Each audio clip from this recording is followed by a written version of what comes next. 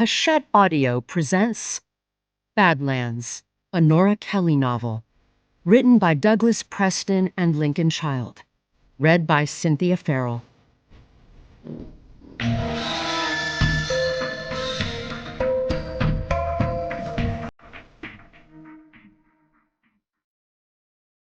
One, August 2020.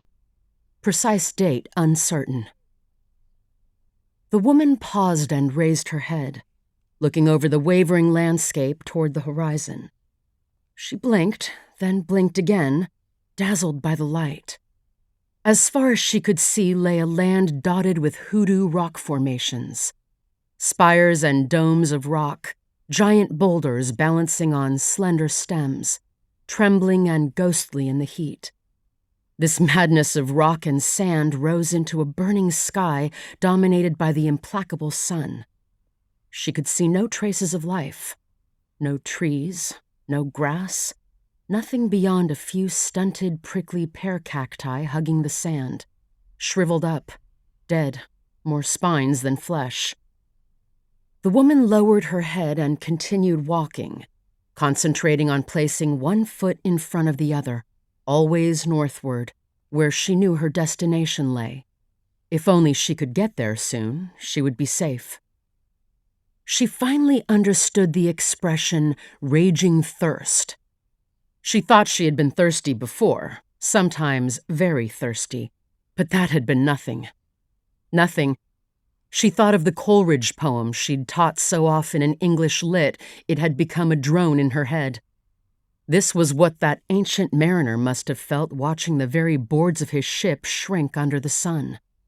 The thirst that was upon her now was one that seized her mind, refused to let her think of anything else. She could feel her pulse thundering in her temples. The muscles of her legs were shaky and trembling. Her mouth had dried up many miles back, and now her tongue was cracking and swelling. She could taste the iron of blood. But to stop now would be the worst possible mistake. She had to keep walking. To get her mind off the thirst, she tried recalling the last few days, but the memories would come back only in pieces. Long, dusty bus rides, furtive traveling by night, the air-conditioned Walmart with its racks of cheap clothes, the shabby gas station restrooms and McDonald's dumpsters. She recalled burning her money, watching with fascination as the $20 bills wrinkled in curly queues of flame. The phone had been harder to destroy. In the end, its innards had nevertheless crackled and popped under a burning glaze of lighter fluid. One foot in front of the other. A sudden surge of dizziness forced her to brace one hand against a rock. She took a deep breath, let it out slowly. The sun stopped wheeling overhead, returning to a fixed position. A hole of omnipotent heat punched through the fabric of the sky. She spat out the blood weeping from her tongue and continued on. All she had to do was endure. She tried to say it out loud. Endure. But no sound emerged beyond a breathy hiss. It was hot, brutally hot, but nowhere was it so hot as at ground level. She could feel it through the soles of her running shoes. It was a miracle they weren't actually melting. And in fact, maybe they were melting. She had once read that in the desert, in full sun, the ground temperature could exceed 150 degrees. Time passed. She walked on, and then came to a tottering stop, feeling a rush of... what? Of what? She couldn't articulate what she felt. Everything was so different now. Here in this inferno, it was as if she'd already begun her transformation. The way she felt now was different from just a quarter of an hour before, and light years from the beginning, when she first realized she'd lost sight of a road. Deliverance. That was the one word that echoed louder than anything else in her mind. Louder than the baking heat, louder than even the dreadful thirst. Even now it rose before her. Deliverance. She could feel the anvil of the sun directly on her head. She counted 10 steps forward. She took off her shirt, peeling it over her head, and dropped it. 10 more steps. She unhooked her bra and shrugged it off. The radiation of the sun now penetrated into her skin. As she reached for the button of her shorts, she saw movement out of the corner of her eye. She swiftly moved and crouched behind a rock. She'd already seen many things that were merely tricks of her sun-blind vision, but she had to be sure. This time it was no phantom or mirage. There was the dot of a person in the distance. How strange. Out in the middle of nowhere, a woman was herding a small flock of sheep. She was maybe a mile away and headed in the opposite direction, and she'd become visible only because she was climbing a low-rise with her sheep, taking them over the brow of a ridge. Had the woman seen her? She waited, hiding. Nothing. After a while, once she was sure the woman was gone, she eased back up. She unbuttoned her shorts and took them off, dropping them, following with her panties. The running shoes came off next, and finally the socks. When she placed her bare feet on the hot sand, she felt a sudden, searing pain so excruciating she almost fell to her knees. But she pushed this away as best she could, focusing instead on clenching her last possessions. The objects that, unlike things of this world, money, clothes, she could not, must not give up. It was like walking on fire. Her body, not her brain, warned her that this could not last long. But there was no reason to be afraid. No reason at all. One step. Another. And then, with unexpected abruptness, her legs gave way and she fell to her knees. Her bare skin hit the ground like meat dropping on a searing griddle. She screamed involuntarily, then fell back, writhing in a useless attempt to escape the heat, every fresh contact with the sand scorching anew, as she felt her skin crack and pop.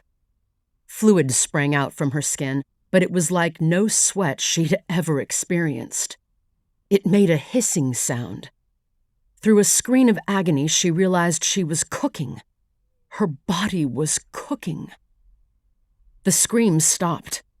There was a brief flurry of echoes before silence fell over the landscape once again. Her body went slack against the sand in a dreadful mockery of ease as the first stage of post-mortem change, primary relaxation of the musculature, began. Only her fists remained clenched.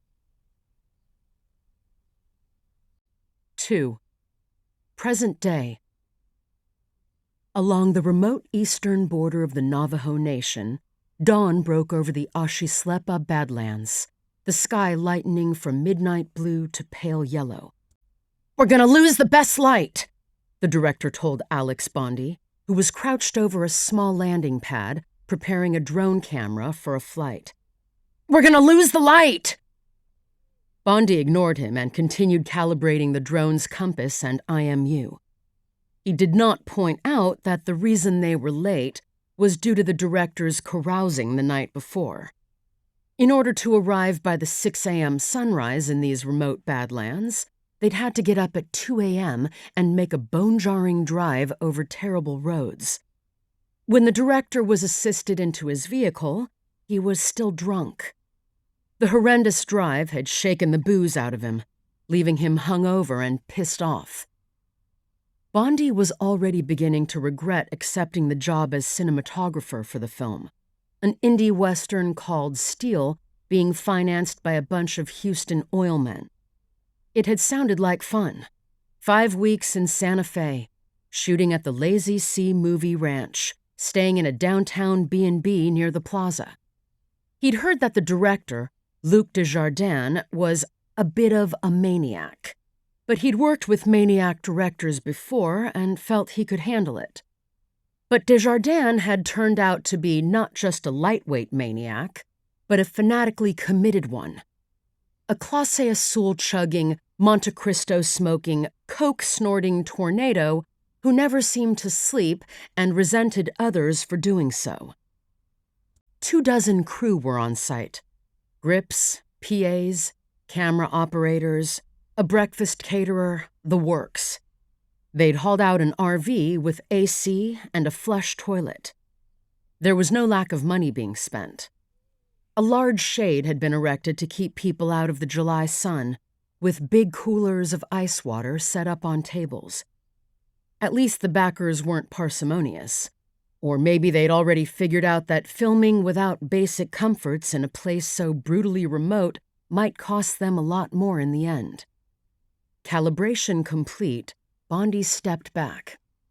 "Ready to fly," he said. Desjardins' voice was almost as high-pitched as a girl's, and so loud that it cut the desert air like a knife. "About time. The sun's going to be up in less than 5 minutes."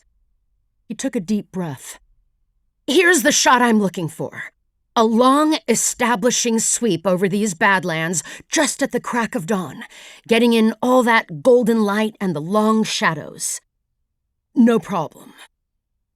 Bondi's PA stood next to him, ready with a pair of binoculars.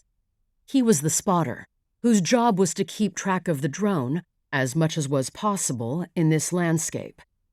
But Bondi had plenty of experience flying drones out of sight, using as guidance the video feed on his handheld console. "I want you to fly past that peak over there," said the director. "You see it?" Bondi did indeed see it. A creepy 50-foot spire of black rock that looked like a crooked finger pointing into the sky, cut off flat on top. It was about a mile away, across a maze-like terrain of hoodoos and balancing rocks, riddled with dry washes and miniature ravines.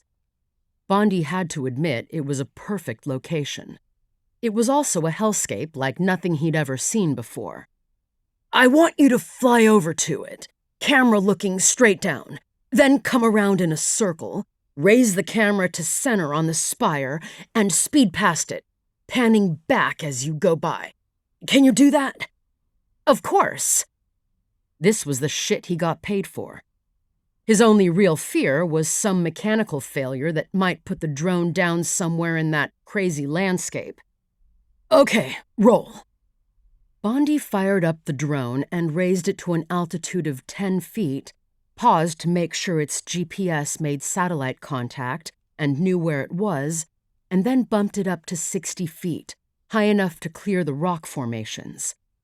He started it off northward at a medium pace, while Desjardins peered closely over his shoulder at the screen, cigar breath washing over Bondi. "Go lower." Bondi lowered the drone to 50 feet. "Lower." Bondi took it down to 40. This was risky, because many of the hoodoo formations were higher than that. But Bondi had confidence in his ability to navigate through them. And besides, the drone had a radar avoidance system that would stop it from flying into a rock even if he tried it. He normally turned this safety feature off when getting close-ups, but in this landscape he decided not to risk it. Good. That's it. Steady on," Desjardins murmured, peering at the screen, watching the footage from the drone's perspective. "Lost it," said the spotter with the binocs. "No worries," said Bondi. "I got it under control." Christ, what a landscape. It was hard to believe it wasn't some surrealist painting. All the little balancing rocks and spires and arches and twisty little dry washes casting long shadows. As crazy as Desjardins was, he knew how to get incredible footage. This should be fabulous, totally worth the effort. The cutoff spire was coming up now. It was so prominent, he figured it had to have a name. He flew past it, then brought the drone around in a long, sweeping turn, while smoothly raising the camera as he did so. The lens caught a brief moment of the fiery gleam of the rising sun before centering again on the spire. Bondi knew immediately that he'd nailed it, feeling the sudden adrenaline rush of a shot perfectly executed. "Okay," said Desjardins. Good. Now lower the camera back down to the ground. He manipulated the controls and the ground loomed up, a pool of fire in the early morning light. Lower, said Desjardins. Bondi brought it lower, keeping the camera focused on the ground. Wait, said Desjardins. What's that? Bondi had seen it too. Something on the ground. But the drone had passed by and it was no longer in view. Turn back around, Desjardins said. Bondi brought it around and retraced. There, Desjardins said. Bondi brought the drone to a halt, hovering over a whitish object partially obscured by sand. What the fuck? It's a skull. Yeah, said Bondi. And look, there are some bones, too. See them? I do. It's a skeleton, Desjardins said. Oh my God, someone died out here. As Bondi panned back over the scattered remains, he saw nearby a rotten old shirt and a shriveled-up running shoe. Take the drone 100 yards north, said Desjardins, and then fly it back over, slow, another 100 yards south. Track the skull with the camera. Yes, but just do it. Bondi did as he was told, flying the drone past the remains. Again, this time, raise the camera slightly to pick up the horizon, then pan across the skeleton as you go past. That's not a prop, said Bondi. Who the hell cares? It's perfect. Cobb, the AD, spoke up. Luke, there's nothing in the script about a skeleton. There will be, I can promise you that. Bondi flew past again, panning over the bones. Those are human remains out there, said Cobb. I mean, are we even going to be able to use this footage? You're damn right we will. They show shit like this on the news every day. Okay, Bondi, do that pan again. That first take was a little rough. The drone's monitor began beeping and flashing, indicating a low battery. I should bring it back, Bondi said. I can read a meter too. It's still at 15%. We've got time for another pass. It's almost a mile out. We need enough juice to bring it back. Do the pass. Bondi didn't argue. It wasn't his drone. He did the pass again, but his hand on the camera wheel was trembling slightly, and it wasn't a smooth take. One more pass. The alarm grew more insistent. I need to bring it back, Bondi said. Now. One more. He sent it back out 100 yards, then turned it around. Abruptly, the screen went pixelated. The alarm beeped, then blackness. 15 seconds later, a stark warning message appeared on the screen. Emergency landing affected. Bondi lowered the monitor. We lost it. Get the backup drone. It crashed, remember? We've got another one in shipment. What the hell? Desjardins roared with frustration. Fuck me. He stomped around, cursing and yelling, as everyone else stood around looking on in silence. This was not the first time he'd lost it on set. Finally, he rounded on Bondi. Well, do you know where it is? I've got the GPS coordinates. You saw the message. It didn't crash. It did an emergency landing. It's still good. Let's go get it. This was met with silence until finally Cobb said, You can't be serious. What do you mean? Screeched Desjardins, whirling toward the AD. In July? Hiking a mile into those Badlands? With the sun up? It's already close to 100 degrees. It'll be death out there. Who made you the expert? But Cobb stood firm. Don't take my word for it, Luke. That skeleton says it even better. I, for one, have no wish to join it. And then, as the director fumed, the AD added, I think we'd better call the cops. 3. How much farther? Supervisory Agent Sharp asked from behind the wheel. His sleepy eyes, half-lidded, looked steadily forward as if he were watching a golf match instead of driving through sagebrush plains 100 miles from nowhere. Corrie Swanson checked her phone. Even though they were out of cell range, she had downloaded the Google Earth satellite images of the area ahead of time. She located their little blue dot. "Another 5 miles." 5 miles, Sharp repeated. "I guess that means the fun part of the drive's about to begin." Sharp was about as droll as FBI agents came, and she wasn't sure what he meant by this.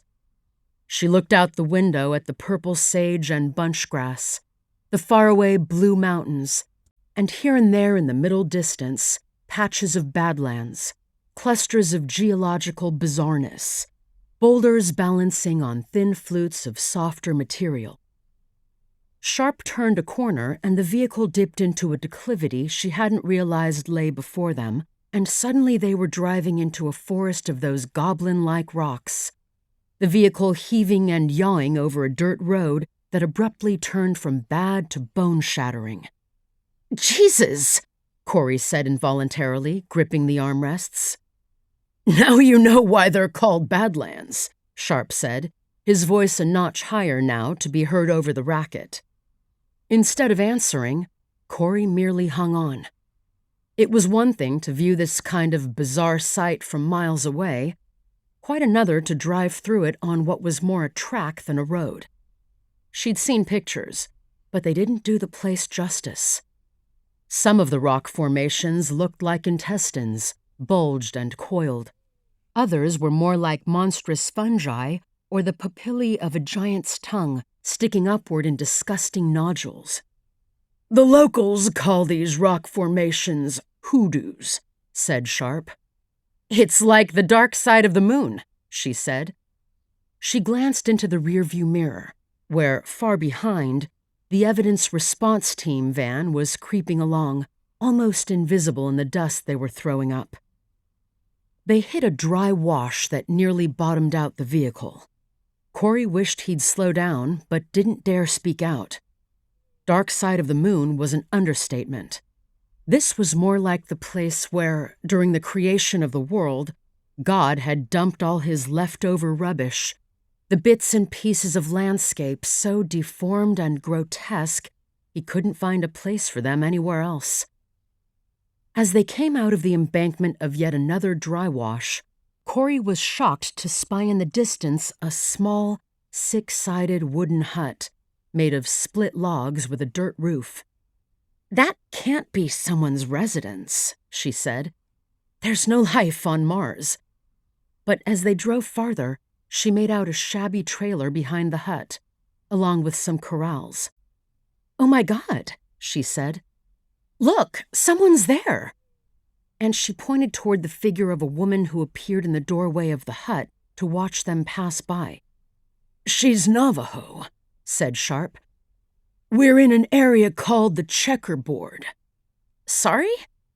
"It's a long story about land appropriation.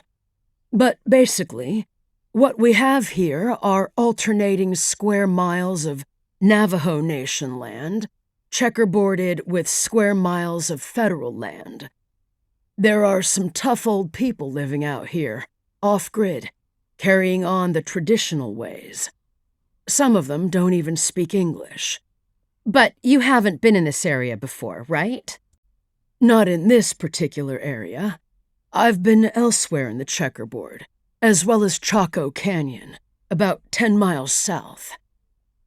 Corrie had heard about the amazing ruins of Chaco Canyon and intended to go there when she had a break from work.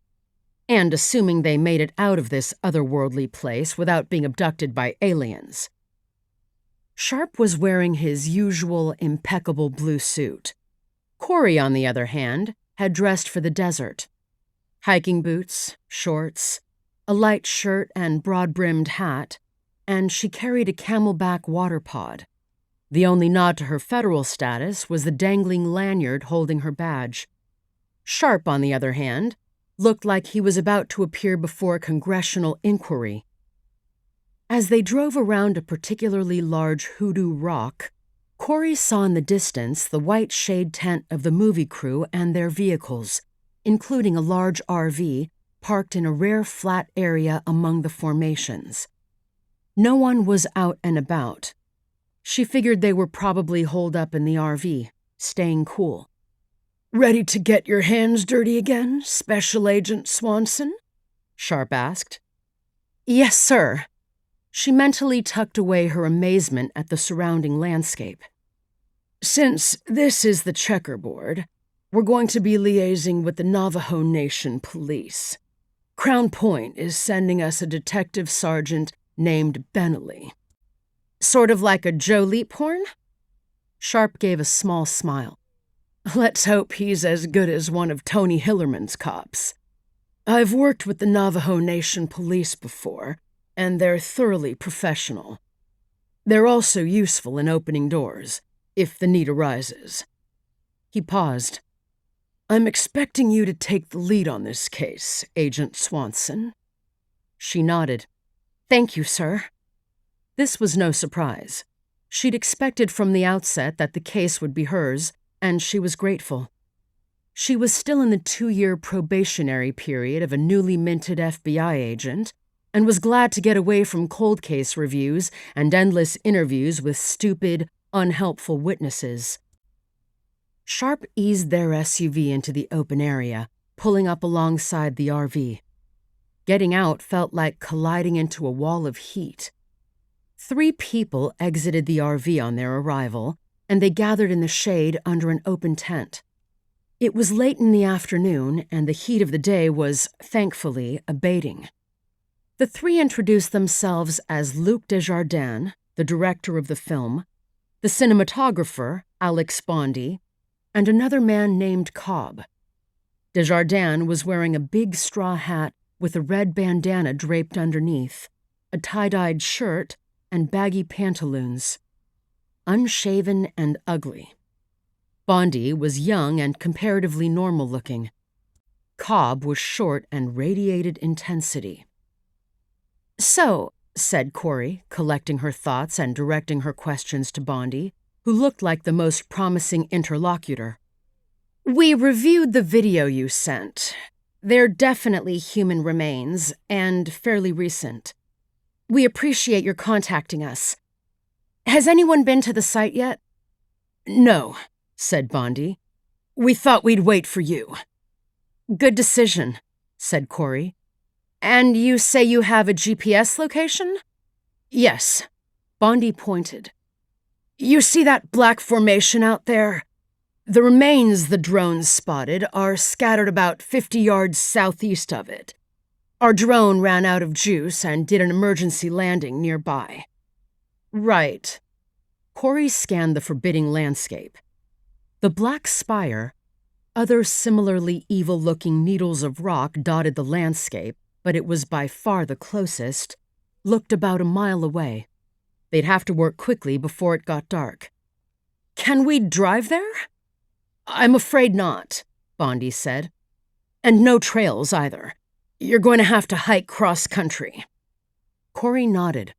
Hiking would be a bitch, but at least the air was beginning to cool off. She recited to herself the FBI motto: fidelity, bravery, integrity. The ERT van now arrived in a huge cloud of dust, parking next to their SUV. The doors opened and the team hopped out and began unloading equipment. A few minutes later, they came into the shade of the tent. 2 ERT technicians and their supervisor, an evidence specialist named Cliff Gradinsky. Corrie hadn't worked with Gradinsky before, and Sharp had seemed reticent to answer her questions about the man. She looked him over, a thin figure in his 40s, with short brown hair, narrow blue eyes, a pencil neck, and a smooth tan face, carrying what she thought was a satisfied, superior expression. Introductions complete, Corrie prepared to address the group. Gradinsky beat her to it. "All right, everyone, listen up. We've got 2 hours to sunset, so we'll have to work fast." His voice was deep and full of self-regard, and Corrie found herself mildly irritated. She was technically his superior, the agent in charge. She glanced at Sharp and saw something glimmer in his eyes. Amusement? Or perhaps a challenge? She pushed down hard on her feeling of irritation, telling herself this was an evidence-gathering expedition, and it was normal for the agent to take a back seat and let the evidence professionals do their thing. "Hats, water, and equipment. Check," Grudzinski went on. "Grab your gear, people, and let's go." Corrie shouldered her backpack, which contained her notebook, pencil, FBI-issued camera, small first aid kit, headlamp, compass, and water pod. Then she glanced at Sharp. "You're not coming?" "Dressed like this?" he murmured with a sleepy grin, gesturing at his blue suit, white shirt, and black shoes. "I'm going to wait here in the shade for the detective sergeant. It's your case, Agent Swanson. Good luck." 4. Grudzinski led the way, heading toward the prominent landmark, the spire of black rock. The others fell in line behind and started along the hard, dry wash, weaving among the strange hoodoo rocks and sandstone spires of the Badlands. The sun cast long shadows. It was still hot, but they made good time, better than Corrie had anticipated. In 20 minutes, they arrived.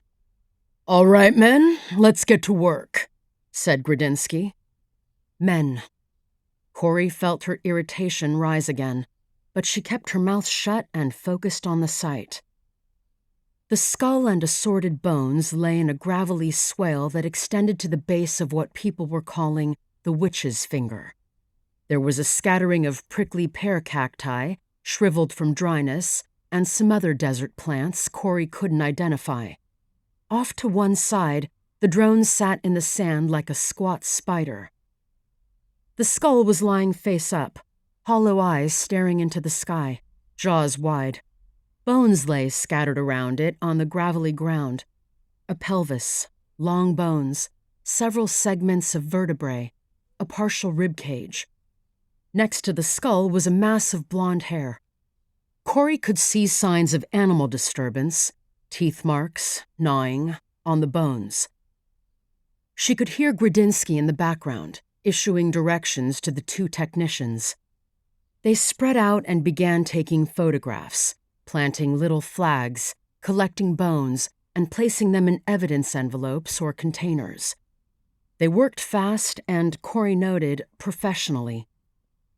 She decided to make a circuit of the site, checking the perimeter. Almost immediately, south of the body, she discovered partially buried and much tattered what looked like a pair of lace panties.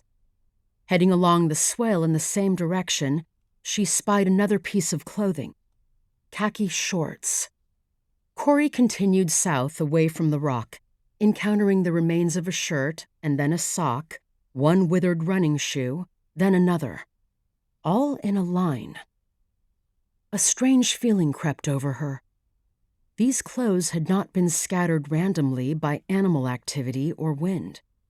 They had been intentionally discarded.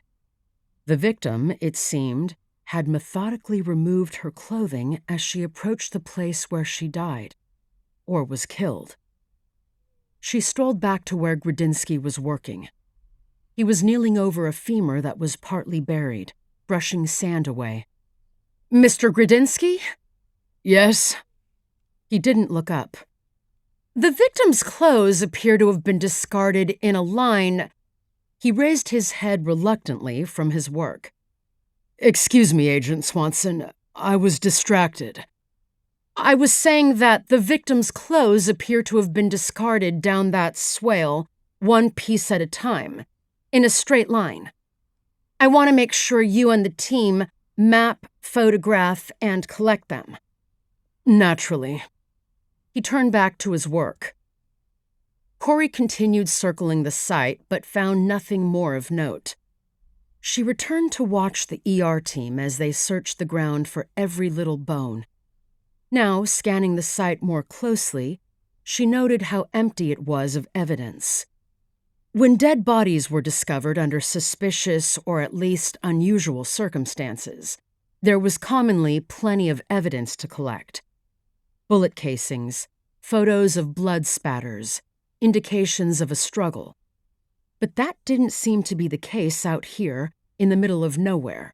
There were just bones and discarded clothes. Corrie believed that every scene had a story to tell, even one like this. A story that went beyond the bones and physical evidence. In the absence of more obviously relevant items, it was better to simply collect almost everything. Of course, most, if not all, might be unconnected to the victim, but they weren't likely to come back here. This would be their only shot. "Mr. Gradinsky?" He was still kneeling. "Yes?" "There are a few things I'd like taken as evidence, in addition to the human remains and clothing." "Such as?" "I'd be happy to point them out if you'd care to, stand up for just a moment." He rose, a pained expression on his face. "All right, what?" "Those pieces of decayed wood there, for starters." "But they're obviously natural to the environment." "Just in case." He rolled his eyes. "What else?" "There's an old pop-top tab. There. And some of the odd-looking stones closest to the body. Like those 2 green pebbles near the skull, and that cluster of smooth, red and yellow cobbles by the vertebrae. And there are also some flint chips over there. Prehistoric, I think. Near the pelvis." "You want us to collect rocks?" Yes, please." "Really? Rocks?" The supercilious tone set Corrie's nerves on edge. "Maybe it's irrelevant, but I'd rather have more than less. I'm not sure they're all natural to the area." She drew in a breath. "And I'd like a photographic inventory of the plants growing in the immediate vicinity. The cholla, prickly pear, and these other plants, whatever they are. Plus some environmental pictures, including that rock formation. I'm sure you understand, capturing, in essence, a record of the physical environment." Gradinsky stared at her in disbelief. "Agent Swanson, I've been leading ERTs for 2 decades. I pride myself on a second sense when it comes to evidence, knowing what's relevant and what isn't. May I respectfully ask you to let us exercise our expert judgment? In case you hadn't noticed, we've got very little time." She looked into that supercilious face and knew exactly what he was thinking. I'm not going to let some young, green female agent tell me what to do. Okay, she thought. Now she understood that little half-smile on Sharp's face. There was a reason he'd been evasive about Gradinsky. And knowing Sharp, this evidence collection was a test. Well, she was not going to do her usual thing, which would have been to lose her temper. "I'm aware of your excellent reputation," she lied, trying to make her voice as agreeable as possible. "You probably don't know this, but the young agents talk about your work as being practically legendary. Of course, ordinarily no one would say it to your face, but the fact is, all of us hope you'll be the one leading ERT on their cases." She tried mightily to keep the tone of irony out of her voice. "I hadn't planned on telling you, but I feel fortunate you drew this case." His eyebrows shot up. "Is that so? I'm glad to know it." She saw that her abject flattery was actually working, as a flush of self-admiration appeared on his cheeks. "I know what I'm asking for is a bit unconventional," she went on. "All I can say in my defense is, I hope you'll allow a new agent like me to make some of my own decisions about the evidence, even if they're wrong. I just want to make sure nothing is missed." "Well, of course. We all learn by our mistakes. I'm happy to comply." She couldn't believe how thoroughly he'd changed his tune. "We'll be sure to collect those, rocks. And the other things. And anything else you might suggest. Fair enough?" "Yes, that's much appreciated. And," she added, "please be sure to collect that spear point there, next to the pelvis." Gradinsky swung around in surprise, bending down and peering with narrowing eyes. "Will you look at that? What a beauty. Of course we'll collect it. Good eyes, Agent Swanson." And with a beaming smile, he gave her a gentle pat on the shoulder. Corrie didn't know whether to laugh or cry, but she managed to keep her face mild and friendly. She also waited in silence to make sure that Gradinsky did indeed collect the evidence she'd indicated. She was pleased to see that he did so, and with the utmost professionalism. Photographed, mapped, collected, sealed, tagged, and packed away. 5. When they got back to the car, the sun had set and the evening dusk had settled over the Badlands, turning the land a dusty pink. The witch's stubby finger was dramatically outlined against a burgundy sky, with a few other equally cruel-looking sentinels forming a backdrop into the far distance. As the ER team loaded the evidence into the van, Corrie went over to where Sharp was sitting under the tent, drinking ice water. A young Navajo man was there with him, sharply dressed in a police uniform and aviator sunglasses. He had high cheekbones, a crew cut, and an aquiline nose. His short-sleeved blue shirt was tight around his chest, and it looked to Corrie like he spent a lot of time in the gym. "This is Detective Sergeant Jack Bentley of the Navajo Nation Police, Crown Point jurisdiction," Sharp told her. "You'll be liaising with him on the case. I've been telling him all about you and our last case up in the Manzanos." Corrie shook his hand. "Pleased to meet you." "Likewise," Bentley said as he stood up. "That was quite a case you had last winter. I hope this one won't be quite so melodramatic." "Me too," Corrie said. "Ice water?" Sharp asked, proffering her a paper cup. "Heck yes." She drank deeply and set down the glass to find Bentley looking at her pensively. "Have you worked on the res before?" "No, I'm a new agent.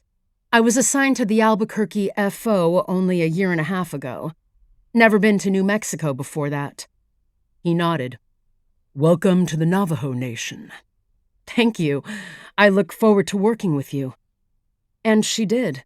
Bentley would have the kind of knowledge of this area she'd never acquire in a lifetime. She recalled what Sharp had said about the Navajo police, how they were useful at opening doors, and an idea occurred to her. "About 4 miles back, we passed a trailer and a hut." "You mean a hogan?" "Right, hogan. There was an elderly lady there." "Oh, yes," said Bentley. "That's Emma Bluebird." "Has she been there a long time?" "Most of her life, I'd guess." "I was wondering if perhaps we could ask her a few questions. It's possible she saw something, maybe even the victim herself, or might have an idea what happened." At this, Bentley chuckled. "Good thought.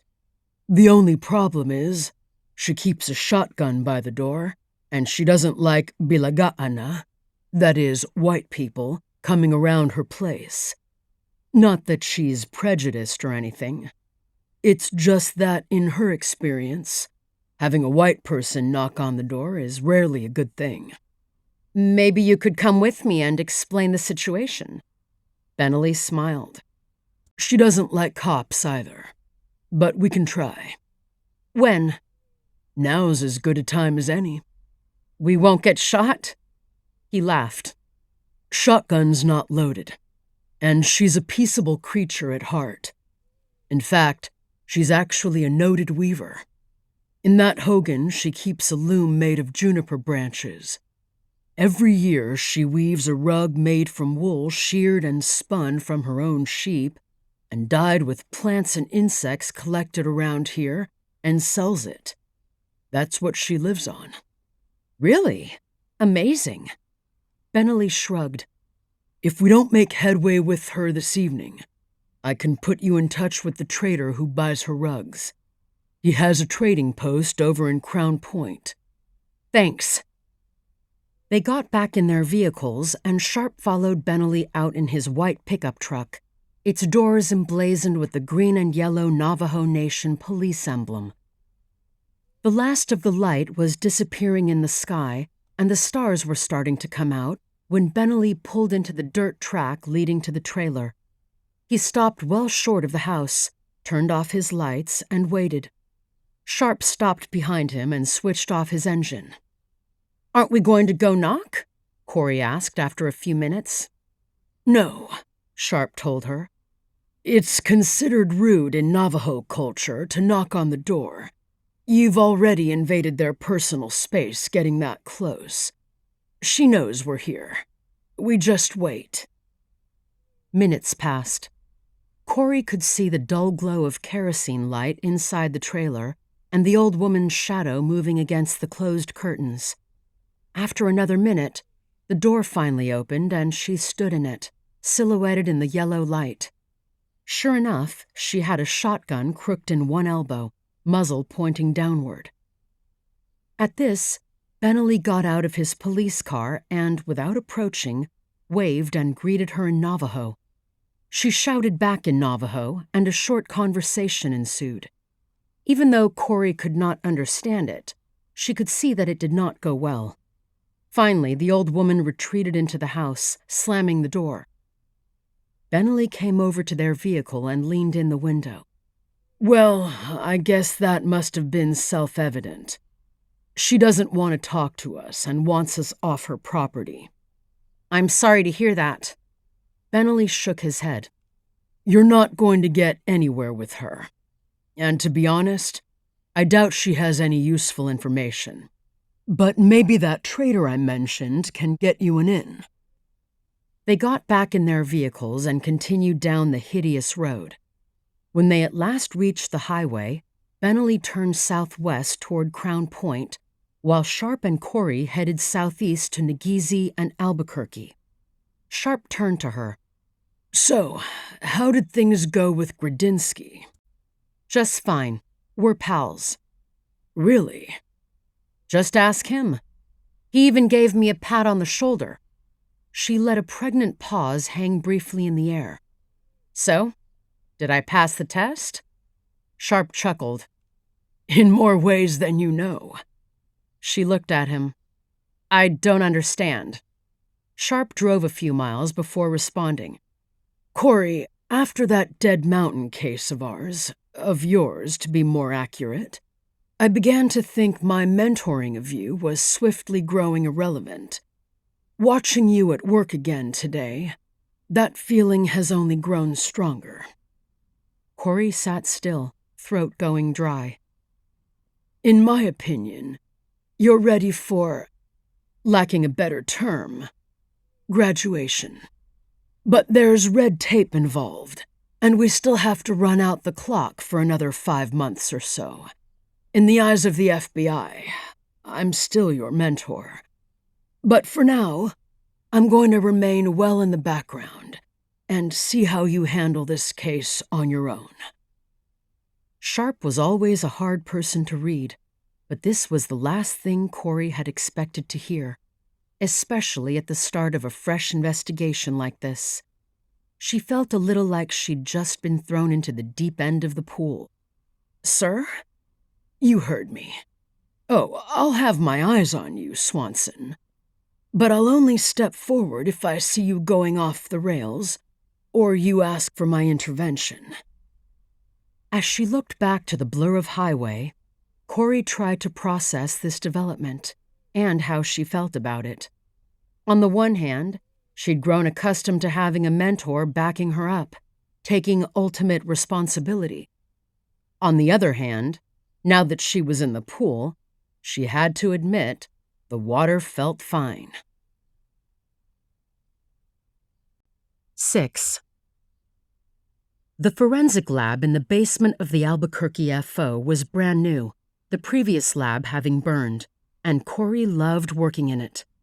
No expense had been spared, and it was stocked with the latest in forensic tools, including a scanning electron microscope, radiography, and much more. The previous manager of the lab, a tedious old Englishman who had retired under a cloud, had left her as the only forensic specialist in the entire field office. As she looked around, she couldn't help but think, "This is all mine." Corrie had arranged the bones of the victim on one gurney, and next to it, on an evidence table, she had laid out the evidence gathered at the site. It made quite a contrast.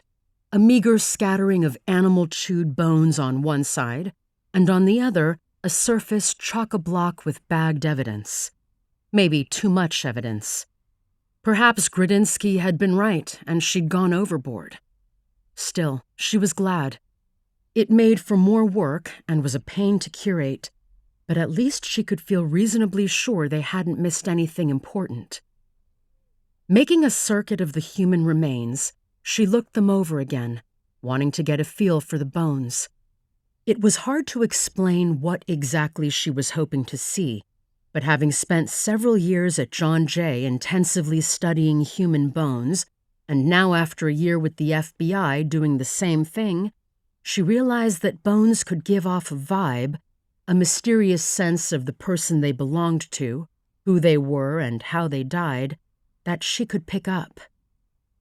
And these bones definitely gave off a vibe. Looking beyond the animal damage, she could see they were the bones of a young, healthy person. Gracile. A woman. The teeth were perfectly aligned and brilliantly white, with no cavities or evidence of dental work. And the hair she had collected at the site was blonde. She had sent off samples for DNA sequencing, and she knew there would be no problem extracting DNA, since there was plenty still in the bones. But unless that specific DNA was in a database, which was unlikely, the genetic tracking down of her identity from DNA through commercial databases, such as 23andMe, could take months. Which meant she would need to make a facial reconstruction. Her pulse quickened at the thought of it. This was what she lived for. She had taken a degree in forensic anthropology from the John Jay College of Criminal Justice, but she had also studied sculpture and painting. Normally, the reconstruction would be done by a forensic specialist, while the final sculpting of the flesh, hair, lips, ears, and coloring would be done by an artist. Corrie was immensely proud of the fact that she could do both. A soft knock came at the door and Sharp entered. He masked up, his sleepy eyes taking in the room in silence. "Welcome, Agent Sharp," said Corrie, feeling a little awkward. He wasn't reconsidering his decision already, was he? "Thank you, Agent Swanson," he said, walking around the gurney, his eyes on the bones. "I just happened to be in the neighborhood. Mind telling me what you've got, one agent to another?" "What I've got," Corrie began in her most professional voice, "is a probable white female between 25 and 40 years of age, around 5 feet 11, blonde, in apparent good health." "Tall," said Sharp. "Yes. The bones have been visually, stereoscopically, and radiographically examined. No sign of injury, no healed fractures, no orthopedic implants, no evidence of trauma. Excellent dental health, good teeth, no dental work. The bones show no signs of unusual labor or repetitive motion." "Pity about no dental work." Corrie nodded. "Quite a few of the bones are missing, including one femur, both ulnas, one radius, one humerus, both tibias, and some smaller ones. The missing ones are the larger bones, probably carried off by coyotes or other animals.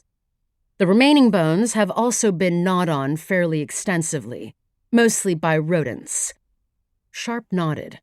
How long would you say they've been out there? That's a difficult question to answer. Judging from sun damage to the bones, it would be at least 2 years, probably not more than 7. The condition of the clothing seems to be consistent with that time frame as well. He said. 5 years? That's a rather large window to search for missing persons. Hopefully we'll learn more once the sequencing comes back. He strolled over to the table, hands clasped behind his back, peering down. You have quite a bit of physical evidence. Yes, said Corrie, feeling defensive despite herself. I wanted to make sure we didn't miss anything. Sharp nodded. Starting with the clothes, Corrie said. They're of the cheapest kind, mass-produced in China and Vietnam, in polyester and other cheap materials not suitable to the desert environment. Same goes for the running shoes. They are about the cheapest shoes you can buy. I looked them up online. $8.99. There's almost no wear on the shoes and none on the clothes. My guess is that the victim purchased this clothing not long before her death at a Walmart or similar discount store. These are mass-market brands that are not readily traceable or dateable. It's as if she was trying to obscure her identity. I had that same thought. No canteen or water bottle? None. And no hat either. And nothing in the pockets. As far as the rest of the evidence goes, she waved at the miscellany of stones, plant material, and wood. Most of it doesn't appear to be relevant. But that spear point was found in the immediate vicinity, and it occurred to me it could have been used as a weapon. His eyebrows rose. A murder weapon? Maybe. It's 3 inches long. It's possible you could stab someone with that as a handheld object. I'm going to do a scanning electron microscope examination, as well as some residue tests for blood and protein. A nod. He said nothing, but Corrie sensed he was curious about her next steps. Now, she said, I plan to search that missing persons window for a 5'11" blonde woman with perfect teeth. And I'm going to do a forensic facial reconstruction. She shut her mouth against the ingrained instinct to ask for permission. Sharp merely nodded again. I know it's perhaps premature, but do you have any, shall we say, speculative thoughts about the victim? Corrie hesitated. Well, I have the sense that she was a poised and intelligent woman. His eyebrows arched. Intelligent? Going out in the desert dressed like that, with no water and no hat? It's dumb only if she did it out of ignorance. I'm not sure what you mean. Corrie prepared to reply, then paused just a moment to revise her answer. Sir, I'm not exactly sure what I mean either. His lazy expression morphed into a grin. Maybe by the next time we bump into each other, you will. 7.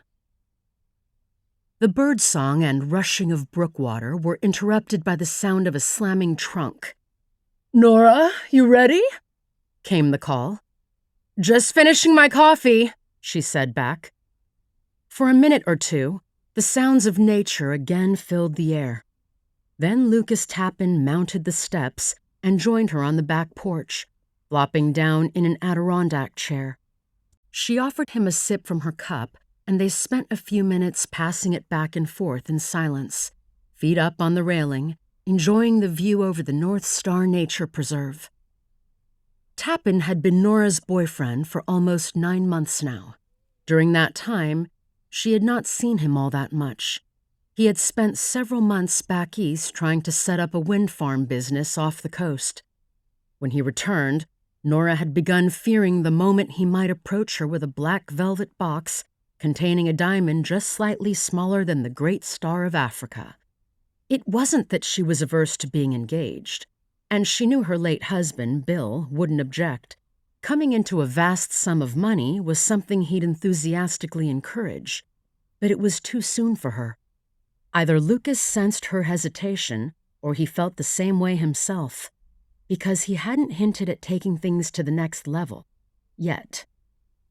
She finished the coffee, and Lucas took the cup back into the kitchen and rinsed it out. This was one of the things she liked about him.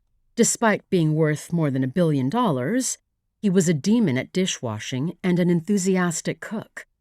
Even more, he hated other people doing things for him that he could do himself.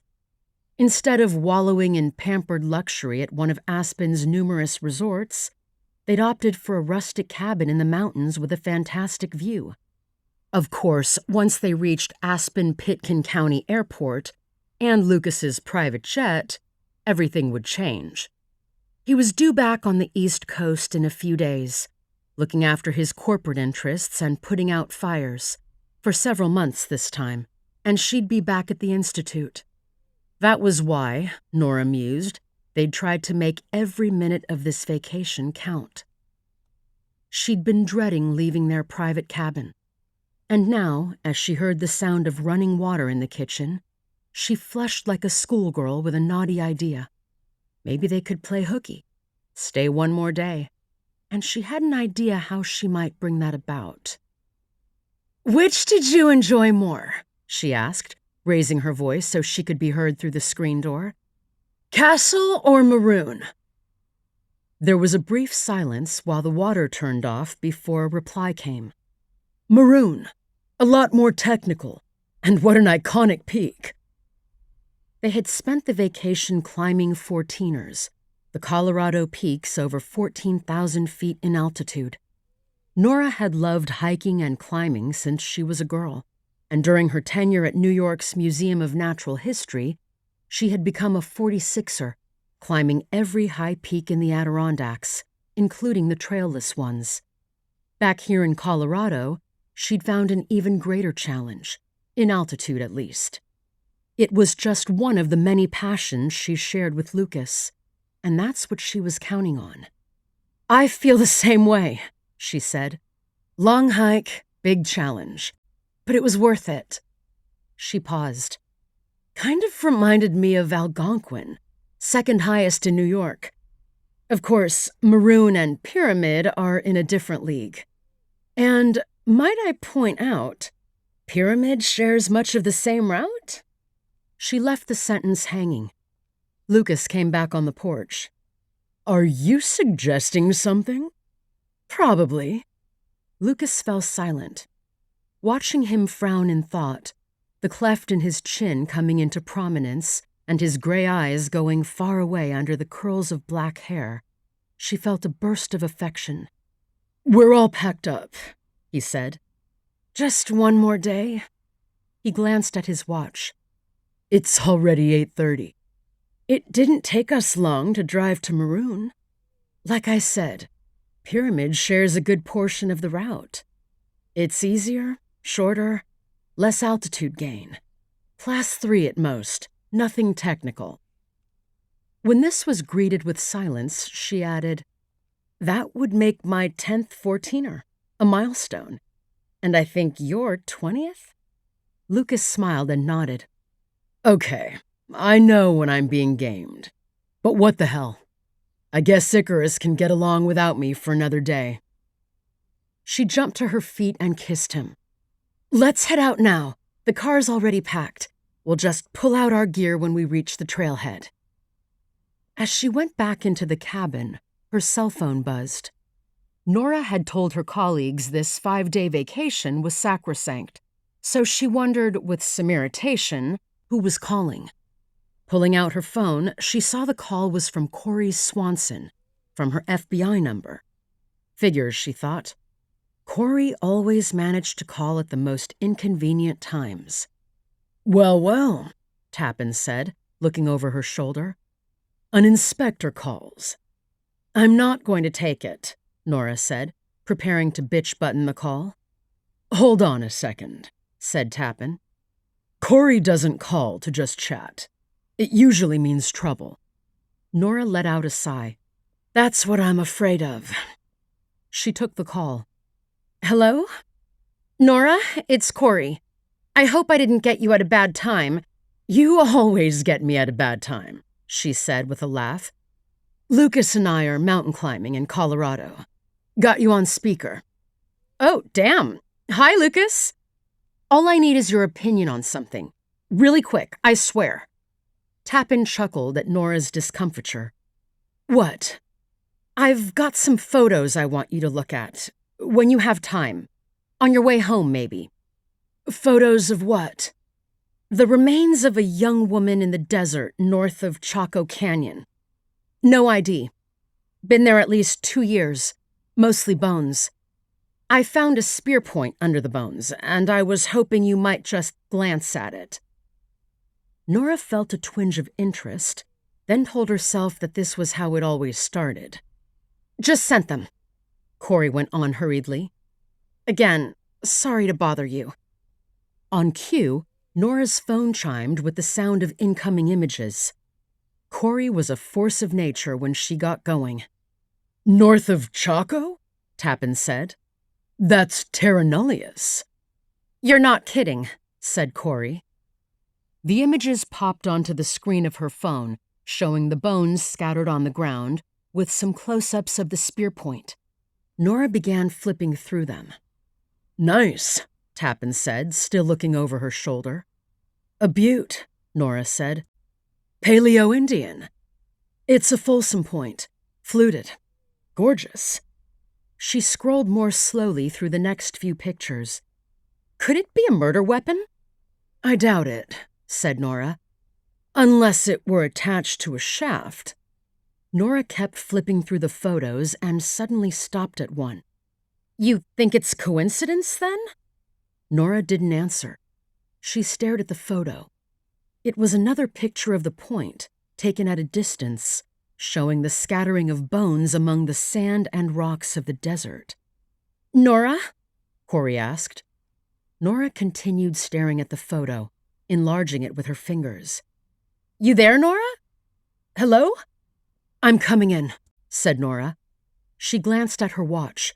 "Should be there by 5. "Coming in? You mean here? You want to see the point in person?" "I'll explain when I get there." She signed off and looked up to find Tappan staring at her. "What's this?" he asked.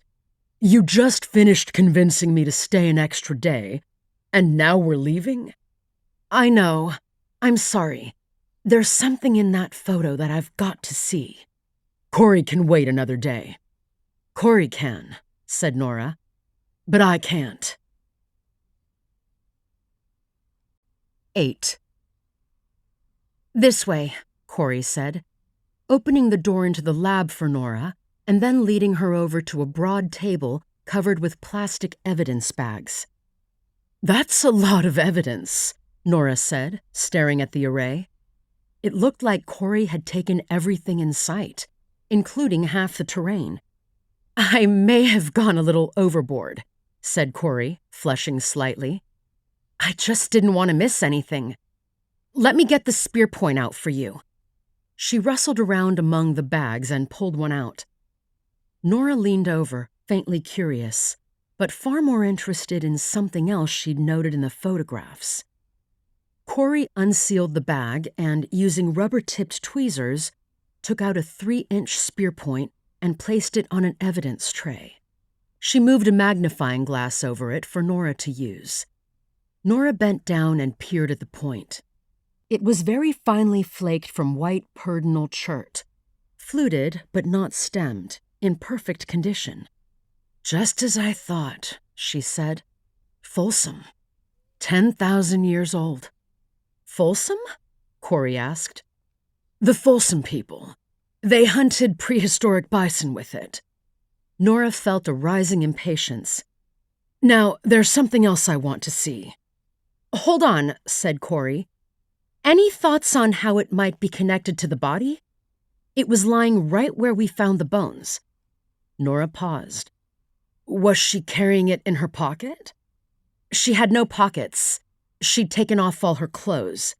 "What?" "This is confidential, but she'd hiked out into the desert, taking off her clothes piece by piece before ultimately dying. I wondered if this point might have had something to do with it. For example, could somebody have stabbed her with it? Or could she have been using it for defense? Nora looked more closely.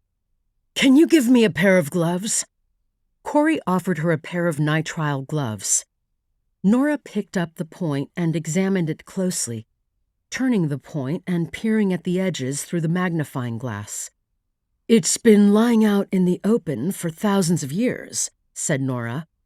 "It's got a lot of desert polish from windblown sand, and the edges are seriously dulled. So, no, I don't think it would have been used as a weapon. Unless, as I said, it was attached to a shaft." She glanced around. "And it seems that a shaft was about the only thing you didn't collect out there." "There was no shaft," said Corrie defensively. "So how did it get there?" Nora shrugged. It was a beautiful point, but she was itching to move on. "Coincidence." "Really? 10,000 years ago, those Badlands had some bison. It's not so strange to find something like that out here." She laid the point down, and Corrie, with seeming reluctance, put it back in the bag.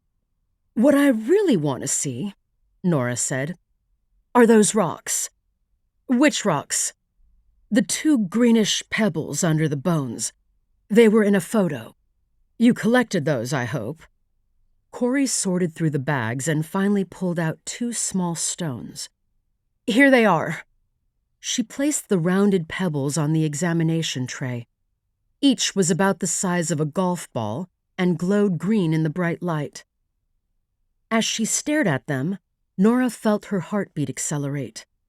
They were exactly what she'd been hoping they were, what she'd ended her vacation to examine. She positioned the tray under a lens and squinted at them. She could hardly believe her eyes. "What do you see?"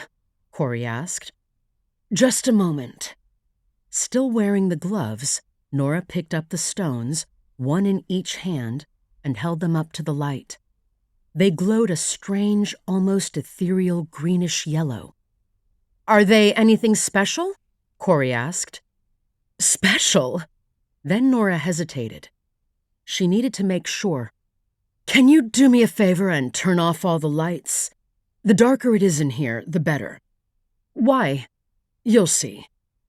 Corrie switched off the lights. The basement lab had no windows, and the room was immediately plunged into pitch darkness. "Watch closely," Nora said. She rubbed the stones together. A cascade of green light flashed from within the stones, illuminating them for a moment like tiny emerald globes.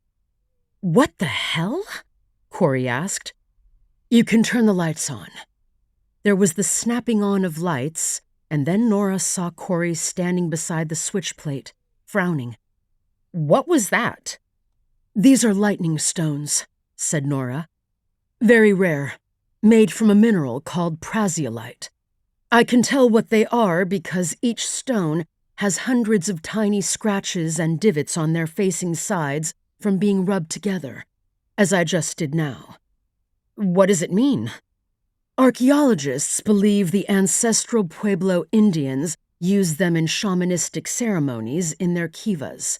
Virtually all lightning stones are white quartz, but green was a sacred color to the prehistoric people of the Americas.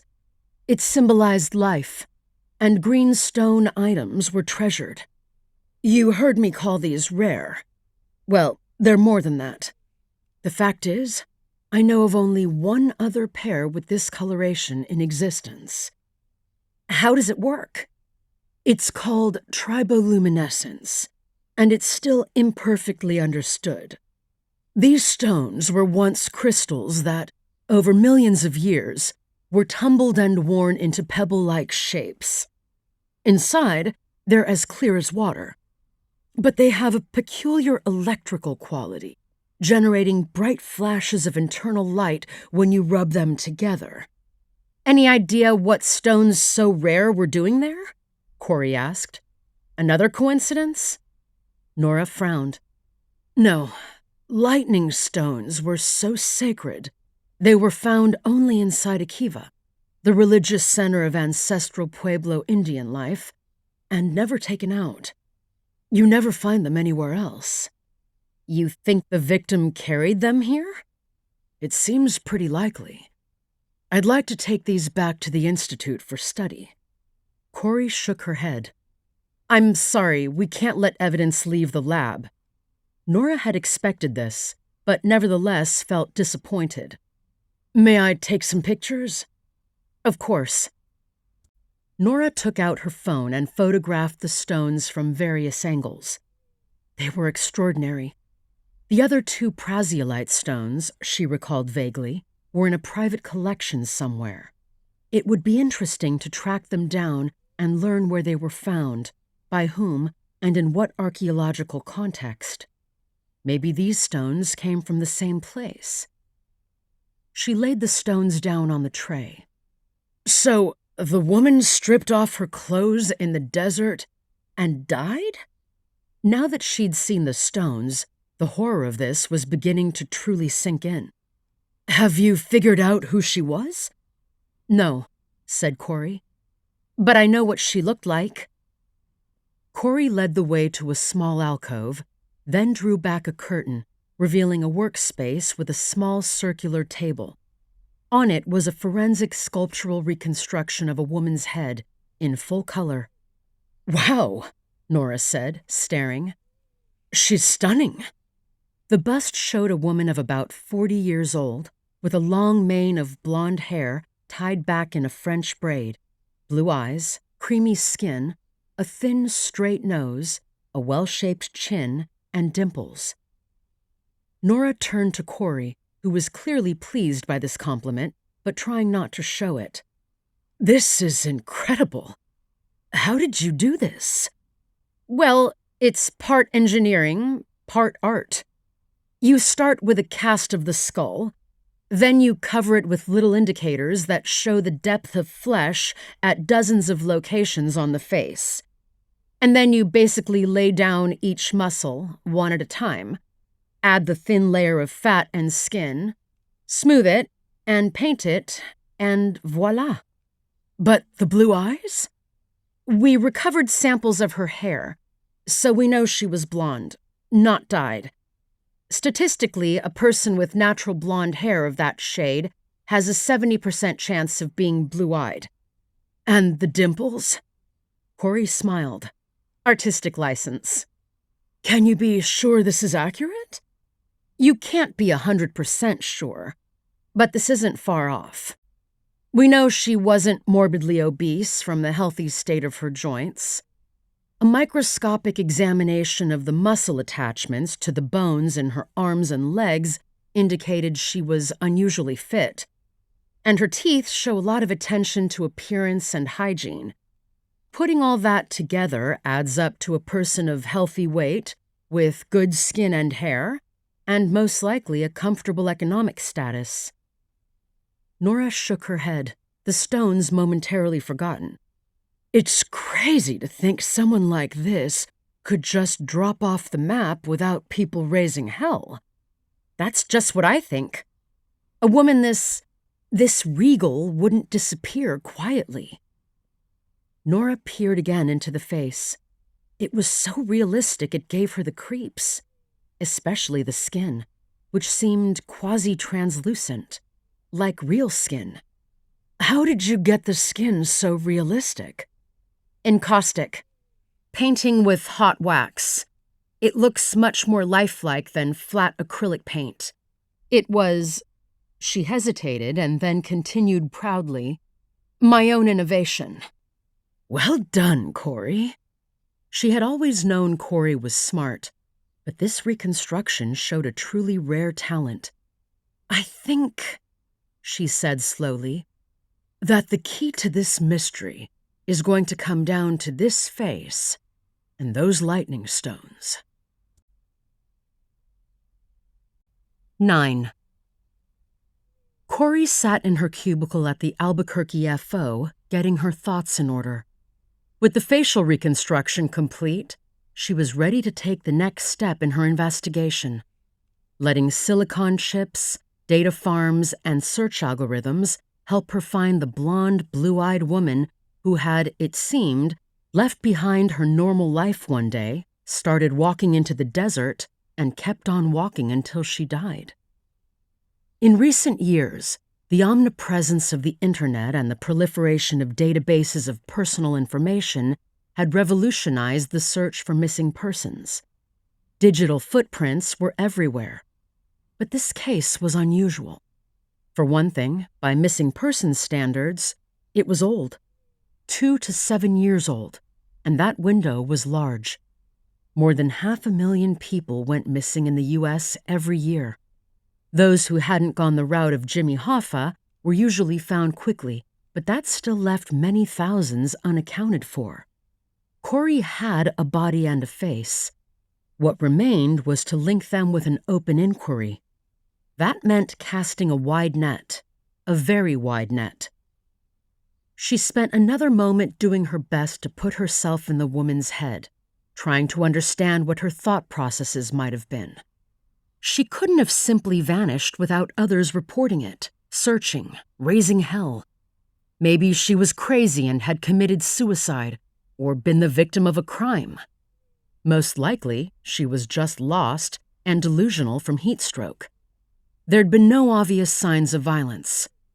Nora had been right. The spear point had come back negative for any trace residue of blood or human protein. It seemed not to have been involved. Thinking of the spear point led her once again to ponder the 2 bizarre rocks, lightning stones, Nora had called them, found with the body.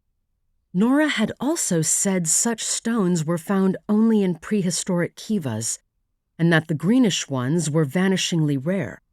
She'd wondered if perhaps the woman had stolen them and run off, but a quick check showed no such stones were missing, and indeed the only known set today was the one Nora had mentioned. The woman obviously hadn't been murdered for them, because they were found by her remains, underneath them in fact.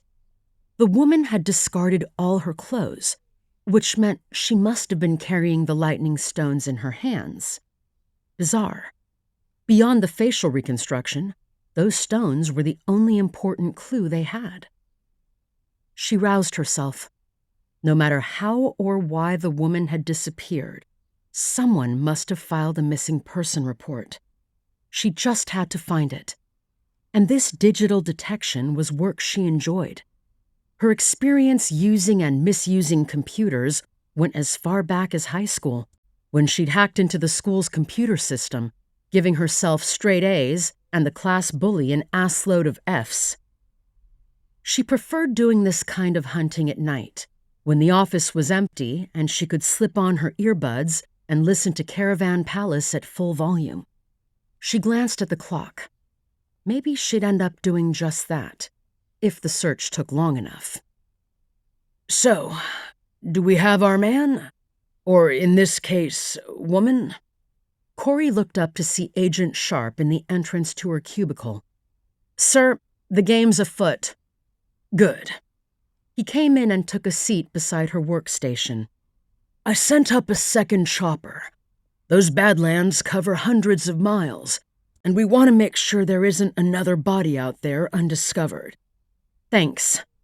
This was something Corrie couldn't have authorized on her own. And, if possible, I'd like to assign Bellamy and O'Hara to the case. I have some thoughts on how they'd be useful. It's your case. Corrie, hearing how he left this sentence hanging, hesitated a moment. I was just logging into Namus, if you'd like to observe. His eyes lit up uncharacteristically. I'd like that, as long as I won't be in the way. No doubt you can teach this old dog some new tricks. The National Missing and Unidentified Persons System, or NamUs, was a vast repository of data maintained by the Department of Justice to help with cases involving unidentified or missing persons.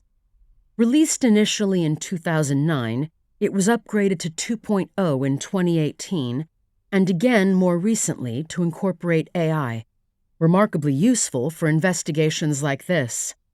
Corrie had noticed the more senior agents either shied away from it or used it sparingly. Despite the Bureau's cutting-edge image, the J. Edgar Hoover mentality of fingerprint cards and paper files was slow to dissipate, especially among the older agents. Corrie counted Sharp among those tech-challenged older agents, and casually asking him to watch her at work was, in her mind, a favor for putting her in charge. He had a quick and curious mind, and she felt sure she could in fact show him some new tricks, and that they'd be appreciated. As Sharp drew up his chair, she brought up her profile on the central NamUs dashboard, showing draft cases currently part of her workflow, less than a dozen, and none of them active. Initiating a new search, she entered the woman's demographic information on a fresh screen: ethnicity, height, gender, last known location. She was forced to leave some of the most vital data, circumstances, date of last contact, empty. But she filled out a succession of other screens with a physical description and clothing. More blank fields meant a larger data set, but she couldn't help that. "I'm adding a photo of the facial reconstruction," she explained. "It's not exactly a photo of the person herself, but I can get around that by relaxing the parameters in case I got something wrong in the reconstruction." "How large a net are you casting?" "I thought it would be best to start with the state where the body was found. Depending on results, we can widen the search to the southwest, or the entire country if necessary." She had now entered all the data available. Mousing over to the blue search button on the final screen, she clicked it. After a few seconds, a message came back. 1,304 possible results. "Ouch," Sharp said. Just to get a sense of what she was dealing with, she widened the search to include all states in the Southwest. 14,937 possible results. "Angels and ministers of grace defend us," Sharp murmured. 15,000 results.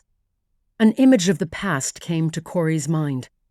A vast room smelling of sweat and desiccated paper, library tables arranged in orderly lines, with slanting sunshine and dust motes hanging in the air, a big photo of President Nixon on one wall, and at every table a Caucasian, male FBI agent in a white short-sleeved shirt poring over fly-specked reports as they all looked for a needle in a haystack. The FBI had come a long way. She decided not to bother checking the entire country, not yet at least. She thought she had an ace up her sleeve that might wipe that laconic expression off Sharp's face. Closing the results window, she moved the mouse over to a menu that read Advanced Tools. "What's this?" Sharp asked. "We're going to go see the man behind the curtain," she replied, holding back a smile. Given her interest in tech, Corrie had been watching the astonishingly rapid rise in artificial intelligence over the last couple of years. The AI developers were eager to bring their technology from their labs and to the market, while at the same time quelling fears that their AI would become self-aware and decide mankind was a parasite to be eliminated, the usual end to so many sci-fi movies. To accomplish this, they had gingerly baked AI tools into familiar apps like word processors and spreadsheets to help with basic tasks like composing letters or creating tables. But Corrie had been experimenting with release candidates of AI sub-functions included in the NamUs 3.0 betas. Now was a chance to see what they could do, on a real case. A new window had opened in the center of the screen, an empty window containing only a blinking cursor. On both sides were narrower windows, the search parameters she'd entered on the left, and a hierarchical list of available databases to the right. "I've activated the NamUs Copilot," Corrie said.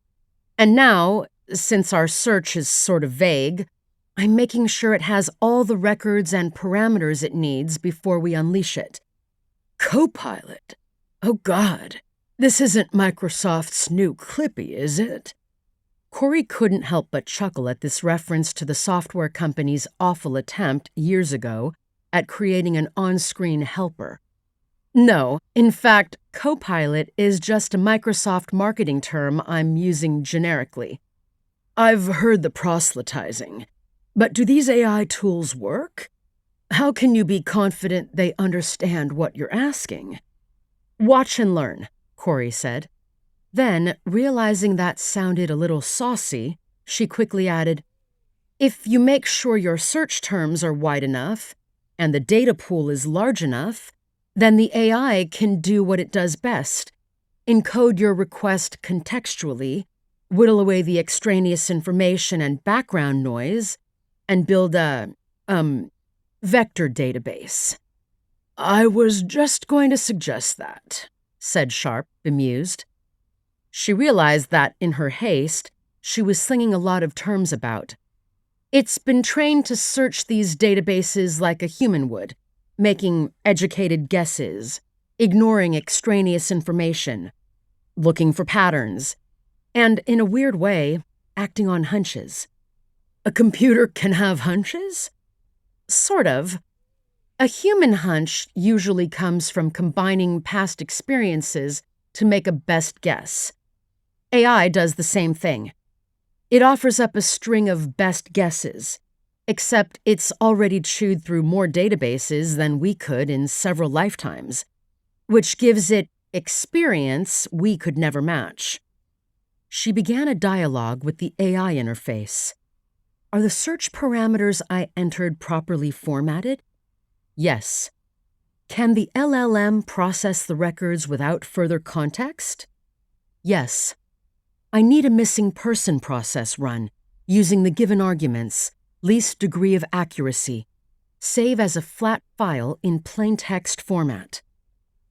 The cursor returned to its former blinking state. Are you talking to it? Sharp said. Actually, that's exactly what I'm doing. They call it prompt engineering, using natural language comments and corrections to lead the AI to a desired result. A response came back on the screen. Search complete. 712,559 records saved to 0001.txt. Aren't you going in the wrong direction? Sharp asked. I'm just getting it warmed up, so to speak. Now we can start refining the search. The text-to-text model produces increasingly relevant answers each time you instruct it. Another brief conversation. Perform the same run with greatest degree of accuracy. Search complete. 13,442 records saved to 0002.txt. Notice how close that result is to the one I got when I tried the normal NamUs search? It's smaller by 1,500 people, which I hope means greater precision. If not, we can always blame technology, right? Work it down to a manageable number, and I'll upgrade your pool vehicle to a Lincoln Navigator. Corrie thought a moment.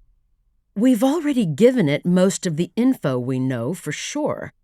That means any of those 13,442 records might be our target. There's no way around that. But we can start adding our own guesses and hunches. Like containing the search to the southwest, tossing in the possibility that the target was once a model or actress, that sort of thing. Or people who majored in southwestern archaeology, or have advanced degrees in the subject. They might have knowledge about those lightning stones from studying ancestral Pueblo archaeology. I see where you're going. How about throwing in Indian Affairs personnel, collectors, and antiquities dealers? Good ideas. Corrie typed in the filters, in natural language, but longer and more specific, listing all the parameters. She made the AI construct repeat the request in its own words to make sure she'd been understood, Then she told it to run the search yet again. It took over a minute before it responded. Search complete. Indexing complete. 1,071 records saved to 0003.txt. That's still a lot of hits, Corrie said. But now, in addition to what we know about the victim, we've also put in what we think might be true. But here's the crucial thing. The software has sorted them by likelihood. So you start with number 1 and work down, hoping to strike gold long before you reach the bottom of the list. That's the key difference, what AI brings to the search. Fascinating, Sharp said, and new to me. So, said Corrie, flushing at the indirect approval, that's what Bellamy and O'Hara could be doing, looking through that list. Sharp chuckled. They'll love it. May I suggest, for your sake, that I be the one to break the news about their new assignment? He hesitated. As we discussed, red tape and all that. That would be much appreciated. Sharp rose. Exceptional, Agent Swanson. She hadn't quite managed to wipe the sleepy look from his face, and since he'd handed this case to her, the compliment carried less weight than if he'd been actively mentoring her. But she could tell he'd been deeply impressed, and that was more than enough. 10. As the big black SUV bumped along the track with agonizing slowness, Nora gazed out the windows at the landscape through which they were passing. She'd been in New Mexico a long time and had hiked the Bisty Badlands, and so these kinds of formations weren't new to her. But she still experienced a sense of awe and menace when she saw them. It's right up ahead, said Corrie as they came around a particularly large hoodoo and entered an open, flat area. This is where the film crew set up. Corrie brought the vehicle to a halt and they got out, heat swimming over them in waves. The film trailers were parked over there. You can see all the tracks. We've got a mile hike ahead of us. Nora looked around. The Navajos have a name for these rock formations. They call them denizen, cranes. I can see why. Nora doused a bandana in water and tied it around her neck. She noticed Corrie watching. Do you have a bandana? She asked. No. Nora grinned. I happen to bring an extra, just in case. She pulled a bandana out of her day pack and handed it to Corrie, who followed Nora's example. Thanks, she said. I'll have to remember that. Nora hefted her water carrier. The temperature, she figured, was close to 100 degrees, but the air was dry and thin, and a stiff breeze was blowing. These weren't bad conditions for July. Lead the way, she said. Corrie set off, Nora following behind, threading a path among the balancing rocks toward a black spire in the near distance. A stiff 20-minute walk brought them to its base. The bones, said Corrie, pointing to a forest of little flags stuck in the ground, were scattered in that area. Those green rocks were right there, about 2 feet apart. The point was there, and the clothes were spread out in a long line back that way. Nora looked around, taking it all in. There was something about this place, something ineffable that spoke to her. It felt instinctively like an unusual spot, and not a nice one. She nodded at the black finger of rock. That's known geologically as a volcanic plug. You see a lot of them around here. A small cone once formed, and the cinders eroded away, leaving the lava pipe still standing, sort of like the chimney of a house that burned. Corrie nodded. This formation looks particularly menacing. There's always a chance that, prehistorically, this plug might have been a place of significance. As in sacred? Asked Corrie. Sacred, or perhaps malign. I'm going to look around a bit. Nora began walking the site, head down, looking for lithics, artifacts, or anything else of interest. She canvassed the swale, then made a loop around the finger of rock. But she found nothing, just sand and cactus. She rejoined Corrie in the small puddle of shade at the bottom of the rock, took a long drink of water, then sat down to rest. Why take off her clothes? That's the rub.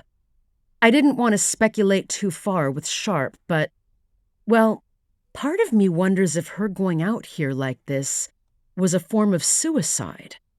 Anything's possible, of course. But if you want to kill yourself, dying of heat stroke and terminal dehydration is a pretty awful way to go. No kidding. Perhaps someone else was with her, forcing her to do it. That's a possibility, said Corrie. Remember that Hogan we passed not far back? An old Navajo lady lives there. I really wish I could get her to talk. You tried? I did. She wouldn't talk to me or a Navajo policeman. She was more interested in filling my ass with buckshot. I contacted the trader she sells her rugs to, but he couldn't help either. On the way out, let me give it a try, said Nora. I speak a few words of Navajo. Corrie nodded dubiously. Seen enough? Sure have. I can't wait to get back to the AC of that Tahoe. 11. About 4 miles back down the rutted road, Corrie slowed the Tahoe and turned onto a dirt track. Up ahead, Nora could see a Hogan and, behind it, a trailer and some sheep corrals. That's it, said Corrie. Stop here. Corrie brought the SUV to a stop a good 100 yards from the trailer. I'm going to get out. You stay in the car. Remember, she's got a shotgun, said Corrie. They all do, Nora said. She stepped out into the heat, put on her hat, and, leaning against the car, waited. The sun was so bright it was hard for her to see inside the trailer, and the door to the Hogan was closed. It looked like nobody was there, except Nora knew the woman must be around somewhere. The sheep were in the corral, huddled in the shade of a shelter. 5 minutes went by, and finally the door of the Hogan opened, and a lady with iron-gray hair stepped out, a look of displeasure on her face. A shotgun was tucked in the crook of her arm, broken open and ready for loading.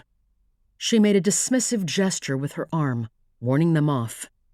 Ya'at shimasani. Hello, grandmother, Nora called out, hoping her pronunciation wasn't too terrible. The woman frowned and waved her off again. Ha'ai ilante. How are you doing? The woman scowled. Nora could see in the dim interior behind her a loom with a half-completed weaving.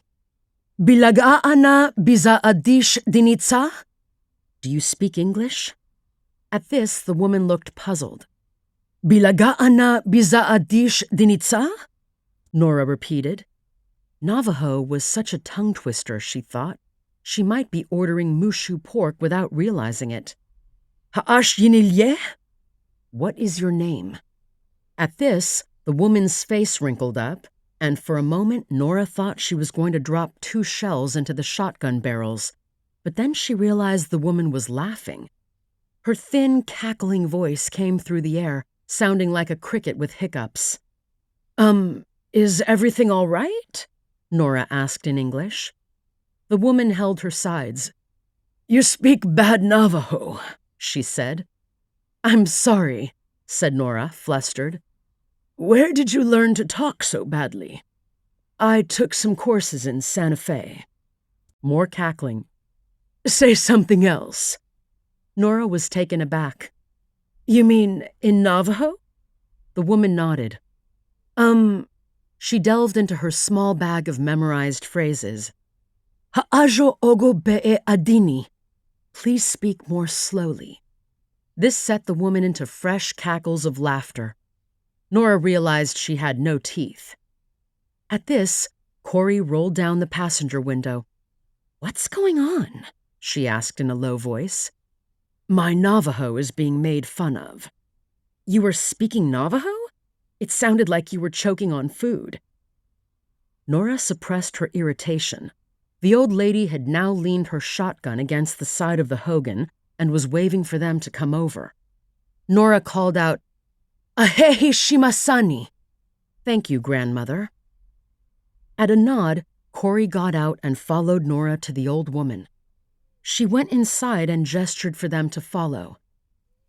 The interior of the trailer was spotlessly clean and almost empty, save for a large open tub brimful of water, a Coleman camping stove running off a bottle of propane, 2 wooden benches alongside a crude wooden table, and a wood stove, thankfully not going. "Welcome," said the old lady in good English. "Do you want coffee?" "Yes, please," said Nora, and Corrie seconded it. "My name is Nora Kelly, and this is my friend, Corrie Swanson." The old lady bowed her head in acknowledgement, but did not offer her own name. She turned the heat on under a tin coffee pot. She pointed to it. "Gowe'e," she said. "Coffee." "Gowe'e," Nora repeated. The woman's face wrinkled up in amusement again. She went to a cupboard, took out 3 enameled tin cups, and placed them on the table, along with a jar of cremora and another of sugar. She eased herself down while the coffee heated. A silence fell. Nora had already spent enough time with Navajo people to know that silence was common and not to be treated as something that needed to be filled with trivial conversation. Indeed, it was often a token of respect. She took a moment to study the woman. It was hard to tell how old she was. A lifetime in strong sun had produced a face that was deeply wrinkled, almost more than she'd imagined possible. Into this face were set 2 alert eyes like black marbles, a pronounced chin, broad cheekbones, and a sweep of gray hair tied back in a bun with a blue silk ribbon. She was wearing traditional dress, a purple velveteen blouse with a squash blossom necklace, turquoise earrings, a woven cotton belt, and a long orange calico dress, all very old style. It amazed Nora that she took the time and effort to dress like that when nobody would see her, and especially in the heat. It said a lot about her sense of self-respect and dignity. The coffee warmed, and the woman rose and filled their cups. Into her own, she heaped several teaspoons of sugar and at least 4 or 5 of cremora. Nora declined both, but Corrie avidly heaped cremora and sugar into her cup. Nora took a sip and smiled, even though it was awful. It must have been boiling for days on the stove. She sensed it was finally time to speak. "Did you see all the cars and RVs going past your place last week?" she asked. "Yes. That was a movie crew," said Nora. "They're shooting a movie called Steel, a Western in the Badlands." "Those were some fancy RVs," the woman said, with another toothless smile. "They found something out there. Human remains." At this, the woman's face froze, the mirth turning to unease. She said nothing. Nora knew that Navajos were extremely uncomfortable talking about the dead. "It was a woman, and she passed away between 2 to 7 years ago. We're trying to find out who she was." The old woman shifted uneasily, making no response. "We want to be able to tell her family." At this, the woman said, "Where did you find the body?" "Near the base of that tall black rock mesa a few miles down the road. The one that looks like a stubby finger." Now the woman's face showed traces of alarm. There was a long shaking of her head. "That is a bad place. A chi'ii place." Nora recognized the Navajo word for ghost. "May I?" Corrie asked. She took out a manila envelope, removed an 8x10 photo of the victim's facial reconstruction, and held it out to the woman. "Did you ever see someone like this come through here?" The woman took the photo and looked at it a long time. Then she nodded slowly. "About 5 years ago, she was here." Corrie leaned forward, excitement in her face. 5 years? Can you be more specific?" The woman shook her head. "Time is not that important to me, but it was sometime in the summer. I saw her walk past on the road out there, moving real slow. I was frightened. She looked so strange. I never saw her again." "You didn't know she died out by that black rock?" "I never go there." She shuddered. "That is a place of Yi Naadluushi. Skinwalkers, Navajo witches," Nora translated for Corrie in a low voice. "I never go there," the woman repeated. "Why is it a place of skinwalkers?" Corrie asked. The woman looked really frightened now. "I don't know. It's been that way since the beginning of time." 12. "Man, this guy must be loaded," said Skip, as they eased up the driveway of an adobe house that sprawled along a ridgetop of the exclusive Circle Drive neighborhood in Santa Fe. Nora didn't answer. She had debated whether to bring Skip along. Her younger brother could be unpredictable and obnoxious at times, but he also had a way of charming people. After Skip's misadventure in the Monzano Mountains, he had returned to his previous job as a collections manager at the Santa Fe Archaeological Institute and had lately been complaining about his life being boring. This interview, Nora reasoned, seemed like a harmless diversion. She pulled the Jeep into an immaculately graveled area in front of an adobe wall with a massive set of carved mesquite doors bossed in brass. As she parked, the doors flung open to reveal the homeowner himself, framed between them and flashing a big smile. Edison Nash was a famous collector of Indian artifacts. Most importantly to Nora, he owned the only 2 Praziolite lightning stones in existence, until the other 2 Corrie had found with the body.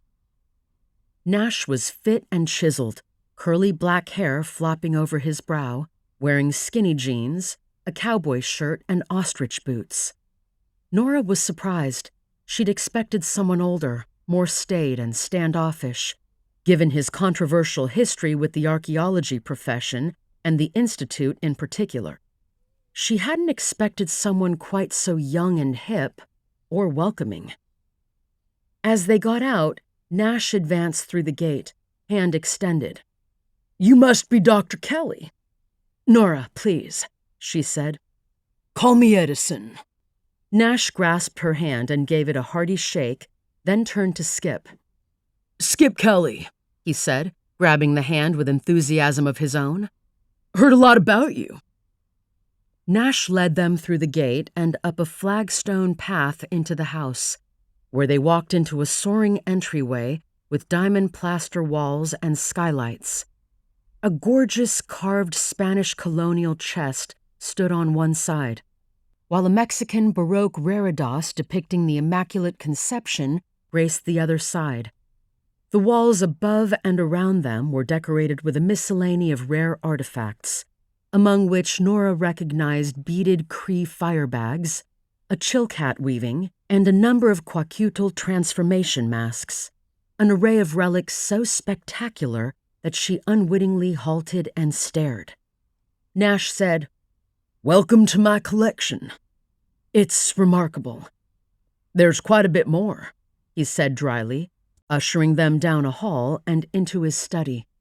This room was even more stunning, its walls covered with splendid examples of Native American beadwork, painted parfleches, masks, decorated cradle boards, and, she recognized with a start, an extremely rare Lakota ghost shirt. Nora had refreshed her knowledge of Nash and the history of his collection before the interview. He'd inherited the collection from his grandfather, a self-made industrialist who, later in life, had traveled the country buying Indian art and artifacts. But the grandson had outdone the grandfather in his passion for collecting Native American art.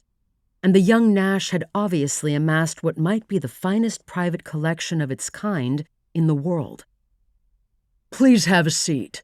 Nash indicated several plush leather armchairs and a couch. Nora sank into the sofa, while Skip followed suit in an adjacent chair. In addition to the displays, there was a Kiva fireplace in one corner and a wall of books at the far end of the room. Nash rolled a chair out from behind his antique desk and took a seat. Clasping his hands and leaning forward, he said, "I don't often get visitors from the Archaeological Institute. They don't seem to like me over there." "Why not?" asked Skip ingenuously. Nash gave a chuckle. "I know as much about Indian artifacts as any archaeologist out there, but all I have is a BA. That doesn't sit well with folks who've toiled for years in a museum basement getting their PhD. On top of that, they accuse me of being unethical, paying top dollar for important Native American art." He waved his hand. "Those academic bumblebees are always buzzing around me disapprovingly. They think only museums should own this stuff." Right," said Nora, realizing the conversation was drifting on a treacherous tangent. The bad blood between Nash and the Institute had started when the Institute turned down a gift he'd offered of a rare, prehistoric pima-feathered basket because it lacked provenance. In other words, there was no history of where the basket came from, which raised the possibility it might have been looted or acquired illegally.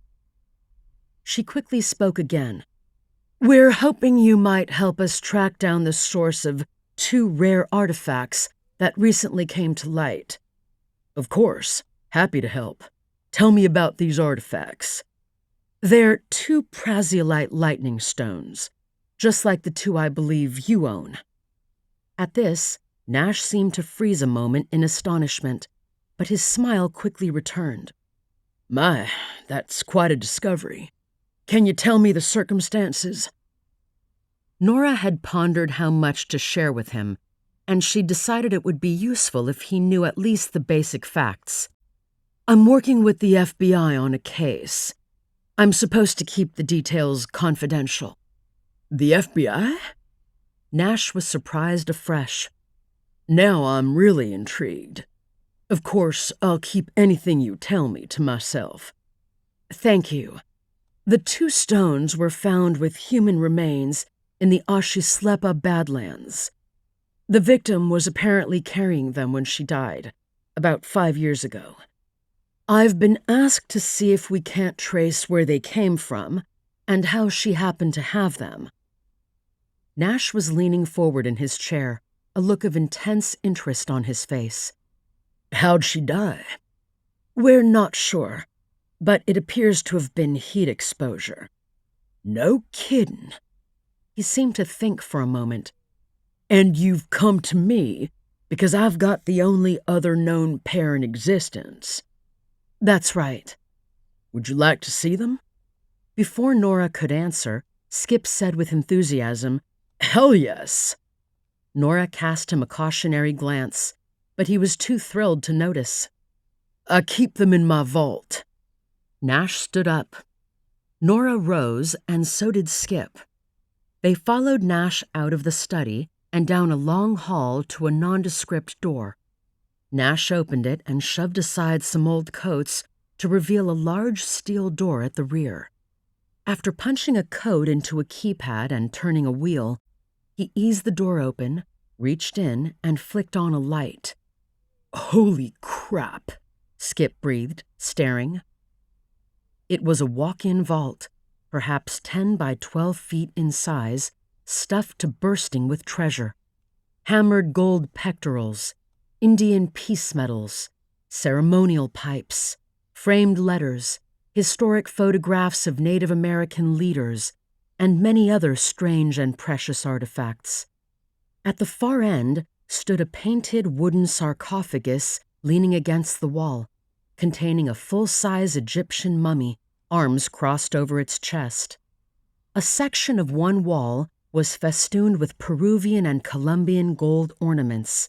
and other shelves contained small caskets of treasure, one full of loose rubies and emeralds, another stacked with Sangodance $20 gold pieces, a third filled with $5 and $10 gold coins. "Come on in," said Nash. "There's plenty of room." "Are those real gold bars?" Skip asked, staring into a corner that had escaped Nora's attention. 100 ingots weighing a kilogram apiece." He chuckled. "That's for when America's house of cards comes down and fiat currency isn't worth a damn. I've got lots of gold. For example," he took a key down from one wall, unlocked a metal cabinet, and slid open a drawer to reveal dozens of gold nuggets reposing on black velvet like so many gleaming eggs. "Genuine, historic 49er nuggets from Grass Valley in the American River. Almost all the placer nuggets were melted down into bouillon. These are among the very few surviving." "And the mummy?" Skip asked. "Where'd that come from?" "Oh, just a traveling companion I picked up in Egypt," he said. Nora could see that Nash was having a marvelous time showing off his collection, and that Skip's enthusiasm was only urging him on. But she needed to get the conversation back on track. "Mr. Nash, we'd love to see the stones." "Of course." He opened another drawer full of prehistoric fetishes, with the central compartment containing 2 lightning stones almost exactly like the ones found with the dead woman. Nash picked them up. "Want to see a demonstration?" "Well," Nora began, but was interrupted by Skip, who nodded eagerly. "Hit the lights, Skip, and shut the vault door." Skip shouldered the heavy metal door shut and flicked off the lights, plunging the vault into darkness. After a brief silence, a sudden click-click sounded, then in rapid succession, click-click, click-click, and each time the stones flashed with internal fire of the most lovely, mysterious lime-green hue, just like the pair Nora had demonstrated to Corrie in the FBI lab. "Awesome! Lights." Skip turned the lights back on. Nash held the stones in front of him, a boyish grin on his face. "Thank you," said Nora, despite herself enthralled all over again. "The FBI asked me to find out the history of your stones, where they were found, by whom. Anything that might help identify the woman and learn what she might have been doing." "Of course," said Nash, putting the stones back in the drawer, then shutting and locking it. "Let's go back to my study." Once they were seated again, Nash leaned forward. "Those stones are from my grandfather's original collection. He was a self-made man, no academic background, a high school dropout. But he was a brilliant collector with a good eye, and he picked up stuff back in the 30s and 40s before it was considered valuable. But," here Nash opened his hands, "he wasn't good at keeping records. He would scrawl some basic information on a piece of paper and stuff it in a box with an item. Specifically, I still have the piece of paper for those stones, but all it says is Galena, Hibben, 1935. "Hibben?" Nora echoed. "You mean Frank Hibben, the discredited archaeologist? He explored the Galena area back in the 30s and wrote several monographs about it. The article I'd recommend is Murder in the Galena Country, published in the Southwest Review in 1951. Still available through JSTOR. "You're confident your grandfather got these stones from Hibben?" Nash shrugged. "All I know is what's on the note. According to his own published work, Hibben tramped all over that country during his lifetime. Allegedly, he wasn't above keeping some of the artifacts he found or giving them to friends." "No indication of where in Galena they came from?" "None. The Galena people lived in a labyrinth of canyons. Galena Canyon was the epicenter, but they also spread out in Chama River Canyon and up on Mesa Golondrina.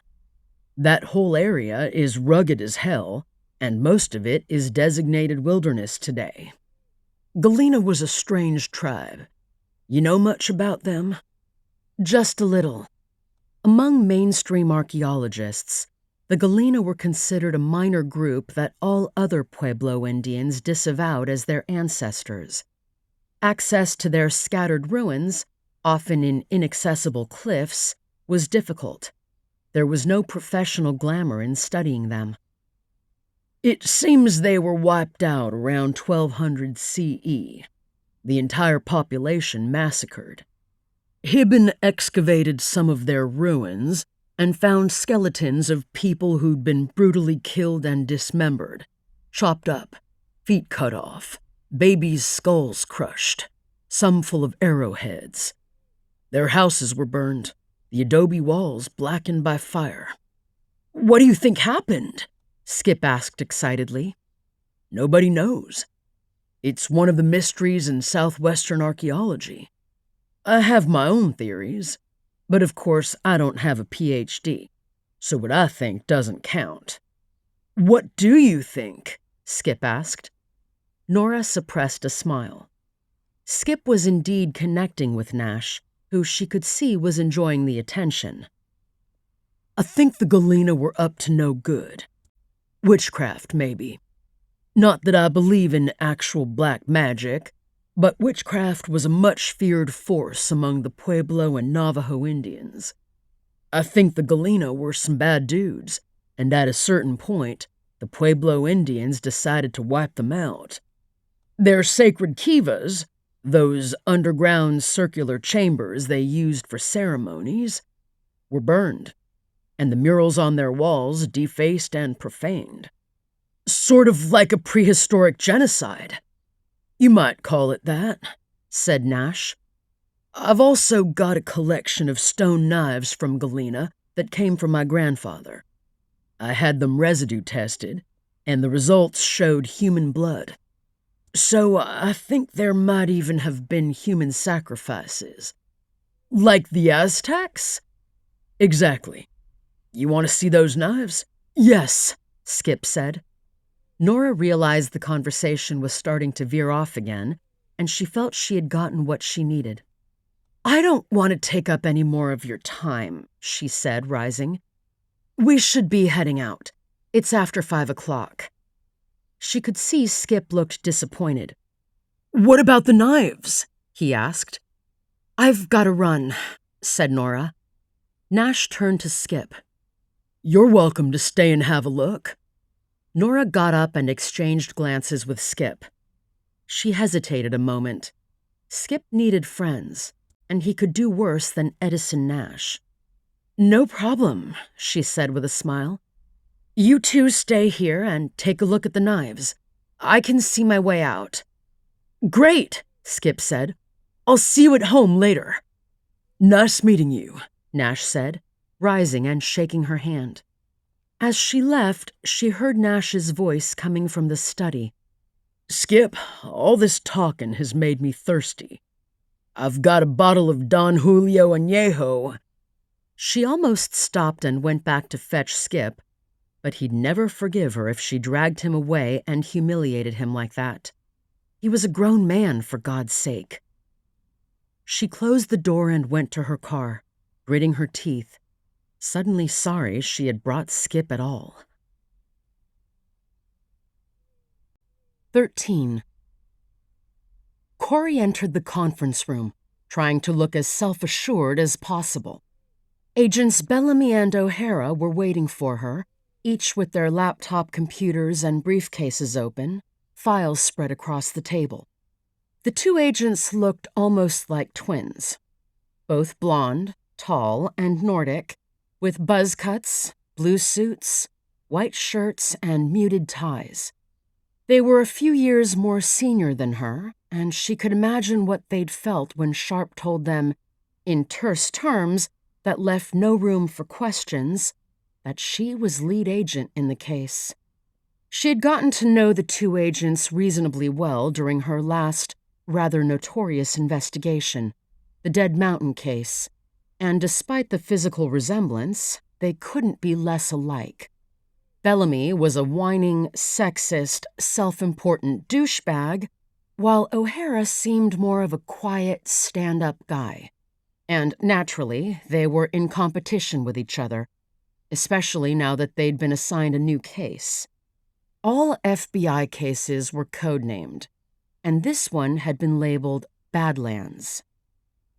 "Greetings," said Corrie, laying her briefcase on the table and unhooking it, taking out her own laptop and files. "I hear you have some good stuff for me today.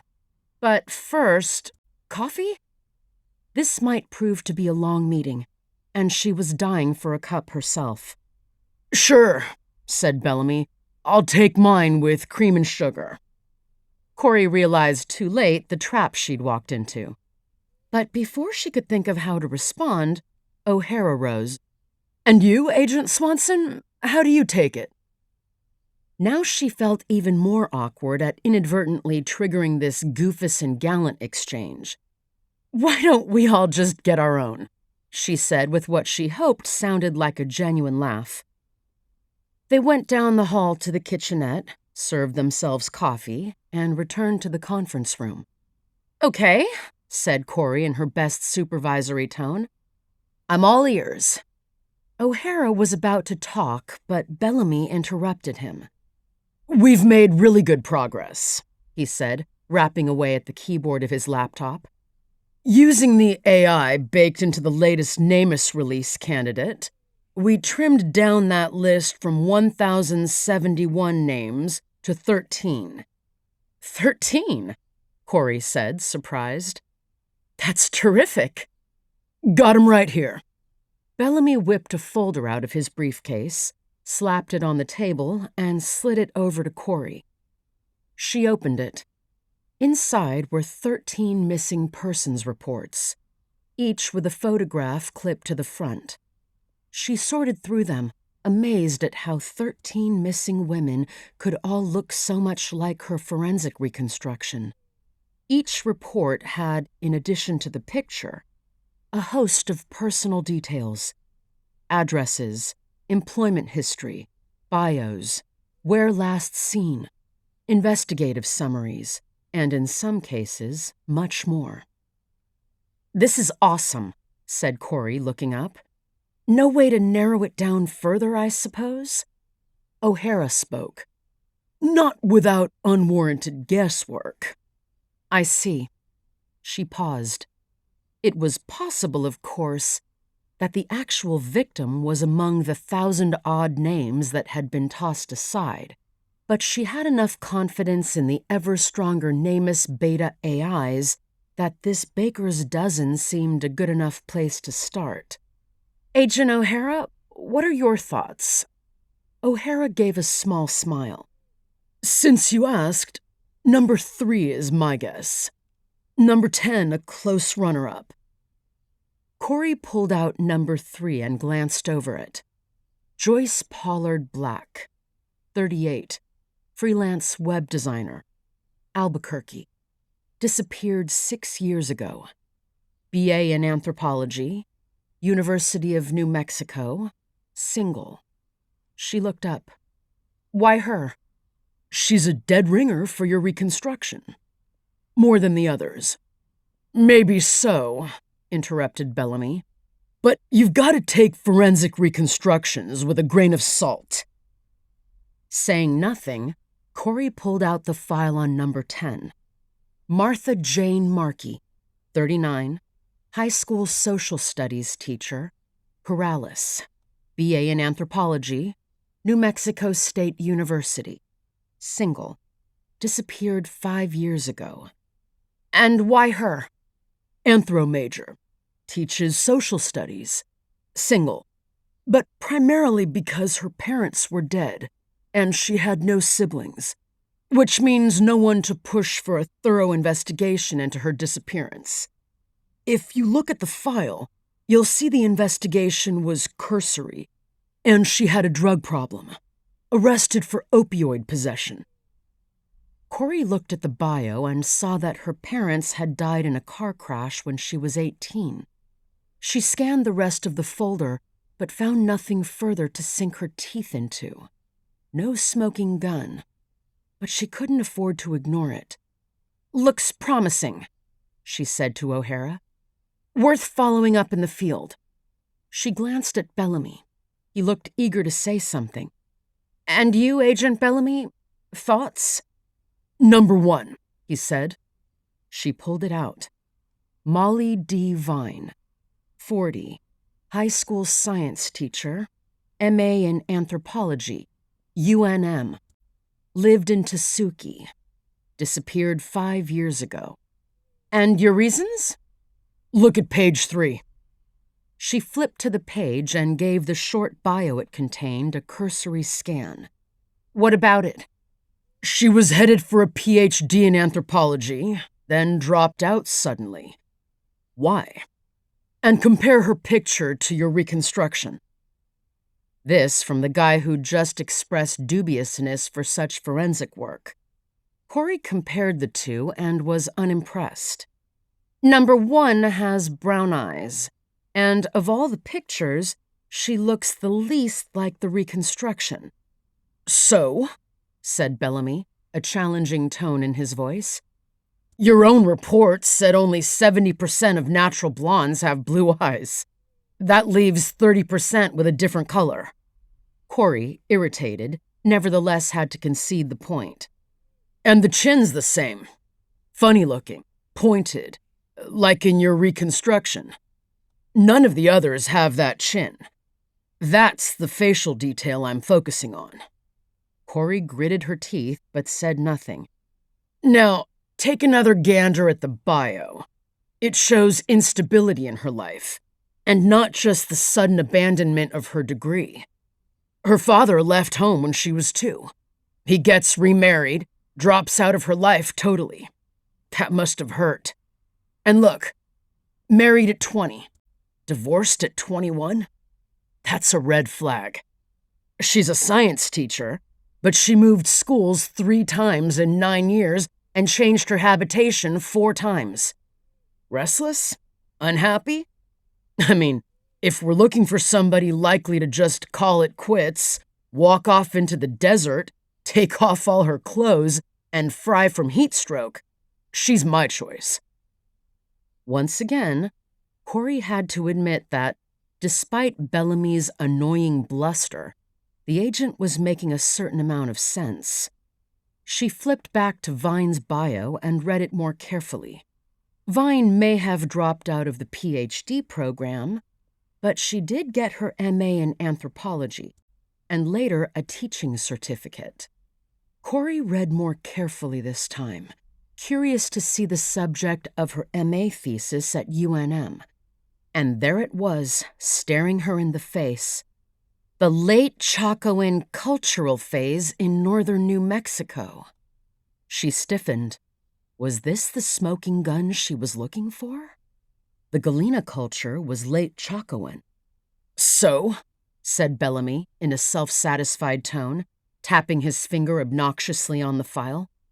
"Number 1 here, this Molly D. Vine, is your victim. I'm sure of it."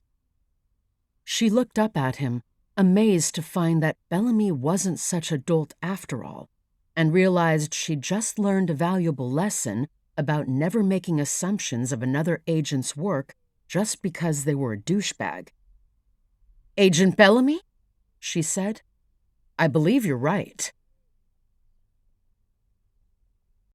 14.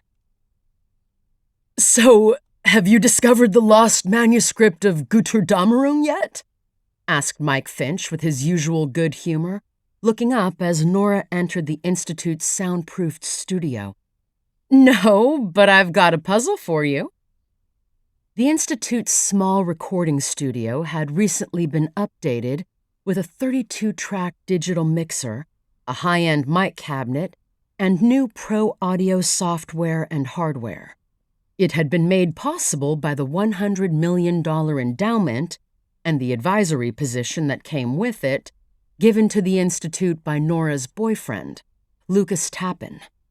The timing of the studio upgrade turned out to be perfect.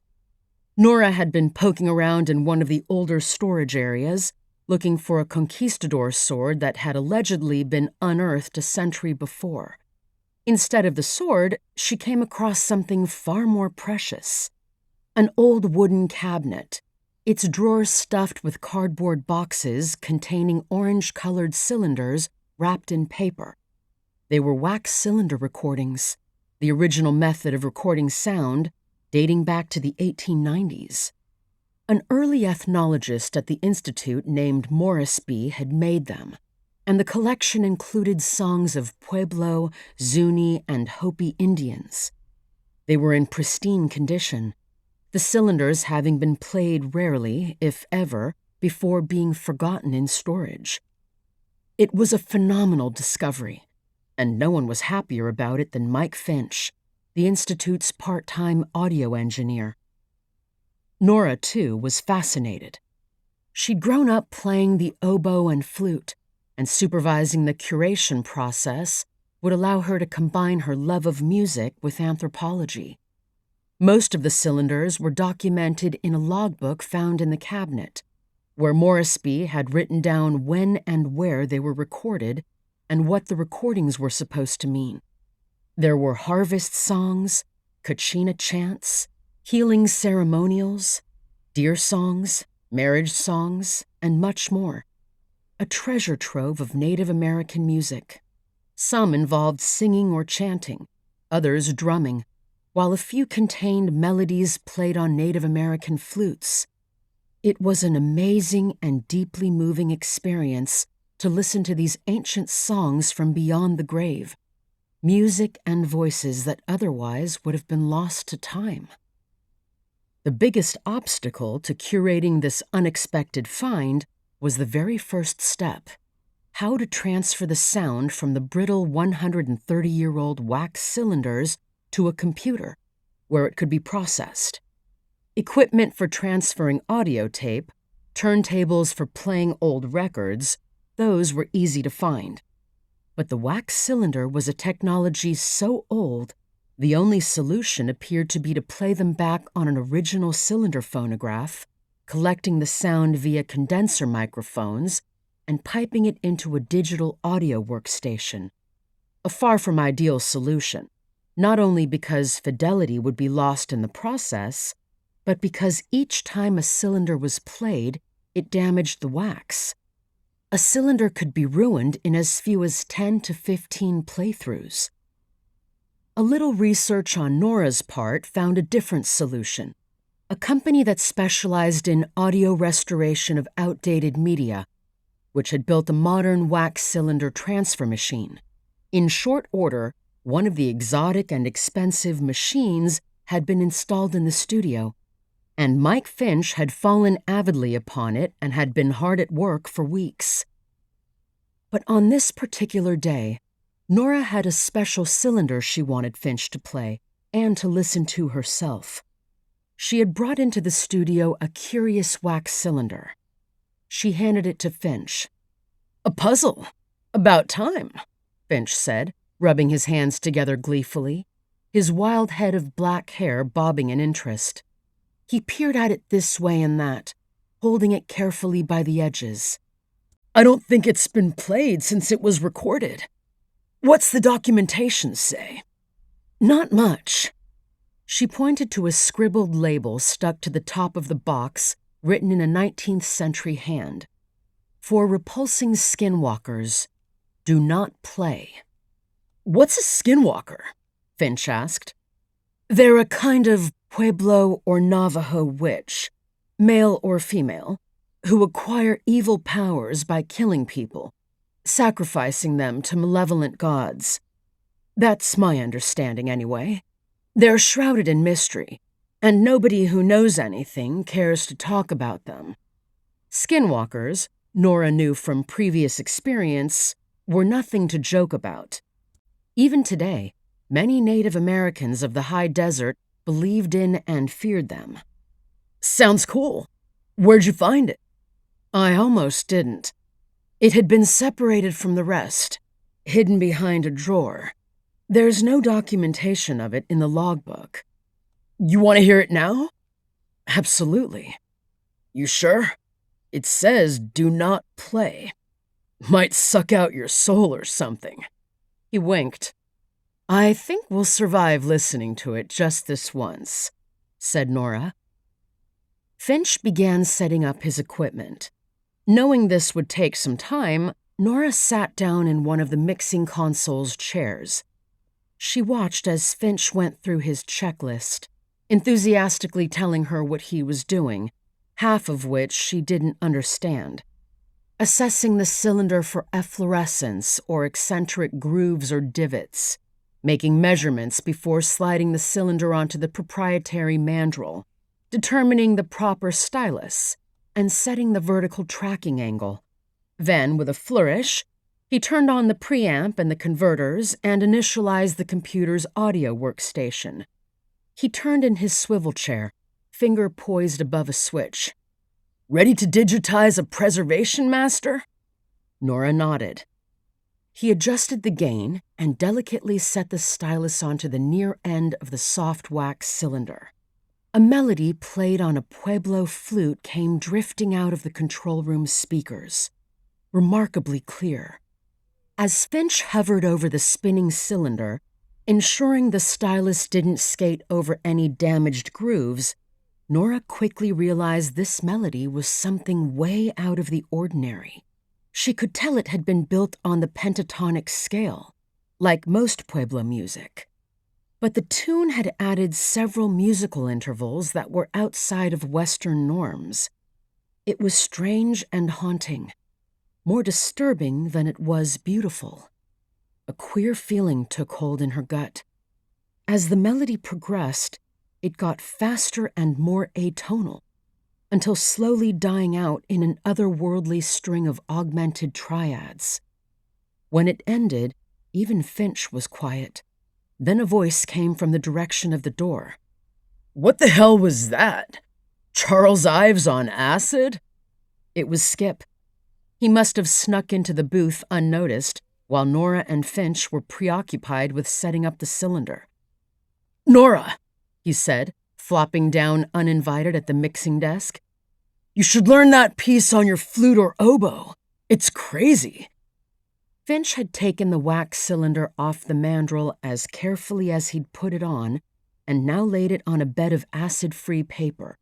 He fussed around a moment, shutting down various machines. Pro Tools has gotten really good at making sheet music from digital recordings, he said.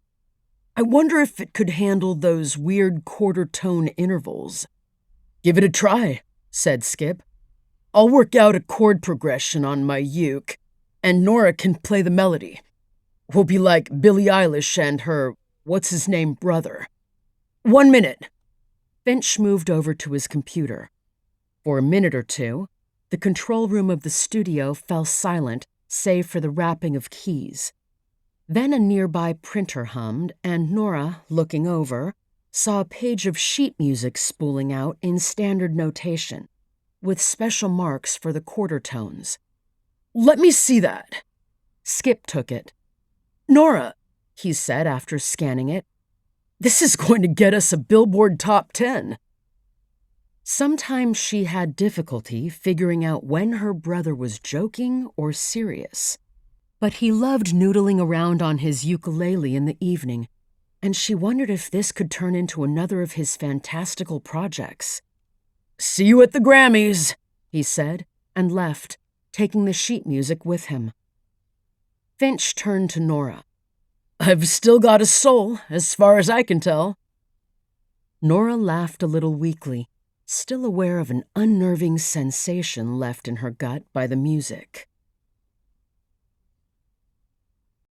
15. The Vine Place in Tesuque, New Mexico, was a rambling old ranch set back from the village road, with irrigated fields in front, a horse barn with an alarming lean to it, corrals and weathered outbuildings. It had, Corrie thought, a picturesque charm. Despite its ramshackle nature, the place gave off a whiff of quiet wealth. Before driving to Tesuque, she'd done a little research on the pretty little town. More or less unknown to the public, it had become a stealthy retreat for movie stars like Robert Redford, European royalty, billionaires, and other celebrities seeking privacy. As she pulled into the graveled area in front, Corrie felt a twist in her gut as she thought about breaking the news of Molly's death to her mother. Looking through the records, Corrie found the woman had not only reported Molly's disappearance, but followed up on it assiduously. She was also all too aware that, while Molly checked all the boxes for being the victim, she was in the uncomfortable position of having to relate the strange circumstances to the mother. She mounted the creaking steps of the wooden porch lining the front of the old adobe house and knocked on the door. It opened almost immediately, and a woman who could only be Molly's mother stood in the doorway, a stoic look on her face. Catherine Vine was dressed like the horsewoman she clearly was, in jeans, boots, a cowboy shirt, and a bandana around her neck held by a silver and turquoise slide. Despite her 70 years, she was remarkably handsome. "Thank you for coming," she said in a soft Texas accent. She turned and led Corrie through the entryway into a living room. "Please, have a seat." Corrie took a seat and Mrs. Vine did the same, then folded her hands and gave Corrie a disconcertingly direct stare. "You found her, I assume?" "Yes, Mrs. Vine. It's my belief that we did," said Corrie. The woman waited, hands folded, gray eyes alert and keen. She was obviously a no-nonsense type who would not appreciate a litany of condolences and small talk. So she got directly to the point, explaining how the remains were found and where. The mother listened with fixed attention, leaning forward, her sharp face betraying little emotion. Corrie concluded with a description of the undressing, and finally, the discovery of the lightning stones and what they were. When she was done, there was a short silence. "Do you have any questions, Mrs. Vine?" Corrie asked after what she considered an appropriate interval. She looked at Corrie steadily. "I have many questions, but none I believe that you can answer. At least not yet. But," she added, "I'm sure you have questions. I'm ready to do whatever I can to help you find answers." "I appreciate that very much," said Corrie. "Do you feel able to continue now? I can always return if this is a difficult moment." "It's no more difficult than the last 5 years, dealing with slapdash investigations, second-rate detectives, and uncaring police departments. I sense with you, Agent Swanson, someone who actually cares, at last." "I'm sorry," said Corrie, careful not to show any reaction to this unexpected compliment. "Thank you for your trust." The woman nodded crisply. Corrie took out her notebook on which she had jotted down her questions. "Before leaving, I'll need to take a DNA sample from you, for legal confirmation." The woman nodded. "Would you mind giving me an idea of Molly's life situation in the year or so before her disappearance? We're trying to get a picture of what led up to her, trek into the desert." "Molly taught English at Santa Fe High. She commuted there from Tuskegee." "She seems to have changed teaching positions often. Any reason for that?" The woman let out a sigh. "Even from a young age, Molly was restless. She was a seeker and questioner. She always hoped that a change would somehow make things better." "Why did she abandon her PhD?" Corrie asked. The woman shrugged. "I wish I knew. She was so excited about her subject, her professor, her field work. And then, all of a sudden, she dropped it all.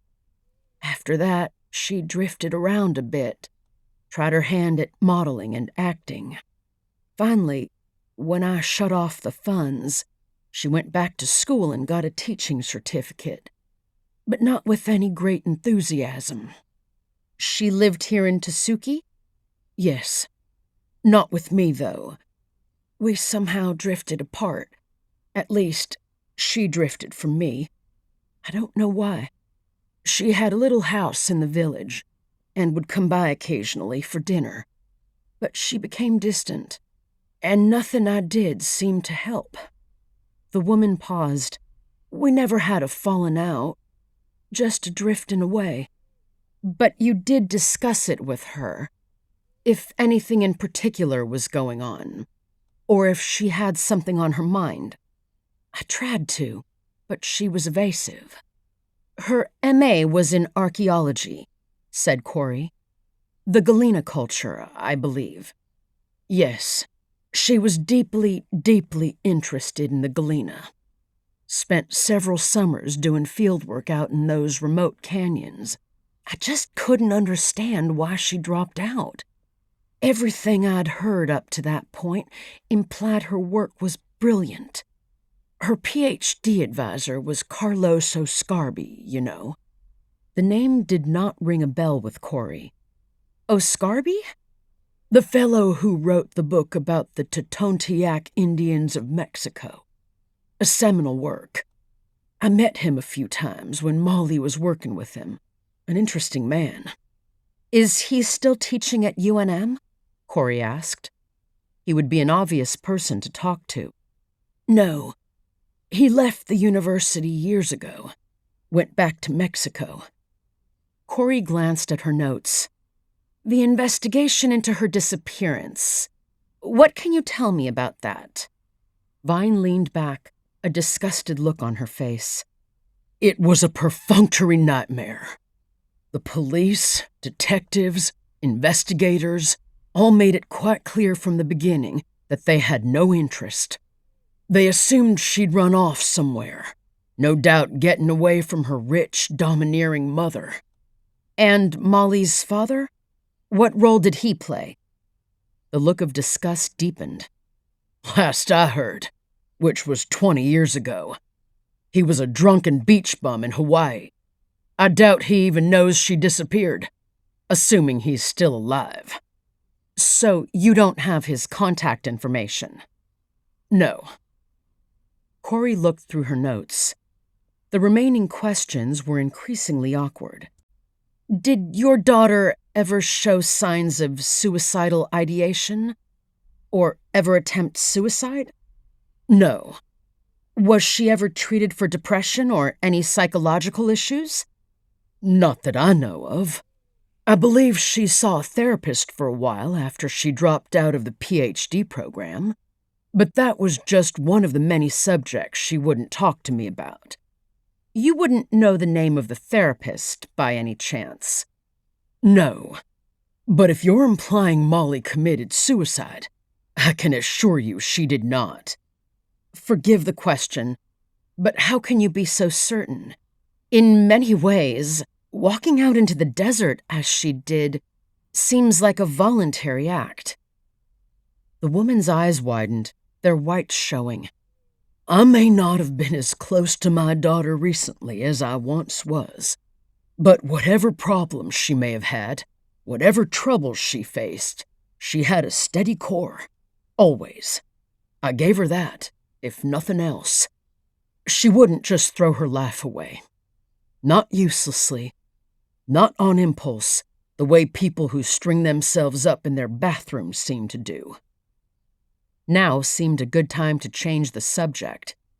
Would you mind please telling me the source of your family's wealth? The woman was taken aback. How is that relevant? It probably isn't. And again, I'm sorry for the intrusive questioning, but we need to gather as much information as we can. There's no way to know in advance what might be significant later on. Oil, she said crisply. Texas. Corrie wrote this down. By the time she was 21, Molly was married and divorced. Can you tell me about that?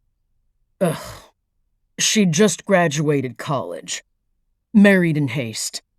Not long into the PhD program, She realized he was a bum and got rid of him. Why did she marry him? I wondered that myself. He had nothing obvious to recommend him. Nothing at all. Perhaps he was well hung. Corrie covered up her surprise by pretending to take notes. Can you give me his name? Kenneth Curtis. Did she have a current boyfriend at the time she disappeared?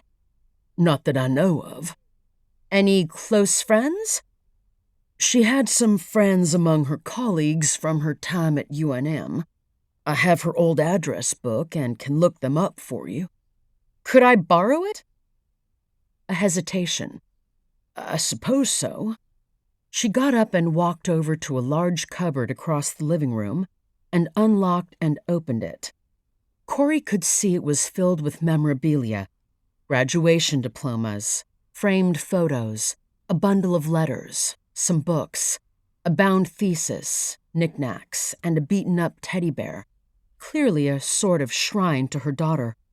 "Excuse me, Mrs. Vine, would you mind if we borrowed some of this material?"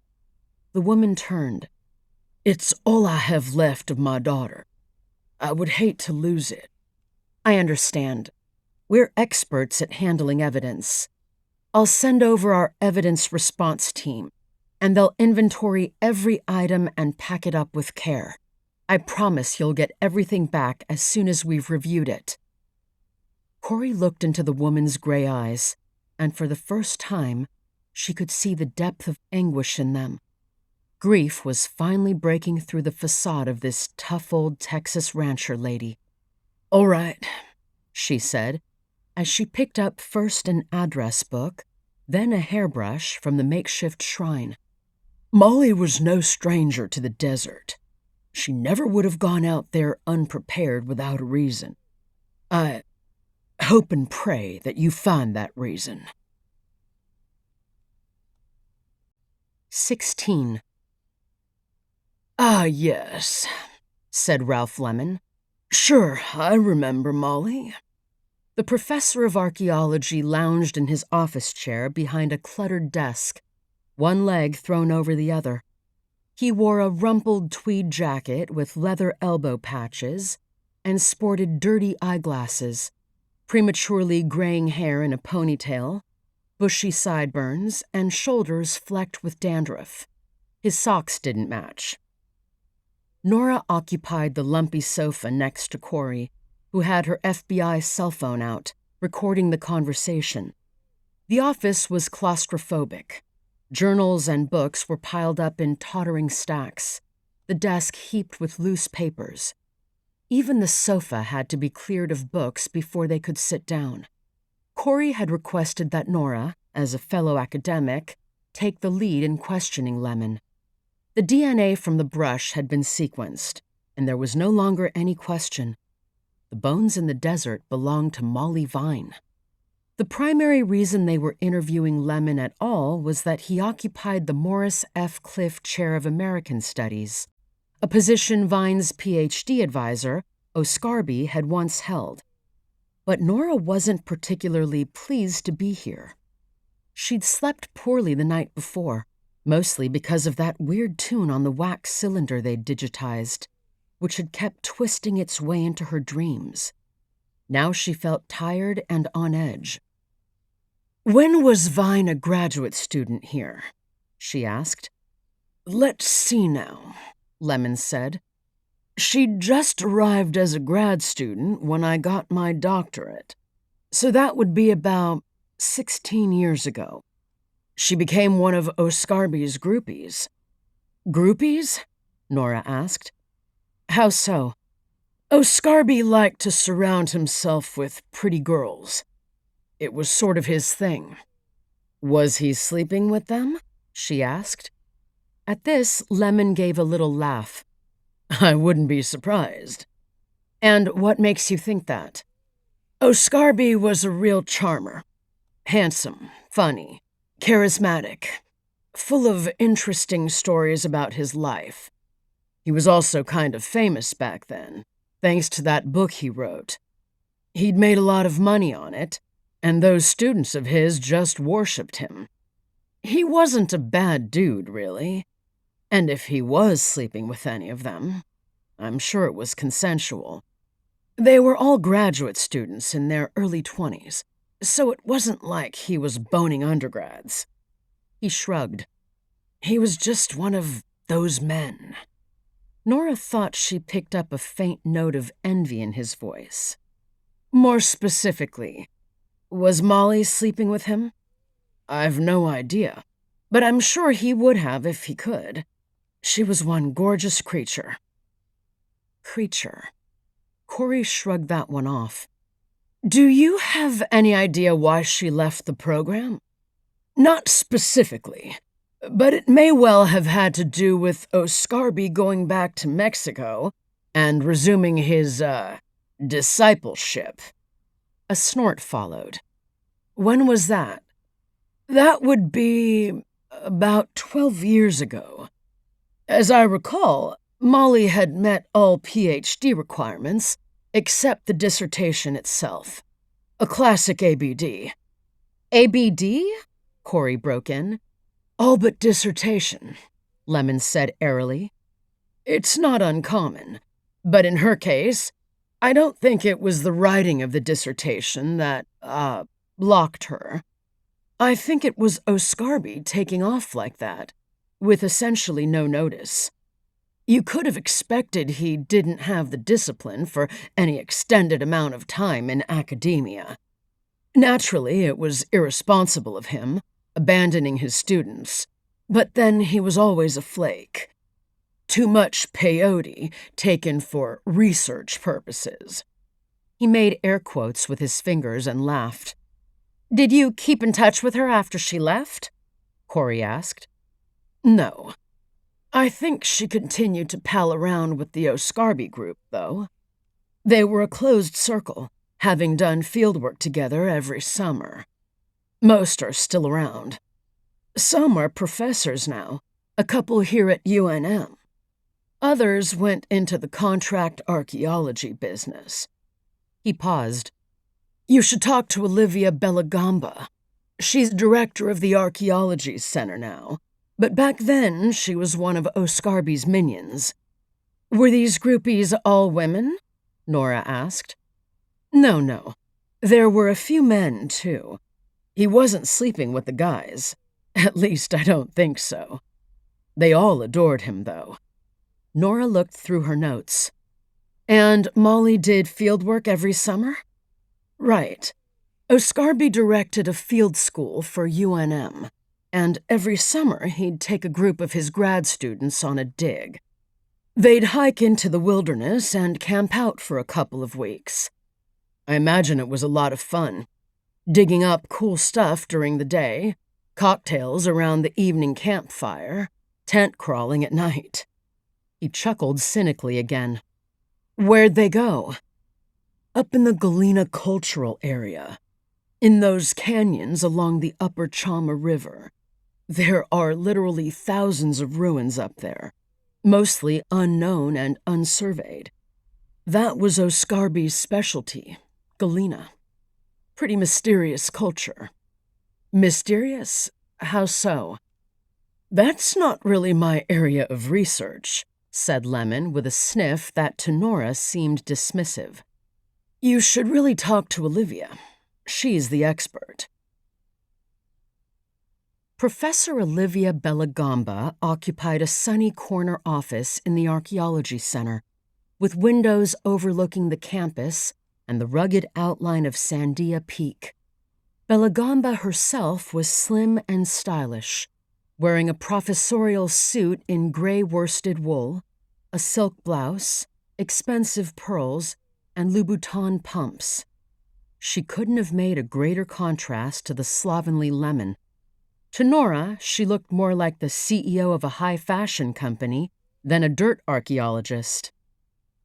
Belagamba received Nora and Corrie right away, inviting them into a lounge area of her spacious office, while a gopher ventured to ask if they wanted coffee, tea, or water. After they were settled with their proffered refreshments, coffee for Corrie, Perrier for Nora, Belagamba took her own seat opposite them, crossed her legs, folded her hands, and asked in a cool, low voice, "How may I help you?" Nora took the lead again, explaining that they were looking into the mysterious disappearance and death of a former colleague of Bellagamba's. They briefly outlined the circumstances of Molly Vine's death. Bellagamba listened with attention. Finally, Nora got to the questions. "How well did you know Molly?" she asked. "Quite well," said Bellagamba. "We were all graduate students together. Under Professor Carlos Oscarbi, I understand?" "That's correct." "Do you have any idea why she might have gone off into the desert like that?" "None," said Bellagamba. "She was an old hand with the desert. It makes no sense to me." "We're interested in knowing more about her research with the Galena culture." "That was due to Professor Oscarbi. He was fascinated with the Galena and communicated his interest to all of us." "Tell us more about them. I understand a certain mystery surrounds their culture." "That's putting it mildly. First of all, the Galena were different from the ancient Pueblo cultures that surrounded them. Different pottery, different houses, different way of life. Who they were, what language they spoke, and where they came from is all a mystery. They thrived for roughly 200 years in a rugged canyon complex in northwestern New Mexico. And then, around 1200 CE, they were apparently invaded and wiped out. It was brutal. Early excavation accounts speak of the almost innumerable skeletons of people who'd been beaten to death, dismembered, burned. Men, women, and children. Sacred kivas had been desecrated and set on fire. And no present-day Pueblo Indians claim descent from the Galena. Quite the opposite, in fact. That alone is extremely curious. I understand Oscarbi ran a field school up there. The professor had his theories about what happened. She pronounced the word professor as if it were some sort of holy title. He did a lot of excavating with his students, looking to shed some light. Did he? Shed light, I mean. Unfortunately, he left before he could publish his results. We heard his departure was rather abrupt. Why did he leave the university exactly? A pause. As fascinated as he was with the Galena culture, the Totontiac and their peyote religion was his first and, it seemed to me, greatest interest. He was obsessed with that indigenous culture, and at the field school he frequently talked of going back there. No doubt he resumed his earlier studies with his spiritual teacher, Don Benicio. Molly was part of that field school, wasn't she? We all were, as graduate students. How did that work? It was a typical field school. Professor Oscarbi would identify a site in the area he wanted to excavate, and we'd pack in, set up a camp, and dig for a couple of weeks. When was this? 4 summers. 15 to 12 years ago. Then the professor left. Most of us disbanded after that, going our separate ways. We finished our dissertations, got jobs in the field, or went on to do other things, like Molly. Corrie leaned forward, notebook out. When was the last time you saw Molly? A pause. 12 years ago. Did she show any signs of psychological issues? Depression? Suicidal thoughts? Not at all. What was she like? Her personality, I mean. Interests, social life, that sort of thing. Bellagamba shrugged. Normal. Normal doesn't tell me much. Can you be more specific? Well-adjusted. Nice. Smart. A good field worker. Boyfriend? Not that I knew of. Was she sleeping with the professor? At this, Bellagamba straightened up in her chair. I find that question offensive. My apologies, Corrie replied with an edge to her voice. But we're conducting an investigation, and asking offensive questions is sometimes necessary. The answer is no, said Belagamba, her own voice a few degrees above zero. The professor was very correct with his students, and nothing like that ever happened. That you know of, said Corrie. Belagamba said nothing. After a chilly silence, Nora resumed her own questions. Are you familiar with lightning stones? Of course. Molly's remains were found with 2 of them, rare green prasiolites. Any idea what she was doing with those? No. The only other 2 prasiolite stones came from Galena, said Nora. Is that where Molly might have gotten them? It's possible, but in our field seasons, we never found anything like that. Could she have picked them up and not told anybody? Highly unlikely. It wasn't like summer camp. Everything was done by the book. You don't just pocket artifacts. It would be a gross violation of ethics. So, where were these excavations exactly? Nora asked. Is there anything published on them? As I said, the professor left for Mexico before publishing. At this, Corrie broke in again. Nora could hear the suppressed impatience in her voice.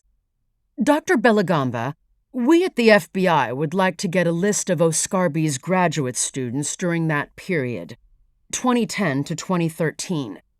We also would appreciate more specific information on these field excavations. What sites were dug and where. Can you provide us with that information? A frosty silence ensued. I'm afraid not. You'll have to get that from the University Records Office. Why not from you? That was a long time ago. I don't remember who exactly was in the group. How many were there? I'm not sure.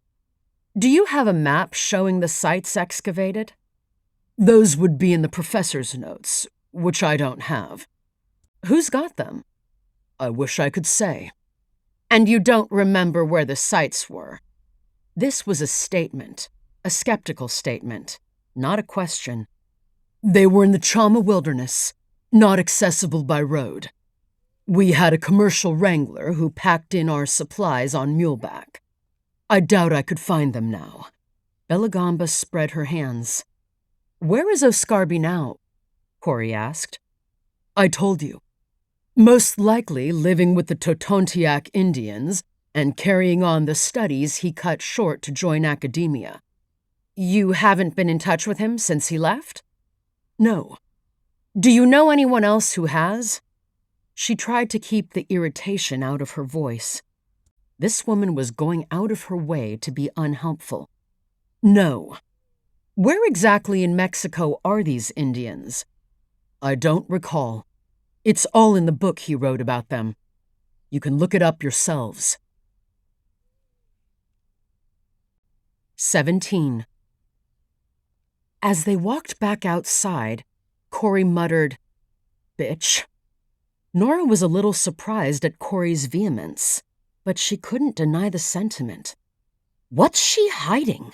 Corrie went on. And there's something about this Oscarby that stinks too. You mean the sleeping with his students? Nora asked. I know the type.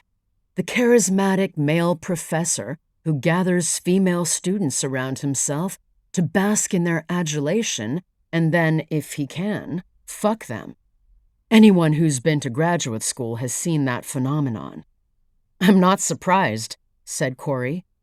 And did you notice her tone of voice when she talked about professor this and the professor that? It was like when she spoke his name, it was some sort of talisman. Nora had noticed. You think that this somehow connects with Molly's death? Corrie shook her head. All I know is I'd sure like to talk to the professor. They got back into Corrie's vehicle, she started the engine, and they began making their way off the university campus. Let's establish a timeline of sorts, then, between Oscarby and Molly. Nora said. "You spoke to the girl's mother.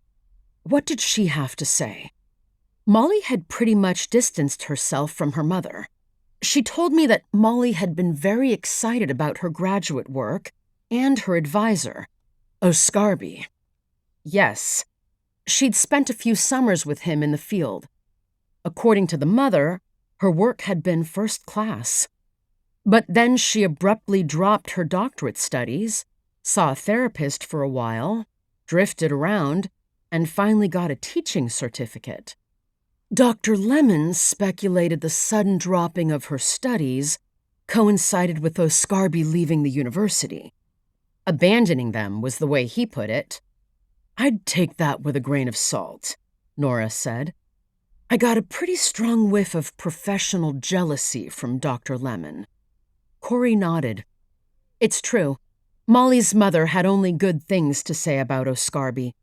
But then she was also adamant her daughter didn't commit suicide, despite living through what I have to believe was a pretty rough decade or more. Oscarby's other groupies seemed to rebound well enough. Look at Belagamba. She was one of them herself. But I don't see any signs of resentment about how her advisor left. If anything, she was overly defensive of him." "Exactly." They had cleared the grounds of the university and were now headed for the interstate. "But Belagamba also said that she knew Molly quite well," Nora added. "She called her an old hand with the desert. If that's true, she wouldn't be the kind of person likely to end up stranded without water and dying of heat stroke, unless it was deliberate." After a moment, Corrie shrugged. "I can't deny that obnoxious professor got my goat. But still, I can't help but wonder if the two disappearances are related." "You mean Oscarby and Molly Vine?" To Nora, this seemed like a long shot, even for Corrie. Not only were the two events separated by almost a decade, but there was no mystery surrounding the professor's return to Mexico. Just then, Corrie's work phone rang. She picked it up. "Agent Swanson." As Nora watched, Corrie's knuckles whitened around the cell phone. Yes, I'll be there in 45 minutes. Thanks." She ended the call and looked over at Nora. "They just found another body." "What?" Corrie nodded. "One of our search helicopters spotted it. The sector's totally different. The chopper was actually on its way back to the airfield when the body was spotted. Pilots said the surroundings were too gnarly for a landing, but telephoto images show a lot of similarities. Absolute middle of nowhere, mostly nude, young, at least apparently young." "You mean there's a body, not just bones?" "So it seems." "Did they say where the body was spotted?" "Near something called Pierre's Ruins, in case that rings a bell." "Oh, Christ." It certainly did. The pilot was right. That area is so remote and broken up, you couldn't get in there with a Bradley. "So how do we get to the body?" "On horseback. Unless you want to walk." Corrie drove in silence a moment, taking this new development in. Horseback sounds better to me, and I think I know just who to tap for a guide. 18. The 3500 heavy-duty pickup moved northeast along IS Route 7023. Sheriff Homer Watts driving slowly to make sure the bad road jounced the attached horse trailer as little as possible. He looked over at Corrie. "You've been in New Mexico now, 18 months? You've seen more of the state than most natives." "I never knew it was so big or varied," replied Corrie as she looked out the window at what could only be called another trackless landscape. It couldn't be called beautiful, but it had a sort of zen-like purity to it that Corrie found evocative, albeit intimidating. Corrie had worked with Homer Watts on several cases. The elected sheriff of Socorro County, He had successfully kept himself above the kind of politics rife in law enforcement. Despite his silver belly resistol hat and six-gun cowboy rig, Watts was not a typical good old boy sheriff.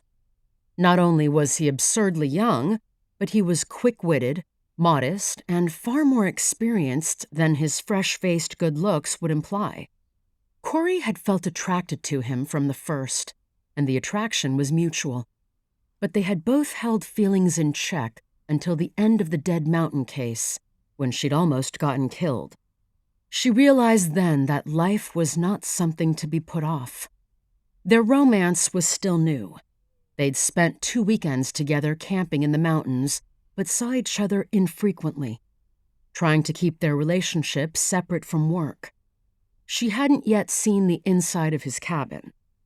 "Well, you picked a doozy this time," he told her, chuckling. "Why's that?" "The first body was found in the Ashislepa Wash Badlands, right?" "Yes." She'd never heard anybody actually pronounce the name before. "This spot is even more remote." Corrie already knew the site was difficult to reach. Too remote for a drone, far from a road or trail, and in a wilderness area that precluded motorized transport, even if it were possible. Horses were the way to go. For help, Corrie had turned to Watts, who had good horses and a lifetime of experience in the saddle. The plan was to find the body, process the site, gather evidence, and then call in an FBI chopper to drop a litter and airlift out the body and evidence. She swallowed. Of course, there was no certainty yet that this corpse was connected in any way with Molly Vine. But simply looking at the blurred images taken from the helicopter convinced her it wasn't going to turn out to be a coincidence. Watts slowed and swung the big Dodge Ram into a turnoff, sending up roiling clouds of dust as he came to a stop. He glanced in the rearview mirror. "There's a trailhead, King of Dreams, a little closer at the wilderness boundary, but the road to it is too rough for a trailer." He unfastened his seatbelt, looked at his watch. "Let's unload the horses and saddle up." Within 10 minutes, he had the horses ready to go. Corrie couldn't help but notice his affection and pride for the animals as he murmured and stroked them while putting on the saddles and cinching them up. "Ready?" he asked, holding the bridle of Corrie's horse. "Sure," Corrie said, trying to sound confident, as she contemplated the large, powerful beast, who was eyeing her as well with bright eyes and perked ears. She was intimidated by horses, but she didn't want to show any sign of it. She fitted her boot to the stirrup, gripped the saddle horn and reins, and hoisted herself up, hoping she didn't look too awkward. Watts checked her cinch for tightness. "His name's Jackaroo," he said, patting the horse's neck and letting go of the bridle. She walked the horse away from the trailer and turned, watching Watts check the panniers on the pack horse and his own saddle rigging. He then swung himself lightly onto his horse, which she gathered from his soft chatter to the animal was named Chaco. He took a final look around, consulted a map tucked into a pouch hung off the saddle horn, then clicked his tongue to set Chaco off at a fast walk, trailing the pack horse on a lead rope held in his right hand. Corrie followed behind. Despite her lack of experience, she could tell Homer had taken care in choosing an animal for her. Jackaroo was a well-built paint with what felt like an amiable character. Some horses she'd ridden were quick to take advantage of an inexperienced rider, but as she followed Homer along a dry wash and into a labyrinth of hoodoos, she could tell Jackaroo was too well trained for that. The air was hot and dry, but not unbearable, and it smelled of dust and sagebrush. The terrain reminded Corrie of her walk to the first body, scattered with toadstool rock formations, giant nodules, and swellings of sandstone like warped stone trees. The formations were crowded together, and it was hard not to feel claustrophobic. Within a few minutes, she'd completely lost her sense of direction and was reliant on Homer, who stopped now and then to glance at his map, adjust his hat, then move on.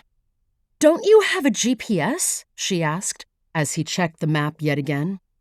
"I'm old-fashioned," he said. "And besides, the batteries in my map last forever." "Have you ever had a case like this before? Someone who died in the desert?" she asked, trying to shake off her sense of unease. "Oh yeah," he said. "There's even a medical term for it. Desert death. It's not as studied as it should be. You won't find much literature about it." "Why is that?" Watts shrugged. "There are all kinds of deserts in the world, each with its own set of dangers. Here in New Mexico, for example, you've got hypothermia, hyperthermia, envenomation, lightning strikes, dehydration, quicksand, and flash floods.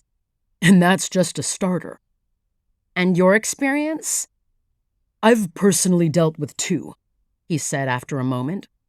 "One was a 50-ish hiker who missed the trail, wandered miles in search of water after his canteen ran dry, then finally gave up, sat down with his back against a rock, and died. A lot of inexperienced people just don't realize how quickly you can die of thirst. The other was a dirt bike rider, a crazy kid who went out into the desert just to crank the throttle and raise dust. Got way the hell out there, took a spill, and punctured his gas tank, putting him on foot. Took days to find the body." "But I mean, any murders or suicides? Like this one?" Watts gave a chuckle. "No suicides. One murder. Meth killing in Albuquerque. Body dumped in my county. We basically followed the tire tracks back to their meth lab in the South Valley. Those meth guys can't do anything right, even murder."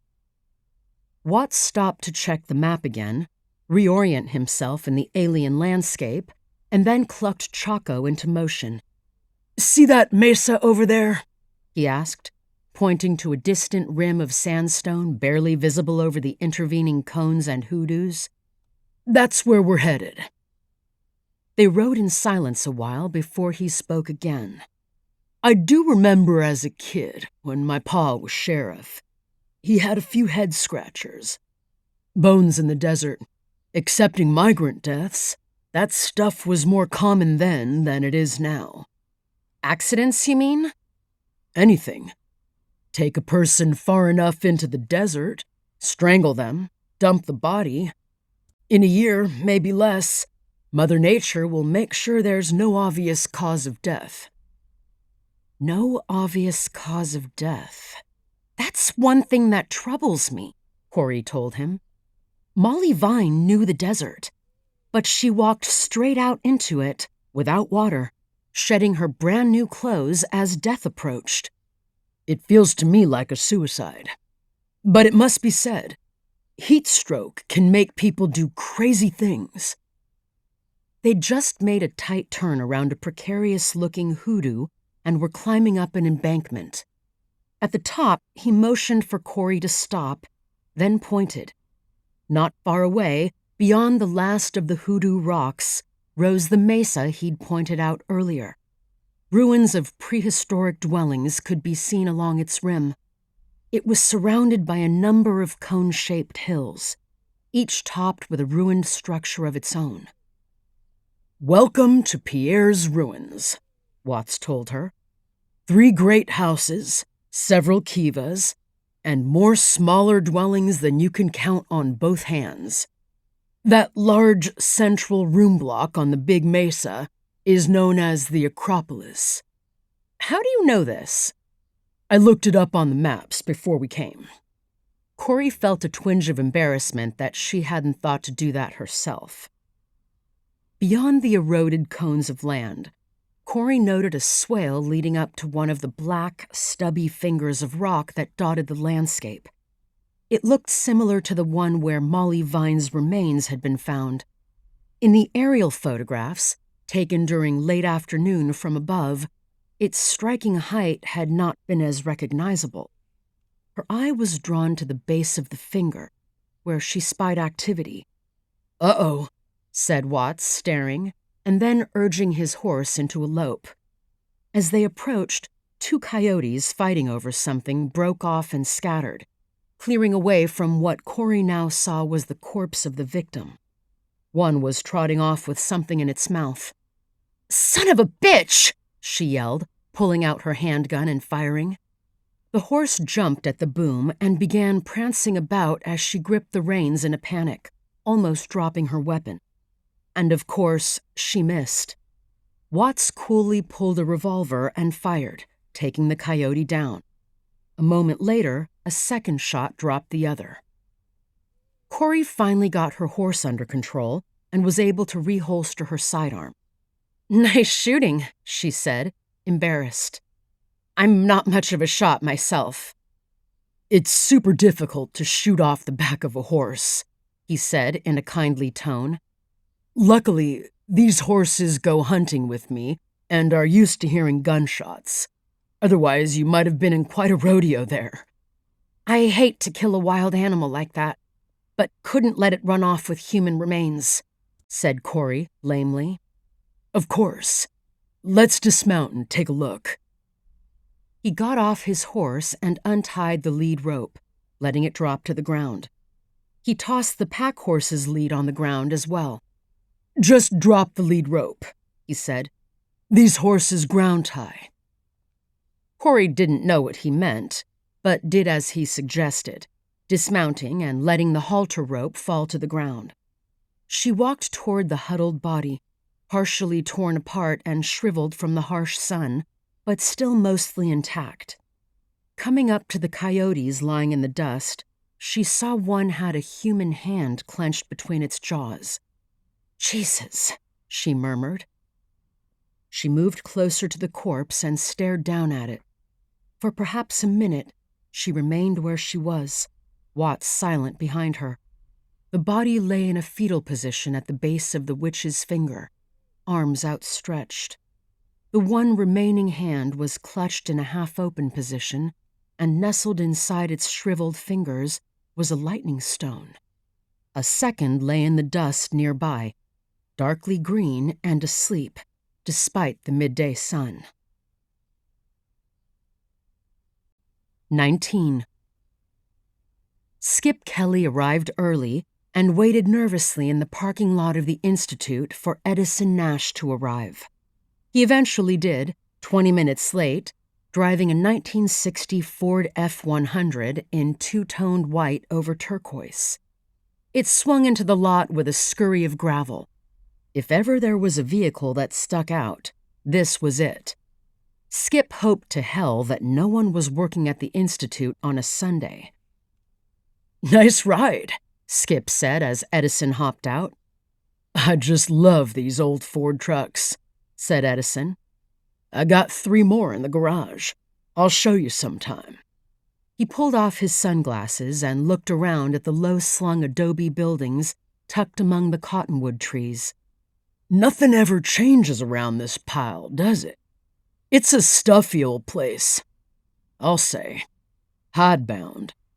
Did I tell you, around 10 years ago, when I first inherited the collection, I offered to donate a few really nice pieces to the Institute?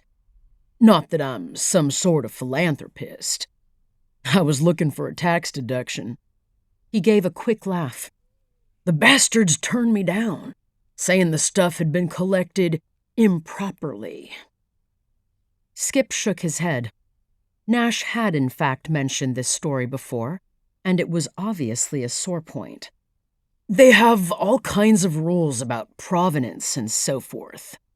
"Yeah, but the fact is, archaeologists were the nastiest looters and grave robbers of all time. Now they've cleaned up their act and put on a holier-than-thou mug. I'll bet half the stuff in here was collected improperly." He gave a cynical snort. "Well, let's go check it out. I've always wanted to see their shit. It's supposed to be one of the finest collections in the world." "It is," said Skip, pride mingling with anxiety. The other evening, Nash had talked him into a behind-the-scenes tour of the Institute's collections, and the man was, if anything, persuasive, especially after a few rounds of reposado. Skip wasn't sure if showing Nash around was strictly kosher. He was permitted to escort credentialed visitors through the collections, but whether Nash was credentialed or not was questionable. At least, Skip thought, it was Sunday, and they weren't likely to be challenged.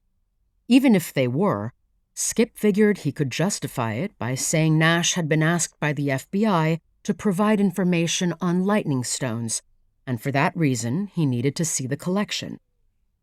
Skip slipped in his card and pressed the code at the main door of the collections building, and Nash followed him in. The reception area was dark, lights turned off. After crossing the lobby and heading down a hall, Skip filled out the logbook. He hesitated, wondering whether to put down Nash's name in the visitors column, and then decided not to. Why raise questions? There was, of course, security video, but Skip knew that no one ever looked at it, and wouldn't, unless there was a robbery or some other problem. "This way," he said. They headed down a hall to the open collections. This was storage, but it had been set up in such a way that the finest objects were displayed on shelves and in glass cases, visible and accessible to visitors, so they could be seen and studied without the hassle of opening cabinets and drawers. Skip flicked on the lights. A slight gasp came from Nash, who stared into the generous space packed with row after row of ancient Pueblo pottery. "Incredible," he muttered. And it was incredible, thought Skip, even though he had gotten used to it over years of working there. The front part of the room was where the finest examples of prehistoric pottery were stored. Thousands of Chaco black-on-white ollas, Mimbres bowls painted with stylized fish, birds, and insects, Sikyatki dragonfly vessels, gorgeous Tonto polychrome jars, Jedido black-on-yellow ware, not to mention a shelf of extremely rare golden micaceous jars and funerary urns. As the collections manager, Skip had learned all the types and kinds of pots. He glanced over at Nash, who seemed almost thunderstruck.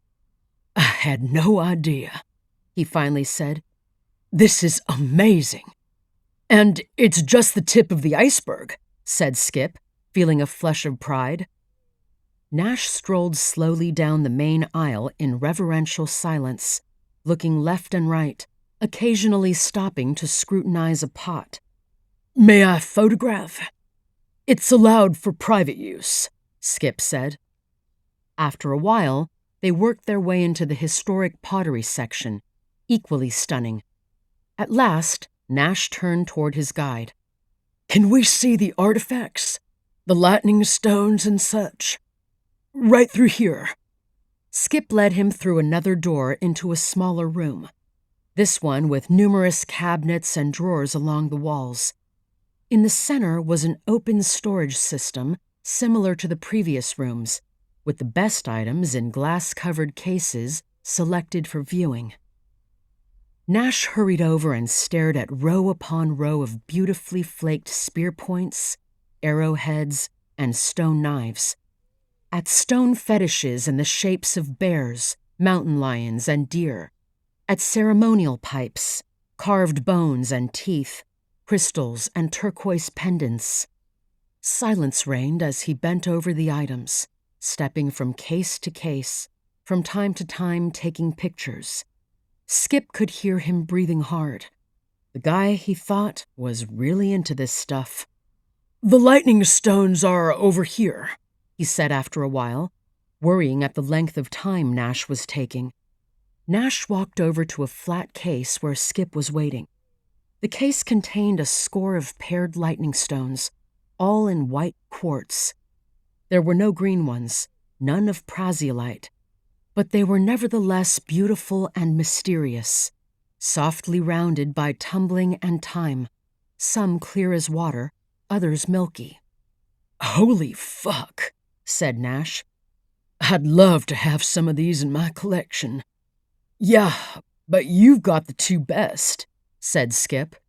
"Too bad we can't take them out and knock them together. Test them out."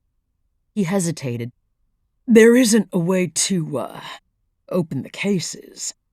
Skip quickly shook his head. "They're locked and alarmed." "Too bad."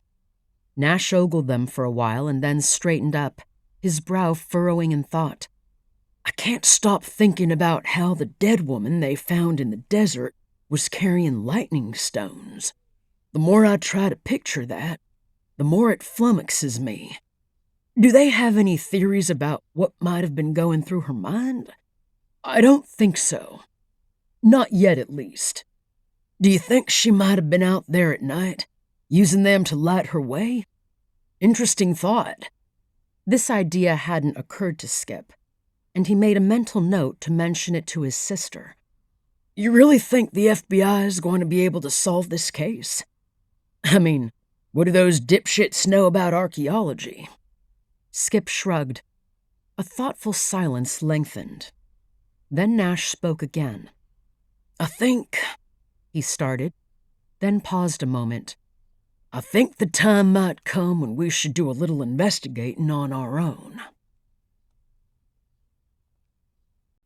20. Corrie pushed away the overhead boom mic, walked over to the sink, stripped off her nitrile gloves, and dropped them in a bio-waste container, then soaped and washed her hands and forearms for 30 seconds. After drying them, she walked over to her workstation and sat down. Beyond the computer monitor, against the far wall of the forensic lab, stood a row of refrigerated lockers where bodies were kept. She had maintained self-discipline during her exam, confining herself to observations and evidence. Now, sitting at the desk, it was time to give herself some slack and, hopefully, try to process and analyze what she had just seen. She and Watts had carefully packed up the body and evidence, which they had tied into a litter lowered by a hovering FBI chopper. The evidence had included the lightning stones, as well as the victim's discarded clothing and other bits and pieces that might be relevant, including the carcasses of the two coyotes, in case there were human remains in their stomachs. Everything had been flown back to the Albuquerque FO and transported to the forensics lab. Those coyotes were also in the fridge, and Corrie would have to dissect them soon, a job she was not relishing. Opening a new document on her screen, she paused, putting her thoughts in order before typing up a prelim forensic report. Many details would have to await the test results, but Corrie had a clear picture of the basic facts. The body was no more than 2 to 3 months old. The girl had almost certainly died, like Molly Vine, of heat stroke and dehydration. Like Molly, she had shed her clothes, cheap and newly bought. She appeared to be in her late 30s, African American, in good health, well-groomed and fit, with no obvious signs of pathology. While she had walked into a different area of Badlands than Molly, and this time on Navajo Nation land, she'd nevertheless ended up near a strikingly similar geological formation. The elements in common were remarkable, especially the lightning stones and the badland terrain chosen to die in.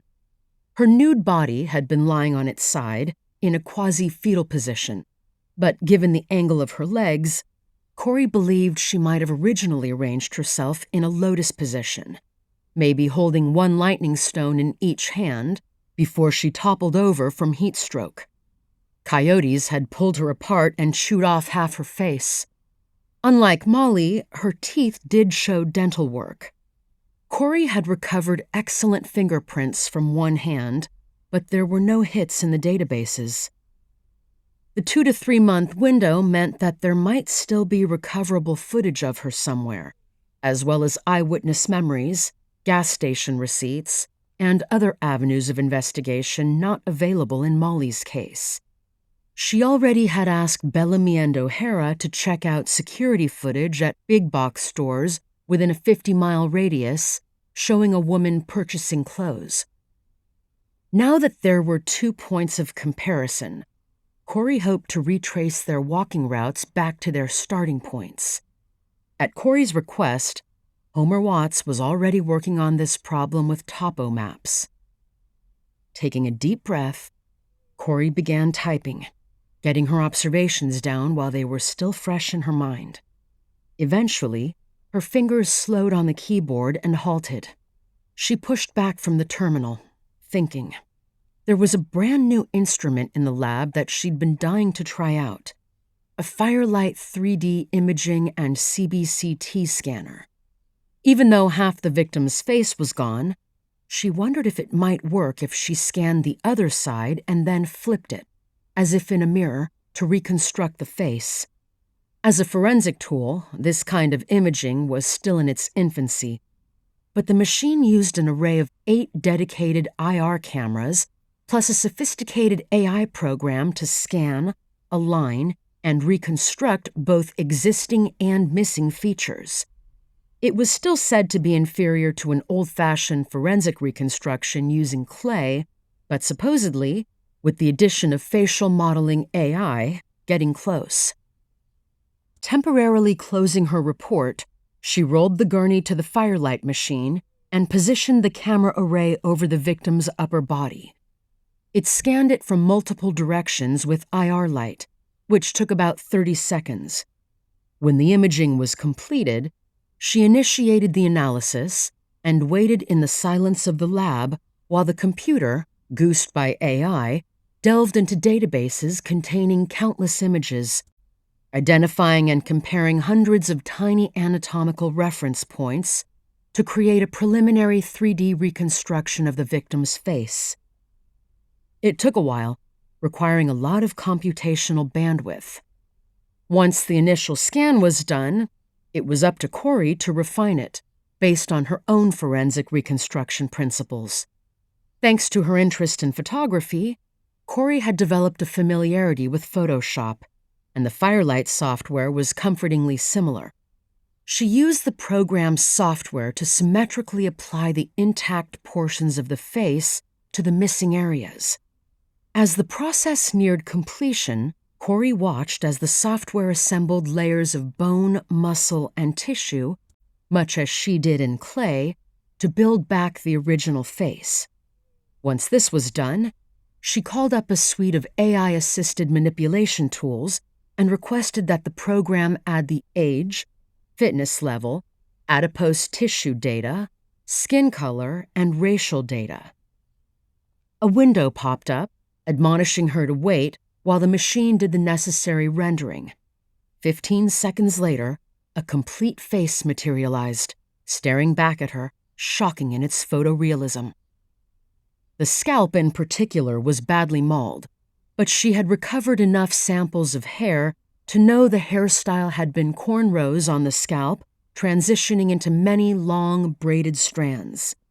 She instructed the software to render 3 variant cornrow hairstyles and then printed them out. She stared at the face of a black woman in her late 30s with regal cheekbones, ebony skin, liquid eyes, and long, naturally colored hair. Of course, this was only a computer reconstruction, and Corrie was still skeptical of how accurate it was. She could always go back, reconstruct it the old-fashioned way, and compare the two. That would be an interesting exercise, especially after they had ID'd her and had a good photo. But for now, this would be enough. In 10 minutes, she was upstairs at her desk, feeding the image as well as some dates and other data into the NamUs database. And in another 10 minutes, she had a hit. Mandy Driver, 38, who'd graduated from UNM with a PhD and worked as a geological consultant for a large, diversified energy company. Corrie stared, astonished. Driver had been Carlos Oscarbi's personal research assistant in the year before he left the university, and she had been reported missing by her father 2 months ago to the day. 21. Corrie drove slowly through the town of Bernalillo, New Mexico. Although it was a suburb of Albuquerque, she'd never been there and was curious about what the place looked like. With a population of 10,000, it was the seat of Sandoval County, remarkable for being home to a dozen Indian reservations within its boundaries. The downtown itself was unremarkable, mostly a continuation of Albuquerque's sprawl, the only charm being its location along the Rio Grande. Corrie had done what research she could on Mandy Driver. She'd grown up in Bernalillo before going off to college. Her mother had died 2 years ago, and her father, Horace, still lived in town. In fact, he was employed by the same company, Geosolutions GmbH, where his daughter worked. Like father, like daughter, except that Mandy Driver's residence was on the opposite side of town. Corrie had also learned that, since Mandy's disappearance, Horace Driver had been raising hell with the local police department, apparently without much success. He made many visits to the police station and sheriff's department, demanding they find his daughter, and he raised such a ruckus that he'd been threatened with arrest. And from what Corrie could ascertain, Driver was justified in his frustration. The police and the county sheriff's office had done squat in investigating the disappearance. As a subtle rebuke at the tepid law enforcement response, Corrie had passed off to the local sheriff the task of breaking the news to Driver of the discovery of his daughter's remains, and to let him know that the FBI was now involved in the case and would be contacting him.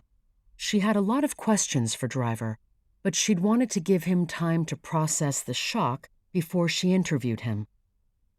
That had taken place the day before yesterday, and now, after driving through a small commercial area boasting an Applebee's and a Motel 6, she pulled into the entrance to Enchanted Hills, a sprawling, fake adobe apartment complex off Highway 550.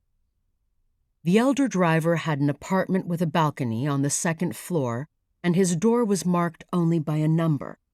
It took him nearly half a minute to answer her knock. When he did, she found herself looking at a man of 60 with grizzled white hair inching up from his ears toward a well-trimmed crown of black. His face was weather-beaten and lean, his eyes intense but guarded. He was wearing jeans and a chambray work shirt. Corrie had made the appointment the evening before and wondered if he'd taken the day off to see her. Then again, it was 12:30. Maybe he was on his lunch break. She introduced herself and showed her badge. The man wordlessly stepped aside to let her in, gesturing her into a combined living and dining area. The balcony overlooked the highway, with the windows tightly shut. Traffic sped noiselessly past in both directions. He motioned her to a seat. "Would you like coffee? Tea? Water?" "A glass of water would be great, thanks." She watched as he moved off into the adjoining kitchen. She wasn't thirsty, but she wanted time to collect herself and examine the room. It was sparely decorated but fastidiously clean. Walls hung with watercolor landscapes of New Mexico and framed family photographs. In these latter, she recognized Driver, a woman who was clearly his wife, and Mandy. He returned with a glass filled with ice and a small bottle of spring water chilled from the refrigerator. She thanked him, cracked it open, filled the glass, and took a sip. "Beautiful paintings," she said, nodding at the watercolors to break the ice. "My wife did them."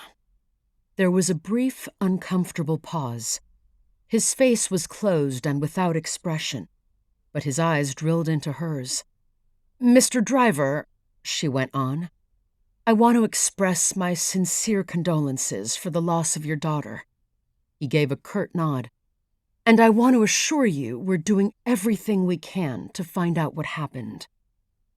A stony silence. Corrie felt her nervousness rise.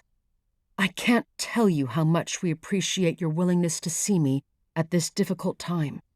She sensed he did not particularly want to sit through any more expressions of sympathy or chit-chat, and so she took out her notebook. "So, you're the one who found her?" he asked with a bass voice, low and resonant. Corrie nodded. "I did." "The cops who had me ID her body didn't say much. But then, they never do say much. What can you tell me about what happened?" The gleam in his eyes, combined with the expressionless face, unnerved her. Normally, it was not good to begin an interview by answering questions instead of asking them, but with Driver, she would make an exception. Taking her cell phone out, she placed it on the table beside her water glass. "May I record this conversation, Mr. Driver?" He glanced at the phone, then nodded. She tapped the button, stated a few particulars about the impending conversation, then looked back at the man. "I can't tell you much at this point, as we haven't gotten back any lab work. What I can tell you," she swallowed, "is this. Mandy wasn't the first woman to die in this manner." The man took in a deep, long breath, his eyes on her. She knew the police hadn't told him about Molly Vine, and so far, that investigation had been kept under wraps. "What do you mean?" he asked. "Sir, what I'm going to tell you is confidential." She went on to sketch out, as briefly as possible, the discovery of Vine's remains and how that, in turn, led to a helicopter search and the finding of Mandy. As she spoke, Driver remained as stone-faced as ever. When she had finished, he sat in silence and then spoke. "Let me see if I get this. Both women were found naked, in the desert, having taken off all their clothes. No water, no cell phone, no ID, no nothing, holding green rocks in their hands." "That is correct. The main difference is the time period. Molly Vine has been dead around 5 years. Your daughter, 2 months.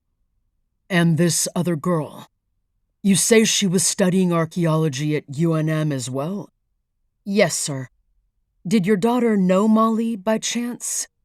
"That motherfucker O'Scarby," Driver burst out, not answering the question. "Wrecking students' lives with his mind games." This was completely unexpected, and Corrie quickly revised her line of questioning. "Mind games, Mr. Driver?" "I met that bastard twice when Mandy was starting grad school. That was enough. Smooth-talking, drug-taking, jive-ass hippie punk." Driver's face, which before had been stoic, seemed now to move through a range of emotions: grief, anger, disgust, loss. Can you elaborate on that?" "When I was a young man in Detroit, I worked for a while in the dean's office of the local community college.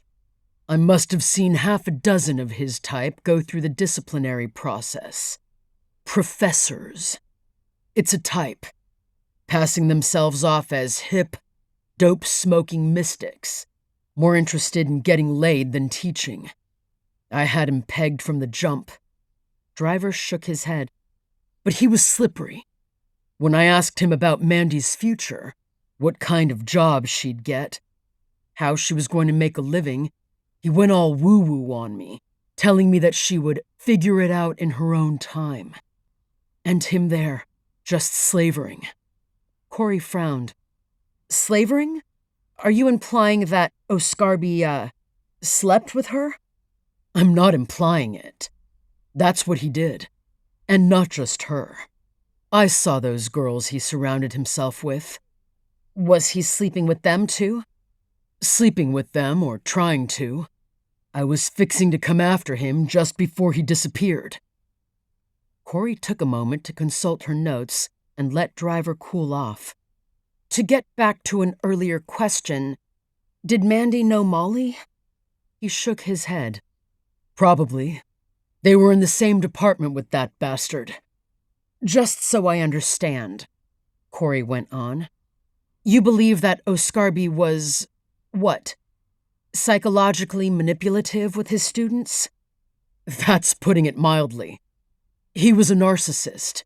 He went around implying that book he'd written was a sacred text. Mentioned it both times we spoke. And to hear him talk, that was just the beginning. The next one was supposedly going to be a real humdinger. The next one? You mean next book? Right. That's what he kept telling Mandy anyway. He shook his head, scoffed. Made Mandy his lab assistant. Filled her head with a lot of nonsense. Corrie glanced up again at the pictures framing the walls. Mandy Driver had been exceptionally pretty, even more than the reconstructive software had shown. Did Mandy tell you she was having a relationship with him? No, she was closed-mouthed about it, but I knew. Did you share your concerns about Oscarby with her? Certainly I shared my concerns. But what can you do with a starry-eyed daughter? She'd had boyfriends before, but they were chicken shit compared to the great and famous professor. Privately, Corrie tried to imagine a high school boy passing muster with this formidable father. Do you think this relationship with Oscarby had anything to do with your daughter's death? He left 12 years ago, and I understand Mandy went on to finish her degree, went on with her life. His leaving almost broke her. Of course, my wife and I were glad to see the backside of that con. My wife and I, we never stopped supporting her. Her dream had been to become a research professor. That's what Oscarby had promised. But of course it was all bullshit. And then he disappeared. I didn't spend 20 years working oil fields so my Mandy would follow in my footsteps. His voice was rising again, and Corrie took a moment to pause and consult her notes. My understanding was you both worked for the same company. Corrie had assumed that the father had helped the daughter land a good job at his own firm, but maybe that wasn't the case. Geo. We both worked for Geo.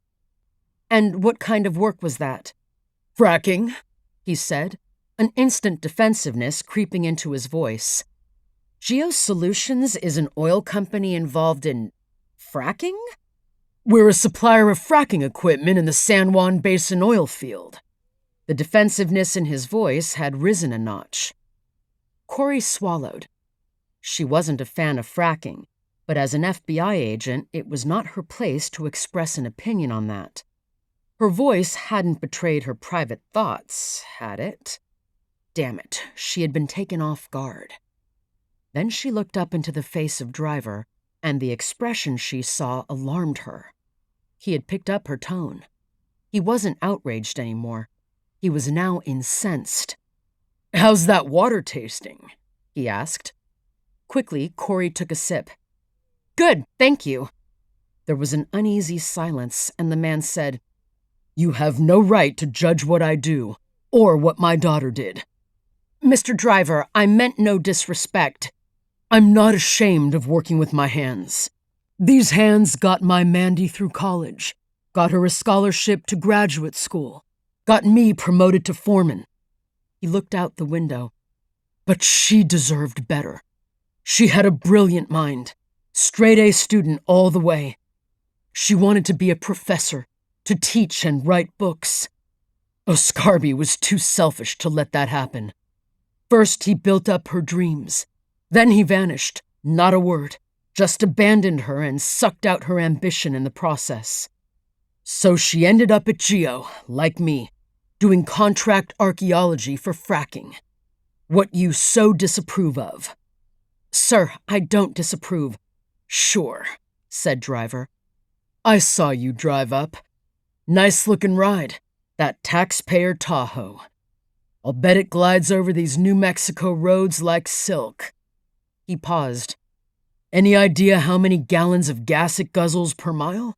Or where all that gas came from? Corrie was desperate to get the interview back on track. Can you tell me more about Mandy's work?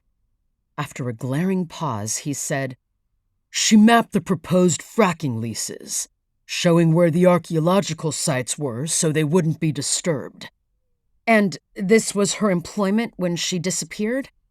Yes, it paid well, sure, but it wasn't the life she dreamed of. She was like you. She disapproved of fracking and hated working for Geo. Corrie let that go. This is a difficult question. But was she depressed? Absolutely not. Next question. What was her connection to Galena archaeology? Those rocks she was found with were Galena artifacts. Another freezing silence. Years ago, she did fieldwork up there with those Scarby, who seemed to have a hard-on for all things Galena. And the San Juan oil field extends into the Galena area. Geo's going to begin fracking up there, which was why she got hired, in fact, because of her knowledge of the area. Next question. Corrie went to her notes once again, fumbling through them this time. Do you have any idea why she might have done what she did? He stared at her. So you're assuming she did it? Corrie realized she'd made another mistake. Not at all, but it's a possibility we're exploring. How do you know someone else wasn't there, forcing her? We're considering every avenue. At this, Driver stood up. You're starting to sound like the cops I've been dealing with these past 2 months. Considering every avenue, he mimicked. Look, I'm done with this conversation. My daughter's dead. Now go do your shit. There's no way she would have done something like that on her own, or been stupid enough to go into the desert she loved and die of heat stroke. Someone did this to her. You find that motherfucker. 22. Corrie sat next to Detective Sergeant Benelli in his squad car, a white pickup truck emblazoned with Navajo Nation police logos, watching as they drove deeper into the Badlands. The latest victim had, like the first, been found in the checkerboard part of the Navajo Nation, but this time on land belonging entirely to the Navajo Trust, which meant Benelli was nominally in charge. This was fine with Corrie. Benelli was a stand-up officer, low-key, sensible, and easygoing. The only problem was he, like Sharp, drove like a maniac over the reservation's prodigiously bad roads, pounding and lurching along to the point that Corrie had to brace herself with the "oh shit" handle to prevent her head from slamming into the roof. When she'd suggested he might slow down just a bit, he'd said with a laugh, "If I slowed down on these roads, I'd never get anywhere." Corrie watched the landscape pass by. It was a brutally hot July day, and she was glad for the air conditioning. They were going to visit a man named Jack Bia, the allotment holder for the section of land on which the woman's body had been found. He didn't live there. His own home was in a settlement called White Horse, south of the Badlands. "Do you know this guy?" Corrie asked as they careened along. "Never met him. I hear he's a young fellow, studying to be a medicine man." "And what exactly, if you don't mind my asking, is a medicine man?" "Don't mind at all. It's someone who conducts ceremonies to restore balance in people's lives, restore harmony, and cure them of mental or physical illnesses. I've heard Jack Bia is learning the enemy way ceremony." "What's that?" "It's mostly for people returning from military service, especially if they've been involved in battle.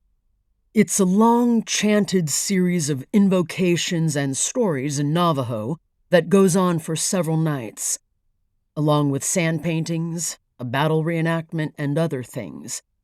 Afterward, there's usually a dance for young people called a girls' dance. Used to be called a squaw dance, but that term's totally uncool these days." He laughed again. "And this, as you said, restores their harmony?" "Coming back from war, you've been around killing. You're tainted by death, especially if you've killed other people yourself. You're troubled by the Chindi, or ghosts of those dead. The enemy way lays those ghosts to rest." He paused. "Your culture calls those ghosts PTSD." Corrie was struck by this. "The enemy way is meant to cure PTSD?" "Specifically, cure soldiers dealing with the horrors of war. Just about every Navajo family around here has members in the armed forces, so the enemy way is one of our important ceremonies." "Does it work?" Benelli turned to her with a faux stern look, and Corrie realized she'd said the wrong thing. Back came the memories of Horace Driver, which were never far away as it was. Why the hell couldn't she remember to ensure her brain wasn't in reverse before letting her mouth step on the gas? "Of course it works," he said. "You think psychiatrists and pills do any better?" "Sorry, that was a stupid question." "No worries. And here we are." It didn't seem to Corrie as if they'd arrived anywhere at all, but Benelli turned off the rudimentary road onto a track, which wound among some sand hills before approaching a prefabricated HUD house, a large and beautiful hogan made of adzed logs with a mud roof. As was customary, Corrie now understood, Benelli stopped the truck well before the house and waited.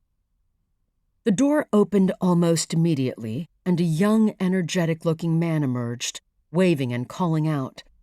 They exited the truck, and as they approached, he invited them in.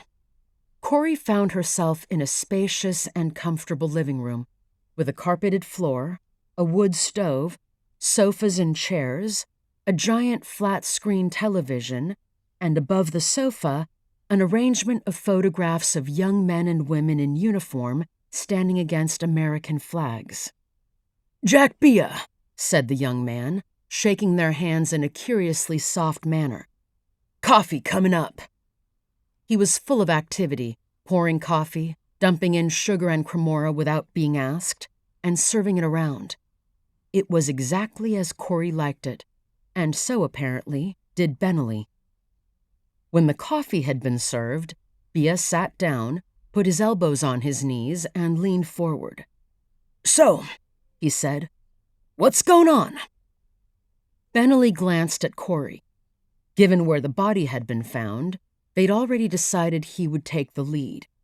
"Well," said Benelli, "as I mentioned on the phone, we're investigating the death of a young woman on your grazing allotment up by Bettany Wash. Apparently, she walked out into the desert, took off her clothes, and died of exposure." Bia said nothing. "And we were wondering if you could shed any light on it." Bia remained silent another moment. "I got that allotment from my grandmother, but I haven't ever used it. I don't have time to run sheep. I'm studying to be a medicine man." "When was the last time you were up there?" "Oh, at least 10 years ago, when I was a teenager, helping my grandmother herd sheep." "Do you have any idea why someone would go into that area?" "The only outsiders I've ever heard about are rock hounds wandering in there, looking for fossils or petrified wood. Oh, and supposedly the oil company has people in there now and then." "Speaking of the oil company, the victim was named Mandy Driver. She was an archaeologist working for Geo, which is fracking up in that area." "Right. Those fracking leases include my allotment." Corrie spoke. "You mean they're fracking on your land?" "Not yet. Maybe never. But they have leases covering that land." "How do those leases work?" Corrie asked. "Do you get money from it?" At this, Bia made a wry face. "Me? Get money? I wish. That land is Navajo Nation trust land. They lease it to the oil companies and collect the royalties. The state and BLM also own land in that checkerboard, and they do the same. Lease it and collect royalties. They all cooperate together, so the leases aren't broken up. The royalties get divided. Some to the Navajo Nation, some to the state, and some to the feds. I don't see a dime of it. It's not my land. I just have the grazing rights." "I see." Corrie glanced at her notes. "Did the victim ever contact you about visiting your land in her capacity as an archaeologist for Geo?" "No. They come and go without informing me, and I'm never up there anyway." "There's a rock formation out there, black and rather weird. That's where the victim was found, at its base. Is there any significance to that particular landform?" At this, Bia's face tightened a little. "Why do you ask?" "The other victim was found near a similar formation. It just seems like an odd coincidence." Bia looked down. "In Navajo belief," he began again, much more slowly, "every landmark, every mountain and canyon and mesa has a story behind it. Our land, the Diné Bikeya, is sort of like your Old Testament, in that our creation stories are told not by words on paper, but by landforms." "And that black formation has a part in this story?" "Yes." He seemed reluctant to continue, and Corrie felt similarly hesitant to inquire further. Benelli nodded at Bia. "It's okay to share the story. She's on our side." Bia thought for a moment, then nodded. "All right. In the beginning of time, when the earth was young, the Navajo people emerged and came to live on this land. But they found someone had been there before, leaving their ruins behind. We used to call them the Anasazi, the ancient enemies." He paused, drew in a long breath. "I know the word Anasazi is no longer supposed to be used to describe the ancestral Pueblo people, and that's fine. But I have to explain something. The translation of the Navajo word Anasazi as ancient enemies is a mistranslation. The word Ana means stranger or outsider, not necessarily enemy. Anyway, since Anasazi is a Navajo word, I'm going to continue to use it." Corrie waited as Bia took a long sip of coffee, as if preparing himself. "The story my grandmother told me, and it's an old story, one of the most important in our creation cycle, goes like this. The Anasazi who lived here before us were very powerful. They had medicine men, lots of sacred turquoise, and potent ceremonies. One medicine man was the most powerful of all, called the Nokoilpi, the Great Gambler. The Great Gambler tricked the people into gambling games and eventually won everything they had. Then he ruled over them, drunk on his own power. He misused the ceremonies in order to control and enslave the people, forcing them to build the great houses at Chaco Canyon and other places. But this displeased the Yei, the gods. Wind, darkness, the bat, and the great snake came down. They challenged the Great Gambler to games. He eventually lost everything. He began making threats, so to get rid of him, Darkness made a bow and shot him far into the sky, way into the south. Some say he became the god of the Mexicans, others the god of the Americans.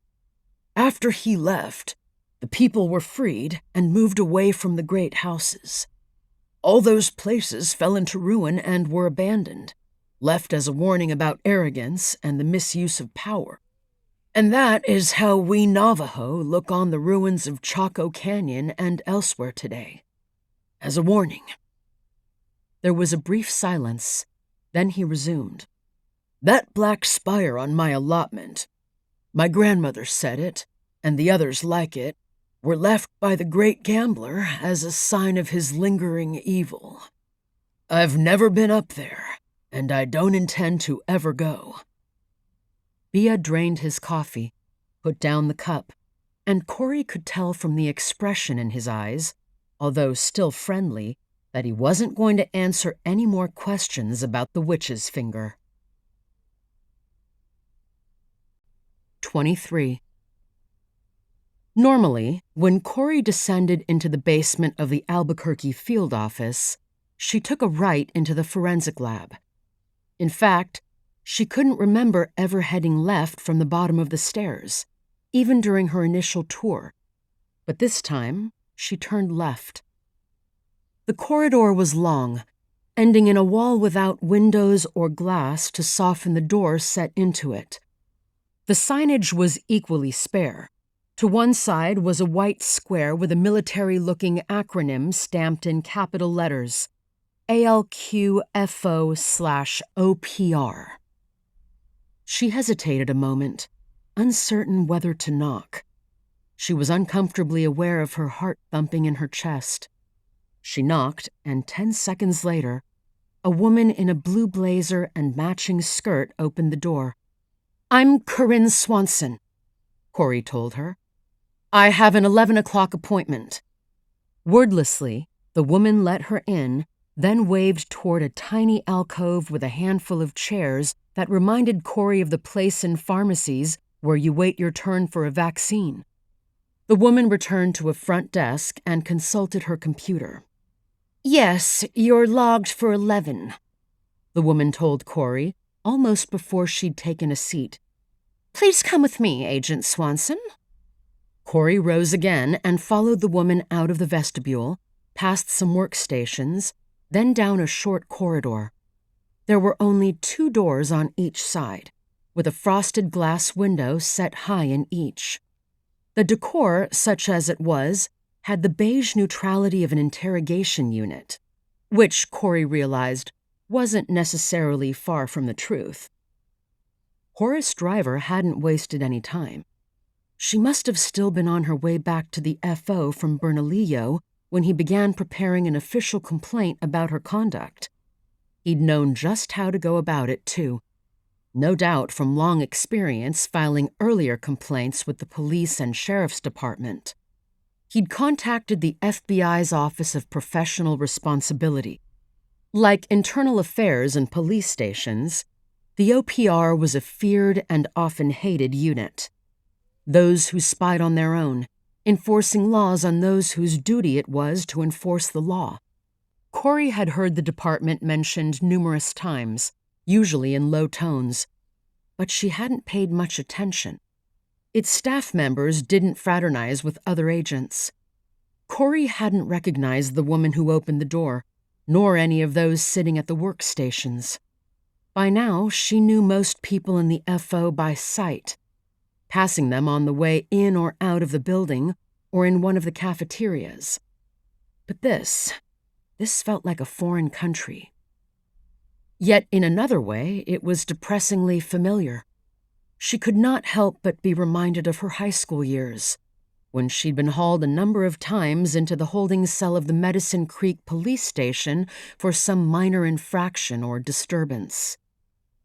Because Driver had submitted an official complaint, it had to be dealt with in the official FBI way, and that meant a formal debriefing, a gentler-sounding word than interrogation, by the OPR. She'd worked so hard, kept her head down and shoulder to the wheel, getting straight A's through John Jay, and doing her best afterward to keep her impulsivity and temper in check. Had she really screwed up so badly with Driver? Her flow of thought was interrupted when the woman opened the last door on the right. Agent Sharp stood just inside a small room almost entirely filled by a table, 4 chairs on one side, 2 on the other. "Agent Swanson," Sharp said, nodding at the woman, leading Corrie inside and directing her toward the 2 chairs. "Take a seat." She walked around the table and sat down. The wall was not painted, but covered in some kind of cloth or felt that made her wonder if the room was soundproofed. A large condenser microphone hung from the ceiling, encased by a shock mount. Sharp took a chair on the far side of the table, which she noticed had an array of knobs and buttons set into it, along with a portable micro-cassette recorder. Her side of the table had nothing. It was all she could do not to examine its wooden surface for grooves left by scraped fingernails. Another man was sitting across the table. He, too, was a stranger, dressed in the standard FBI uniform, perhaps 30, with very blonde hair cut short but carefully layered. For whatever reason, he and Sharp sat apart, 2 empty seats between them. The man nodded silently to Corrie. "Before we start," Sharp said, glancing down at a lone folder in front of him, "would you like a glass of water?" Corrie shook her head. She was determined to say as little as possible and to betray a similar neutrality of emotion. There'd been nobody at the office she knew well enough to ask how to handle this kind of situation. She wasn't that close to the other young agents, and in any case, she'd never heard of anybody except the former forensic examiner, Lathrop, getting entangled with OPR. Sharp snapped a button on the desk. "Checking for sound," he said, glancing at the other man. He nodded in return. Only now did Corrie notice he had an earpiece, its wire running unobtrusively back down the nape of his neck. There was another brief pause, during which Sharp pressed a few more buttons on the desk. There was a small square of dark glass set high up in the opposite wall. Corrie wondered if a camera was concealed behind it. She watched as Sharp took a deep breath. He opened the folder, spread out a few pages, then gave the time and date for the benefit of the recorder, as well as the names of those present. "Agent Swanson," he said, "as you are aware, Horace Driver has filed a formal complaint against you." He glanced down at the papers spread before him. "Specifically, he attests that you treated him in a cavalier manner, were highly disrespectful, showed a lack of empathy in your questioning, and in general handled the interview with an attitude that demeaned not only him, but his daughter." He paused. "The Department of Justice requires us to investigate all allegations of misconduct against law enforcement officials of any type, so long as they were acting in an official capacity at the time. Our conduct is governed by Statute 18 U.S.C. 242, which protects the civil rights of any defendant or potential defendant." He paused to look at her, eyes as sleepy as always. "Do you understand?" "I understand." "Based on our preliminary review, nothing about your actions or the recording of your interview would indicate that you violated Mr. Driver's civil rights, engaged in fabrication of any sort, or otherwise conducted yourself unlawfully. We do not believe you committed a federal crime. However, we must nevertheless review the substance of Mr. Driver's complaint for 2 reasons.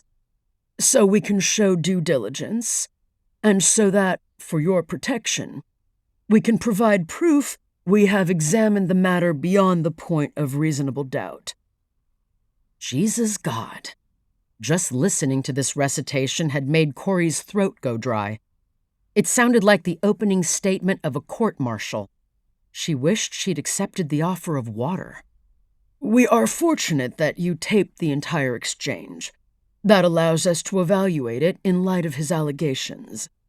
Shall we begin?"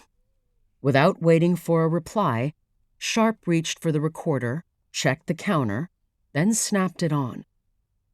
The 3 of them listened in silence as Corrie offered her condolences to Mr. Driver, affirmed that she was the one who'd found the body, then, in response to Driver's pointed questions, gave him details about the manner of his daughter's death and the particular importance of gaining any information he might have, because, among other reasons, Mandy had not been the first woman to die this way.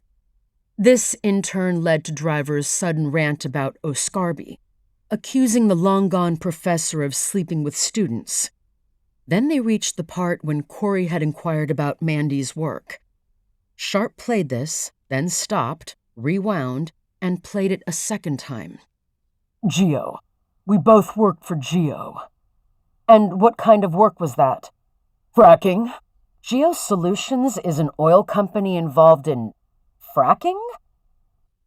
Corrie looked down at her hands. There was no denying it. Her voice had clearly betrayed her private feelings. And Driver, his antennae already tuned to a sensitive degree, had picked up on it and immediately transferred his anger to her. Mercifully, Sharp did not play it a third time. Rather, he let the tape continue.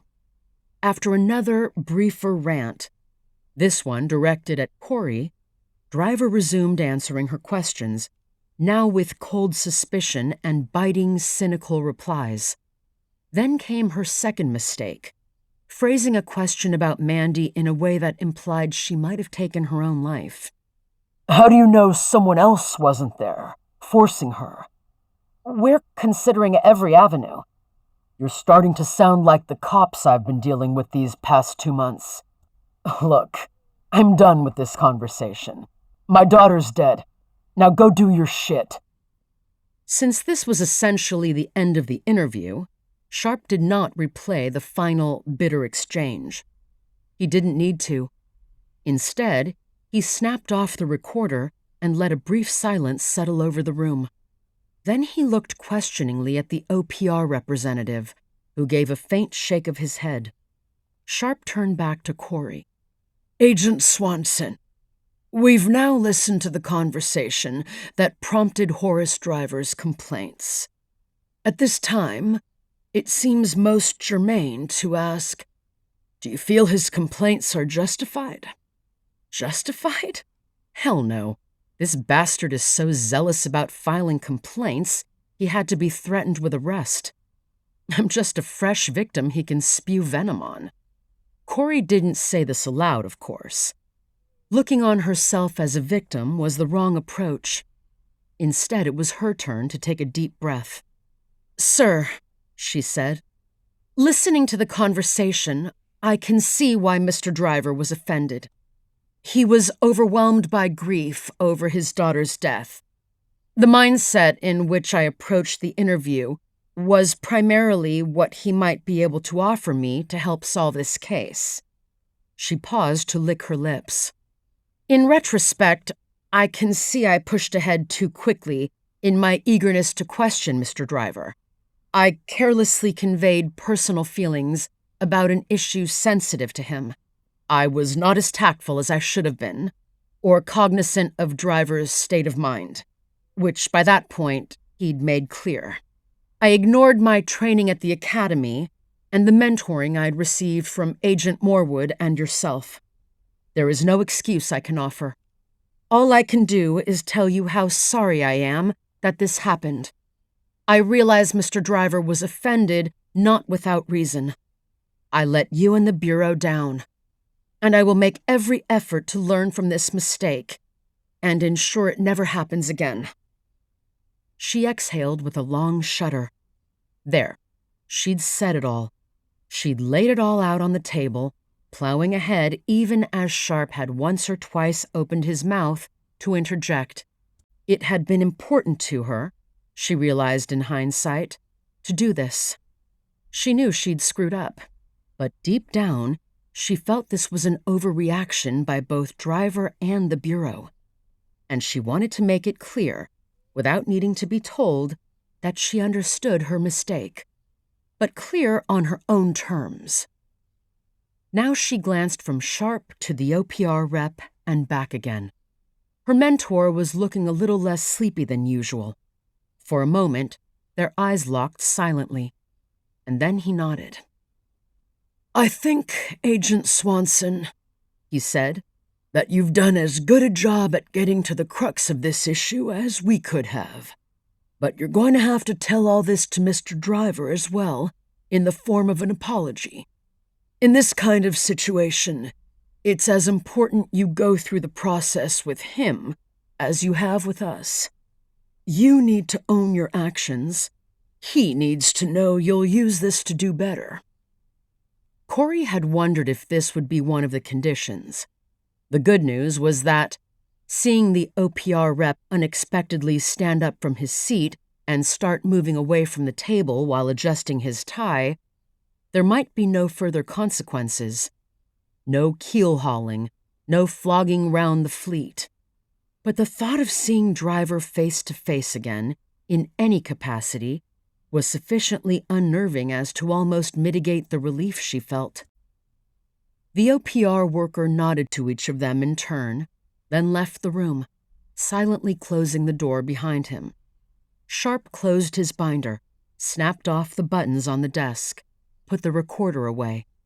His slow, deliberate movements seemed gauged to let the pressurized atmosphere in the interview room deflate a little. Finally, he sighed and glanced at the overhead mic, signaling it was off, then turned his eyes to Corrie. "I'm sorry you had to endure that." He stopped. When it became clear he was waiting for a response, Corrie nodded. "I've been in rooms like this before, on both sides of the table. There's always a reason these reviews take place. In this case," he stopped to pat the folder, "I have 2 takeaways. The first is that Driver was an exceedingly difficult interview. He was hurting, but he was also eager for confrontation. He'd been badly treated by law enforcement, and you took the brunt of that." He paused. "He'd lost a daughter. And, by the way, he lost his job as well." "I didn't know that," Corrie said. "He missed work searching for his daughter, and Geo, being the giant company it is, simply fired him. Sometimes it's the people we're sworn to protect that can be a big pain in the ass. We can't change that. And we can't change the Bureau's red tape, which you've just experienced here in this room." Now he pushed his chair back from the desk. "Now that I've said that, I wonder if you might hazard a guess as to my second takeaway."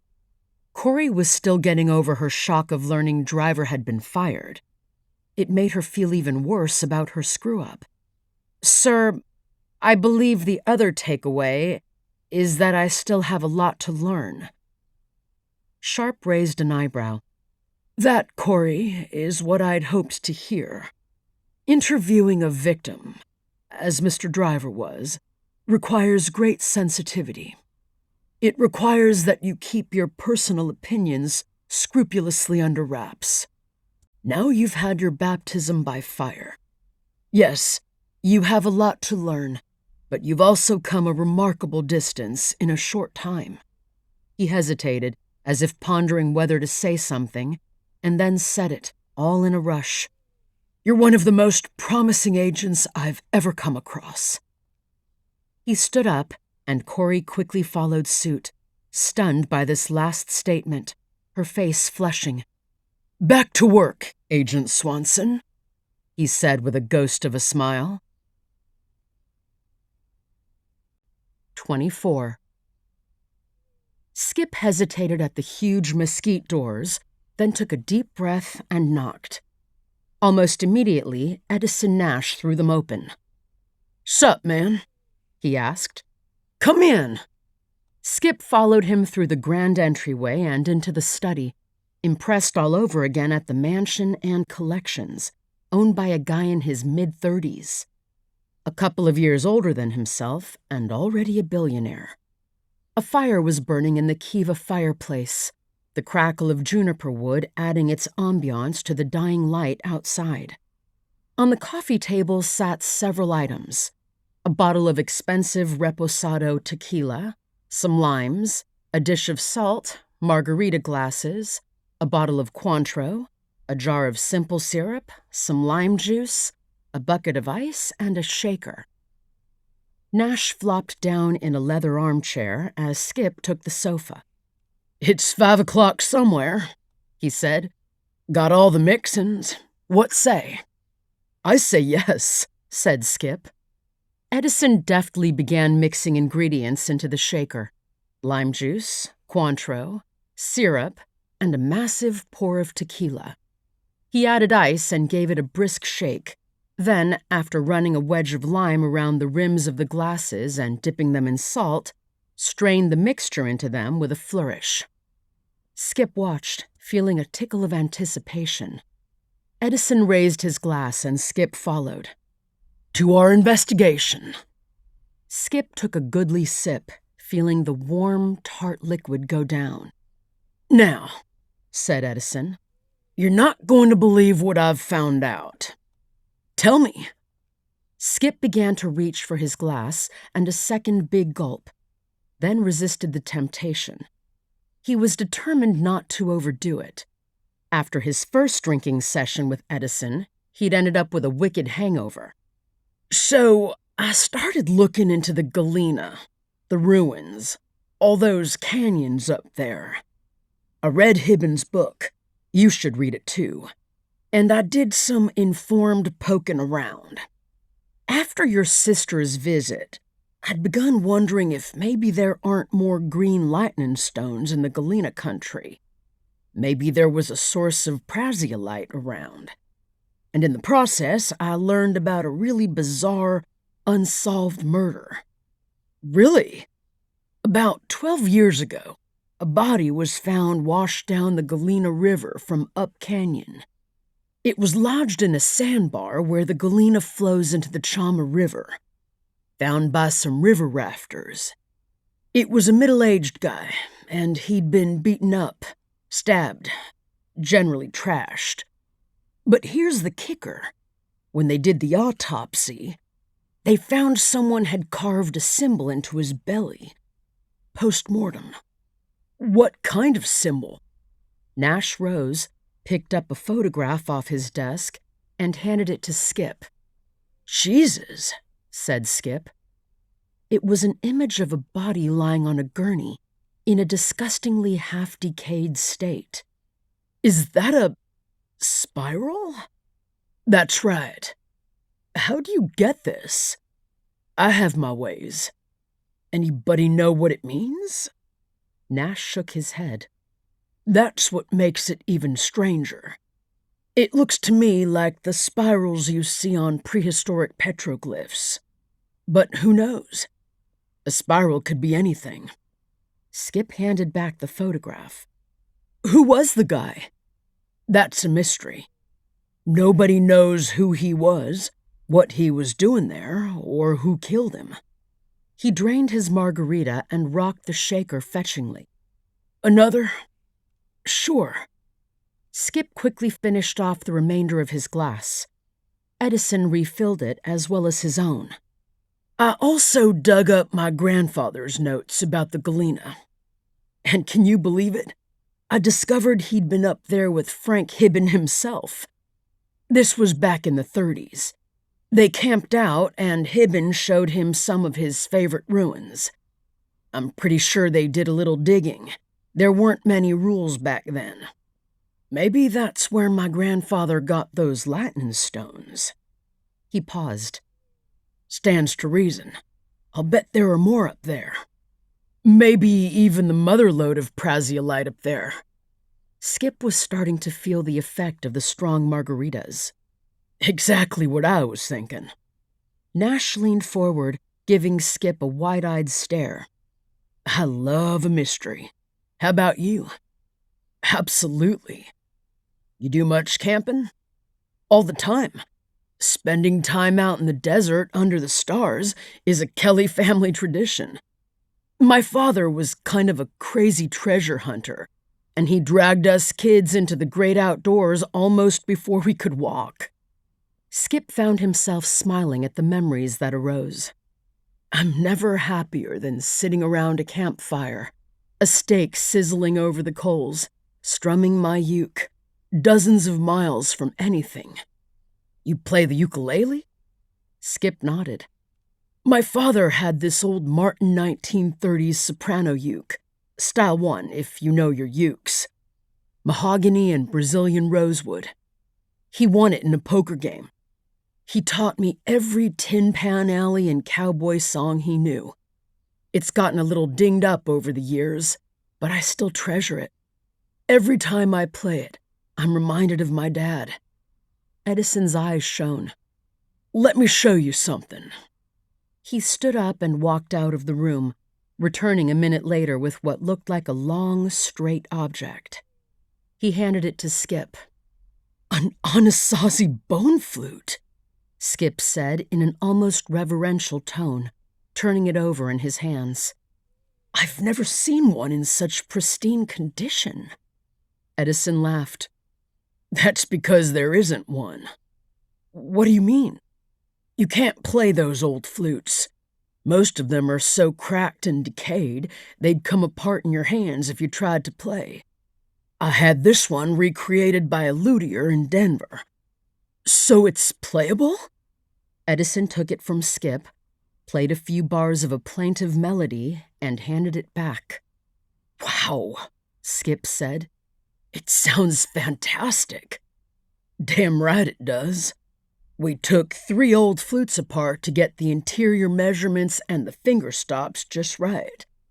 Skip looked at him. 3 original flutes? "Sure. Couldn't get the tonalities or the finger stops right otherwise. It's not like those old things were worth much. I've got half a dozen others stored away someplace. I did keep the mouthpiece of the nicest one, though, and had the luthier attach it. See how it's carved?" Skip looked at the faded rings and geometric patterns at one end of the flute. Then he handed it back. "That's pretty awesome." He wasn't so sure about the destruction of the old flutes to make this one, but he said nothing. "Remember what I said last time we met? How's about you and me doing a little investigating on our own? We could get some supplies and backpack into those canyons, camp a few days, and do a little exploring. Nothing illegal, of course. Just poking around. Bring your ukulele, and I'll bring my flute. It'll be a blast. What do you think?" Skip opened his mouth to say, "Hell yes," but he stopped himself. He was both flattered and thrilled with the idea. It would be a fantastic outing, and they might just make some interesting discoveries. While going into Galena Canyon wasn't illegal, he sensed that Nora would take a dim view of him, an Institute employee exploring ancient ruins with a guy like Nash. She had already hinted to Skip more than once that she thought Nash was a bad influence. He stammered. "It sounds great. Do you mind if I just, take a day to arrange it with my work schedule?" "Well, sure, but don't dally too long. I might just get antsy and head out there on my own." "Don't do that," Skip said. Maybe, he thought, he could work this out with Nora, persuade her he would be a restraining influence on Nash when it came to picking up artifacts. Nash smiled. "I'll check in with you tomorrow. Meanwhile, I'll take care of the provisions." And he patted the bottle of tequila with a grin. "Such as a goodly amount of this firewater to nip around the campfire. Eh, Skip?" Then he raised his glass. They clinked them together and drained them both down. 25. The fat binder landed on Corrie's desk with a thump, shaking her abruptly out of some unpleasant reveries. "What's this?" she asked, looking up to find Nora standing in the entrance to her cubicle at the Albuquerque field office, a smile on her face and a visitor's pass around her neck. "The PhD dissertation of Miranda F. Driver." "Hefty enough. Did you read it?" Nora took a seat in the cubicle's only free chair. "I looked through it. It doesn't exactly break new ground, but it's nevertheless a sterling piece of scholarship. Driver would have made a fine professor if she'd taken that route." "Any insight into the case?" "From what I can tell, the dissertation brings together pretty much everything known about the Galena culture, which isn't much. And it has a brief section covering the archaeological field seasons Oscarby directed. Not as much detail as I'd hoped, but then again, not surprising, given that he never published any of the team's findings, and all his notes Photographs and journals seem to have disappeared. Corrie picked up the tome, flipped through it. How did you get this? From UNM. Dissertations are available online, and you can order hard copies. She paused a moment, fiddling with the visitor's pass that hung from her neck. But this one was harder to find than it should have been. How so? It was indexed incorrectly, effectively rendering it non-existent to searches. Take a look at the title. Corrie looked. The Decline of the Galena Culture in the Badlands of the American Southwest. See the misspelling of the word Galena? Now look at the name. Corrie looked. Miranda F. Diver. Name misspelled, too. That prevented a hit on searches for either author name or title. Deliberate? It could have been a data entry error, but you gotta wonder. What's in there someone would want to hide? Nora paused, as if choosing her words carefully. It's what's not in it. Corrie raised her eyebrows as Nora hefted the dissertation, opened it to the table of contents, and turned it around for Corrie to see. It looks normal, right? As far as I can tell. Corrie scanned the chapter titles. What am I supposed to be looking for? And the page numbering is all in order? Seems so. Nora turned the page. Now look at the table of figures. Corrie looked. Each entry gave the relevant chapter number, followed by a dash, then the figure number, a standard format. Again, this seemed normal. She scanned the table a second time. Wait, some of these figures are misnumbered. Right. She looked up to see a broad smile on Nora's face. The last 2 chapters have been removed. Everything's been readjusted. Pagination and chapters renumbered. Table of contents updated. Except whoever did it forgot to renumber the figures. Corrie stared. Nice detective work. So what do you think was in those chapters? I don't know. But even as I was reading the dissertation over, I felt that Driver was holding something back, as if lining up her evidence for a final, perhaps even unexpected, argument or theory. But then it never materialized. I think that theory was taken out at the last minute, probably in a rush, and a new, more banal conclusion substituted in its place. By whom? The most likely person would have been the dissertation advisor. And as you see from the title page, that was Oscarby. Nora paused. But even so, we just might be able to find those missing chapters. Really? How? I wrote a dissertation myself. You end up going through 10, 15 drafts before it's done, Nora said. And you save every draft. If this material still exists... She paused and smiled at Corrie. I'll bet her father has it. And, Ms. FBI Agent, you need to go get it. Late that afternoon, Corrie, a lump of stone-like dread in her gut, pulled into a parking space in front of Driver's apartment building, got out, went up, and rang the doorbell. She hadn't called ahead to make an appointment. She was worried he wouldn't see her. She had an apology to make.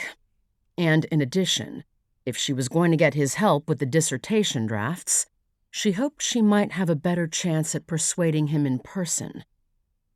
Another long wait, and then Driver opened the door, looking at her with a cool gaze. Come in, he said, stepping aside. Corrie entered, feeling nervous and tentative, although doing her best not to reveal it. Have a seat, Driver said. Corrie consciously chose a different chair to sit down in this time. Mr. Driver, she said, starting with the lines she'd rehearsed on the drive over. I'm really sorry that I offended you when I first... Driver held up his hands. Say no more. I don't know what I was thinking at the time, and I hope that complaint didn't get you into trouble. He took in a deep breath. It's just... I've been so frustrated about the do-nothing police. It was obvious they didn't give a damn from the jump, that they assumed she'd run away. I couldn't help but think if she were a white girl, they'd have paid more attention. I let my temper get the better of me. This was not the response Corrie had expected. I'm sorry for not being more discreet in my opinions. Driver waved this away. The best thing you can do for me is make progress on this case. Is there any more news? Nothing yet, Corrie said. I did have a few follow-up questions, along with, well, a request. If it can possibly help, go right ahead and ask. You mentioned a group of graduate students around Oscarby. I'm trying to put together a list of who they were. The university doesn't have it. Their records aren't good. He slowly nodded. Let's see. Mandy talked a lot about them. They were a pretty close group, but I saw them rarely, if ever. Molly Vine was one, of course. And then there was another one. Italian name. Belagamba. I think she's still with the university. Olivia Belagamba? Right. There was Susan Franco, a woman, Elodie Bastian, a big square fellow by the name of Bromley, Morgan Bromley, another fellow named Grant. That was his first name. Can't remember the last. He thought for a long while. There were some others, but I just can't recall. He shook his head. Corrie, writing down the names, was surprised by just how good his memory was. No doubt he'd had time, in his bitter reflections, to recall just about everything his daughter had told him before she vanished. How many in total, would you say? Not that many. Maybe 8, 10? Corrie nodded. Now felt like a good time to make the ask. I think there might be useful information among your daughter's dissertation notes and drafts. Do those still exist? They certainly do. In a filing cabinet right here, as a matter of fact. She didn't have room in her apartment for all her books and papers, so she stored her research stuff with me, in the spare room. He rose, and Corrie followed him past the living room and into a hallway. The last door opened into a small bedroom almost entirely filled with shabby filing cabinets, books, journals, and papers. A tiny twin bed was crammed into one corner. This was her crash pad when she visited, and where she stored all her stuff. He spread his hands. Feel free to take a look. Search everything. Take what you want. He hesitated. I'm just thankful that somebody finally cares. Corrie looked around the room. This could be a gold mine. I do care, she said forcefully. And I promise you, Mr. Driver, we're going to get to the bottom of this case. 26. Corrie didn't speak much on the drive out to Sandoval County Jail, content to let Agent O'Hara take the wheel while she flipped through her notes. Despite Sharp's reassurances and the mutual apology session with Mandy's father, Corrie was finding that the aftermath of her disciplinary interview was lingering. Most of the time, she managed not to think about it, but there were other times when she'd ended up second-guessing herself, when she wondered if she'd ever be able to shape her excitable, impulsive nature into the ideal of a cool, confident FBI agent. She'd asked O'Hara to come along this morning, not only because it was pro forma to have a partner under the circumstances, but because it would give her a chance to hang back a little, let someone else do the questioning. She liked Brendan O'Hara. He was a good guy, friendly, intelligent, hard-working, and, unlike his frenemy Bellamy, seemed to have no issues working under a less senior like Corrie. She glanced briefly at her notes once more, then looked up as she felt the vehicle slowing down. The jail was in Bernalillo, of course, which was rapidly becoming her least favorite town, a place destined to be for her like those text-based computer adventure games she played as a kid, where you'd end up in a maze, turn left, then right, and somehow end up back in the room where you'd started. The detention center was a cluster of low buildings, painted sand gray, that could have passed for a distribution facility were it not for the chain-link fence topped with concertina wire that surrounded it. There was precious little greenery in the landscape to begin with, but that was all suffocated by a vast concrete expanse the same color as the building. Corrie followed O'Hara in, letting him take the lead as they showed their IDs, handed over their sidearms at the entry barrier, and were led through a short series of passages to a standard prison visitation room.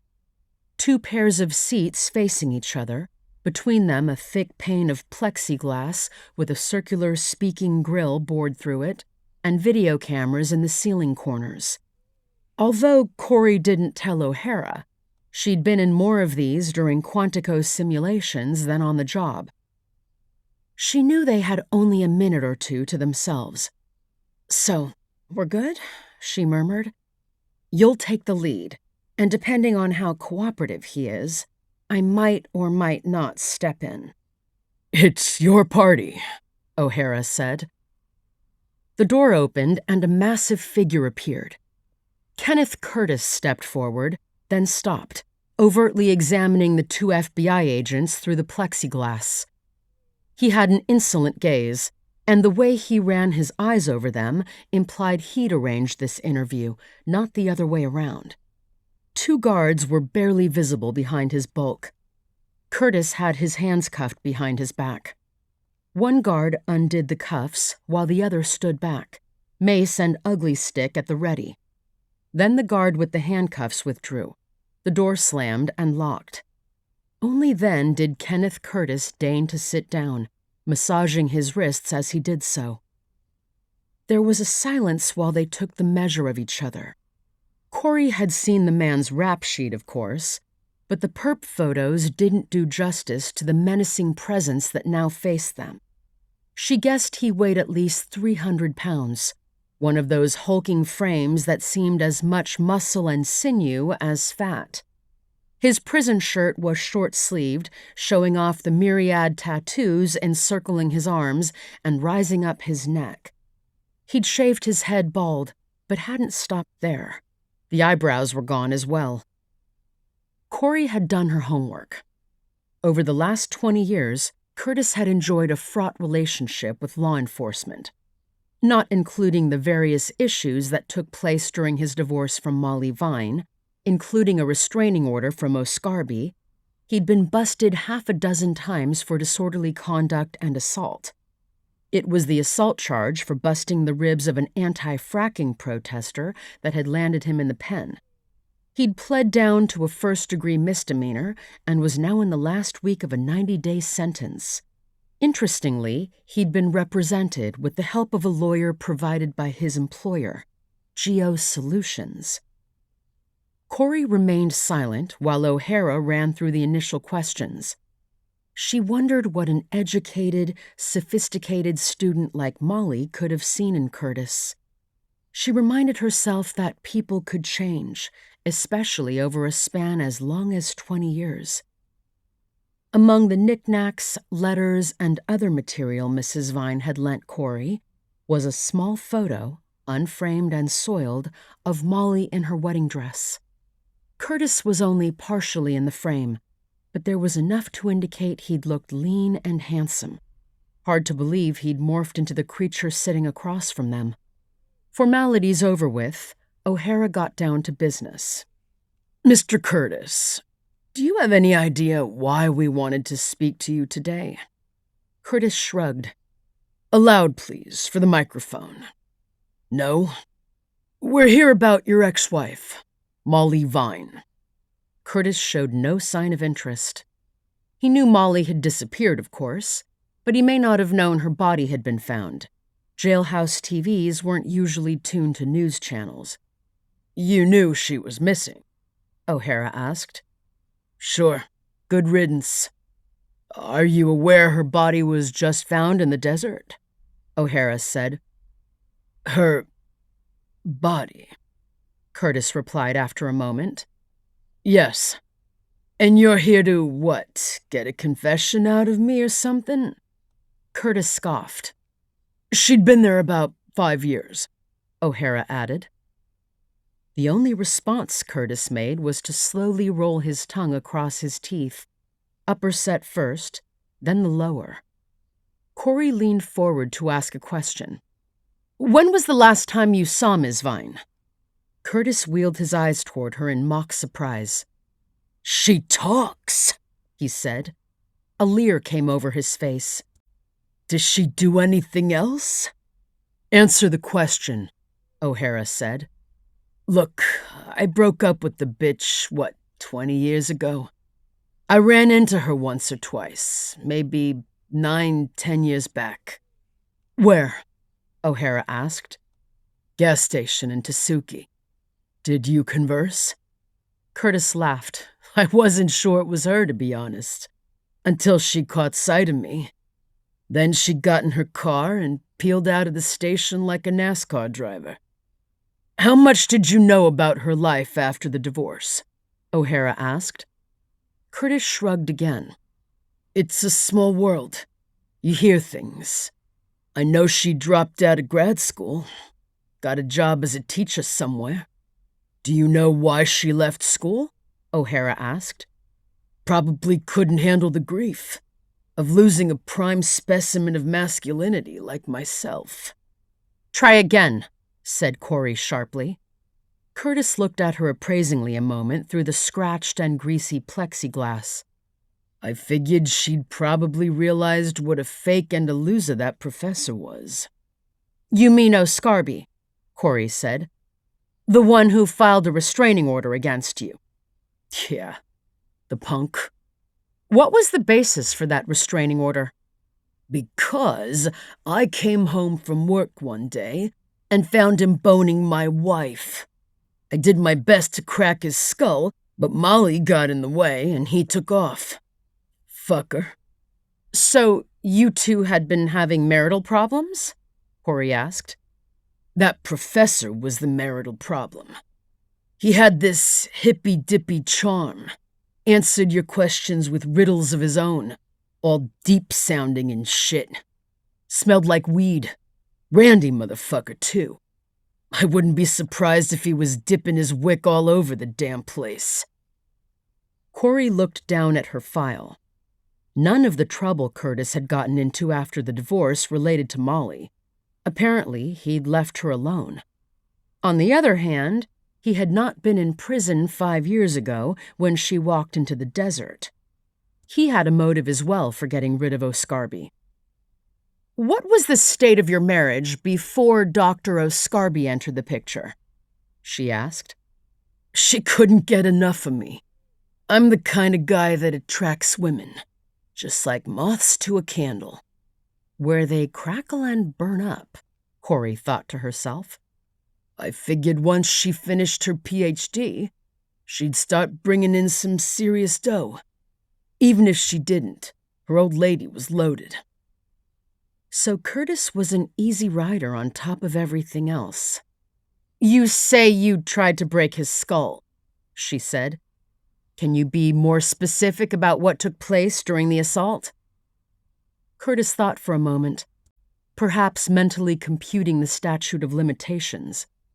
I got a couple of good ones in before Molly broke it up.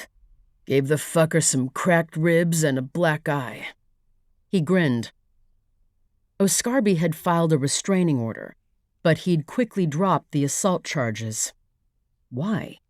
As soon as she asked herself the question, Corrie knew the answer. He didn't want word of his philandering to spread any farther than necessary. "Did you ever see him again?" O'Hara asked, picking up on her line of thinking. "No. Heard he went back to Mexico." Curtis paused.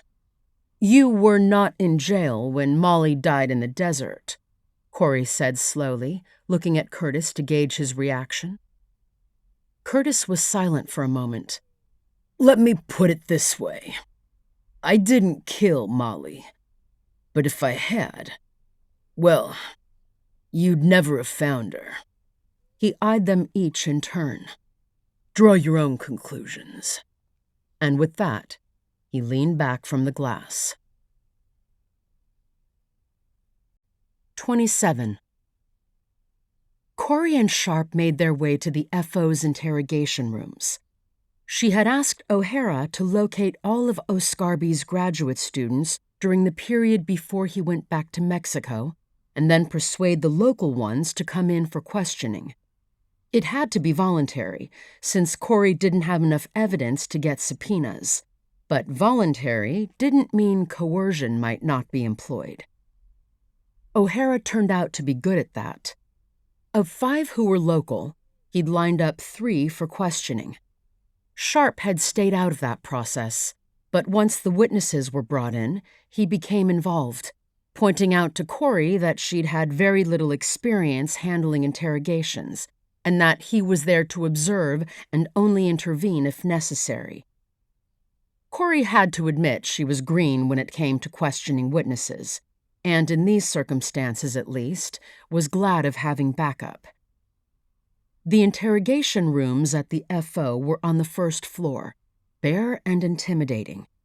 Each had the usual one-way mirror, through which observers could watch and listen to the proceedings, and it was in one of these observation rooms that O'Hara, Corrie, and Sharp had gathered with their morning coffee to discuss the upcoming interrogations. "So," said Sharp, looking at Corrie and O'Hara with his sleepy, heavy-lidded eyes, "what is the goal here? What information do you want to solicit?" Corrie had written down a list of questions. "Maybe it would be easiest if I explained the thought process that led me here. You see, I'd begun to wonder to myself if Oscarby wasn't at the center of some kind of cult." At this, Sharp's eyebrows shot up. "A cult?" "Yes, sir. You have this charismatic professor, Oscarby, celebrated author of a best-selling book about drugs and phony Native American spiritualism. He gathers around him a bunch of starry-eyed students, coerces the female ones into having sex with him, and his male students into a sort of cowed obedience." She paused. "Go on," said Sharp. She glanced at O'Hara, who had a skeptical expression on his face. And then, years later, 2 of the followers go off into the desert, strip naked, and die horribly. Probable suicides. And they're carrying these rare, ancient artifacts.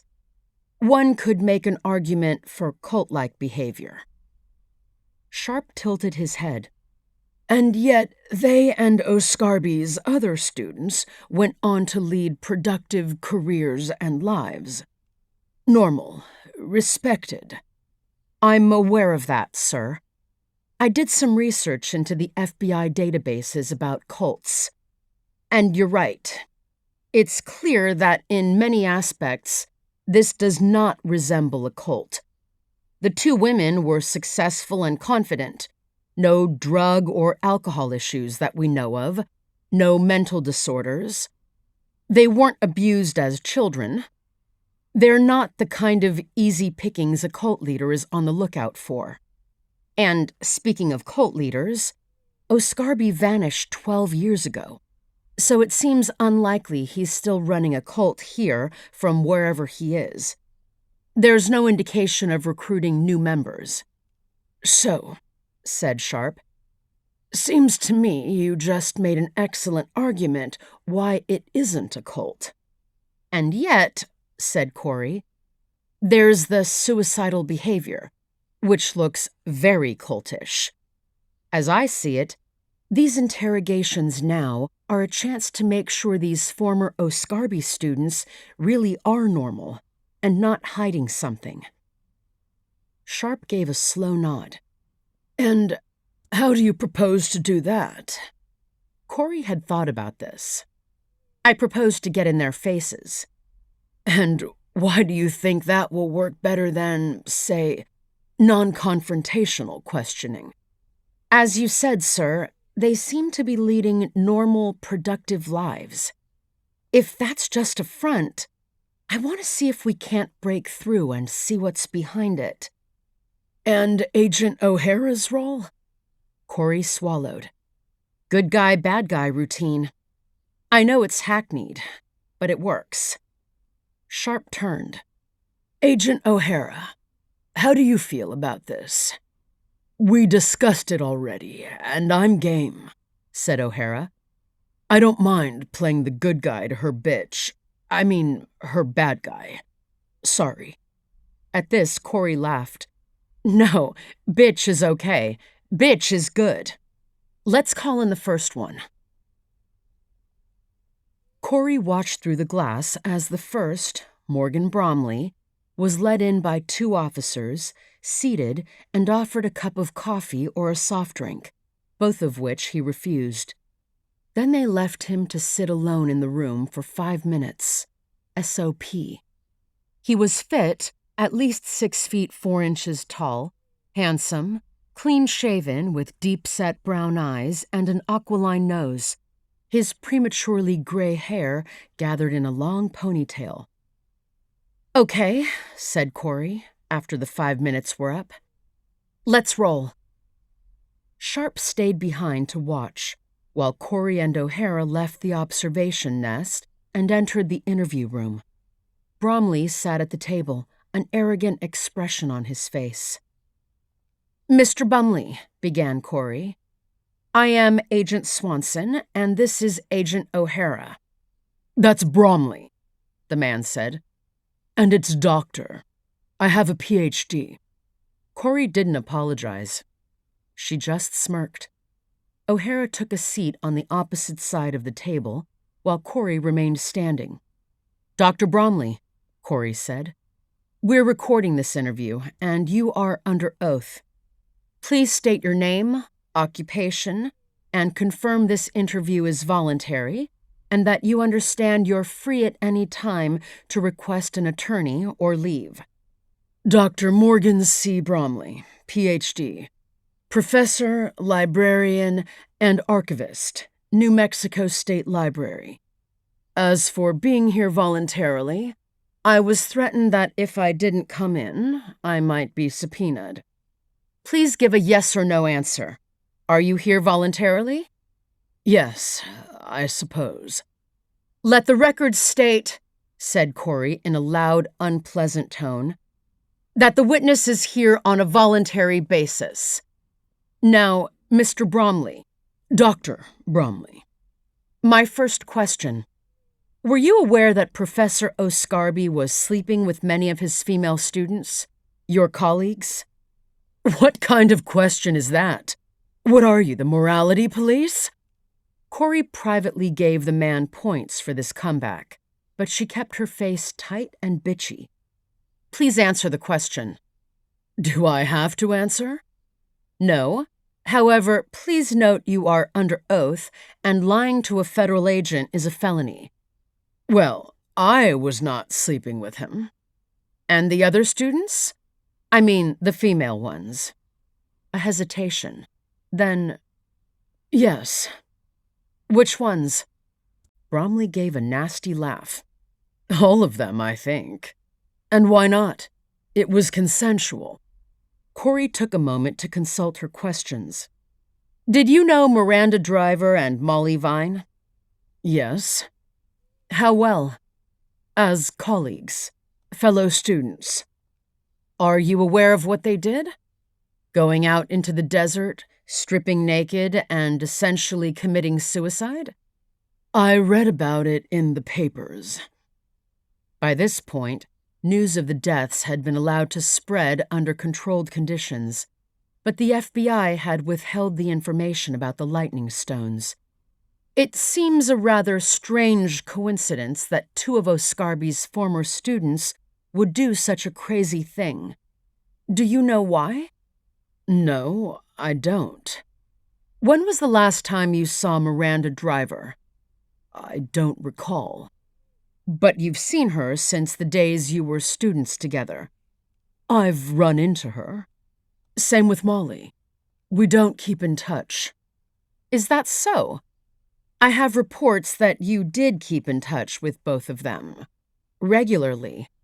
She didn't actually have reports to that effect, but wanted to see his reaction. Sorry, is that a question? Bromley asked. I am questioning the veracity of your statement that you didn't keep in touch. I think you did. I still didn't hear a question. Did you keep in regular touch with them? I already answered that question. He's a regular damned lawyer. How about Oscarby? Are you in touch with him? No. When was the last time you had contact with him? Not since he went back to Mexico. That would be about 12 years ago. He was your dissertation advisor. Tell me about him. What can I say? He was charismatic. He drew you in. But I realized he was a phony pretty quickly. So why did you remain his student? Because it's academic suicide to change your dissertation advisor halfway through. Are you familiar with lightning stones?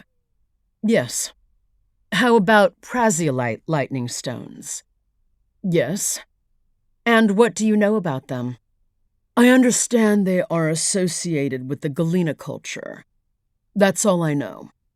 Speaking of the Galena culture, you used to go on field excavations with Oscarby and his other students, including Vine and Driver, correct? Correct. What took place during those field seasons? Digging. And they were usually extended weekends, not seasons. How about sex? Back to the morality police?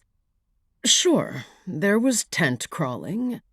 But it was mostly Oscarby, sniffing around like a dog. You didn't like Oscarby. Oh, does it show? Corrie was starting to feel frustrated. How many field expeditions were you on? 3. When? 2011, 2012, and 2013. And besides tent crawling and digging, did anything else happen on these expeditions? There was eating, drinking, and sleeping, and swimming in the river, and s'mores around the campfire. Anything unusual? Not that I recall. Did you find any prasiolite lightning stones?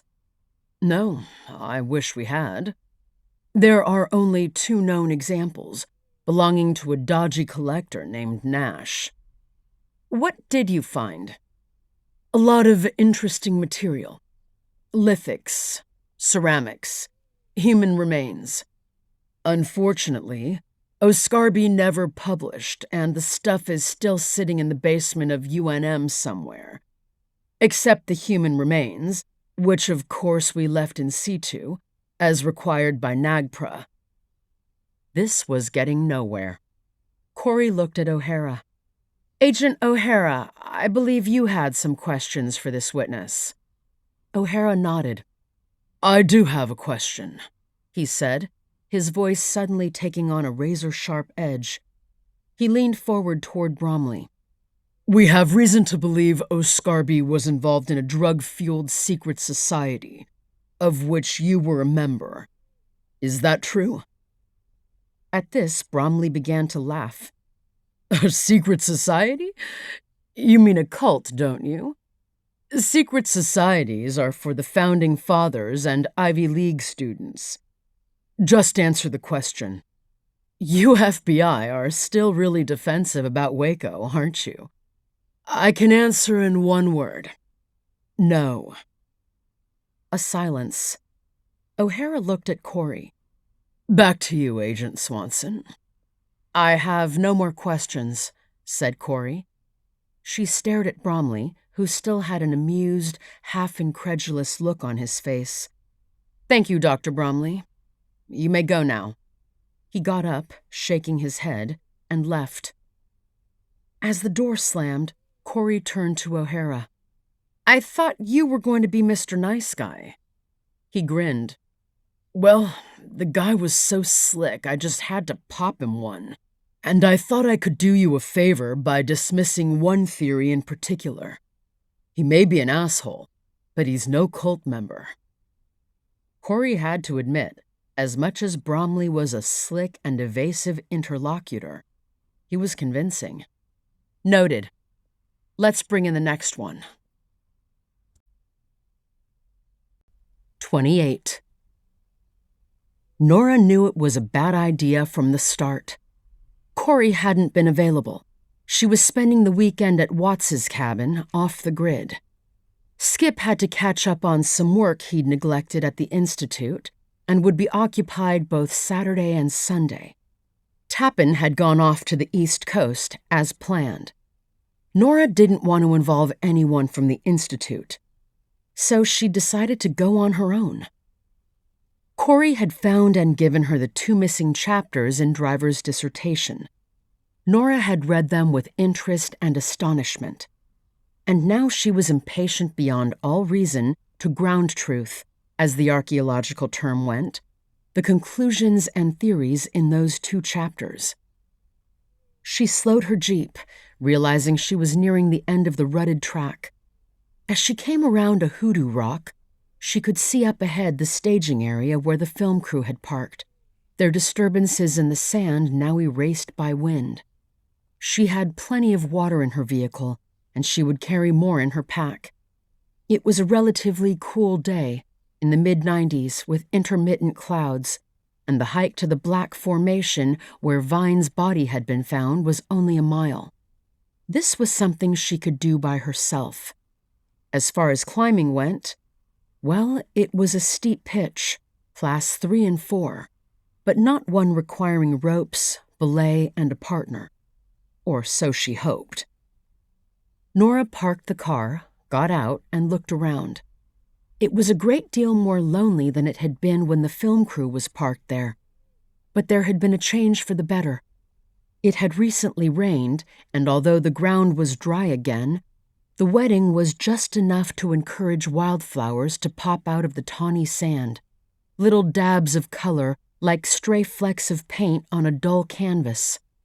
The incessant wind wove skeins of dust over the ground, but Nora was glad of that. It was a cooling presence. In the distance, she could see the tall black butte outlined against the sky, looking as forbidding as ever. She shrugged on her camelback with a full gallon of water and some snacks. She took a long drink, smeared a fresh layer of sunscreen over her face, neck, and arms, donned a hat and sunglasses, and then, with no further ado, set off. The way was easy to follow, the footprints of those many who had gone before still visible. She walked fast, the physical activity quelling a sense of unease. In truth, it was never wise to hike in a desert without a partner, nor was it smart to go rock climbing alone. She had left a message on Corrie's voicemail telling her where she was going, in case something should happen. But it was Sunday morning, and Corrie probably wouldn't be back in range until the evening. As she hiked, the tent-like spire of rock with its flat top loomed ever closer. She took long strides, eating up the ground, and in 20 minutes she had arrived at the base of the pinnacle, in the swale where the body was found. She gave it a closer inspection. It was about 100 feet, give or take, to the top. She slowly circled the base, eyeing the best route up. Damn, it looked harder than she had recalled, but still doable. It was a class 4 most of the way, with the crux at the very top, where the volcanic rock became almost vertical, still nothing that required roping up. And because it was rough lava rock, It afforded many excellent and secure hand and footholds. She brushed away any thought that what she was doing was still reckless. It would be like climbing a ladder, she told herself.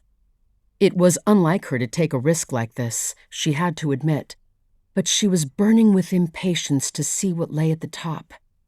Driver had advanced a remarkable, even revolutionary theory about the purpose of the witch's fingers, but it seemed that, inexplicably, she had never actually ground-truthed her theory by climbing to the top. Completing her circuit of the pinnacle, she decided on the best route and began to climb, lodging her boot on a foothold, grabbing 2 handholds, and hoisting herself up from there. It was indeed not much different from climbing a ladder. The lava was a little crumbly and friable, though, and about halfway up a foothold gave way. She still had 3 points secure, but it gave her a scare. She continued on, the space below her becoming a yawning void. As she gained altitude, the angle grew steeper. Finally, after about 15 minutes, she reached the crux of the climb, the hardest part, a sheer girdle of rim rocks surrounding the flat top of the mesa. She paused to catch her breath and look up. Son of a bitch, this section of the climb was definitely a Class 5 pitch. There was a single visible fissure among the basalt pillars that she could crack climb, jamming her fingers and toes in and hauling herself up. Stupid, stupid. Don't do it. Go down. Come back another day with a partner, ropes, nuts, and cams. But she couldn't. She was almost there. It was impossible not to look down, to make sure of her foot placement. A fall now would likely be fatal, and if not, she'd wish the rest of her life, sitting in a wheelchair, that it had been. She told herself to focus. Another rise, another finger jam and foot jam, another rise. She placed a hand on the rim itself, felt around for a hold, found one. As she was shifting one foot, the other slipped, and she was briefly hanging by a single hand, dangling, before she found another hold on top and managed to wedge her toe into the crack again. A moment later, she had hauled herself over the edge and onto the top, breathing heavily, her heart beating wildly as the terror subsided.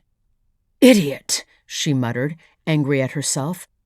What was wrong with her? But at least she was at the top. She looked around. At one end of the pinnacle stood a small stone structure, stout, flat roof mostly intact, covered with dirt and latillas, with a tiny keyhole entry. Next to the hut, the small mesa top had been paved with flat stones. She walked over and stared. The stones still bore the scorch marks and fissures of countless gigantic fires. Nora approached the mysterious hut with a certain sense of trepidation. It had thick walls, a dark, hunched structure. She could see something piled inside the hut, a jumble of shapes. Removing the headlamp from her pack, she strapped it on. The door was so low she had to get down on her hands and knees to crawl forward to look inside, imagining as she did the presence of rattlesnakes and black widow spiders. The light flashed toward the heap and she gave a yelp of horror, scrambling back and banging her head on the door lintel. She fell back and lay on the ground, her head pounding, breathing hard and trying to wrap her mind around what she had just seen. 29. Leave it to Watts to have a place in one of the prettiest spots of the New Mexico mountains. Nora could see it on a nearby ridge, a perfect little log cabin with a green corrugated roof, tucked in among ponderosa pines, looking out over a meadow of wildflowers. The late afternoon light was turning everything from green to gold. Nora crept along the road in her Jeep. She wasn't happy about interrupting their romantic weekend getaway. But damn it, Corrie had dragged her into this, and she needed to learn of Nora's discovery right away. As she approached the cabin, a figure came out on the porch, followed by another. Corrie and Homer Watts had evidently seen the car approach. Nora was relieved. At least she wasn't intruding on them at, perhaps, a most inconvenient time. Neither looked pleased as she drew closer until Corrie recognized her car and waved. "This is a surprise," said Watts, standing on the porch. "What brings you out here?" "I'm sorry to interrupt," said Nora, "but there's something Corrie needs to know. It can't wait." "Come on in," said Watts, "and have a cup of coffee, glass of wine or something." "Thank you." Nora hauled her briefcase out of the passenger seat of the Jeep and followed them inside. It was a genuine old-time hunting cabin, built of hand-adzed logs notched, fitted, and caulked with oakum. A Franklin stove sat at one end, with a fire going. At 9,000 feet, the cool afternoon was turning into a chilly evening. An elk trophy with antlers was mounted on one wall, and a crossed pair of old snowshoes made with bent wood and gut were nailed to another. An old flintlock rifle hung over the door. A cribbage board hung on a hook, and an untidy shelf contained stacks of games and cards and old, half-full bottles of whiskey and bourbon. A couple of battered leather chairs and a leather sofa stood in front of the stove, with a crude wooden table that looked like it had been made with a hatchet. "Very authentic," said Nora, laying her briefcase on the table and opening it. "Thanks," said Watts. "The place belonged to my granddad, and I've left it as is." "I wish this could have waited until tomorrow," Nora said. "But it couldn't. Not after what I read in the missing final chapters of Driver's dissertation you gave me."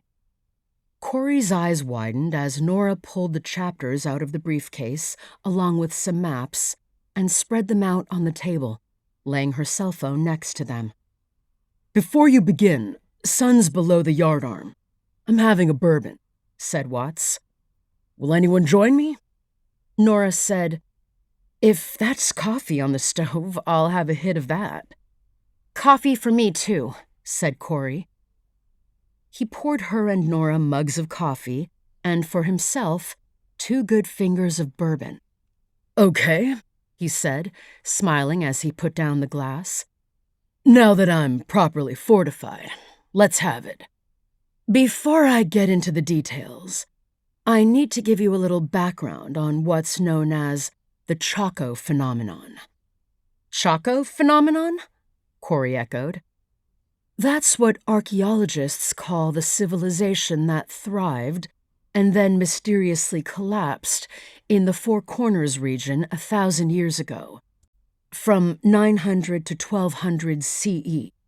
It was a remarkably sophisticated and complex culture. The many tribes, they used to call them the Anasazi, but no longer, came together and built a city of immense buildings in Chaco Canyon. These dozen or so gigantic stone structures were 4 to 5 stories high and totaled many thousands of rooms. The largest of these was Pueblo Bonito, the largest prehistoric structure in America. "I've been to Chaco," said Watts. "Amazing place." He took another slug of bourbon.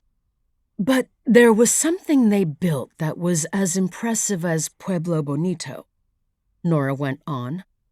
"An elaborate system of so-called roads.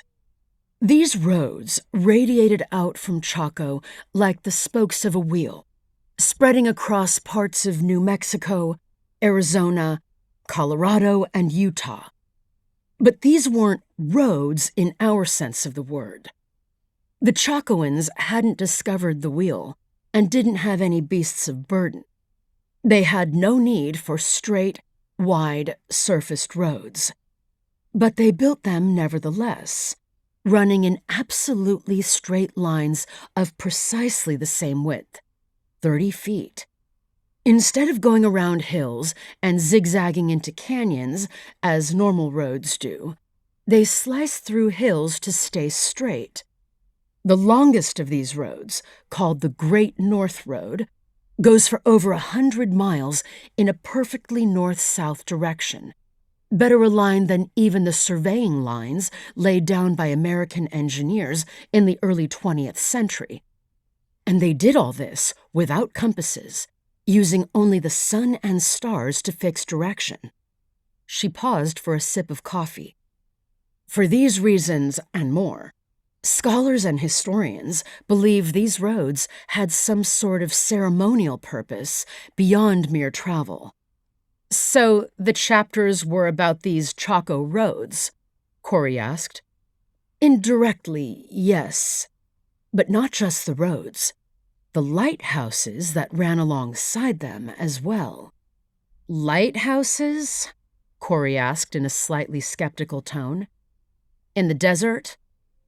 On the tops of pinnacles and buttes, the Chacoans laid down massive stone hearths, where they lit gigantic fires that could be seen from afar. These lighthouses were aligned in such a way that, in a single night, messages could be sent by fire across the entirety of the vast Chaco domain, over 100,000 square miles, and the roads seemed to follow the longest paths of the light. So what were they for? Watts asked. Navigation? Definitely not, since the landscape already had many highly visible landmarks. Exactly what they were for is still a mystery. Was it to call the faithful to assemble, marching down the roads into Chaco for religious ceremonies? Or to communicate with the gods? Or to pass along vital information about weather systems, rain, and crops? Or did the system of roads and lighthouses have a military purpose? And if so, what? Who were they afraid of? Aliens? Very funny, Corrie said, nudging him as he grinned and took another sip. The lighthouses are, in some ways, more mysterious than the roads themselves. Nobody knows their full extent, how many existed. There are so many spires of rock in the Four Corners area, it would take ages to inspect them all. Sounds like an obvious task for archaeologists, Watts said. You're welcome to try. Anyway, here's where we get to Driver's last chapters. Once I read them, it became clear what the rest of her dissertation was leading up to. Take a look at this map of hers. Nora pointed to one of the unfolded sheets. You see this line of dots heading northwest? Those are known Chacoan lighthouses. Now, look here, farther along.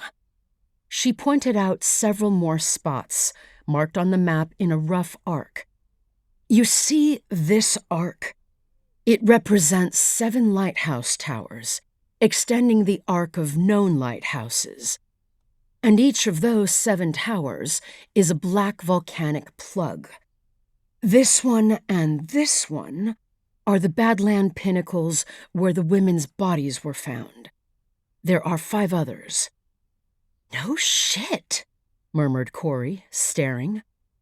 Driver's missing chapters speculated that the invaders the ancient Chacoans were so afraid of were none other than the Galena tribe.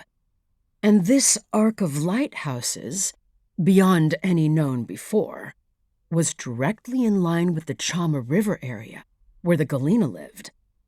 Driver believed those 7 lighthouses served as an early warning system, a kind of ancient dew line against a possible invasion from the Galena.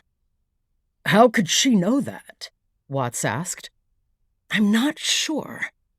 It seems Driver never visited, or at least summited, the pinnacles she marked here across the Badlands. It looks like her chapters were withdrawn before she could verify that the arc of volcanic plugs was, in fact, lighthouses. Corrie and Watts peered at the map. How weird, said Corrie. It gets weirder, Nora said. Driver's dissertation advances a theory that she ascribes to Oscarby. The origin of the Galena has always been a mystery. Driver, quoting Oscarby, says that the Galena were a branch of the Totontiac Indians of Mexico. They somehow had a falling out, or split, and the Galena people came north, up here, bringing with them their culture and religious practices. They ultimately came in conflict with the people of Chaco, who thought they were witches, or evil, or dangerous in some way, and wiped them out. She paused. That last part, at least, is consistent with what is known. There was a devastating genocidal attack on the Galena people around 1200 CE, which wiped them out in one hammer-like blow. Jesus, said Corrie, shaking her head. I'm a little confused, said Watts. Who were the bad guys and who were the good guys here? We archaeologists don't make moral judgments like that. What seems evident is that the Chacoans lived peacefully until the Galena arrived, who threatened them with violence and witchcraft. The Chacoans first built the lighthouses to protect themselves, but when the Galena continued to menace and even kill them, the Chacoans finally retaliated, invading and successfully wiping them out. Okay, said Watts. I get it now. Being law enforcement, I like to know who's right and who's wrong. In this case, as I'm about to show you, the Galena were the aggressors. You see, she hesitated. I drove up here to tell you what I found when I climbed the Badland pinnacle above Molly's corpse. You did? Said Corrie. When? Today. By yourself? Alone? Well, yes. Corrie laughed. That's crazy. That's like something I would do. Maybe, if you knew how to free climb. But anyway, what I found at the top was a great hearth of flat stones scorched and cracked by fire, along with a sort of hut or storage chamber. Here's what I found inside. Nora picked up her phone and handed it to Corrie. Swipe through those photos. Corrie began swiping through them, her face turning pale. They weren't just lighthouses, Nora said. See all those bones? They're 1,000 years old, but you can still see the evidence of burning. The cut marks, bashed-in skulls, all signs of violent death. She paused. Driver never explored the top of one of those 7 black lighthouses. But I did get to the top of one, and I believe those bodies I found, the photos you're looking at, are the remains of the lighthouse guardians. You mean Chacoans? Watts asked. It makes perfect sense. The Chacoans hated and feared the Galena, and the Galena couldn't have been pleased having these watchtowers on their border, keeping track of their movements. I'll bet the Galena did something about it. The fact those bodies were burned indicates they might have been sacrificed by the Galena. And if you take that assumption to its logical conclusion, the killing of the keepers, seizing the dew line, to follow my analogy, might in turn have been what precipitated the Chaco invasion of Galena and the subsequent genocide. She fell silent. For a long time, there was no sound but the crackling of the fire. Human sacrifice, breathed Corrie at last. So these women who killed themselves, who went out to the pinnacles and died, they might have been part of some sort of resurrected sacrificial rite? This thing runs very deep, Nora said, and I don't have a lot of the answers. But yes, the signs point to our dealing with human sacrifice. Today. A cult, said Corrie, a note of satisfaction in her voice. Yes, said Nora after a moment. Yes. 30.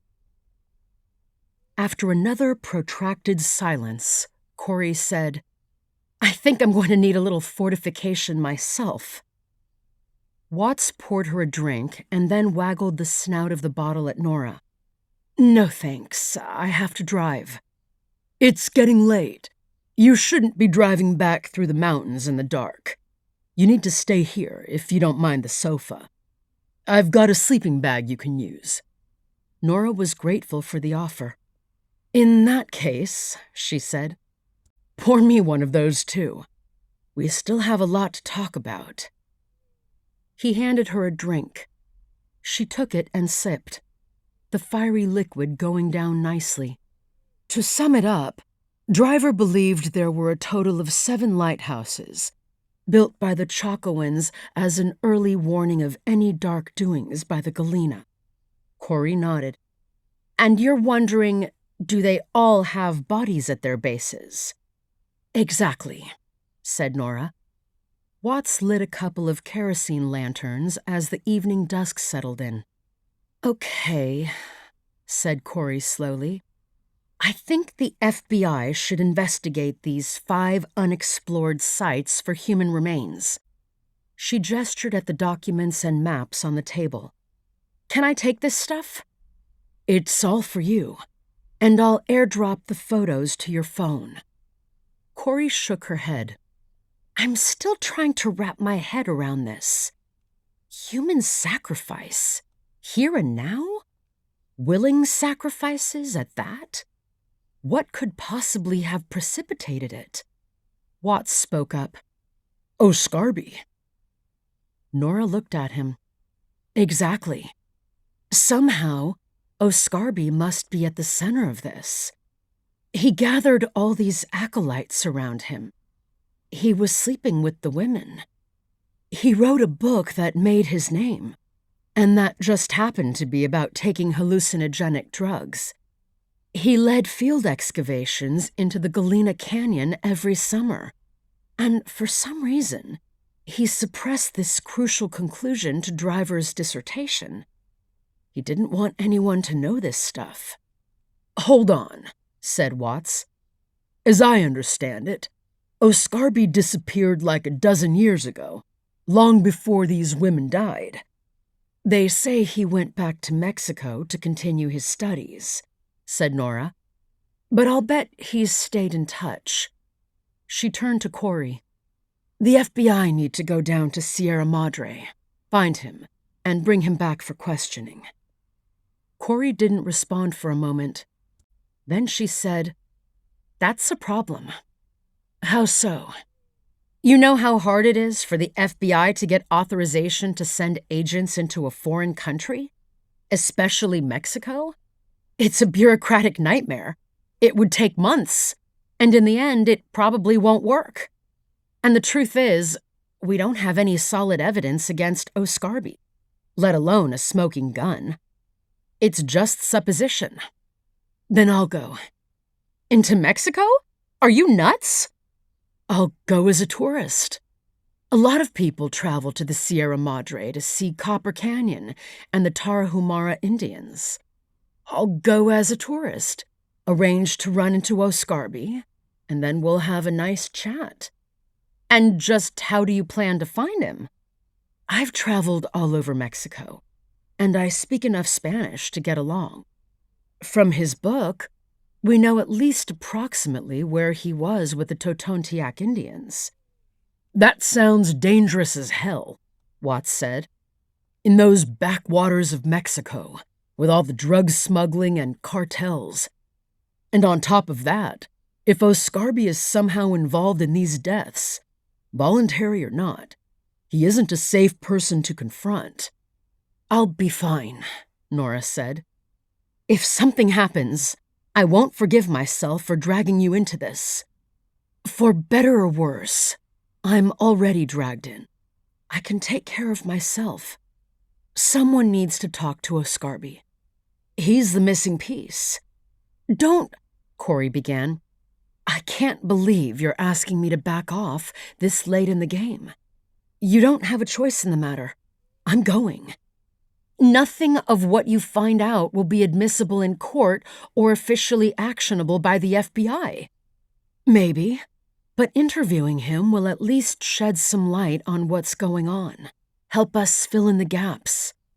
I'll talk to Don Benicio while I'm there." She laid a hand on the map. "And meanwhile, you can search for the rest of those lighthouses and possibly more victims." 31. Skip thought the idea of Nora going down into Mexico all by herself, deep into the mountains no less, was totally crazy. He'd told her so repeatedly, standing in the tiny living room of their shared house, hands on his hips, a frown on his face, watching as she packed her bag. "Is that all you're taking?" he asked. "You need to bring a gun. You can borrow one of mine." "Skip, you know you can't bring guns into Mexico." "Hide it in the door panel of your Jeep." Nora shook her head. "And end up in a Mexican prison cell?" Skip shook his head. "Got your knife, at least?" Nora dug into the bag, withdrew her blacked-out zero-tolerance 888, and waved it at him. "Just how long do you plan to be gone?" "According to Google Maps, it's a 12-hour drive. So I figure a long day down, 2 days to find O'Scarby and talk to him, then a day's drive back. 3 or 4 days. Done." "You don't know his exact location. All you have is the name of a village. Finding him could take a lot longer than that. In difficult country, too." "Okay, maybe 4 or 5 days then." "The federales will stop you and extort bribes." "I know how to handle the federales. I'm bringing down plenty of 20s and a carton of cigarettes." "The narco-traffickers will shoot you." "The last thing they want is to kill an American tourist. As long as I stay out of their way, they won't bother me." "You'll be a good-looking, single woman traveling alone in a macho man country." "I'll be in my own car, driving straight through. Skip, please don't worry." "But where are you going to stay when you get to... What's the crazy name of that village where O'Scarby's supposedly living?" "San Luis de Majimachi. In places like that, you can always find someone to put you up. I don't mind sleeping on the floor." She pulled out a piece of paper. "Meanwhile, here's a honey-do list to keep you busy while I'm away." "I hate that term." He was annoyed, but had long ago accepted that his bossy older sister was in charge of their household. And in her own way, sort of in charge of his life. But not totally. And it had occurred to him that the 3 or 4 days she would be gone was an ideal time for him and Edison to make their trip into the Galena country without her finding out. He sensed, or rather, he knew, that his sister would not be happy with him going into the wilderness with Nash. In fact, that might be the incentive behind this punch list she'd drawn up. Nora spoke again, as if reading his mind. "Look, Skip," she said, "while I'm gone, I just want you to, well, be a little careful with your new friend." "Edison? What's wrong with him?" he asked, flaring up. "I'm not sure he's on the up and up. As a collector, I mean. You work for the Institute. You don't want to be seen as too palsy-walsy with that guy." "The Institute has no say on who my friends are," Skip said, feeling self-righteousness suddenly kindling within him. "I agree in principle, but let's live in the real world. Nash is a sketchy collector, and you manage the collections of an archaeological institute. The two don't mix." She hesitated. "He's also kind of weird." "I will choose my friends as I wish," said Skip stiffly. "And," Nora plowed on determinedly, "he drinks too much. Just take it easy with all that expensive tequila. Okay, younger brother?" Skip felt heat creep into his face. Nora was right, of course, but a few drinks now and then were definitely not a problem. He could manage that and stay in control. "Caveat noted," he said, careful to moderate his tone. "I'm going to text you every day, at least when I'm in range," Nora said. "And I'll call you when I get to San Luis." "Great. And don't worry about me. Just be sure to take care of yourself." They hugged. She gave Mitty, their golden retriever, a hug as well, and then she zipped up the duffel she'd just packed. Skip watched her head out to the Jeep and heave her duffel into the trunk, feeling more than a twinge of anxiety. Mitty stood next to him, looking worried, as he always did when anyone went away. Skip did not have a good feeling about this last-minute trip to Mexico, but at least it freed him up. As her vehicle disappeared down the street, he shook off the feeling of doom and pulled out his cell phone. "Hey, Edison, it's Skip. Listen, the trip is on, and it's on now. Get your shit together. We're heading to Galena." 32.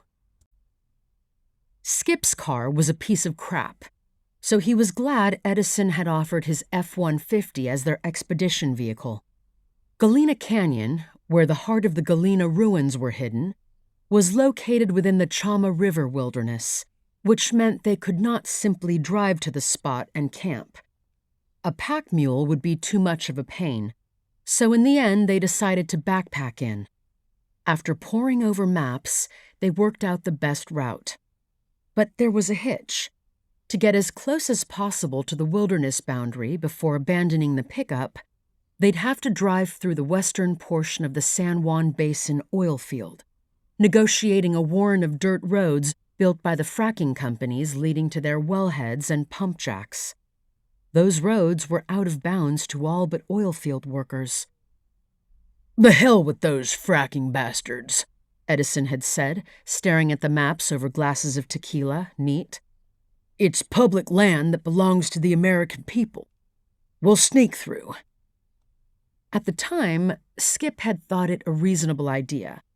But now, as they turned into the dirt road leading into the fracking Badlands and were greeted with a huge, threatening, no trespassing sign, he wasn't so sure. He'd recently had a disagreeable brush with the law, which had included an arrest, jailing, and a trial. He'd been resoundingly acquitted, but it had been a terrifying experience, and he really, really did not want to get into any kind of trouble again. "Someone should unload a 12-gauge into that sign," said Edison, giving it the finger as he accelerated past. They entered a maze of dirt tracks, Edison driving and Skip navigating, using his iPad and Google Earth. They were, he saw, already 3/4 of the way to their destination, if not more. A few miles on, as they wound among the dry washes, buttes, and arroyos of the terrain, a battery of giant fracking tanks, painted green, came into view in the middle of a large area bulldozed flat and surrounded by a dirt berm, a horrible excrescence on the landscape. Nobody seemed to be there. "Look at that," said Edison. "Unbelievable." They drove past the tanks, where the dirt road divided yet again. Skip checked his iPad. There were no mapped roads here, but he could still guide them using GPS. "Take the right-hand road up that mesa." They climbed up a zigzag cut into the mesa rim and came out on a sagebrush-covered flat. There were views all around, and now the full extent of the fracking field could be seen. A plethora of dirt roads leading hither and yon in no discernible pattern, each terminating in a bulldozed flat with a well and a row of tanks containing fracking fluid. Piping coiled like snakes around each of the wellheads. The field extended westward as far as the eye could see. "Disgusting," said Edison. Skip viewed the expanse with anxiety. This was what they'd have to drive through. And he could see 3 white pickups parked at a wellhead not far below the mesa. Oil service vehicles. A bunch of roughnecks were there working on something. Skip looked at the GPS. It looks like our route goes past that. Is there a way around? No. Then we'll just speed past them. They'll see us coming. Screw 'em. We own this land. Edison might be right, but the fact it was public land hadn't stopped the oil companies from putting up a bunch of no trespassing signs. Skip reminded himself that, Edison being a billionaire, he could buy his way out of all sorts of trouble. Wasn't that what rich people did? Of course it was. Edison drove to the far side of the mesa, where the road dipped down into the next valley. At the lip, Skip wondered if the workers would see their vehicle, now prominently outlined against the sky.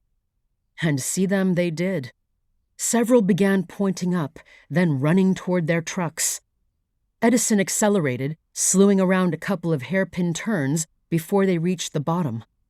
The day was relatively cool, but the road was still parched, and they were sending up a corkscrew of dust that could be seen for miles. Once on the flat, Edison really opened it up.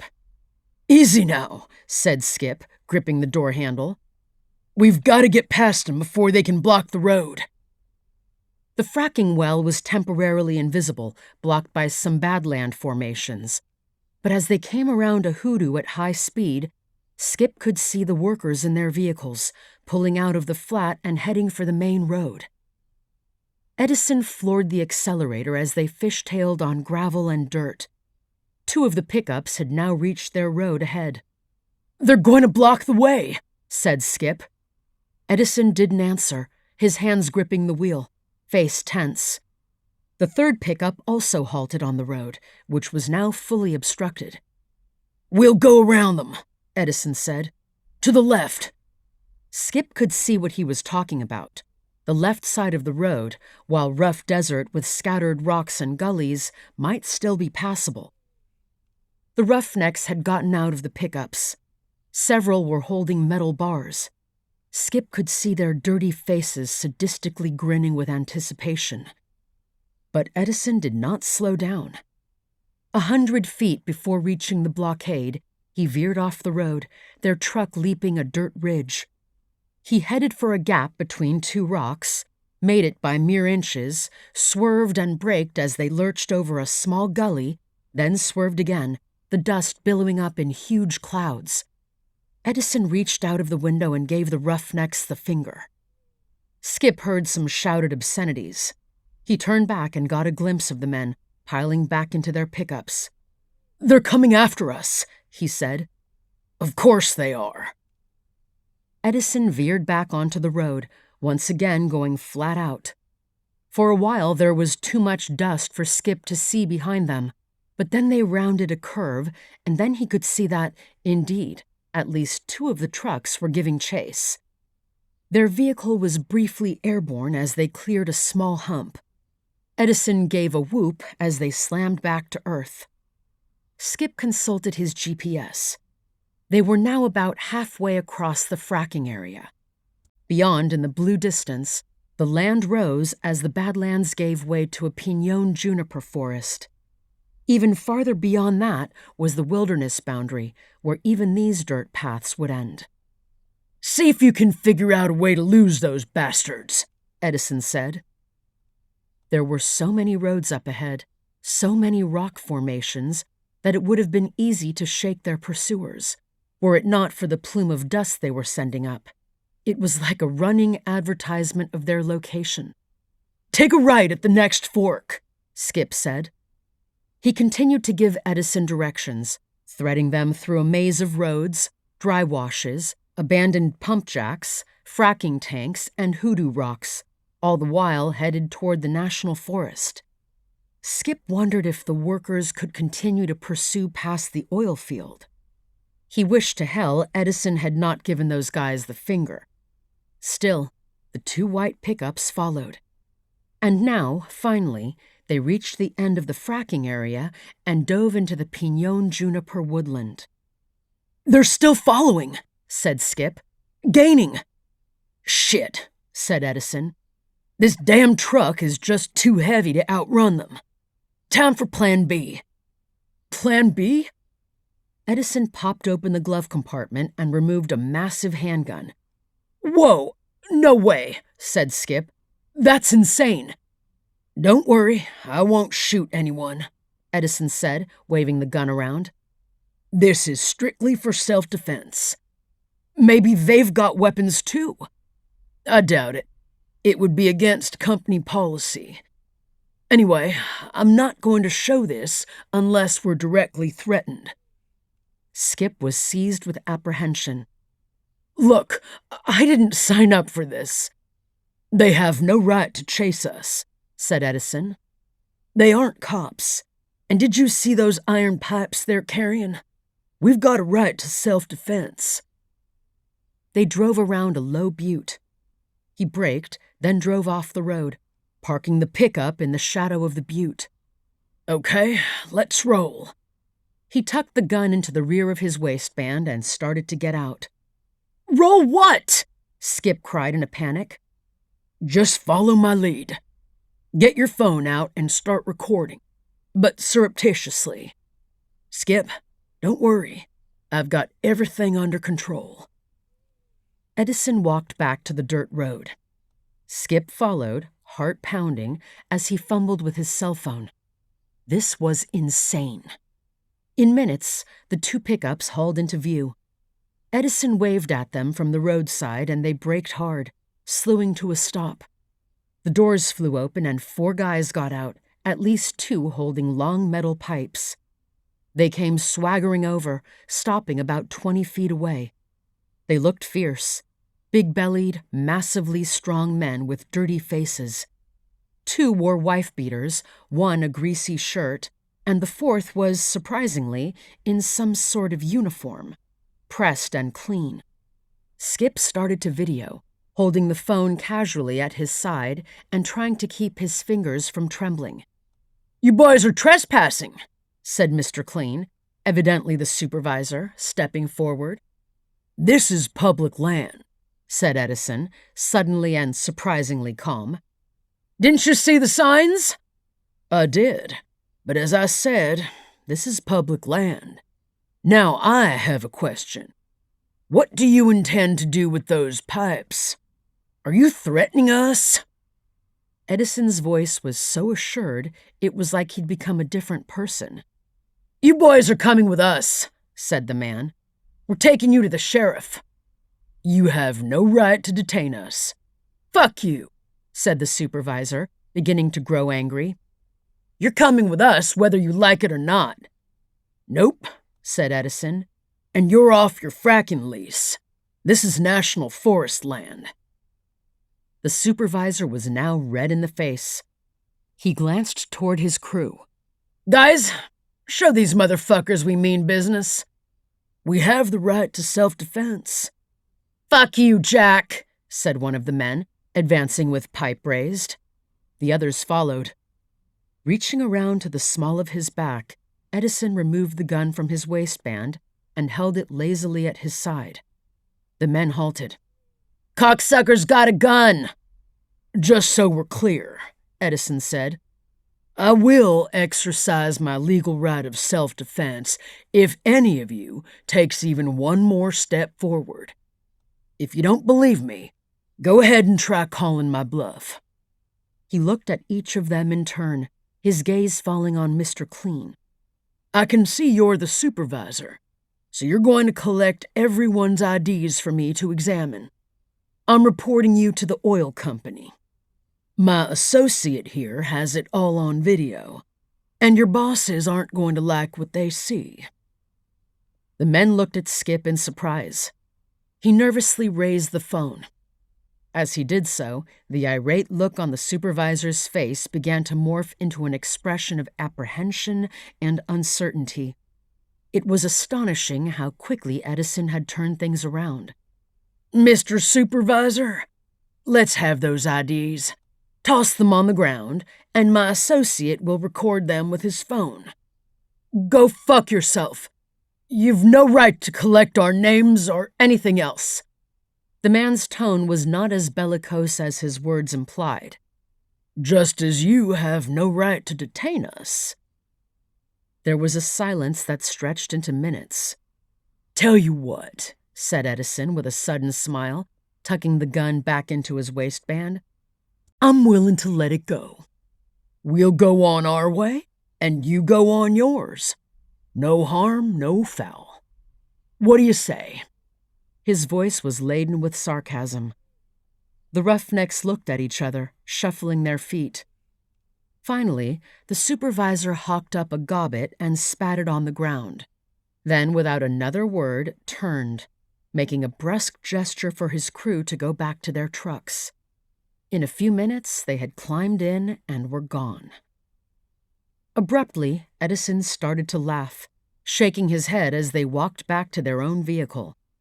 "Guys like that are the proverbial dog that caught the car. You know, Skip, most people in this world are dumbasses. They take a leap, only to find themselves waist-deep in shit." Skip tried to laugh along with this bit of philosophy. Edison pulled out the revolver again, this time showing it to Skip. "You ever seen one of these?" "Never." It was massive, a handgun on steroids. "It's called the Judge. This particular model, in fact, is known as the Raging Judge." Edison laughed. "Stainless, 6-shot, 6.5-inch barrel. Fiber optic sight. Impressive, don't you think?" "Hell yes." And it was impressive. A huge, terrifying gun. "Takes either Colt 45 rounds or 410 plated disc buckshot. Or a 1/4-ounce slug, for that matter, if you think your wrist can handle it. She's gotten me out of a pickle more than once." Skip wondered what sort of pickle he might be talking about, but felt disinclined to ask. They got back in the pickup, and Edison put the Judge back in his glove compartment. "Carry on, navigator," he said, face flushed and triumphant from the encounter. 33. It felt like the end of the world. Mountains beyond mountains, dissolving into blues and purples in the vast distance. The landscape prostrate below a hot afternoon sky. The Jeep was straining to keep its interior cool in the beating sun. Nora had left Santa Fe at 5 a.m., crossed into Mexico through the Columbus port of entry around 10, and continued on into Chihuahua. She had finally arrived in San Luis de Mahimachi. She pulled off the road at the top of a ridge and looked down into the town that lay below. It was 5 o'clock, and the village was bathed in a yellow light. The whitewashed cinder block and log houses with their red corrugated roofs scattered among dusty fields, pine trees, and bleached rock formations. She could see near the center of town 2 crude towers of a small mission church, built in stone, standing in a field of yellow grass. It had been far more challenging getting to San Luis than she had thought. She had lost cell reception and navigation hours before, but she'd been ready for that and was prepared to work from paper maps. But as she penetrated deeper into the back country of Mexico and the towns turned to villages, La Junta, San Juanito, the roads on the maps corresponded less and less to the roads on the ground. The journey involved driving across several rivers, some of which were so deep she was worried the water would run into the car. And San Luis de Mahimachi itself seemed almost like a mirage. Twice she'd gotten directions from local peasants, and twice she'd ended up in minuscule hamlets that, apparently, had no names. It occurred to her that mentioning Don Benicio might have had something to do with their misdirection, and the third time she asked directions, she mentioned nobody's name, and, it appeared, she had finally arrived at the right town. Shifting the Jeep back into drive, she descended the road and in 5 minutes had pulled up in front of the church. She got out, the smell of dust and heat hitting her like an anvil. She was relieved to see the church door was cracked open, which she hoped meant someone was inside. She eased the door open with a creak and entered the silent space, blessedly cool and scented with wax and myrrh. After the dazzling afternoon light, it took her eyes a moment to adjust to the gloom. As they did, she noticed a form hunched over in one of the pews, praying. She walked down the central aisle, looking for the priest, but the altar area was empty. The only person in the church was the praying figure, face bowed and wrapped in a brightly colored shawl and scarf. Nora took a seat in a pew behind her and waited, unwilling to interrupt her prayers. After a few minutes, the woman rose, and Nora watched as she went over to a small bank of candles below an image of the Virgin of Guadalupe, took one out of a box and lit it, and then knelt and prayed at the shrine. Nora had begun to fidget when the figure at last rose again and walked across the pews to the central aisle, heading out of the church. She raised her head and Nora saw her face for the first time. It wasn't the old lady she'd expected, but instead a young, attractive woman. Nora rose and approached her. "Buenas tardes, señorita." The woman smiled. "Buenas tardes, señora." Nora introduced herself in her workmanlike Spanish, explaining that she was in San Luis to visit a certain Don Benicio Bowie, and wondered if she knew where he was. Nora was hoping to find him before dark, and further hoping he might offer her a place for the night. The woman introduced herself as Maria. At the mention of Don Benicio, a troubled look passed across her face. "Don Benicio lives up in the mountains," she said, "a long way from here." Nora tried to hide her dismay. A long way? She had hoped that San Luis de Majimachi, mentioned several times in the book, was where she'd find Don Benicio. "How far?" 20, maybe 25 miles. Nora winced inwardly. "That's not too far, I guess." "The road is bad. The maps are bad. You won't be able to get there before dark, and the chances of your getting lost on the way are very great." When she saw the look on Nora's face, she quickly added that she lived with her father and family, and that Nora would be welcome to spend the night at their place, at the edge of town, and of course share their evening meal. Nora gratefully accepted and gave the woman a ride back to her house. They drove through the small, dusty town and out the far end, where the woman indicated a shotgun house, built of whitewashed logs with a deep and shady portal. At the approach of the car, it seemed that all the inhabitants of the house came out to meet them. An old man in a straw cowboy hat, and 2 shy boys about 8 and 10. Maria got out of the jeep and spoke in an indigenous language to the man, who was leaning on a cane. He was clearly the padre de familia, and she introduced him to Nora as Don Álvaro. He took off his hat, smiled toothlessly, and gave her a little bow, his hat on his chest, without extending his hand. "He doesn't speak Spanish," Maria explained. Inside, the house was mercifully cool. "Let me show you where you can sleep," Maria said.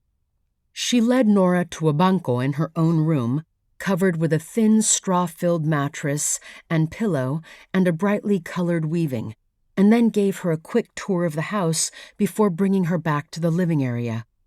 "I'll make dinner now," she said.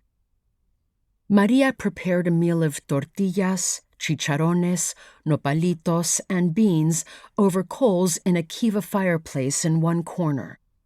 Nora helped, grateful to be able to refresh her Spanish, while Don Álvaro sat in a large chair near the fire, hands propped on his cane, smiling broadly and smoking a corncob pipe, watching the 2 women work. The 2 shy boys sat on a banco nearby, also watching Nora with apparent fascination. Cooking finished, they sat down to dinner as the light vanished over the mountains, filling the house with a purple twilight. A single kerosene lantern was lit and hung from a hook above the table. Don Álvaro, who had said nothing up to this point, spoke to Maria in their indigenous language. Maria turned to Nora. "My father wants to know if the dinner is satisfactory." Nora assured him that it was very good and thanked them again for their hospitality. A few more superficial questions followed, and then the old man asked, with Maria translating, why she was going to see Benicio. Apparently, the old man knew a fair amount about him, or at least appeared to. Nora had already worked out the answer to this question in her mind. Although she hated to lie, she couldn't tell the truth about the investigation. The strange deaths and other details would likely put people off.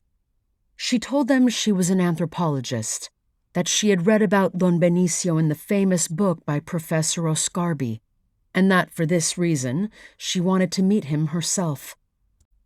When Don Álvaro heard this, he frowned, his face becoming impossibly wrinkled with displeasure and disapproval. He responded at such length that Maria grew uncomfortable. When he had finished, Nora said to Maria, "Please translate directly. Don't worry about offending me. I want to know what your father said." Maria shifted in her chair. "My father says that Benicio is not a good man. He practices the old ways, the devil ways. He thinks you should not go to him for spiritual advice." "Why does your father think so?" Maria translated. "He chose the devil's route, and his ways are not that of a Christian. And, he says, he lives so far up in the mountains you will never find him, but fall off a cliff in your car. Besides, he has not been seen or heard of in several years. My father thinks he is probably dead." Nora frowned, then leaned forward. "Did Oscarbi tell you that?" Maria translated, and the two of them looked back at Nora with blank expressions. "Who?" "Carlos Oscarbi. One of Benicio's followers was a man named Carlos Oscarbi. Do you know of him?" Maria translated, and the old man looked blank. "We have never heard of him." "What?" There had to be some mistake. "But he came down here over a decade ago, to join Don Benicio and to continue his discipleship. Perhaps you know of him under a different name?" Oscarbi cut a charismatic figure that, she knew, would not be forgotten by the closest villagers. The old man shook his head. "I do not know of any white man living up there, with him or anyone else." This was beyond strange. "But this is the closest village to Don Benicio's residence, right? He would need to come here for supplies. Don Benicio left his house very rarely. In the old days, followers would bring him what he needed." "Followers?" "Long ago there were many. More recently, only a few. But nobody goes to him now. Did you know there was a book published about him? Written by Professor Oscarbi?" "I know of no book." The old man hesitated, then spoke again, Maria translating. "You are clearly a good lady, so I want to tell you something. Please be careful. If he is alive, and you find your way to him, do not believe what he tells you. Be doubtful, do not give him money, and afterward, go to the church here and confess to the priest." She assured the old man she would be careful, and with that, the dinner drew to an end. The family, clearly all early risers, began to prepare for bed, but not before the old man extracted a promise from Nora that she would let the older boy guide her part of the way to Don Benicio. As she lay on the narrow, hard banco in the dark, Nora felt sleep eluding her. Nothing Maria or the old man had told her aligned with her expectations, or what she'd understood to be the case. Oscarbi, as a disciple, must have taken up the reclusive, hermit-like ways of his teacher. She wondered about that teacher. If, assuming Benicio was still alive, he was the wise, Yoda-like figure depicted in Oscarbi's book, or if he practiced the devil ways as the old man had said. Tomorrow, if all went as planned, she would finally meet him along with the elusive Professor Oscarby, and then she would know the truth. 34. The dirt track they were driving on ended abruptly. No sign indicated this was where the wilderness area began, but Skip could nevertheless see it on his GPS. Ahead, the land kept rising through shelves of yellow sandstone toward the rim of Galena Canyon, a few miles distant. Skip was not looking forward to the hike. Edison had insisted on bringing all kinds of unnecessary stuff in their backpacks, including the cannon-sized revolver, a machete, a trowel, and far more alcohol than they could ever hope to drink. But Skip had kept his mouth shut, and as a reward for his circumspection, was now stuck with a 60-pound pack, which included his uke strapped on the back.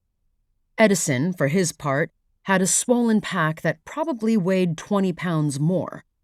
Skip was an experienced backpacker, and he knew this was no way to proceed, but he felt intimidated and didn't want to get into an argument with Edison over everything he'd insisted on bringing.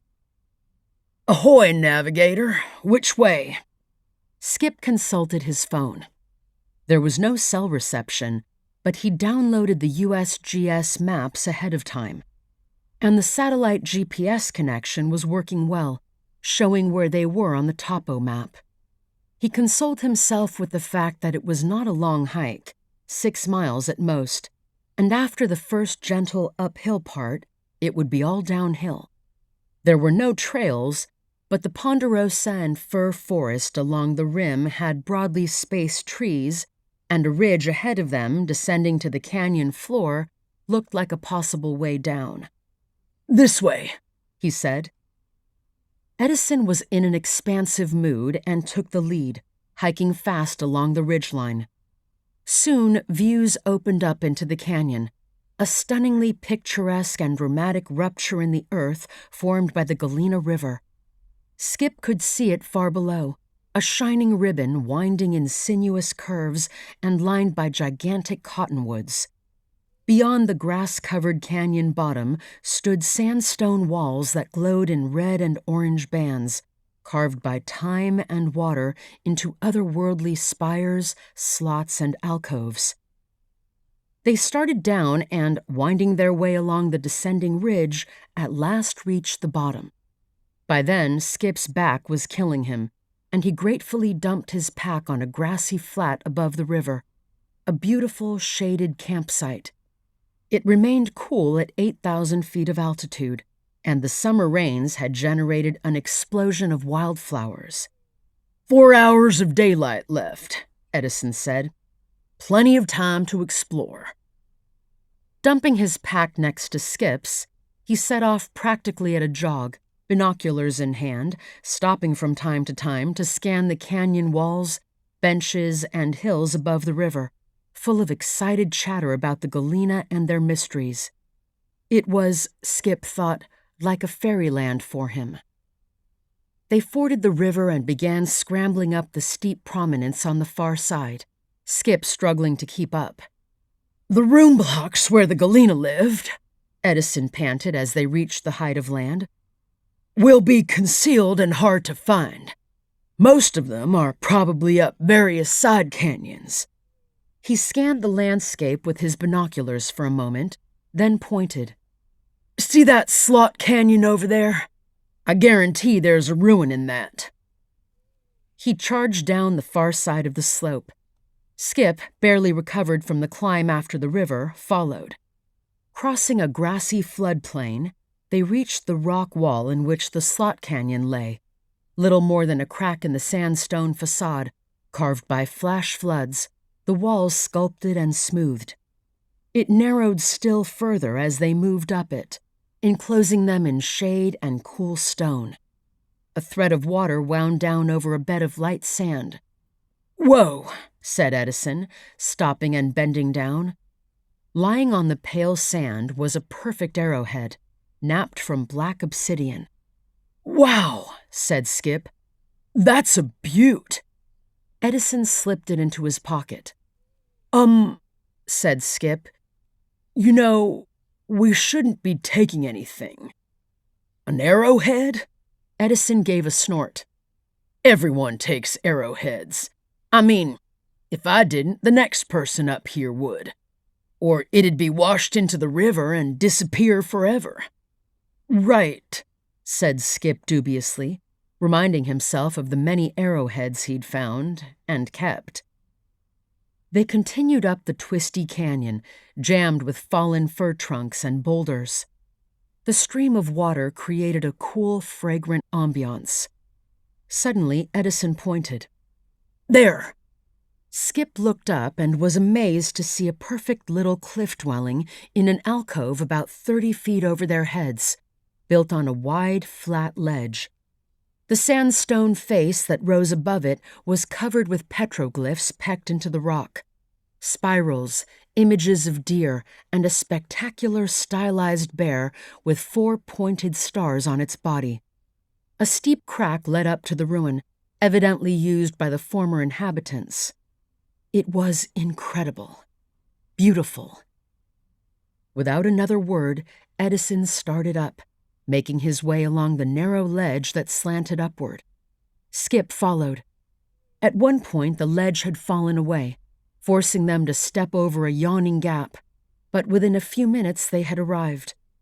The structure was recessed into the alcove, leaving a flat sandstone patio in front as a kind of work area. Edison crossed it, removed the headlamp from his day pack, and walked over to a dark door leading inside. Putting on the headlamp and ducking, he entered, Skip following. "Holy crap!" Skip said as he looked around. It was as if the inhabitants had just walked out, leaving their stuff behind. In the rear was a row of corrugated clay pots with stone lids. A small black-on-white bowl stood in a niche, filled with carbonized corn cobs. Broken potsherds were scattered on the stone floor, and the roof was dark with ancient soot. "Let's go into the inner rooms," said Edison. His face was shining with excitement. Bending lower, he went through a still smaller door in the back that led into rooms wedged beneath the lowering ceiling of stone. As Edison shined the light around, Skip froze. "Holy Mother of God!" breathed Edison, his headlamp illuminating a sprawl of human bones, including a human skull split in two. Lying next to the pieces of skull was a hafted axe, wooden handle still present, the blade made with the same shiny black obsidian as the arrowhead they'd come across earlier. Edison knelt and reached out for the axe. "Better not touch that," said Skip. But Edison ignored him. He grasped the handle and lifted it, turning it around in the beam of his headlamp as it glittered and threw flecks of light around the small room. He looked at Skip. "This is an incredible artifact. Just look at the napping, and with an intact handle." He took off his day pack as if to put the object inside. Skip swallowed. "Taking that is a felony." At this, Edison began to chuckle. "You don't think I'm just going to leave it here?" "I do, actually." Edison gave a sigh. "All right." He laid it back down among the bones. "I'll just leave it here like this, okay?" "Thanks," said Skip, feeling awkward. He didn't like being put in the position of artifact cop, but taking something like that was illegal as hell and wrong, and Edison knew it. "Hey, will you look at this?" Edison cried, his light landing on another object, a stone mountain lion fetish broken in half. He reached out and picked up the pieces, examining them with reverence, while Skip looked on in dismay. "Don't worry, I won't take them." He put them back. "Let's keep going. After you." Skip worked his way out of the small room, and Edison soon followed, joining him in the cool air of the plaza. "This place is incredible," Edison said. And what we've found is just the beginning."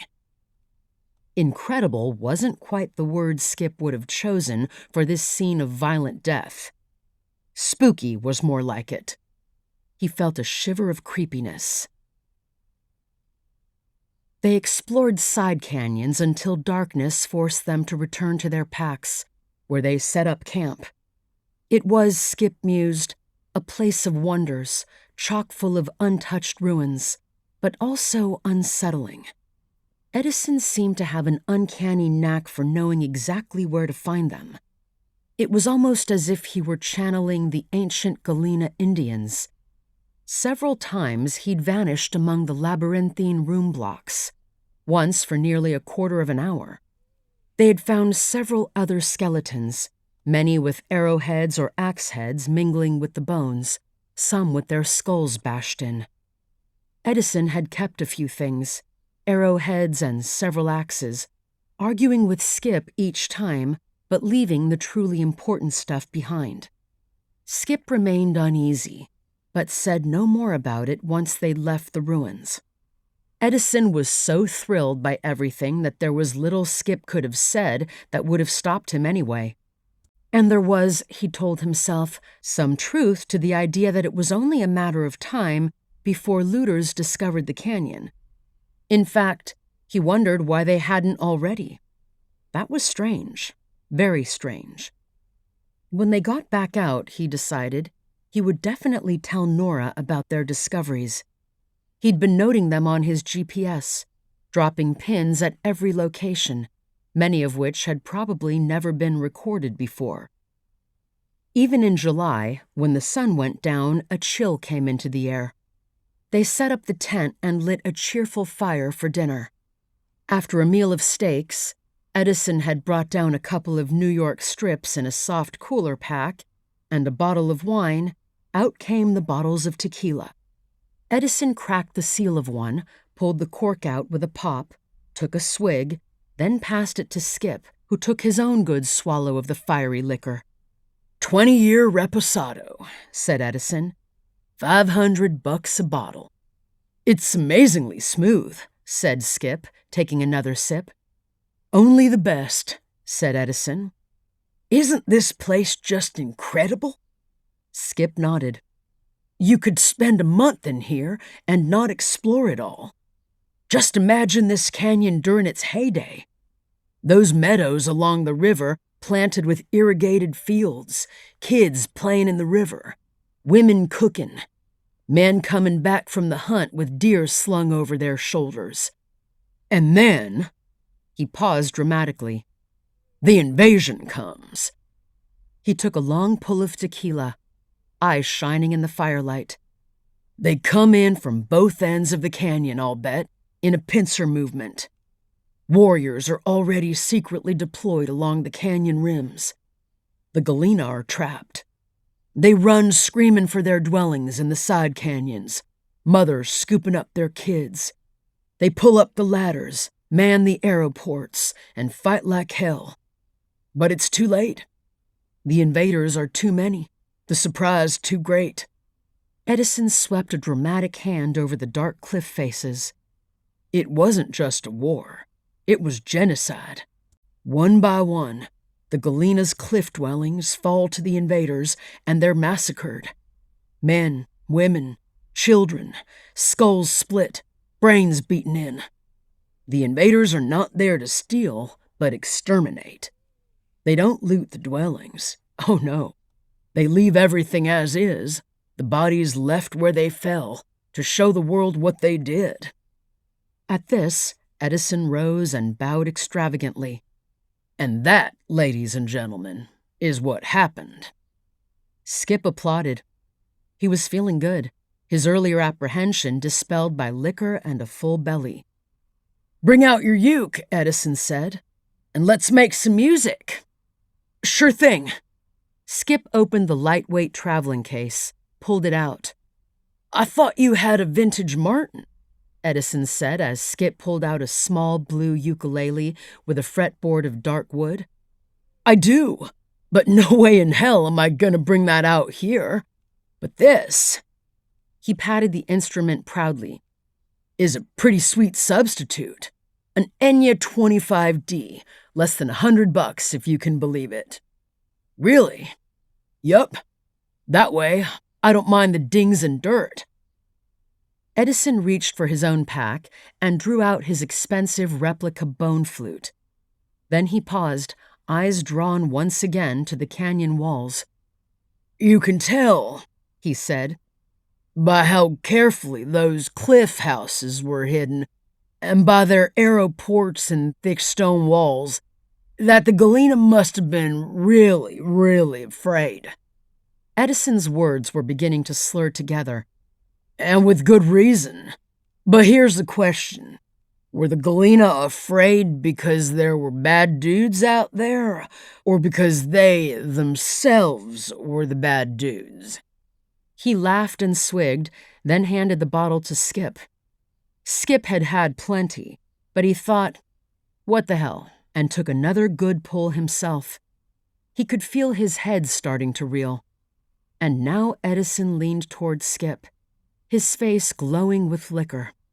My friend, I've got a confession to make, he said in a confidential whisper. What is it?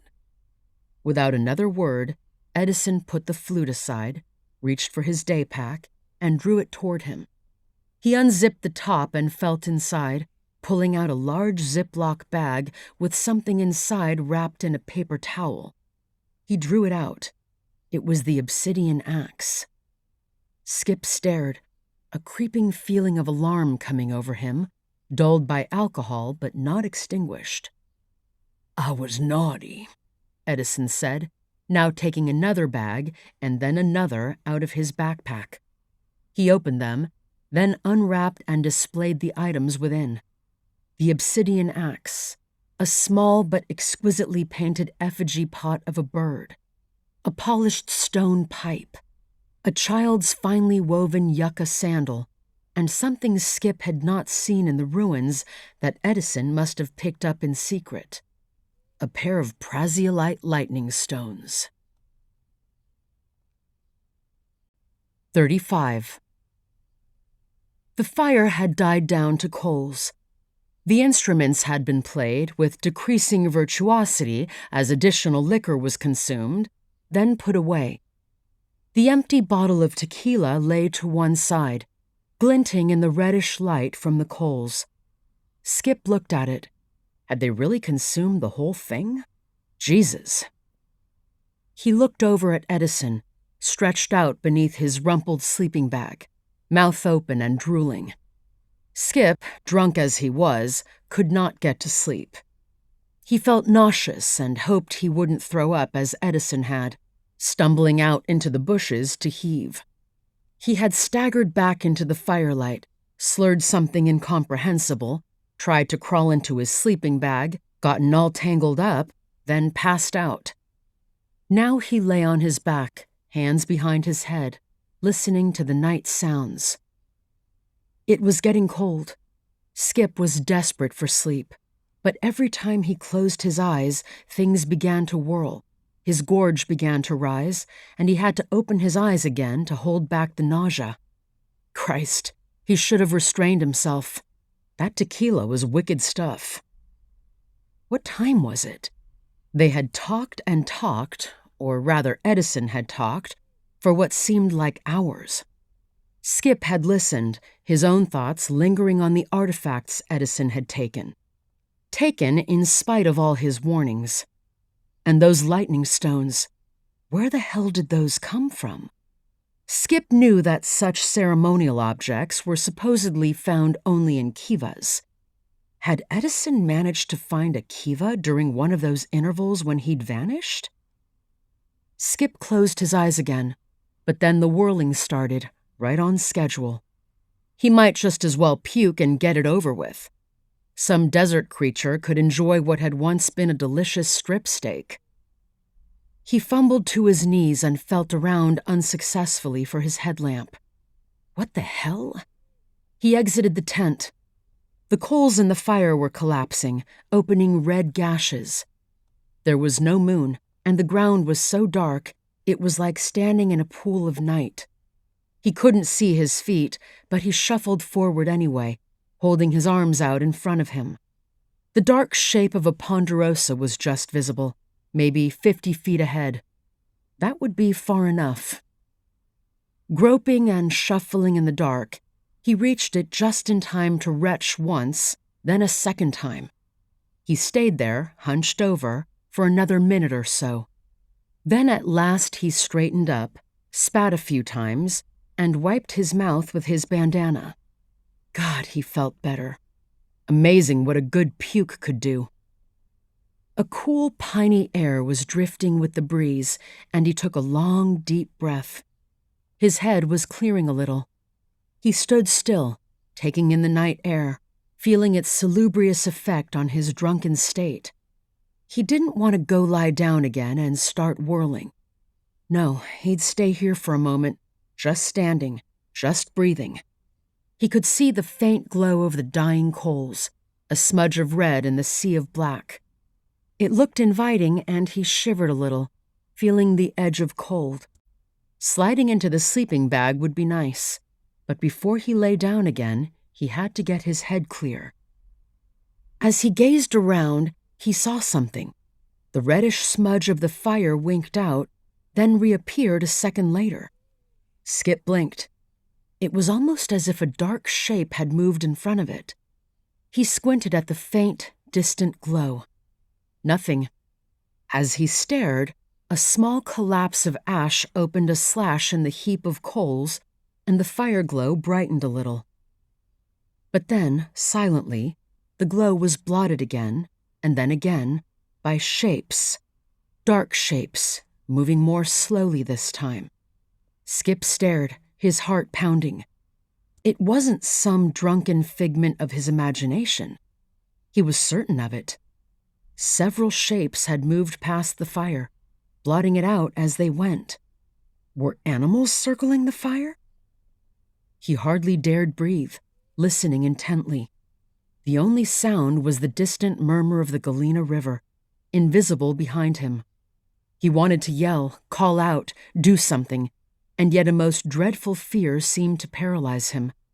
All he could do was stare. But the glow remained steady. Again, he listened, motionless. Nothing. Okay, so it was just his imagination, or more likely a hallucination brought on by the expensive tequila. Skip didn't know what exactly was in that reposado to make it so costly, but he made a silent promise to himself and Nora not to drink any more of it. But he couldn't seem to move his feet back toward camp. He was still afraid. And then he heard a sound, a stealthy footfall, then another, and above the susurrus of the river, he heard a whisper that might have been wind or might not. Another whisper. And now he knew there were people there. People sneaking closer, gathering around quietly in the dark. Instantly, he recalled the story Edison had told him, of the mutilated body that came floating down the Galena River many years ago, the murder that was never solved. The intense fear began clearing his head. What he needed was to find the headlamp. Maybe he had left it on the edge of the tarp next to the tent. It would be to his right. But no, that would be a huge mistake. What he needed to do was circle around somehow, get close to Edison's pack, and slide out that mother of a gun. He took a step forward, then another, the soft grass muffling any sound. Suddenly, he sensed beyond any doubt the presence of humans. It could only be humans, gathering and circling around the tent. Plan thwarted, Skip froze for a second. Then, very slowly, he eased down onto his hands and knees. His headlamp was close now. But it wasn't that he was after. It was the EDC knife he kept for quick access in the front Velcro pocket of his pack. Suddenly, he heard the loud tearing of tent fabric and a thump sound, followed by a hideous groan. Another thump. What the hell? Thud. And then a muffled voice.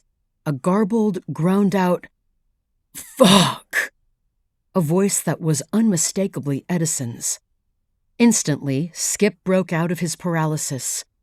"Oh God, they're beating Edison!"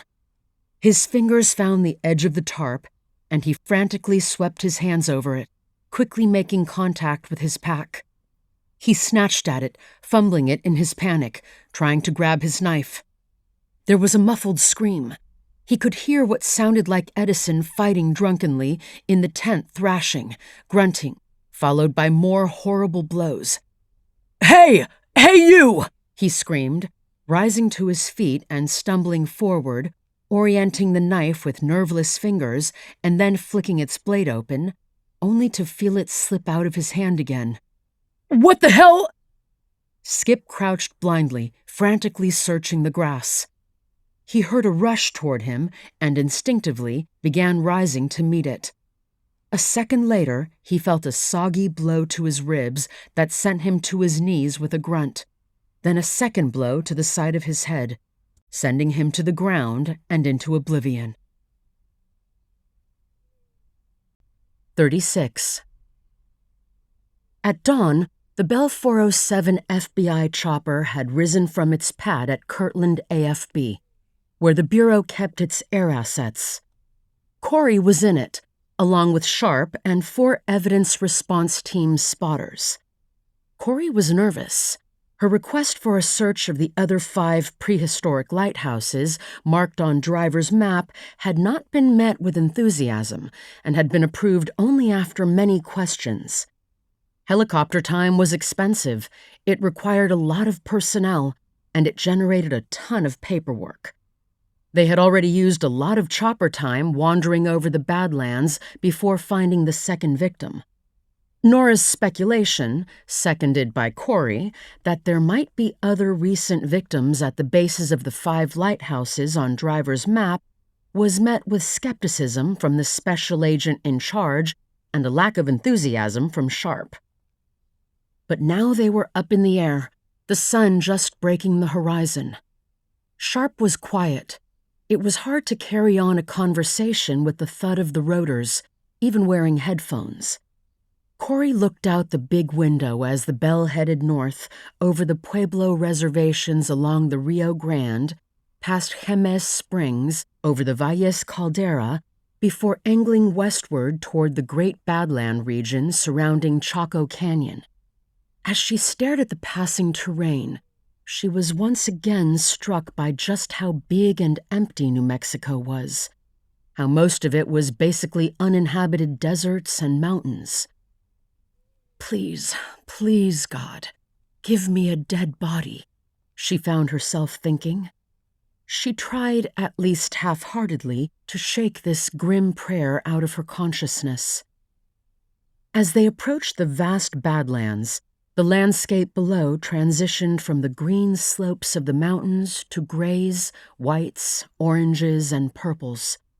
Looking down, she could see how the land had been stripped down to rock and sand by erosion, with countless wandering dry washes, arroyos, hoodoo rocks, lifeless escarpments, and mesas. Beyond the tiny Navajo settlement of Nageezi, she could see the western section of the San Juan Basin oil field, recently rejuvenated by fracking. Sprinkled amidst the rock formations were rows of fracking tanks and piping all coiled together, pump jacks and fresh dirt roads going every which way. This was the area leased to Geo Solutions GmbH, the company at which Horace Driver and his daughter worked, or had worked. "That's some hellacious country down there," said Sharp, speaking at last. Corrie nodded and checked the paper map she had unfolded in her lap so she could follow the landmarks. "We're getting close to the first lighthouse." Before leaving Watts's cabin, Nora had marked, as best she could, the locations of the other 5 lighthouses, based on Driver's own rough map. It was not easy, given how many black fingers of lava stuck up like cruel spires all across the wasted landscape. The chopper pilots had been given the coordinates of the 5 Badland formations she wanted to search around. They were widely separated, But the Bell 407 was a fast machine, and they would be able to complete the search in 3 to 4 hours. The drone of the engine changed as the chopper slowed and began to descend toward the first target. Corrie raised her set of 10 by 50 binoculars and squinted through them, looking down at the landscape, doing her best to match the various landmarks beyond the window to the map in her lap. She could see the first of the possible lighthouses coming into view, a steeply eroded cone, rising higher than the others around it. The captain brought the Bell into a hover to one side of the cone and about 70 above it, allowing the spotters time to scan the ground. Corrie drew in a breath. She could see the vague outlines of ruins atop the formation, a large flat hearth of stones and a ruined hut. So Driver was right. It, too, was an ancient lighthouse. She wondered if the stone hut contained more human bones. She scanned it with her binoculars, but the ruins were almost buried in wind-blown sand, and it was impossible to tell what, if anything, was inside. Slowly, the chopper circled the cone, sometimes angling one way, then another, giving the spotters on either side the angles they needed to locate anything unusual on the ground. After 10 minutes, the spotters shook their heads. Nothing. It was time to fly to the next target. They followed the same procedure at each pinnacle, moving northward along the course of the Great North Road toward Bloomfield. There was nothing at the second and third formations. Nothing on the ground, nor visible ruins on top. Perhaps Driver had been wrong about these, or the remains of the lighthouses and huts on the summits had eroded away. At the fourth spire, they found the remains of a lighthouse, but nothing else. Corrie began to feel a little sick at heart. This was not turning out well. The fifth and last formation lay in a place called Cuts Canyon, south of Bloomfield. According to Driver's theory, it marked the northern terminus of the Great North Road. As they approached, the canyon came abruptly into view, a broad gash in the earth, eroded into a crazy labyrinth of humps, spires, and buttes, riddled with bone-dry arroyos whitened with salt. It was a forbidding place, grim and unrelievedly frightening. The chopper did its usual routine, coming into a hover to one side of the pinnacle. Corrie could see that it was in fact a real lighthouse, with an area of flat stones forming the fire hearth and another hut, roof still intact. She felt a momentary relief. But as the pilot moved the bird around in a slow circle, and the spotters scoured the ground with their powerful binocs, it became clear they could see nothing. Time stretched on. Corrie glanced at Sharp. He was not looking at her. Instead, his eyes were fixed on the metal floor, elbows on his knees, hands clasped. He looked neutral, calm, but Corrie could imagine what he was thinking. After 20 minutes, she saw the spotters shake their heads, heard the chopper's rotors power up. They began to rise. Sharp finally raised his head. "Agent Swanson? Next steps?" She flushed. There was really nothing else. "I guess head back to base. Looks like this was a bust." When he didn't respond, she looked back out the window, a sick feeling in her stomach. The chopper began to move away from the pinnacle, banking in the direction of Albuquerque. And then, through her headphones, she heard one of the spotters speak to the pilot. "Can you slow down and descend? I see something on the ground at 2 o'clock. 2 o'clock was on the other side of the chopper. Corrie leapt up and scrambled over. The spotter pointed, and Corrie raised her binoculars. It took her a minute to bring the dual images into single focus. Then she made out a person walking, staggering really, across the sandy wastes. The pilot brought the chopper into a hover, then descended. The figure below looked up, pale white face indistinct in the blowing dust. When they had sunk below 100 feet, Corrie could make out the figure. A woman with long black hair. She abruptly broke into a run, heading up a wash toward the formation they had just searched. "Put the chopper down!" Corrie cried. The pilot hovered over the fleeing figure until a landing zone came into view. Then he expertly put the bird down with a small tornado of dust. Meanwhile, the woman, still running, had gone ahead out of sight. Corrie waited impatiently for the rotors to power down. Then she watched as the ERT, having already slipped on their packs, took off in the direction of the figure, following her footprints in the sand. Corrie threw on her own pack and ran after them. The woman had put distance between them in the time it had taken the chopper to land and power down. But Corrie had seen that she was weak, moving erratically. She soon came into view, tumbling and lurching. The 4 ERT members quickly surrounded her, and she fell to her knees with a sob. "Water!" Corrie shouted, coming up running. "Get her some water!" The woman was a wreck. Hair tangled, her skin burned and peeling, her lips cracked and bleeding, green eyes filmy and bloodshot. And yet, underneath this ravaged exterior, Corrie could see, like a palimpsest, signs of what had been a healthy woman about 40 years of age.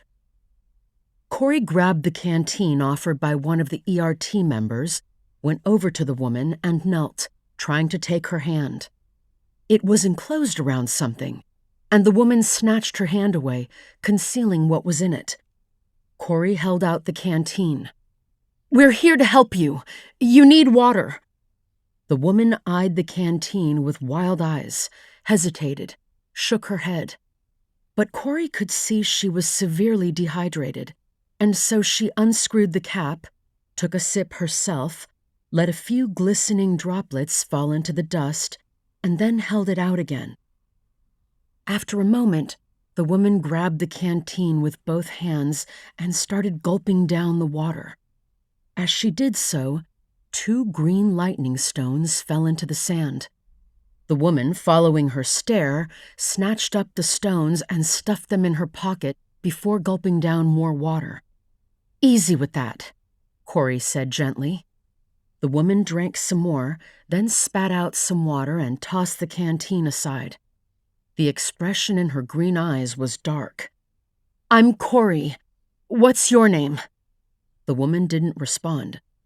"We're from the FBI. What were those objects in your hand? Lightning stones?" No answer. "Was that pinnacle over there your destination? You were walking toward it when we first saw you." Still no answer, just a sullen look. "This is a dangerous place to be. You've got no water, and you clearly need medical attention. We'd like you to come with us." To Corrie's surprise, the woman did not resist. Without a word, she rose, staggering once again. Corrie tried to support her, but she brushed off any effort to help and made her way unsteadily toward the helicopter. Corrie buckled her in. As they dusted off, she asked, "What are you doing out here?" The woman said nothing. Corrie asked another gentle question, then one more. But the woman merely stared straight ahead, her face slack and apathetic as a zombie's, uttering not a single word. 37.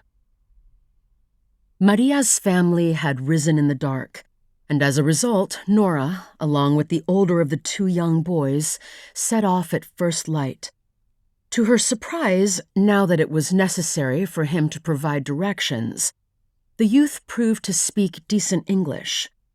He would guide her for the first 10 miles or so himself, then explain the rest of the route, or at least to a point where she could find others who knew more. Nora protested at his having to walk back such a distance, but he said it was nothing. The road was good and he'd be home again before dark. The road was not good. It was a one-lane track with no guardrails chiseled out of the sides of mountains and cliffs, winding up and down in a terrifying manner. It also crossed and recrossed other identical-looking roads until she was not sure she'd ever find her way out again. It took 2 hours to travel the 10 miles. Then the boy got out, pointed out the road that supposedly would take her where she wanted with no further forkings, then turned and began scampering back to San Luis. Nora watched him for a minute as he grew smaller and smaller in her rearview mirror. Then, with a deep breath, she continued along the dreadful road. She wound her way around several more heart-stopping cliffs, but as she'd been told, there was only one road, and after another 2 hours and 10 additional miles, she finally emerged into a hanging valley high in the mountains. The climate here was much cooler, the slopes clad in pine trees, and a few farmhouses were scattered among the emerald patchwork fields that clung to the steep slopes. She stopped at the first house she came to and asked directions. To her consternation, here too nobody professed any knowledge of Oscarby or any other white man in residence nearby. But they knew Benicio, and she was directed to a little white hut clinging to a promontory above the valley so far up a distant hillside as to be barely visible. The road, such as it was, ended on the far side of the farmhouses, and she was forced to get out of the jeep, shoulder her pack, and climb the last few miles to the little white hut. After a few false turns, the steep, rutted trail came out onto a clearing. The simple house had a portal overlooking the yawning chasm of Copper Canyon and the mountains beyond. An old man was on the porch, sitting in a rocking chair, wearing a straw cowboy hat, a clean white shirt, and dungarees. A large mongrel dog lay at his feet, and upon Nora's appearance leapt up and began barking frantically. She hesitated, but when the dog made no aggressive moves beyond the terrible racket, she approached slowly. The man's eyes were closed, the chair still. Was he sleeping? It hardly seemed possible. A few feet from the porch, she stopped, assumed the least threatening pose she could imagine, then said over the barking and baying, "Disculpe, ¿es usted el señor Don Benicio?" The lid slowly opened to reveal 2 brilliantly black, large eyes. "Sí, soy yo. Yes, it is I." He spoke sharply to the dog, who instantly went silent. Nora stepped guardedly up onto the porch and extended her hand. "My name is Nora Kelly. Enchanted to meet you." "And I also." He took her hand. Given her recent discoveries, this was becoming more promising than Nora had hoped. If nothing else, the old man was still alive. She paused a moment. "Don Benicio, I am here to seek your counsel." "You are the first in many years to do so." Once again, she felt a vast surprise. She did her best to conceal it. "Maestro, I've come looking for Carlos Oscarby." Now it was Benicio's turn to pause. He gazed at her for a long time. "And?" he finally asked. "I understand he may be here." There was no reply. At last, when Nora felt certain this was not simply a pause, but that the old man had no intention of responding, she continued. "He was a professor of anthropology in New Mexico. He left the position 12 years ago to return here once again as a discípulo." There was another pause, but after a time Benicio responded. "Coffee?" "Yes, please," Nora said. The man stood up and went inside with the dog. Nora, who had intended to follow him, found the door shut in her face. She told herself this was not rudeness. It must simply be the old man's way. After about 10 minutes, he came out again, carrying 2 mugs. He sat down, handed one mug to Nora, and nodded for her to sit on the only other seat available, a woodpile on the far edge of the porch. She sat down, and an unhurried silence ensued. He did not ask any questions or even evince any curiosity. Finally, Nora cleared her throat. "It is good to meet you in person, Don Benicio." At this, he said nothing. "I read all about you in Professor Oscarby's book. I'm looking for him. I expected he would be here, but if not, I hope you can tell me where I can find him." Benicio remained silent, taking the time to sip from his mug, then sip again. And then finally he spoke. "Is the coffee to your liking?" "Yes," she said. "Thank you. Now, about Oscarby. May I speak to him?" "No," he said. "You may not." And with that he rose, nodded gravely, then disappeared again into the hut with his dog. After the door had closed behind him, Nora remained in her seat on the woodpile, recovering from this sudden surprise and trying to understand what had just happened. Was Oscarby inside? Perhaps as an immured disciple, currently undergoing a spirit journey? Had he taken a vow of silence? Had he moved on or up somehow? The people in the farmhouses below professed not to have seen him. But then again, Oscarby would have come here 12 years ago. A lot could have happened to him in that time. He might well have changed under the tutelage of Don Benicio, the tutelage that Maria's father had warned her against. It was now late in the afternoon, and the sun was about to fall behind the mountains. She considered knocking on the door, or calling out, but something told her this would not help. He clearly knew she was still there and was ignoring her. If Benicio would not speak to her willingly, there was no way she could induce him. She rummaged in her pack and pulled out a couple of protein bars and her canteen. It was cool, but not chill, and she took out her jacket not so much for warmth as for something to sit on. She rose, draped the jacket over the lone chair, then sat down, rocking back and forth as she ate the protein bars, watching rather idly as the landscape darkened around her. She felt a strange and most unexpected sense of peace settle over her. Now that she was here, she found herself in no hurry. Que sera, sera. In time, as near total darkness enveloped the clearing, she placed the jacket on the hard wooden floor of the porch and lay down upon it, making herself as comfortable as possible. She'd expected to find sleep even more difficult to come by than it had been the night before at Maria's house. But all the recent surprises and the questions arising from them seemed, mercifully, to be somnolent as well, and she soon found herself nodding off to the chirruping of crickets. 38. Nora was awakened by the smell of fresh coffee. Opening her eyes, she saw Don Benicio bending over her, offering her a cup. She sat up, wincing a little from the night spent on the floorboards of the porch.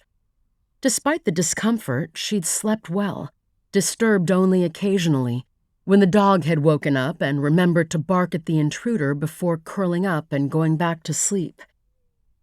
Now Don Benicio gestured her toward the door, which was standing open. She stepped inside what appeared to be a 2-room hut, spare, cool, and whitewashed. One room served as a kitchen, dining, and living area, with a single window looking out over the distant mountains. The other windowless room was the sleeping area. As she sat at the crude table drinking coffee, Don Benicio prepared a simple breakfast of esquites. He joined her at the table and they ate together in silence, glancing now and then out at the landscape beyond the window. Finally, the old man said, "He is not here." It took Nora a moment to realize he was picking up the conversation where they'd left off the evening before. Why exactly he'd left her outside so abruptly and for so long, she couldn't be sure. Maybe it was an old man's eccentricity. "Where is he?" she asked. Don Benicio shrugged.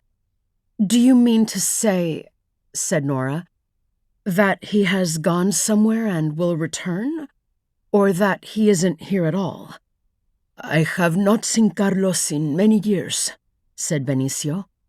Although the others she had met hinted at this possibility, Nora was taken aback nevertheless. "How many?" Another shrug. "He left long ago.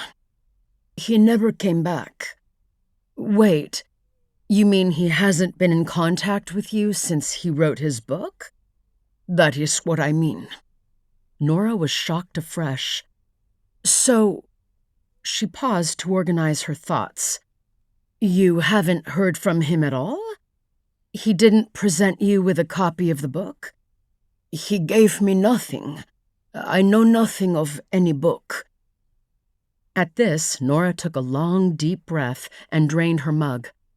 This surprising revelation overturned all her assumptions. How could Oscarbi have written a book about Benicio and never told him? And if Oscarbi wasn't here, where was he? "Years ago, Oscarbi was a disciple of yours. A student. Isn't that correct?" Benicio didn't seem to hear. His eyes were on the distant horizon. Nora realized she was getting ahead of herself. Peppering Benicio with questions so soon after he'd allowed her into his home was no way to get answers. She stopped herself for a moment and let the silence gather, let the peace of the morning return. "Thank you," she said, "for the desayuno." Benicio nodded. "Another cup?" "If you wouldn't mind." He rose, went over to the stove, and brought back the pot, refilling both cups. "Don Benicio," she began again when her second cup was half empty, "may I ask you some questions about Oscarbi's apprenticeship with you?" He shook his head in a silent no. Nora took some time to rearrange her thoughts. Finally, she said, "May I tell you why I have an interest? Why I have come all this way?" No reaction. "When Oscarbi returned to the States, after the time spent under your tutelage, he wrote a book. It was about you and your teachings. Even though it was somewhat scholarly in nature, it was a bestseller, and millions of people read it. Read about the teachings of Don Benicio and how they transformed his life. He became a professor and gathered around him a group of students. And then, 12 years ago, he abruptly disappeared. Everyone believed he'd grown disenchanted with the academic life and returned here to continue his discipleship. But obviously, everybody was wrong." She paused. "But here's the reason I've come. In the last 5 years, there have been at least 2 ritual suicides among his former students. I'm looking into what might lie behind those suicides." At this, a subtle change took place in Benicio's face. Its lines deepened, the eyes growing cold and even more distant. "I need your help," Nora said. "We need your help. We're trying to find out why these former students killed themselves in a most horrible way. It seems possible that it connects somehow to what Oscarbi learned down here." Finally, Don Benicio replied. "I cannot share with you this knowledge," he said. "Why?" "It is dangerous. Even to mention it is dangerous." Nora let a beat pass. "If that's true, then Oscarbi is dangerous. It can't be just coincidence. One way or another, he must have had a role in those suicides." She paused and waited. After a moment, Benicio asked the question she had hoped. "How did they die?" "They took off all their clothes in the desert, in the full sun, and died of dehydration and heat stroke. Benicio went very still, deliberately turning his head toward the window and the distant canyons and mesas beyond. He remained this way for a long time, long, no doubt, even by his own standards. Minutes passed, then a quarter of an hour. Nora picked up her empty coffee cup, toyed with it, put it down. Don Benicio. He held up his hand in a gesture of restraint. Yet again the silence gathered. It seemed to Nora that Benicio was pondering something. His brow creased, eyes inward-looking despite the vista, expression quiet. And then, at last, he began to speak hesitantly in a low voice. "Carlos came to me," he said. "It was perhaps 25 years ago. I don't know how he found me. He said he was an anthropologist seeking traditional knowledge. Before, all my teachings were with my own people, to bring them back to the ancient truths. But students were scarce and growing scarcer. My people were losing interest in the old knowledge. Yet here was this person who not only learned about my existence, but sought me out. And so I agreed to teach him, provisionalmente. For a long time, perhaps a year.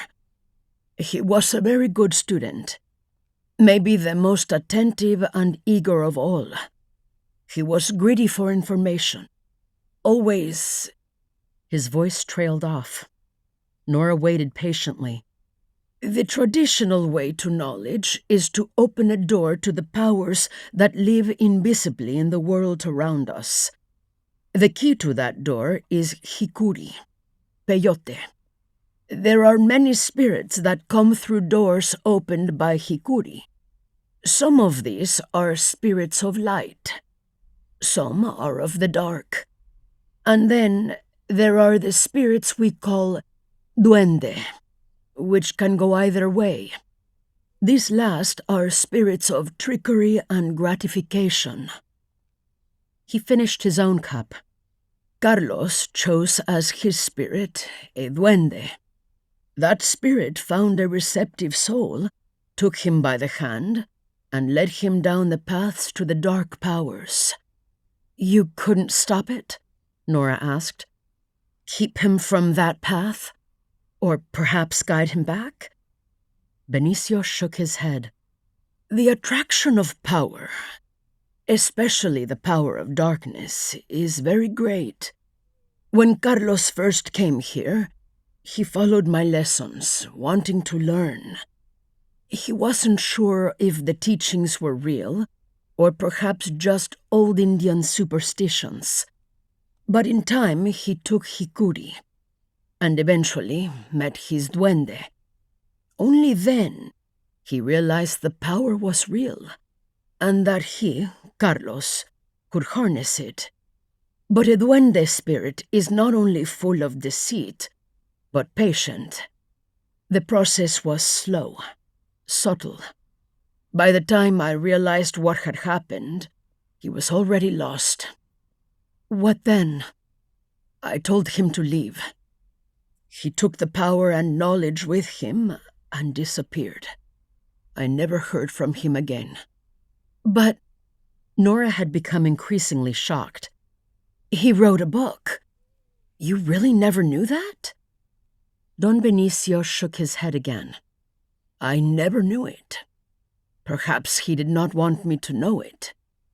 I fear—" He stopped, but Nora guessed what he might be thinking.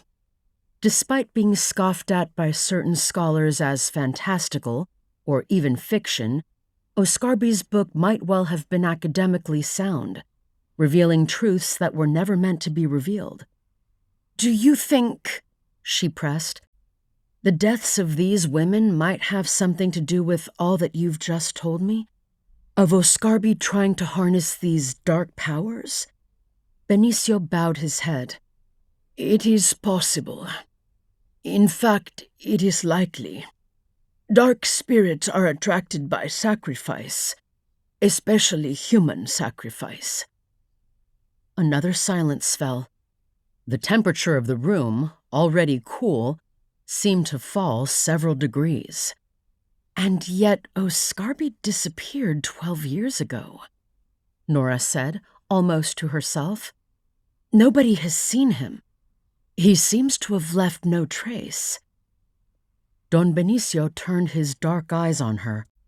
"He was already far along the dark path when he left, and he would only have increased his power since. Wherever he is now, you can be sure that his duende is there too." 39. Skip, enclosed in cool darkness, swam back into consciousness. For a moment, he had no idea who he was or what had happened, and he was abruptly seized by panic. But as he struggled to sit up, gasping for breath, head pounding, and black spots blossoming in his vision, the attack came back to him, first in fragments, then in force. Once again, he realized he was bound in the dark with leather straps, his hands behind his back and his ankles tied together. How long had he been there? It felt like days he had been drifting in and out of consciousness. Panic blanketed him once again. He made another effort to sit up, every bone in his body aching. They had beaten the crap out of him. At least his head seemed finally to be clearing. A little. "Hey!"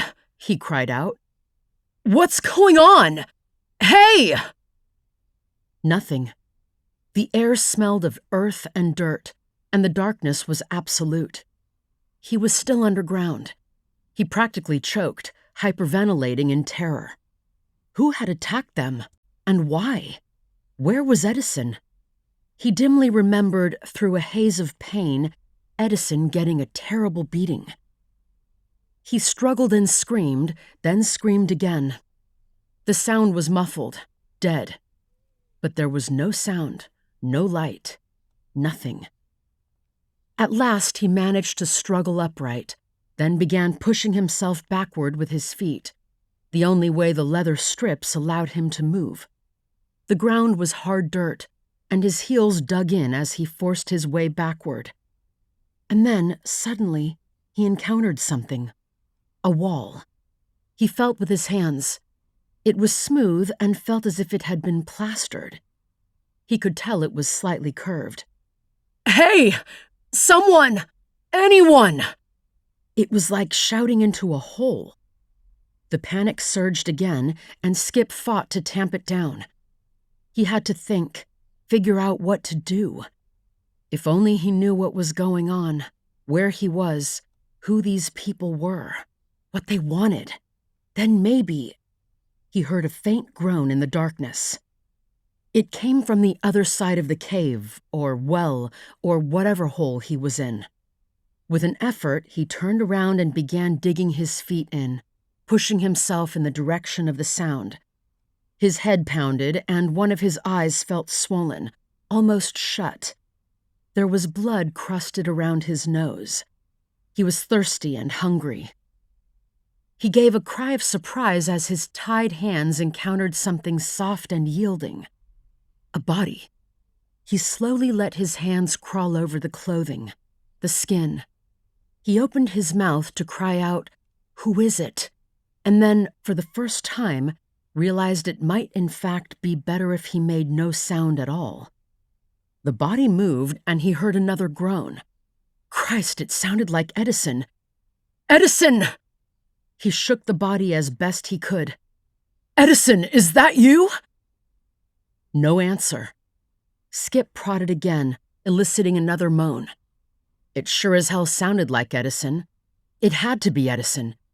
He must be badly injured. "Edison," he whispered. "It's Skip." A groan, followed only by heavy, stertorous breathing. Oh my God. Skip felt panic seize him again. What had they done to trigger this? Had they come across a group of killers dwelling in a remote canyon? Had they stumbled onto a crazed militia or a group of paranoid back-to-the-land survivalists? And then he heard another sound in the darkness. This one came from above. He listened intently, holding his breath. There was a muffled scraping, and then a narrow rectangle of light appeared overhead, growing wider as some sort of covering was slid back. It sent down a shaft of light that, quite suddenly, made clear to Skip where he was, at the bottom of an ancient kiva, a circular underground chamber that was the center of religious ceremonies for Pueblo Indians. A square hole in the roof had opened up, and now a crude wooden ladder was descending. A face appeared in the square of light, backlit and featureless. Turning, Skip saw that the body next to him was indeed Edison. He felt horrified. The man was savagely beaten, face purple and swollen. Blood caked around his nose and mouth. His feet were bound together by the end of a thick cord, and another dozen feet of what looked like steel cable was loosely coiled nearby. His shirt was torn, and his eyes were but half open, unseeing slits. Good God, he looked as if he was dying. "What's going on?" Skip cried, unable to keep himself from shouting. "Why are you doing this?" The dark silhouette in the square of light did not move, simply looking down on him. "My friend needs medical attention!" No reaction. And then there was another scraping sound. The square of light became a quickly diminishing rectangle, and then silence once again reigned in the cool dark. His head began to whirl, and he laid it down and sank back into unconsciousness. 40. After softly knocking and receiving no answer, Corrie entered the hospital room. The black-haired woman was sitting up in her bed, staring at the blank screen of a TV set attached to the wall. She did not look over as Corrie took a seat next to the bed. Without the IVs, Corrie thought, one would hardly know the woman had been gravely ill with dehydration only 16 hours before. Her hair had been washed and combed, and aside from a horrible sunburn and swollen lips, she looked remarkably improved. The doctors had made Corrie wait before they would allow the patient to be questioned, which was fine with her. She'd spent the time identifying the woman. It had not been difficult. Starting with the assumption that the woman was another of Oscarby's original students, Corrie got the list and photos Agent O'Hara had assembled and immediately recognized her. Her name, in fact, had already come up in the investigation. Elodie Bastian. What amazed Corrie, as she paged through the file O'Hara had prepared, was that Bastian was a successful and respected archaeologist with her own private firm, doing contract archaeology for the New Mexico Department of Transportation, surveying and identifying archaeological sites prior to road building or construction. Her parents lived in Santa Fe, and her life, at least from what Corrie could see in the file, was normal.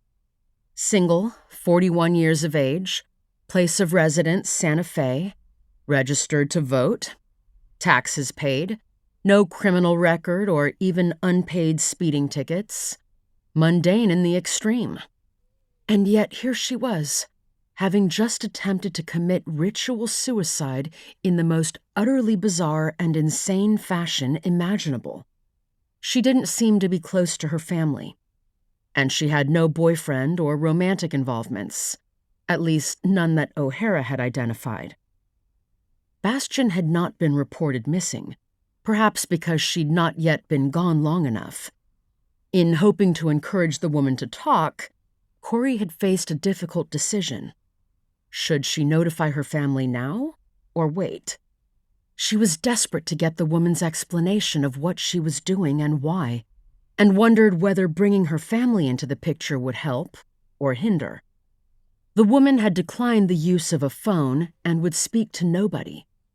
After discussing the matter with Sharp, Corrie had decided to hold off telling the family while she tried to get the woman talking on her own. If that didn't work, then they could bring in the family. Elodie? Corrie said gently. At the sound of her own name, the woman finally reacted. She turned her head around and looked at Corrie for the first time. And then, just as quickly, she looked away, her face once again a mask of nothing. My name is Corrie Swanson, and I'm an agent with the FBI here in Albuquerque. I want to assure you that you're not in trouble. You haven't broken any laws that we know of, and your cooperation with me is voluntary. Do you understand? Bastian said nothing. I'd like to ask you a few questions. When the woman still didn't respond, Corrie went on.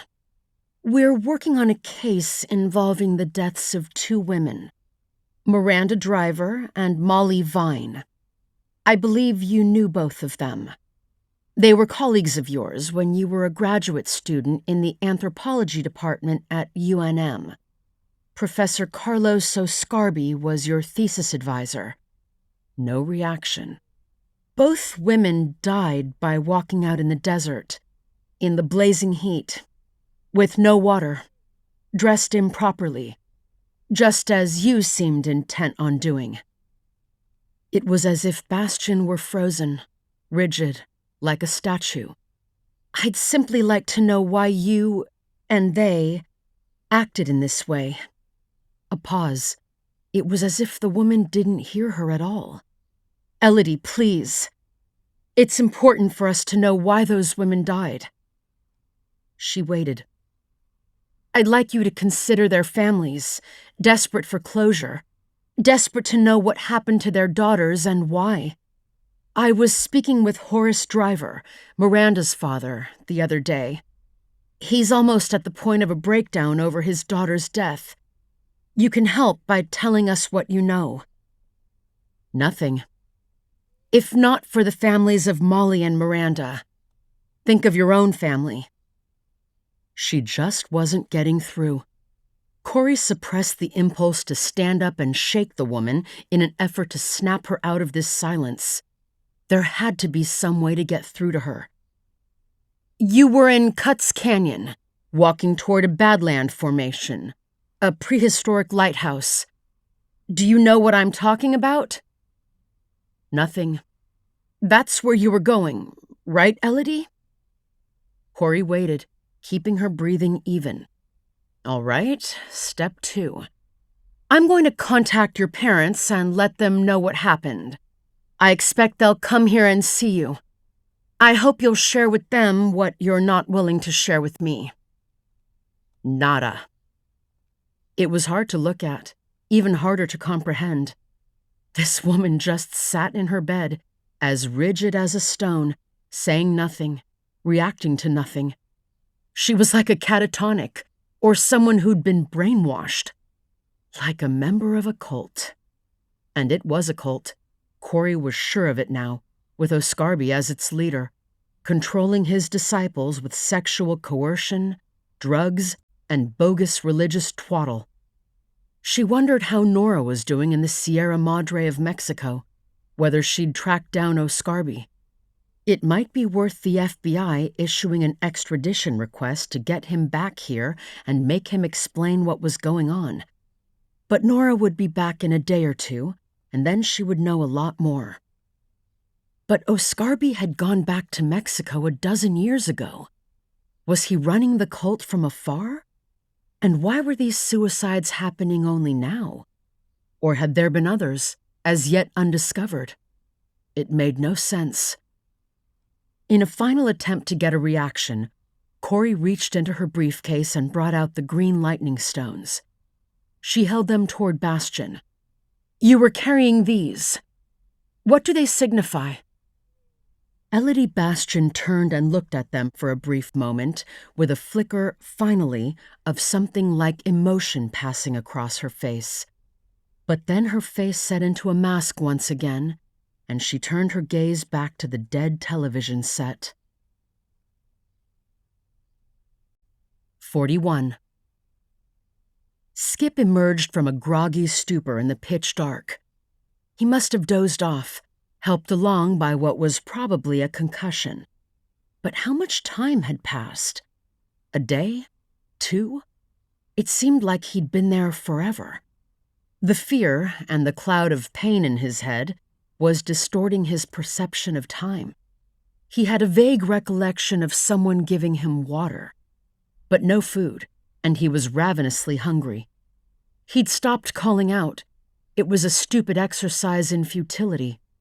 Attention right now might be the last thing he wanted. He took a mental inventory of his aching, battered body. Nothing seemed to be broken, just a lot of painful bruises and cuts, and his lip was as swollen as a kumquat. Edison? He ventured into the dark. Are you there? Silence. Edison! God damn it! Was he dead? Skip tried to banish the out-of-control fantasies of torture, rape, and death that were crowding into his head. Who were these people? Crazy survivalists? Satanists? His rampant speculations were interrupted by a noise from above, and the rectangle of light reappeared as the covering was slid back. A beam of sunlight came in, illuminating drifting motes of dust. It was daylight of another day, he assumed. Skip glanced over to where Edison had been tied up before, but he was now gone. A ladder was lowered, then a figure began to climb down. As the person became illuminated by sunlight, Skip could see him more clearly. But what the hell was this? He was naked, smeared head to toe with a thick layer of red clay, wearing a mask of smoothly carved wood, also painted red. A hairpiece of woven grass stuck up from the mask like some outlandish hairdo. He carried a wooden baton in his left hand, the fist-sized sphere at one end carved with a grotesque face. The man reached the bottom of the ladder and straightened up. Skip could see the gleam of the man's eyes through holes in the mask. The figure moved toward him. There was something odd about the way he walked, a sort of shuffle, as if his feet were too heavy to lift much above the ground. Was he blind? Drunk? High? Skip stared, fear surging again. Who are you? He demanded. The figure bent down and fumbled with the leather straps holding Skip's ankles together. He loosened the straps, then lengthened and retied them, creating a pair of hobbles that allowed limited movement of the feet. Stand up. The voice was flat and neutral. Skip staggered up, hands still tied behind his back, fighting a momentary dizziness. The man took out a long cord made of leather with a slip knot at one end and wrapped it around his neck, tightening it until it functioned as a collar. The man stepped back, looping the leash around his left wrist. The man gave the rope a savage jerk, which tightened the cord around Skip's neck until he coughed and choked. After a second or two, the figure loosened it. Message received, thief? Skip was surprised by the normal, even educated sound of the voice. The man jerked the leash. Respond. Skip nodded. The man now untied his wrists. Climb. Skip shuffled over to the ladder.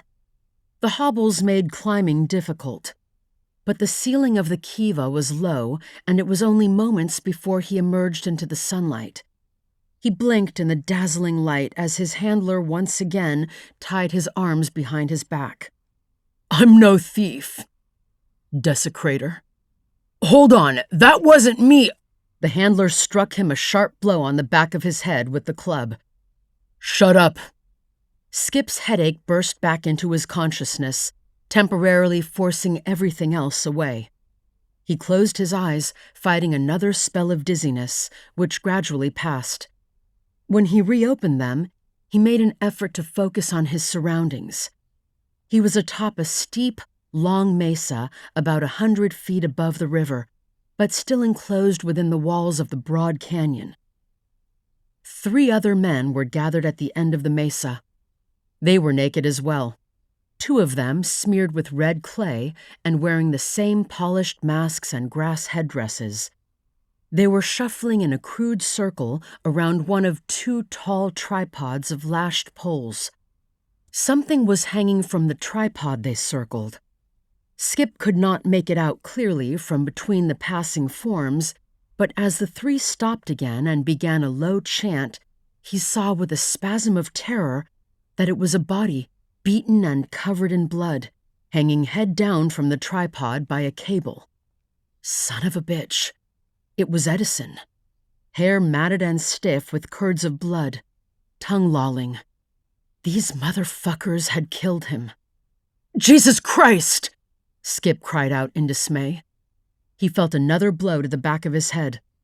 "I said shut up," his handler murmured. Skip felt himself go weak, sagging down to his knees.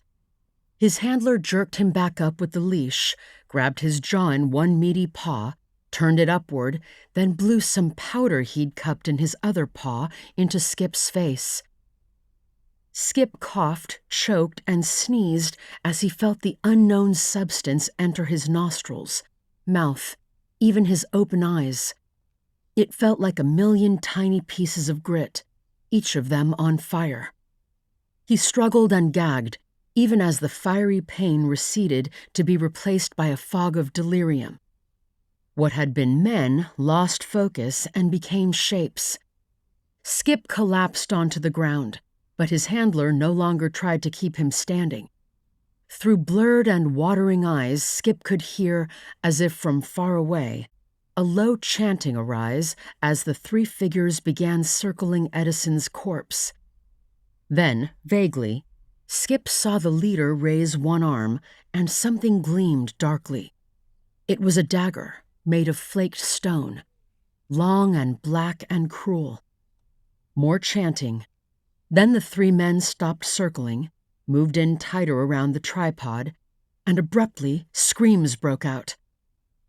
Skip tried struggling to his knees, fell again. The screams were growing louder and louder, throat-shredding, more animal than human. But nevertheless, Skip recognized the voice as that of Edison. So he wasn't dead after all. He blinked and blinked, trying desperately to clear the swirling mist from his eyes. But the leader blocked his view, and he could not see what was happening. But the screams continued, growing louder and more agonized. Since his hands were bound behind him and he could not cover his ears, he shouted, "Stop it! Please stop it! Stop it! Stop it!" Until the shadow of his handler fell over him, the wooden club came down on him again, and a merciful darkness claimed him. 42. On long drives, Nora often listened to audiobooks, and for her roughly 30-hour round-trip drive to Mexico, she'd come prepared with a couple of good thrillers by Preston Child. But the more time she spent on the road driving home, the harder she found it to concentrate. What kept intruding was a melody, an earworm of sorts, the one from the wax cylinder recording that Skip had taken home a transcription of. He'd harmonized it and played it incessantly on his uke, and then gotten her to accompany him on flute, talking excitedly about all that he was going to do with it.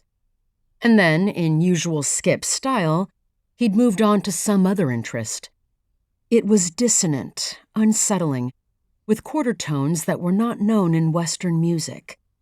It sounded a little like that weird final string quartet of Shostakovich's, maybe. Idly, she wondered what Shostakovich would make of it. But the relief at identifying and thus ridding herself of this unsettling earworm gave way to other intrusive thoughts. In particular, what she'd learned from Benicio and the mystery of Oscarbi supposedly turning to the dark side. Now it was clear Oscarbi was running a cult, and yet it was like none she'd heard of before. Oscarbi wasn't a David Koresh or a Jim Jones. Its members were not a collection of lost souls, brainwashed and shut away in a remote compound. Instead, They appeared to be educated, intelligent, high-functioning professionals who, at least on the surface, lived successful and productive lives. Was it possible, really possible, that people like Molly Vine and Miranda Driver were in a cult? Where and when did they meet? What did they do, and why? As she drove through the darkness, these questions wove themselves within her brain. And as they did, Nora found herself led inevitably to the question of whether Benicio's claims of dark powers, duende spirits, and an unseen world were real. Could there be a hidden world behind the real one, accessible through secret rituals or hallucinogenic drugs like peyote? This wasn't a new concept to her.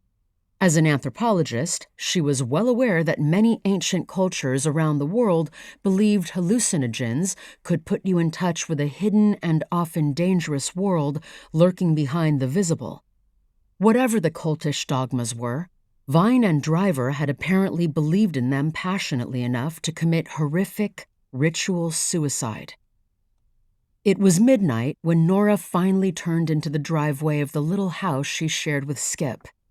The place was dark as she pulled her car up next to Skip's crappy old beater. She was intensely relieved to be home. It had been a grueling trip in more ways than one, and on top of everything else, the 15-hour drive back had just about fried her brain. She couldn't wait to get into bed. She got out of the car and went to the door, inserting her key. She would unpack in the morning.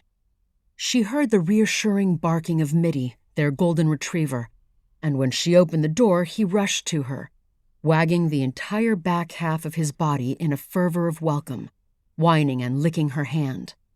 The excitement of the greeting gave her pause. It suggested he had been left alone in the house. She stepped into the kitchen, Mitty following eagerly. The house felt empty. Passing through the kitchen and dining area, she went into the hall. Skip's bedroom door was open. She stepped inside and flicked on the light. The bed was unmade, but then it was always unmade. She returned to the kitchen. Mitty had been fed and there was water in his bowl. So Skip either was out for the evening, or if he'd gone away, had arranged for their dog-sitting friend to feed and walk Mitty. But if he was out for the evening, why was his car in the driveway? Had a friend picked him up? Maybe. He did on occasion spend the night away from the house, especially if he'd gone to a party and had too much to drink, or met some woman. She felt a rising irritation at her irresponsible brother and his doings. But she was tired, and it was too late to do anything about it. She'd call their dog-sitter in the morning and find out if Skip had engaged her, but for now, all she wanted to do was collapse in bed. The sound of her phone booming out the 1812 overture woke Nora in a panic. She fumbled at her nightstand and lifted the phone. It was Corrie, calling at 7 o'clock sharp. Jesus. There were times when Corrie was relentless. She swiped the answer bar and put the phone to her ear. Yes? Nora, it's Corrie. I know. Sorry to disturb you. The words tumbled out in a rush. You must have just gotten back, but I'm really anxious to hear what you found out. Nora sat up, her head clearing, and tried to focus on the torrent of words. I didn't find him, but I learned some things. Interesting things. Can we meet in half an hour? I've got news for you as well. I'm on the interstate just coming into Santa Fe. I've got an interview there at 9. We can grab coffee before. Nora groaned inwardly. Okay, fine, she said. They met at a coffee shop around the corner from Nora's house. She'd just had time to shower and dress, managing to arrive right as Corrie pulled into the little parking lot. They walked in together. Nora ordered a triple espresso and a chocolate croissant, while Corrie had a gigantic, sweet coffee drink, and they sat down outside. After a few gulps of espresso, Nora felt herself returning to normal. First, Corrie told her the astonishing news about finding a third woman out in the desert. This one's still alive and currently recovering, but refusing to speak. Next, she peppered Nora with questions about her trip. Nora related the whole story, tracking down the elusive Benicio, spending the night on his porch, and ultimately learning the truth about Oscarby. Corrie hung on to every word, leaning forward, elbows on her knees. When she was done, Corrie eased back in her chair and, after a silence, said, "Let me get this straight. Oscarby left Benicio's place 25 years ago, never went back, never even communicated with the guy ever again, published a book, got rich and famous, but through it all he'd gone over to the dark side," she formed air quotes with her fingers, "then gathered a bunch of cultish followers around him, mostly women, and disappeared without a trace. Years later, some of these women started committing ritual suicide." "That's about it," said Nora. "Sounds like he signed a pact with the devil," Corrie said. "Or at least believed that he had." She paused. "But where the hell is he?" "According to the FBI databases I checked," Corrie said, "all traces of him vanished 12 years ago. No credit card or bank activity, no social media posts, no contact with friends or relatives, no driver's license renewal, nothing. So maybe he did go to ground and is running the cult from some secret location. Seems unlikely. Why? When all electronic traces of a person vanish, it usually means one thing: that they're dead. That's an FBI rule of thumb, anyway." "Dead? Really?" Corrie held up her hands. "It's awfully hard to disappear or establish a new identity in this day and age. Maybe the cult is hiding him. But what kind of cult is it where the members have PhDs and lead professional lives?" Nora smiled ironically.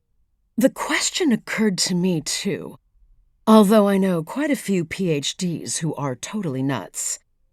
Tell me more about this woman you found, Bastion. Has she really refused to say anything?" "Yes, but she's back with her family, which might help. I'm seeing her at 9. Nora thought for a minute, then glanced at her watch. 8 o'clock. "Would it be okay if I came along? It would require a brief stop at the Institute, but I just might know a way to get a reaction." She described her idea to Corrie, who nodded. "Anything that might help." It was now late enough for Nora to call the dog sitter. "Listen, Corrie, mind if I make a quick call? I'm worried about Skip." "Skip? Go ahead." Nora called the dog sitter and learned her brother had indeed engaged her to feed and walk Mitty twice a day.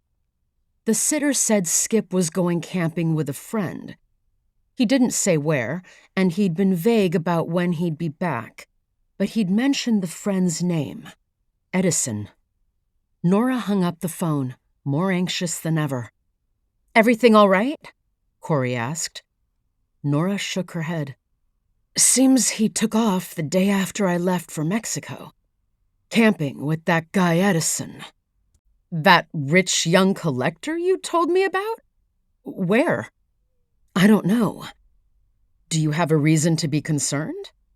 Nora gave a small, ironic laugh. "With my brother Skip? Yeah, always." 43. Slowly, very slowly this time, Skip rose back toward consciousness. Each time he felt himself rise, he tried to dive down again into the safe and enfolding dark. But it grew more and more difficult until, at last, he opened his eyes. The scene had changed. The tripods were still in place, and Edison still hung from one of them. But his body looked different, a ghastly marbling of red and white. And then, as the final strands of fog fell away, Skip realized that the bastards had flayed him alive. The group that circled Edison's skinned body was much larger now, perhaps a dozen. Most appeared to be women, naked and smeared with red clay as well, and wearing the same masks. As they circled the tripod, their movements were herky-jerky, as if under the influence of drugs, which he thought was probably true. Skip managed to sit up, fear churning his stomach. My God. Despite the roughness with which he and Nash had already been handled, the brutality and sadism of this act shocked him to the core. Why is this happening? Am I going to be next? What did Edison do to deserve being flayed alive? Earlier, his handler had called him a thief, a desecrator. But of what? Were they being punished for violating some sacred place or picking up artifacts?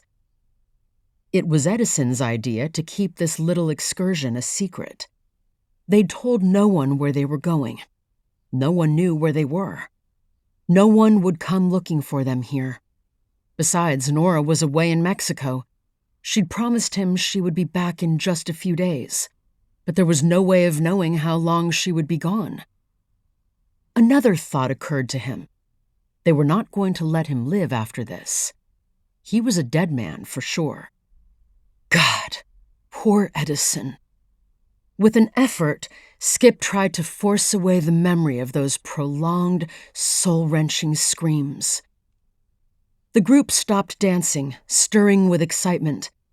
2 women appeared at the edge of the mesa, carrying a litter made of 2 poles on their shoulders, a platform of wooden planks in between. Coming up behind was a tall, muscular figure painted in white clay, with handprints of black paint imprinted all over his body. Instead of a bundle of tied grass, a pair of deer antlers rose above his head, clearly a person of authority. Skip stayed silent, looking at them with curiosity and terror. A person sat on the platform, cross-legged, swathed despite the heat in a woven Pueblo-style poncho blanket with a drooping hood. The crowd fell into a hushed silence and parted to let the litter pass through and approach the pole. This, Skip thought, must be the big boss, the man, the one that even the figure in white drawing up the rear would answer to. The bearers circled the pole, obviously to give the hooded person on the litter a good view of Edison's mutilated corpse. Then the litter was borne back out of the circle and set upon a large, flat boulder nearby. The bearers flanked the litter in ritual fashion as the figure in white stepped forward, reverently took up the corners of the blanket, and, after a brief chant, whisked it off. 44. The Bastion home was in Las Campanas, a fancy golf development outside Santa Fe. As they pulled into the driveway, Nora took it all in. The sleek adobe and stone house in contemporary Santa Fe style, the 4-car garage, the infinity pool, the tennis court, the sweeping views. Not bad, said Corrie as she parked the car. They got out. As they came up the flagstone walkway, the door opened, revealing a young blonde woman dressed for riding in breeches, leather boots, a silk shirt, and a vest. In one hand, she was carrying a crop and helmet. Before they could introduce themselves, she turned and called back into the house. "Randolph, the FBI are here." She stepped aside to let them in without introducing herself. A moment later, the man named Randolph arrived, much older, heavy-set, with a neatly curated salt and pepper beard. "I'm going riding," the woman said from the door. "I'll leave you to entertain these people." "Yes, darling," he said, turning and gesturing Nora and Corrie inside. The woman turned and skipped down the walkway, leaving behind a cloud of expensive perfume. Nora had initially assumed the woman must be Bastion's sister, but the exchange made it clear she was the wife, of the trophy kind, apparently. Corrie wasted no time showing her badge. "Special Agent Corrie Swanson," she said, "and FBI consultant Dr. Nora Kelly, here to interview Elodie Bastian." Right. Have a seat," said the man, leading them into a vast white living room. "She's still not talking." "And you are Mr. Bastian?" asked Corrie. "Randolph Bastian, Elodie's father," he said, not offering his hand. "Could we ask you a few questions, Mr. Bastian, before we see her?" "Go ahead." They settled into several ultra-contemporary, ultra-uncomfortable chairs. Corrie took out a phone. "Mind if I record?" "Go ahead," said Bastian. As Corrie set the phone down, microphone pointed at him, Nora took the opportunity to examine the elder Bastian more closely. He wore a blue blazer with gold buttons, white slacks, black loafers with horse-bit buckles, and a burgundy ascot plumped up around his neck. His hair was brushed back and his face was fleshy, the cheeks ruddy and varicose. "And that," asked Corrie, "was Mrs. Bastian, I assume?" "Yes," he said. "Elodie's mother is... where?" "Denver. Divorced. Why is this your business?" Corrie gave him a cool smile. "Just getting a picture of the family, that's all." "Elodie's not talking," he said brusquely. "You mention that," said Corrie. "I have a few questions about her life, education, employment, and state of mind. If I may?" "Fine." He glanced at his watch. "Elodie had a PhD from UNM in archaeology, is that correct? I understand she studied with Professor Oscarby." A curt nod. "Do you know if she had a relationship with Dr. Oscarby?" "What do you mean?" "A romantic relationship." "I don't know. I don't vet her boyfriends. How is this relevant?" "Mr. Bastian," Corrie said, her voice sharpening, "the FBI will decide what's relevant or not. Of course, you're not under any obligation to answer questions." "I'll answer them," he said with irritation. "Elodie was a grown woman. She lived her own life.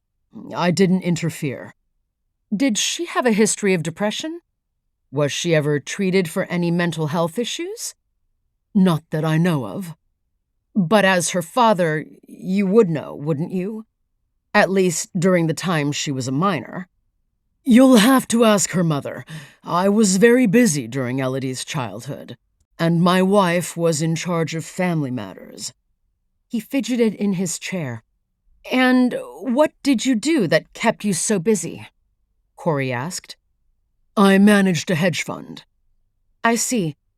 Now, after she got her PhD, did she continue to associate with Professor Oscarby or his former students?" "I've no idea. I didn't track her life." "She owns a small contract archaeology company, correct?" "That's right." "And how does it operate?" "It's just her, a one-woman firm. As I understand it, she does contract work for the New Mexico Department of Transportation, identifying archaeological sites during road construction projects, that sort of thing. That's all I know." "Did or does she have any boyfriends or romantic partners?" "I don't know. I never met any." "How often do you see your daughter?" This question was met with a short silence. "Since my remarriage, not often." "Can you be more specific? When was the last time you saw her? Before now, of course." "A year, 18 months. "But you live in the same town." "Like I said, she lives her life, I live mine." "Do you help support her? Give her money?" "Of course I give her money." "You think she makes anything as an archaeologist?" "I advised her not to go into that profession, but she didn't listen." Nora opened her mouth, thought better of it. Corrie was peppering the man with questions as it was. "And Elodie's relationship with your new wife, how is that?" "Lori is 10 years younger than Elodie. That didn't go down well." He laughed harshly. This is going nowhere, Nora thought as she listened to the back and forth. But if nothing else, it illuminated why Elodie might have fallen in with a cult. What a childhood she must have had, growing up with a distant and uncaring father like this. Just the type to be susceptible to the brainwashing of a charismatic, faux paternal figure. "Is there anything you can tell me, Mr. Bastian, that might shed light on why Elodie did what she did?" "Nothing," Bastian said. "In that case, may we go in and speak to her?" "Be my guest. The doctors say nothing's wrong with her brain. She just refuses to talk." He stood up and led them through a succession of more spare, white rooms and corridors, arriving at last in a beautiful room with windows overlooking the Sangre de Cristo Mountains. Elodie was sitting up in bed, as Corrie had described her in the hospital, staring at a dark flat-screen TV. "Here she is," Bastian said, and withdrew. Corrie sat down in a chair next to the bed, while Nora took a seat on the opposite side. "Elodie," Corrie began in a gentle voice, "I'm Agent Swanson from the FBI. You remember me, I hope. And I've brought Nora Kelly, an archaeologist working as a consultant to us. We'd like to ask you some questions." No response. Corrie then proceeded to make a series of inquiries, but Elodie remained stone-faced throughout, always staring forward, never reacting. It was almost as if she was catatonic. After a while, hoping to make a connection, Nora reached out and took Elodie's hand lying on top of the bed cover. The hand was ice cold. The woman didn't flinch at the touch, but she did slowly withdraw her hand from Nora's and slide it under the bed sheets. Corrie glanced at Nora and gave her a subtle nod. Since nothing had worked, it was now time to try the idea she'd suggested. Nora reached into her briefcase and removed a small metal box, which contained protective padding around a heavy Ziploc storage bag. The bag itself held a large, flat piece of stone, its edges roughened and coarse, as if it had been knocked or chipped from its original position. On its flat side, a design had been inscribed. Very carefully, she lifted the bag from the box, holding the face of the stone away from the girl in the bed. "Elodie, I'd like to show you something," she said. Cradling the stone within its protective casing, she brought it closer. No response. Nora turned the stone around, bringing the design into Elodie's field of vision.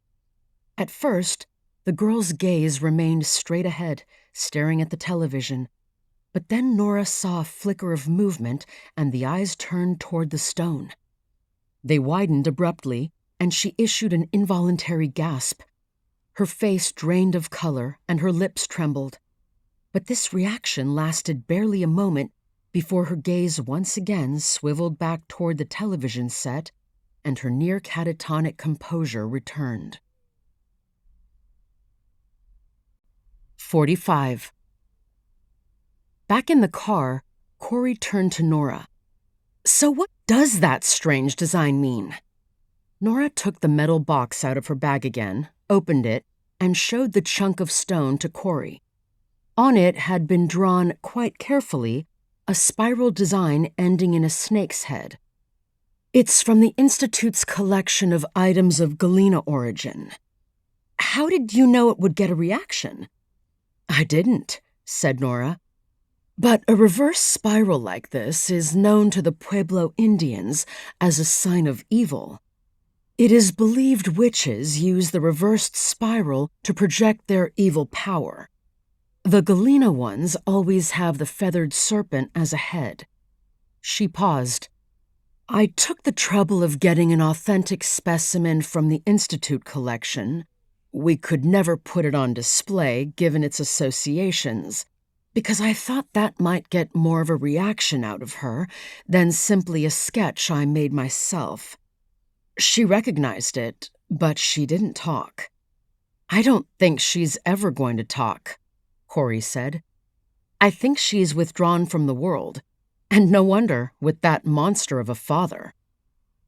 Nora paused, wondering if this was the right time to mention something she'd been mulling over. She decided that, with this unsuccessful interview concluded, there was no point in waiting. I've been thinking about what you said over coffee this morning, she told Corrie, about the FBI's tenet that if a person disappears from the public record, it means they're probably dead. Corrie nodded. What about it? Remember my telling you that a mutilated body came washing out from the Galena River about a dozen years ago? Sure. The body was in pretty bad shape, but the mutilation kind of resembled the petroglyph I showed to Bastian just now. No shit. Corrie thought a moment. How common is this symbol? To actually see a representation of this symbol is very, very rare. Most Indians around here won't even discuss witchcraft for fear of somehow bringing it upon themselves. But that's not what I've been thinking about. I've been wondering if maybe that body that washed down from the upstream canyons might have been Oscarby's. She watched as, with admirable speed, Corrie followed her line of reasoning and put the pieces together. Wow. When was the body found? 12 years ago, around the time Oscarby supposedly went back to Mexico. And I looked up old newspaper stories about it. The body was never identified. Wow, said Corrie. This is amazing work, Nora. She paused, her brow creased. The local sheriff's department would have investigated the death. The autopsy must still be filed away somewhere. You know who could look into the possibility that the body was Oscarby's? Sheriff Homer Watts. Taking out her phone, Corrie dialed the sheriff, brought him up to speed, told him of Nora's theory, listened for a moment, then thanked him and hung up. He's on it, she said. Gonna look at the evidence file and autopsy ASAP. Thanks, Nora said. Then, do you have anything else to do this afternoon? Just some paperwork on the case. Would you mind if we swung by Edison Nash's house? I'd like to see if the housekeeper knows where they might have gone camping. You're still worried? Asked Corrie. I'm more worried than ever. 46. As they drove up to Nash's house, Corrie gazed up at it with a laugh. They just get bigger and bigger.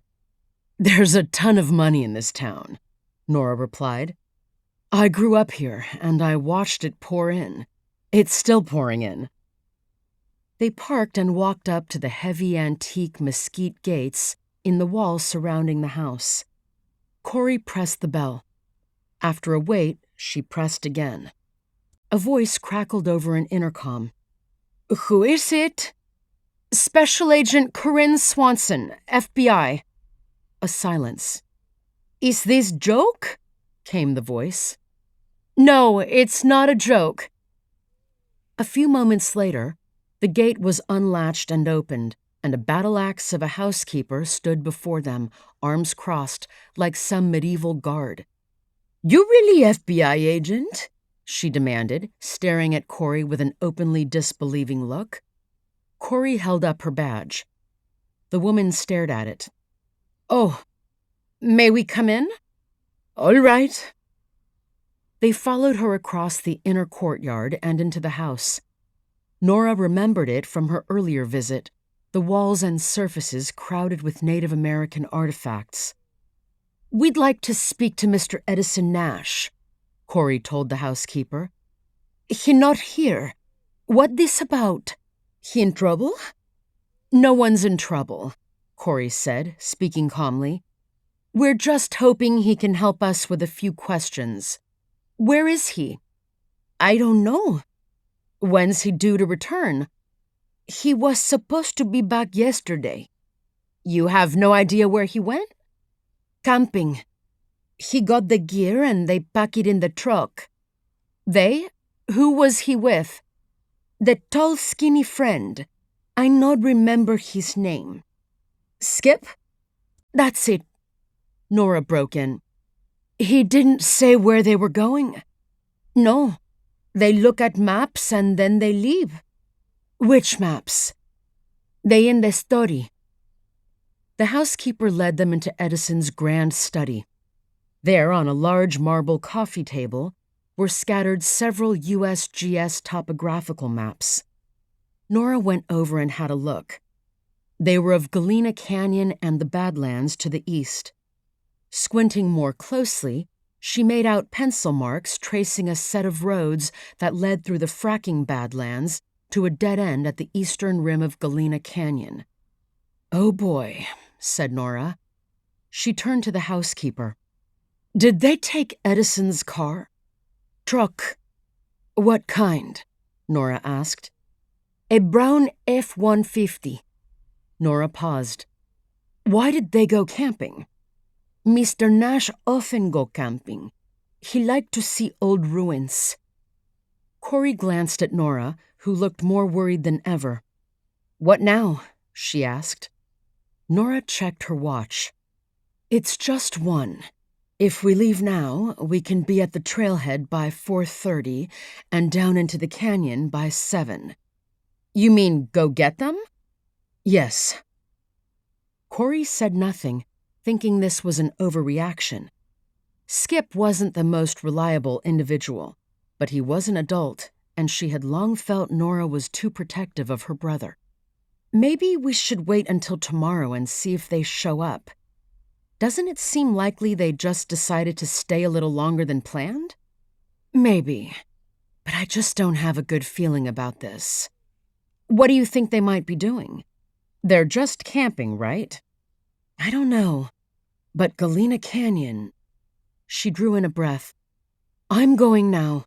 If you'd like to come, I'd sure appreciate it, but I'm not going to wait. Well, how can I say no? I can't let you go alone. Corrie made a little effort to squelch her irritation.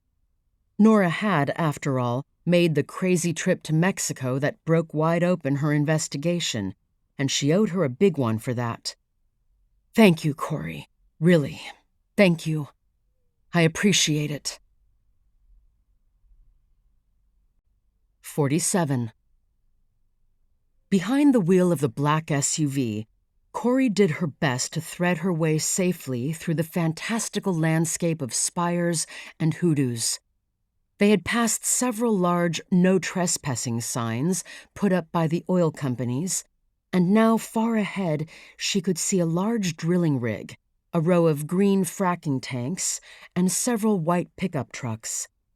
A group of men in hard hats and orange vests were working on a cluster of pipes nearby. As Corrie and Nora approached, the men saw them, turned, and jogged for their pickup trucks. What are they doing? Nora asked. Looks like they're blocking the road, said Corrie. And they were, in fact, pulling their trucks into a line across the road. Once they successfully obstructed the road and both sides of it, the men got out of the pickups and waited. This is strange, said Nora. I wonder why they're so touchy. I guess they think we're trespassers. The SUV reached the flat and Corrie slowed to a halt as they approached the roadblock. The half a dozen or so men were leaning against their open truck doors or lounging around, dirty and grinning. Several had taken the opportunity to light up cigarettes.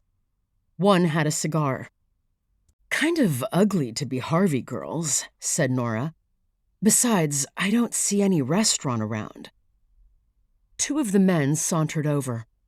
The one with the cigar tapped on the driver's window. Corrie rolled it down. The man looked inside, turned to his friend, and said, "Looky what we have here." He turned toward Corrie. "Want a party?" Corrie stared at the man. He was so disgusting, unshaven, dirty, and sweaty, stinking of cigar smoke, that she almost laughed. The days when she'd feel cowed by a miserable bunch like this were long gone. "We'd like to pass," she said. The man turned to his friend.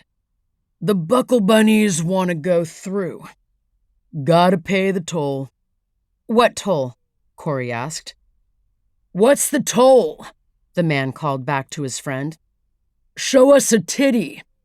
"He wants you to show us a titty," the man at the window said, blowing a stream of smoke into the cab. Corrie gazed at the man steadily. "A titty?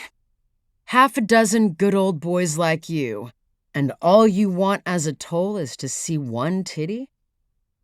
The man was momentarily taken aback. Then, aware of the others staring at him, leered. "What you offering, girlie?" "How about something spicier?" Corrie asked. "Hell yeah." "You sure you're man enough now? To see it, I mean?" "Oh yeah," he said, cackling. "Let's see it."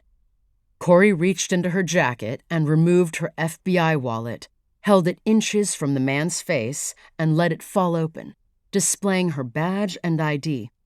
"Spicy enough for you?" There was a freezing silence as the man stared. Corrie let a beat pass and said, "Special Agent Corrie Swanson, Federal Bureau of Investigation, Albuquerque Field Office, in case your reading skills are as bad as your breath." Beads of perspiration popped out on the man's forehead, and his whiskers quivered as he stared at the ID. Sorry, ma'am. No disrespect, man. We were just having a little fun." Corrie put away the badge. "Fun, right. Get that goddamn cigar out of my face." He sheepishly dropped the cigar to the ground and stepped on it. "I have some questions for you." "Sure, of course." The man had become so obsequious, so quickly, that Corrie was amused and disgusted at the same time. "Did a couple of guys come through here a few days ago driving a late-model brown Ford F-150 pickup? One tall and skinny, the other one shorter and stockier?" "They did." He was suddenly willing to talk. "They tore through here like a bat out of hell. And when we ran them to earth, the short guy pulled a gun on us and gave us a bunch of bullshit. The tall guy videotaped the whole thing." He looked positively eager. "They in trouble? You looking for them?" "When was this?" Corrie asked. 3 days ago. "Time?" "Afternoon. Around 3:30. What did they do? I hope you catch those motherfuckers." "Tell your people to move their vehicles out of our way." "Yes, ma'am." He shouted and gestured at the men, who were standing around looking confused. They climbed into the pickups and moved them off the road. "Listen up," said Corrie. "I'm going to let this slide, but if you and your boys harass anyone coming through here again, I'm going to come back for you with some friends, the badge-carrying kind, and we'll toss you so far up Shit Creek you'll find yourself in the rectum of the devil himself. You understand?" "Yes, ma'am. Sorry, ma'am." She rolled up her window and the man stepped back, nodding obediently, then turned and began yelling for the men to get back to work. As Corrie eased the SUV forward, Nora laughed, a laugh with a naughty edge. "That was fun." "Yep. Can't usually take advantage of that kind of thing, but those shitheels deserved it." They continued on, the land rising, pinon juniper scrub giving way to ponderosa forest. The road, already tentative, got rougher and was washed out in places. Finally, as they emerged from the forest, Nora saw a glint. Edison's truck. They pulled up alongside it, parked where the road ended. They got out. Corrie went to the truck, peered in the window, and then tried the door. Locked. Nora circled the truck. "Footprints," she said. They shrugged into day packs containing water, snacks, and a few supplies. Nora waited while Corrie buckled her service weapon into place, then began following the prints over the sandy ground. In less than a mile, they came to the edge of the canyon. "Looks like they went down along that ridge," said Nora. Corrie took out a pair of binoculars and scanned the canyon floor. "Is that a campsite there, by the river?" She handed them to Nora. "Sure looks like it." Nora started down the slope, watching for loose rocks. Corrie followed close behind. 48. As they hiked down the ridgeline, Nora was able to follow Skip's and Edison's footprints. Judging from the deep impressions and frequent gouge marks left in the soft ground, it looked like they had been carrying heavy packs. She wondered if this was evidence that they'd decided to spend a few extra days in the canyon. She hoped so. She'd much prefer learning she and Corrie were on a wild goose chase and they'd find Skip and his friend camped peacefully in the canyon. About halfway down the far side, the trees along the ridgeline opened up, giving them a view northward up canyon. They paused a moment to take it in. It was magnificent. Sheer walls of sandstone striped in red and yellow, a lush bottomland of green grass, and groves of old cottonwoods. Many narrow side canyons branched off at various points. The last of the late July sun flooded the canyon floor and gleamed off the scimitar curves of the river. The wind was picking up, carrying the scent of flowers. As they watched, the sun fell below the rim and a purple gloaming began to form in the valley. "It's like a little Eden down there," said Corrie. "Hard to believe this was a place of genocidal killing, by Native Americans, no less." "Human nature is the same everywhere," said Corrie. "Violent and tribal." "That's a rather cynical take." "Think so? You wouldn't believe some of the stuff I've seen in my short time with the FBI. It's not limited to modern society either. Studying anthropology, you must have learned about a lot of the bad things humans do, right?" "Maybe, but anthropologists aren't supposed to judge. We're trained to accept cultures as they are." Corrie gave a short laugh. "We agents are just the opposite. We're trained to judge. It's our job to know right from wrong, or rather, know the difference between what's legal and what's criminal." Nora stopped to look at her companion. This was, not for the first time, a more philosophical Corrie Swanson than she was used to. "How'd you end up an FBI agent, anyway?" she asked. "I guess I have a strong sense of justice, or rather injustice." Corrie hesitated. "It started at home, really, with my mother. She was a mean drunk, and she treated me like shit. The local sheriff seemed more concerned with getting in his daily donut quotient than enforcing the law. It pissed me off, and growing up, there was nothing I could do, really, but act the rebel. But I realize now, the older I got, the more I wanted to do something about it. So I became an FBI agent, with the help of our mutual friend. Crime is simply a kind of injustice, imposed on innocent people." Nora listened, surprised. "That's an interesting way of looking at crime. That's the way our friend in New York sees it."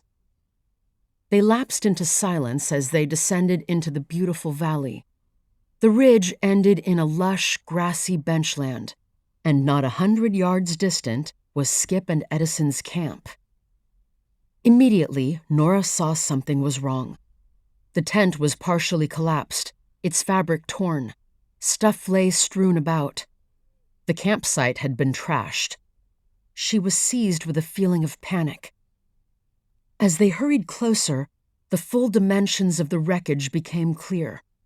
The fire was dead. A broken tequila bottle lay on the ground. The packs had been opened, their contents pulled out and strewn about. freeze-dried food packets lying around, clothing mingled willy-nilly with camping gear, a trowel, brushes, a compass, and even a pair of night vision goggles. But what horrified Nora most was the smashed musical instrument tangled up on the ground. Skip's much-beloved ukulele in turquoise blue. "Oh my God," she said, horrified. Corrie eased her sidearm from its holster and looked around. Dusk had gathered in the canyon, twilight collecting around them. Feeling sick with dread at what else she might find, Nora got on her hands and knees and stuck her head inside the slashed tent. The sleeping bags were rucked up, but the tent was empty. Then she saw a stain along the edge of the fly. Quickly, she rubbed her fingers on it. "Corrie, look at this. Blood." Her insides seized up in dread. Corrie joined her at the door. "Oh shit," she said. "Okay, what we have here is a crime scene. Let's not mess it up anymore and talk about what we're going to do." Nora tried to get her emotions under control. "Okay, first thing," Corrie said, "we call for backup." "Backup?" Nora said. "How long will that take? It's 8:30. By the time we hike out of here, get in the car, and drive to where there's reception, it'll be after midnight. Corrie, we've got to do something now. Skip is out there somewhere, very possibly hurt." "I understand," said Corrie. "But Nora, just think this through. We've no idea how many attackers there were, where they are, or why any of this happened. There are only 2 of us. We can't just abandon my brother." Corrie put both hands on her shoulders. "Nora, we're not going to abandon anybody. But if we just rush in impulsively and fail, which is likely, nobody's going to rescue them or us." Nora was silent for a moment. "We need to at least scope out the situation." "Okay, what do you propose?" "I'm going to climb that hill over there and see what I can see." "All right. Maybe it's not a bad idea to gather some intel, but carefully, and stay out of sight." Nora started at a jog toward the base of a small, rocky-covered hill rising above a grove of cottonwoods, Corrie following. They kept to the darker twilight under the cottonwood trees. They soon reached the bottom of the hill and began to climb, keeping low among the scattered boulders. In a few minutes, Nora reached the top, crawling to the summit on her belly. Corrie came up next to her. The view from the top was unobstructed, and the sky was still light enough to see clearly. Nora slipped off her day pack and removed the binoculars, then scanned the canyon to the south, slowly, methodically, then turned and glassed to the north. Corrie now had her own binoculars out and was searching. "There are people over there," said Nora. Corrie trained her binocs in the same direction. "Oh, Jesus." Perhaps 1,000 yards distant, Nora could make out a group of about a dozen people on a peculiar-looking mesa top.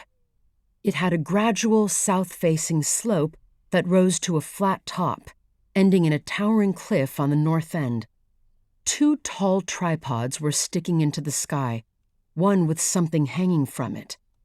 It was hard to make out much detail, but it seemed the people were dressed in red, or maybe painted red, and wearing headdresses. Several of them were parading around while bearing something on a litter.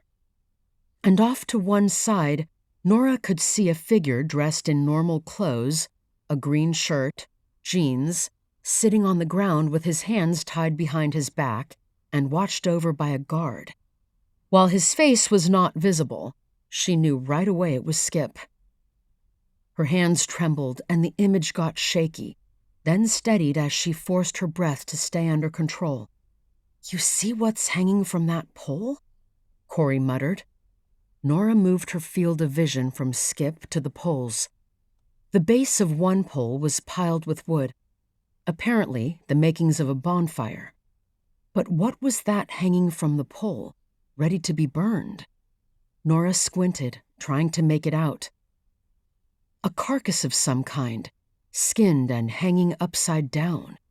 But she realized, not just a carcass, a body, a human body.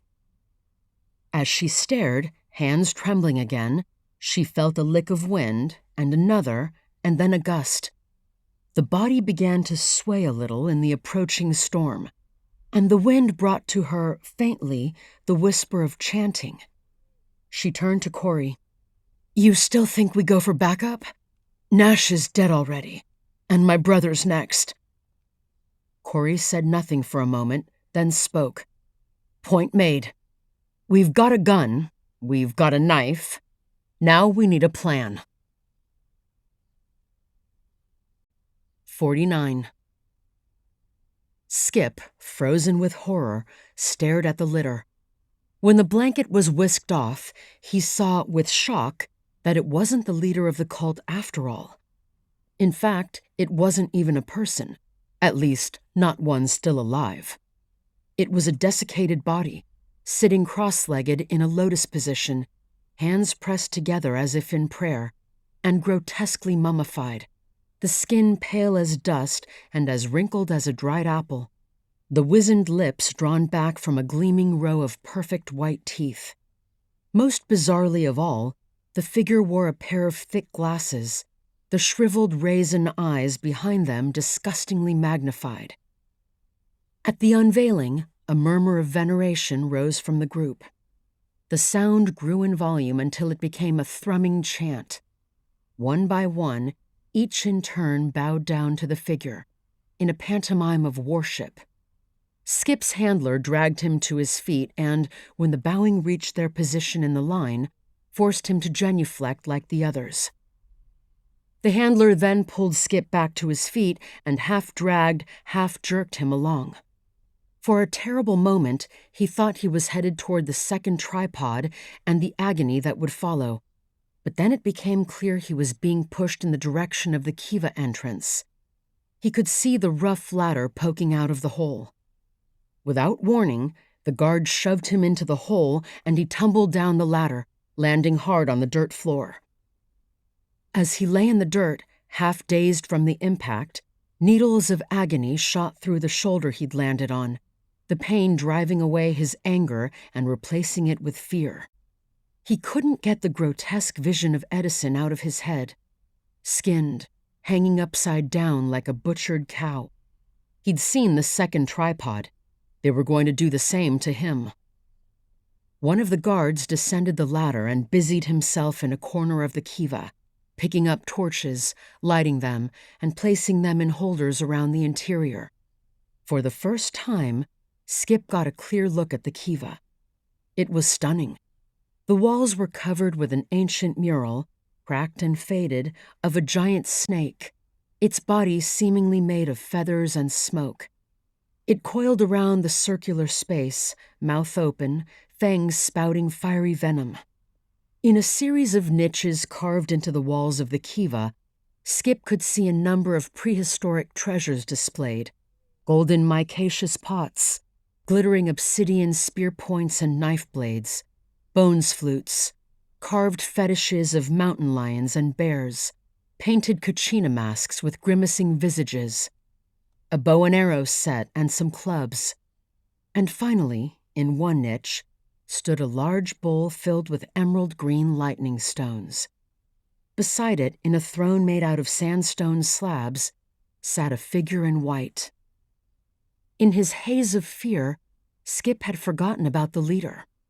He hadn't seen him since the procession that brought up the wizened corpse. How or when this figure had gone into the kiva, Skip wasn't sure. But now, as the guard dragged Skip over and threw him down at the man's feet, it was clear he was about to be given an audience. He opened his mouth, then shut it again, blustering and cursing at the man who'd presided over the skinning of his friend was not, he thought, a good idea. He stared at the white figure, at the black handprints that covered him like leopard spots. Through the eye holes carved into the mask, he could see a pair of eyes staring back at him, glittering in the firelight, bloodshot, pupils contracted into points. "Why?" Skip began, tasting blood in his mouth. Why are you doing this to us? No response. You killed my friend. Why? You skinned him alive. Are you crazy?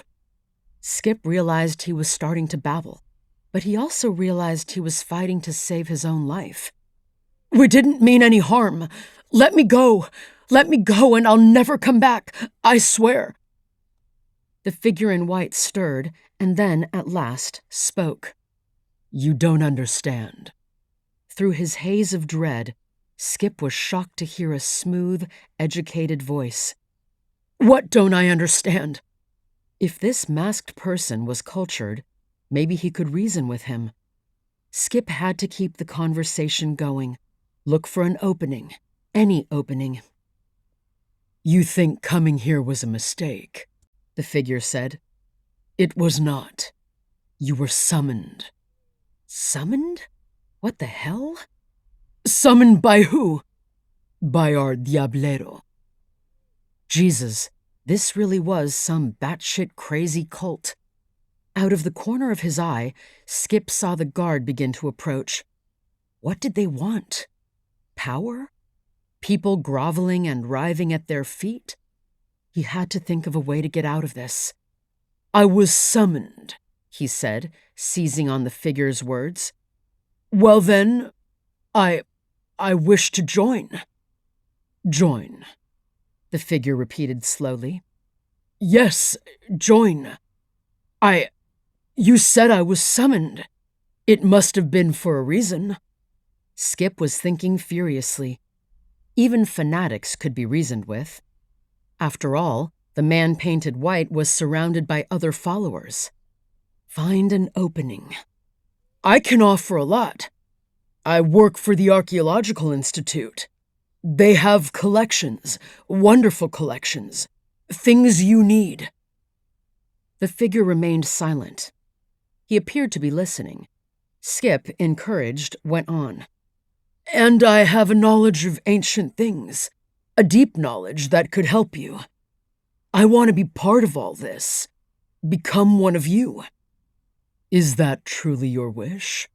To become like him? And the man gestured toward the guard standing behind Skip. Yes, yes. God, if he could just prolong this, maybe they'd have a council or something to determine if he could join. The more time he could buy, the better his chances of getting the hell away. These thoughts were cut short by the leader, barking what sounded like an order to the guard in a strange tongue. As Skip watched, the guard bowed deeply, walked to the far side of the kiva, and then returned with something wrapped in animal hide. He held it out to the leader with both hands and stepped back. Those who join us, the leader said as he held the raw leather bundle, must abandon their future and choose our path instead. We will give you something that wasn't offered to your friend. Are you willing?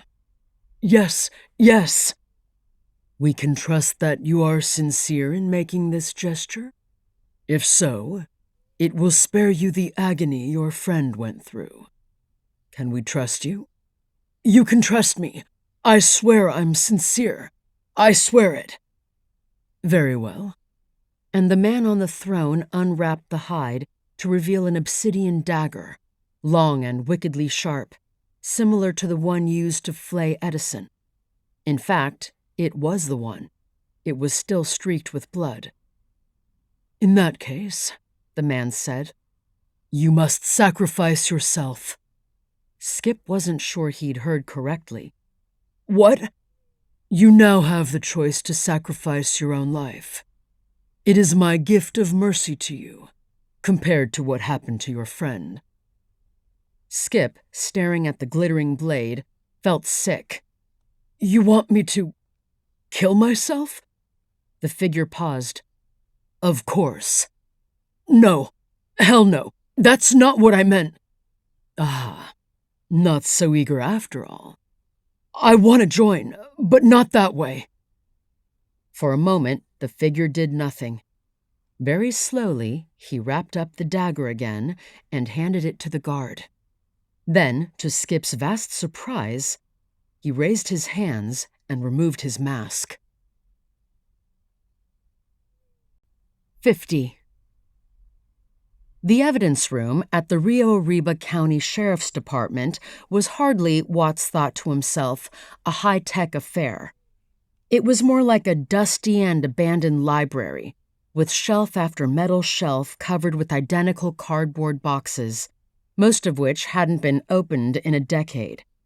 For a small county, he had to admit, it seemed like a lot of stored evidence. At least nobody could claim it was disorganized. On the contrary, every box was labeled and recorded and in its proper place, with its own 3x5 card stored in a big oaken antique card catalog. The Sheriff's Department had received a grant to computerize the evidence room files, but the project was not yet completed. In a way, this was a good thing. Watts knew the old filing system like the back of his hand, and he felt more than a little apprehension about the new system working, or, as he fully expected, not working. He went to the catalog and looked up the John Doe homicide of the body found by some hikers at the confluence of the Galena and Chama rivers in July 12 years ago. He already knew the victim was not Oscarby. The body couldn't be Oscarby's, because one glance at the autopsy indicated it was a good 5 inches shorter than the tall professor, and nothing else about the victim matched Oscarby. Age, hair color, eye color, body type, and so forth. It had been a savage murder. The autopsy Watts reviewed indicated the victim had been tortured, a spiral carved into his torso in vivo, and the man garroted so violently that his neck had been partially severed. For all these reasons, Watts was pretty sure this was a wild goose chase, with absolutely no connection to the women found in the desert. But since he'd promised Corrie he would review the evidence, he decided to give it a brief look. The evidence card revealed the case file was, thankfully, limited to one evidence box. The mutilated John Doe had been wearing nothing but shorts and carried no ID, and the card indicated the total sum of evidence consisted of a few items of jewelry and some unidentified items recovered from the pockets. Watts looked at his watch. Christ, it was after 8 o'clock, and a Friday night, no less. About this time, he could normally be found shooting pool with friends. The things he did for Corrie. He walked down the main aisle of the evidence room checking number tags, took a turn, another, then another, and finally found the location he was searching for. The place was like a tomb, dark and silent, and smelling of musty paper and cleaning fluids.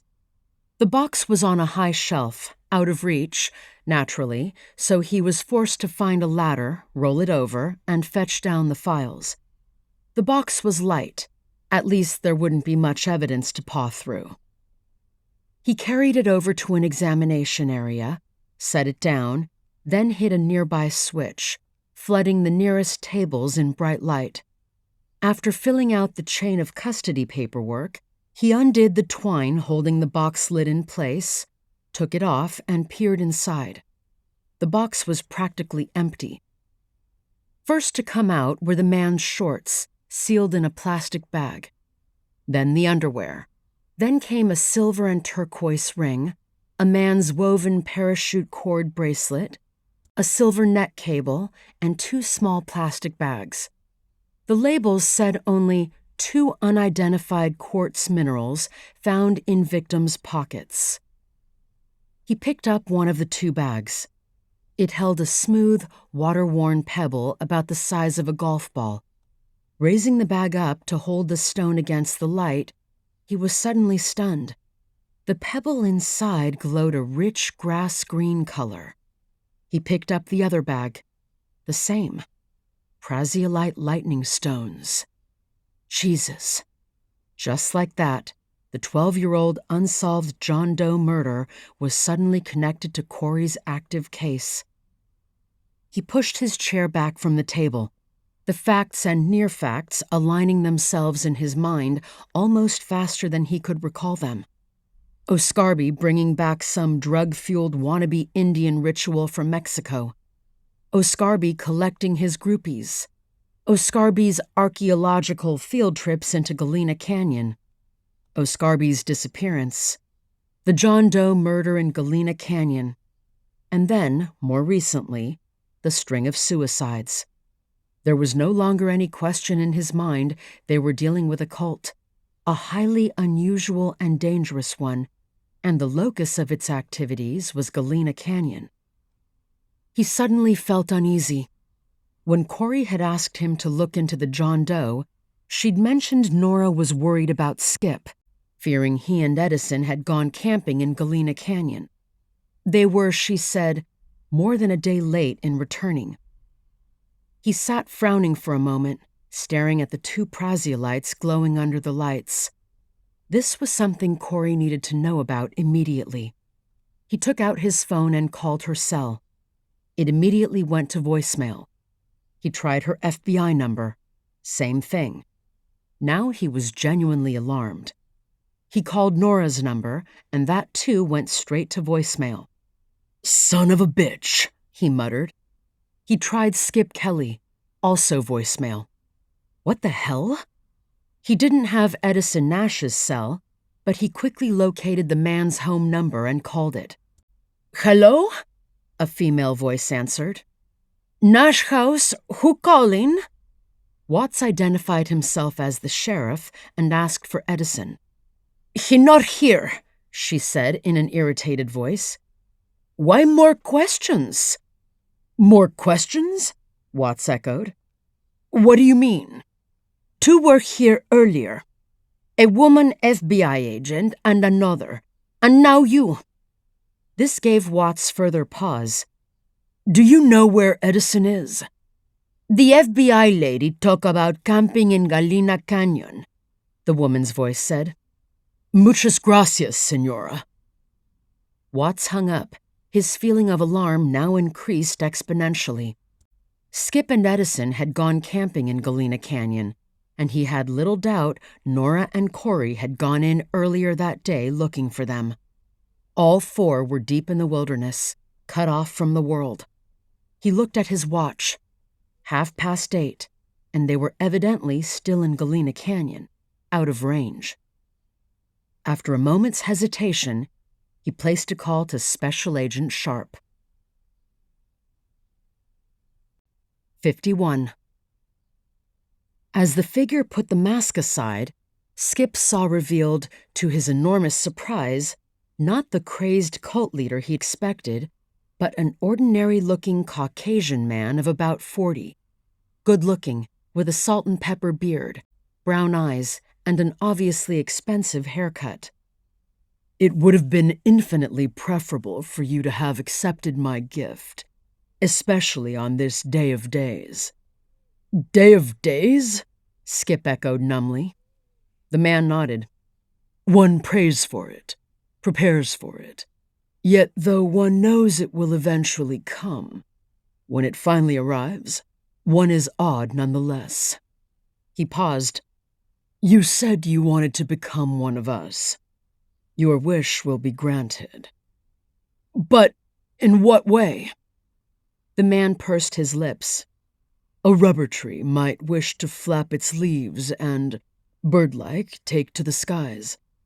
But not, I imagine, in the form of a floor mat in the restroom of an airplane." He shook his head.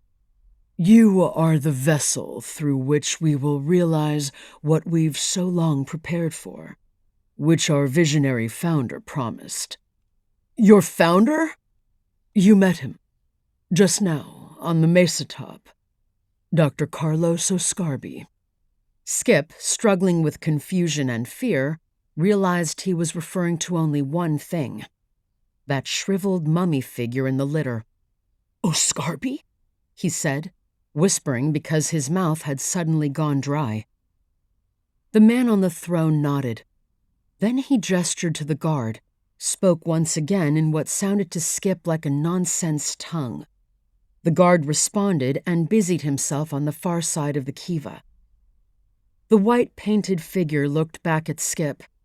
We have a moment while he makes up a preparation for us. I'm ready to help you understand why your impending sacrifice is of such consequence.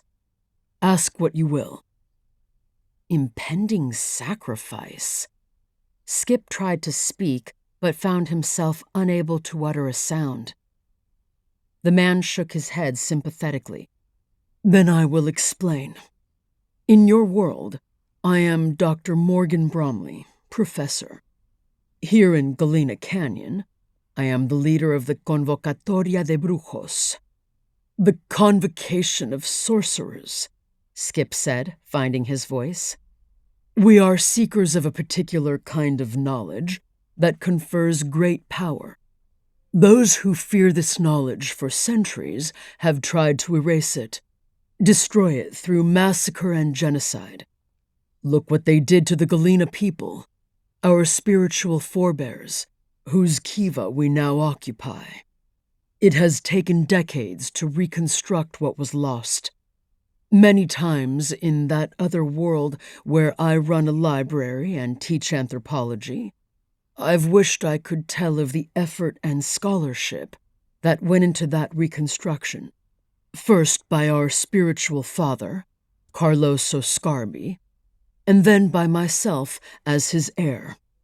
Carlos first traveled the path to power in Mexico, where the Totontiac Indians had preserved the knowledge.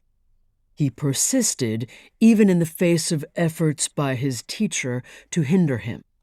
And then he brought the teachings out of the mountains and gave them to us, his students. He wrote a book, but withheld the central teachings, those that could be shared with only the select few. When he passed on to a higher plane here in the canyon, due to an unfortunate accident, I undertook to complete his work. I refined and perfected the ceremonies. I began the sacrifices. Your arrival was the sign we were waiting for.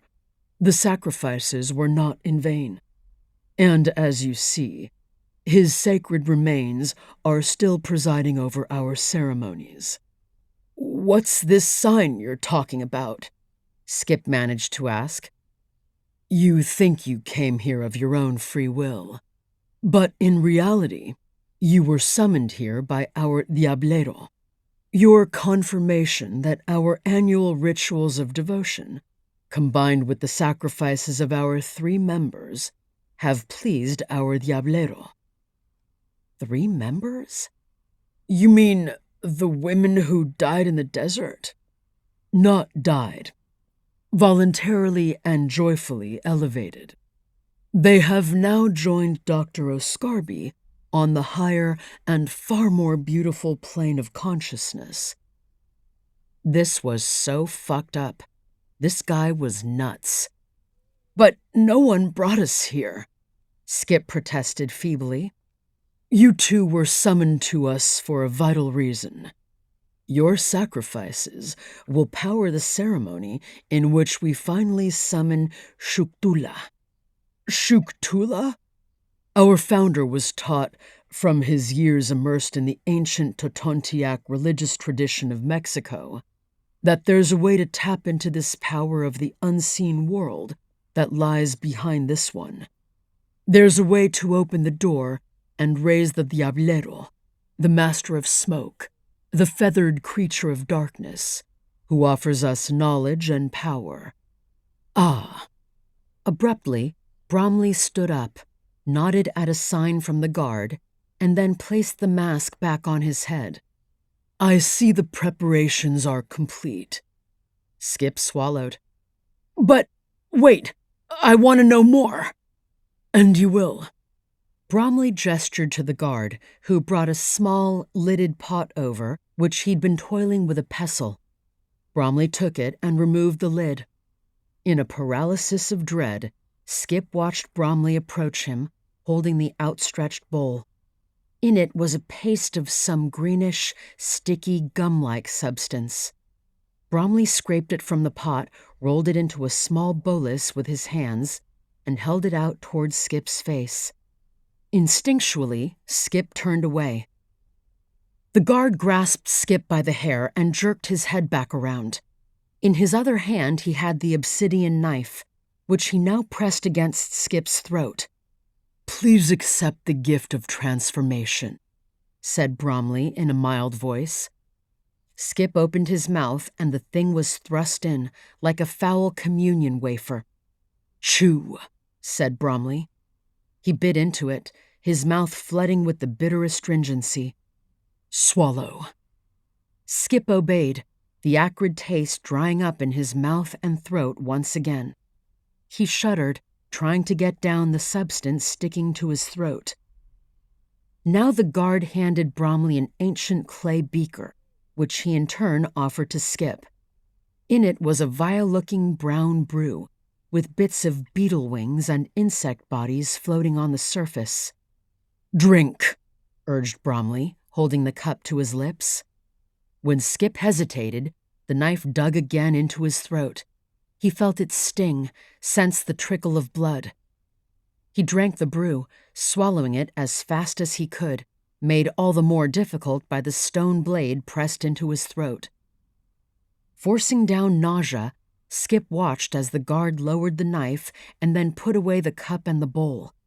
He returned a moment later, still holding the knife. "Compared to all our years of study and preparation," Bromley said to Skip, "doesn't your own sacrifice seem small?" He nodded, and the guard approached, once more with the blade raised. "Wait! No, don't do this!" "Tonight," Bromley said, "we will see him. We will experience him." Raising his voice like a camp revival preacher, he cried, "Tonight, you will be the conduit through which we summon Shuktula." The guard seized Skip and muscled him over to the ladder. Looping his arm under his shoulder, he hauled Skip up and outside, dragged him over to the base of the second tripod, and threw him to the ground. The white figure retreated. Lying on his side, frozen with terror, Skip could hear around him the swelling of a breathy chant from the congregants. A formal ceremony of some sort seemed about to begin. He looked on with a dull sense of unreality. The humming chant continued, the white figure leading it with swaying motions and a dramatic swinging of his arms. Moans arose, and weird gestures filled the air. Occasionally, one or another of the cultists would fall to the ground and writhe. A pile of wood had been arranged beneath Edison, and now, at a shouted order from Bromley, the group began collecting kindling from a nearby heap and stacking it beneath the second, empty tripod. It was all too obvious what they were planning to do. Now Skip saw someone attach a thin steel cable to the straps tying his ankles. He stared at the tented pile of wood at the base of the empty tripod. He saw the other tripod, with Edison's carcass still hanging from it. A strange lassitude came over him as two naked women, smeared in red ochre and holding burning torches, circled the pile of wood beneath Edison's corpse and set fire to it. Now the drugs, or poison, or whatever Skip had been given, truly started taking hold. Colors became brighter. The hum of chanting drilled into his brain. The ground seemed to shift, and the dreamy sensation that suffused his brain began to quell his anxiety and fear, replacing them with a dull sensation of uncaring acceptance. He heard a low, hissing chant slowly fill the air like steam. The flames leapt up, and he saw the sparks, distorted and hallucinatory, begin to whirl into the night sky. 52. Nora crouched behind a fallen cottonwood, watching with rising panic the activity on the top of the mesa. She and Corrie had decided on a plan, split up, and gotten in position. But just as they were about to execute, Skip had unexpectedly been thrown down into the dark hole of what appeared to be an underground kiva. Nora felt an excruciating anxiety. They might be killing him in the kiva as she and Corrie helplessly waited. Corrie, as per the plan, was in position on the other side of the mesa, and there was no way to contact her or alter their plan. All Nora could do, with bitter irony, was to hope the second tripod had been erected for Skip, because that meant they'd have to bring him back up, alive, and when they did, she'd be ready. She clutched Corrie's Glock in her hand, the rubber grip slick with sweat. Like most people who had grown up on a ranch in the West, she'd fired many a gun, but she'd never fired a Glock. She reminded herself that the goal wasn't to kill anyone, but to create a distraction and uproar that would allow Corrie to carry out her part of the plan. She waited, heart thudding painfully. Full night had fallen. It was moonless, and an infinitude of stars covered the sky. She could hear the gurgle of the Galena River, the summer frogs croaking, the crickets trilling. A rising wind was stirring the cottonwoods.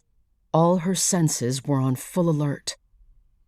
And then, to her enormous relief, she saw, through the flickering firelight, a figure haul Skip out of the kiva and throw him to the ground beside the second tripod. Her relief quickly turned to horror as she saw the fire being lit under the first tripod, tongues of flame leaping up almost immediately. Now was the time to act. When Corrie heard her gunshots, she'd know what to do. Nora ran at a crouch toward the base of the mesa, then started up the slope, scrambling with one hand through the rocks and brush while gripping the Glock in the other, moving as fast as she could. The chanting and the gusting wind covered any noise she made, but she had no light and the ground was pitch black. She fell once, slamming her knee into the dirt, got up, kept on at a limp, fell again. Her lungs were burning. But she ignored this, just as she ignored the pain in her knee.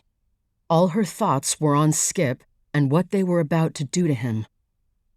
She slowed as she approached the lip of the mesa, taking cover behind a sandstone block and making a recon of the ritual or whatever the hell was taking place.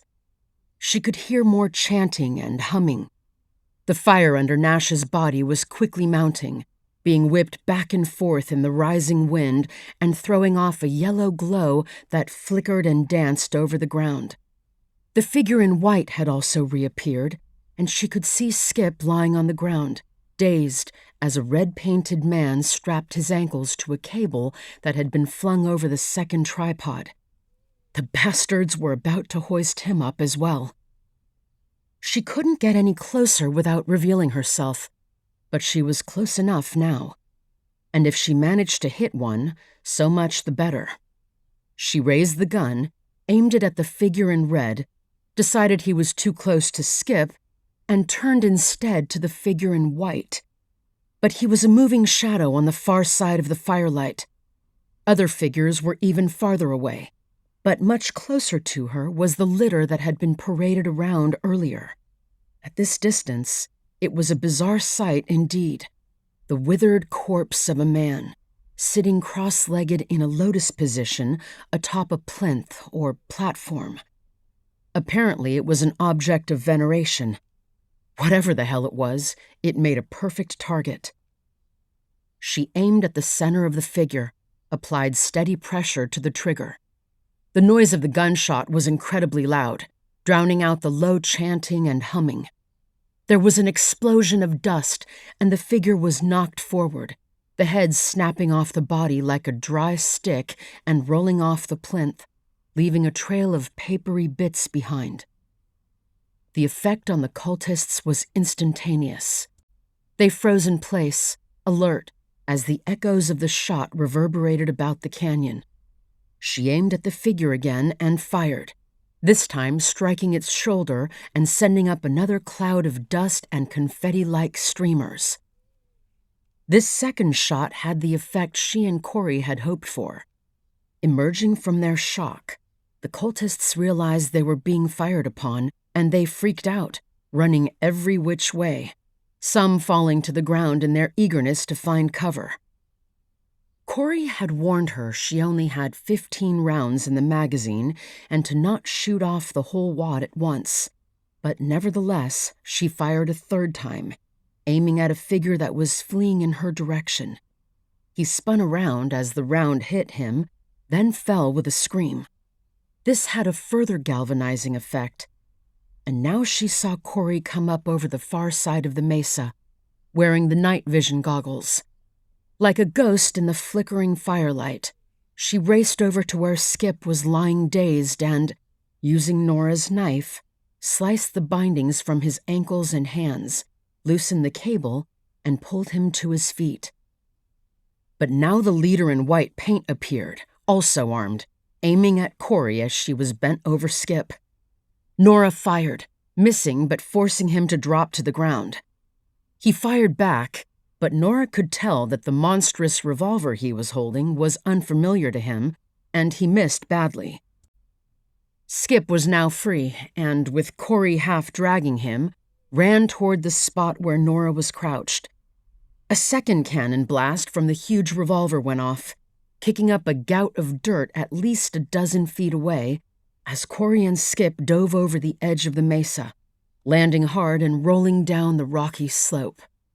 Nora leapt up and, tucking the Glock into her waistband, helped Skip to his feet as Corrie scrambled up herself. "What?" said Skip, his eyes wild, disoriented. "How?" Nora shook him. "Shut up and run." They ran down the slope. Another blast from the gun sounded behind them, but by now they had reached the bottom and were out of range. "We'll make a feint to the east and then head north," said Nora. This was what she and Corrie had decided. Instead of heading back to their vehicle and civilization, they would initially head that way but then veer north, deeper into nowhere. With any luck, the last direction their pursuers would suspect, because to the north lay the wildest section of canyon, so rugged that not even the Galena had ever ventured to live there. 53. At 10 o'clock, Watts was waiting at the government heliport in Santa Fe for Sharp and the FBI chopper to arrive. The wind was gusting across the tarmac, stirring his hair. When Watts had called Sharp, he had expected pushback. It was a big deal to deploy an FBI hostage rescue team and scramble a helicopter, especially when he didn't have proof that Corrie and the others were in trouble. But when Watts explained his concerns, the agent had immediately understood.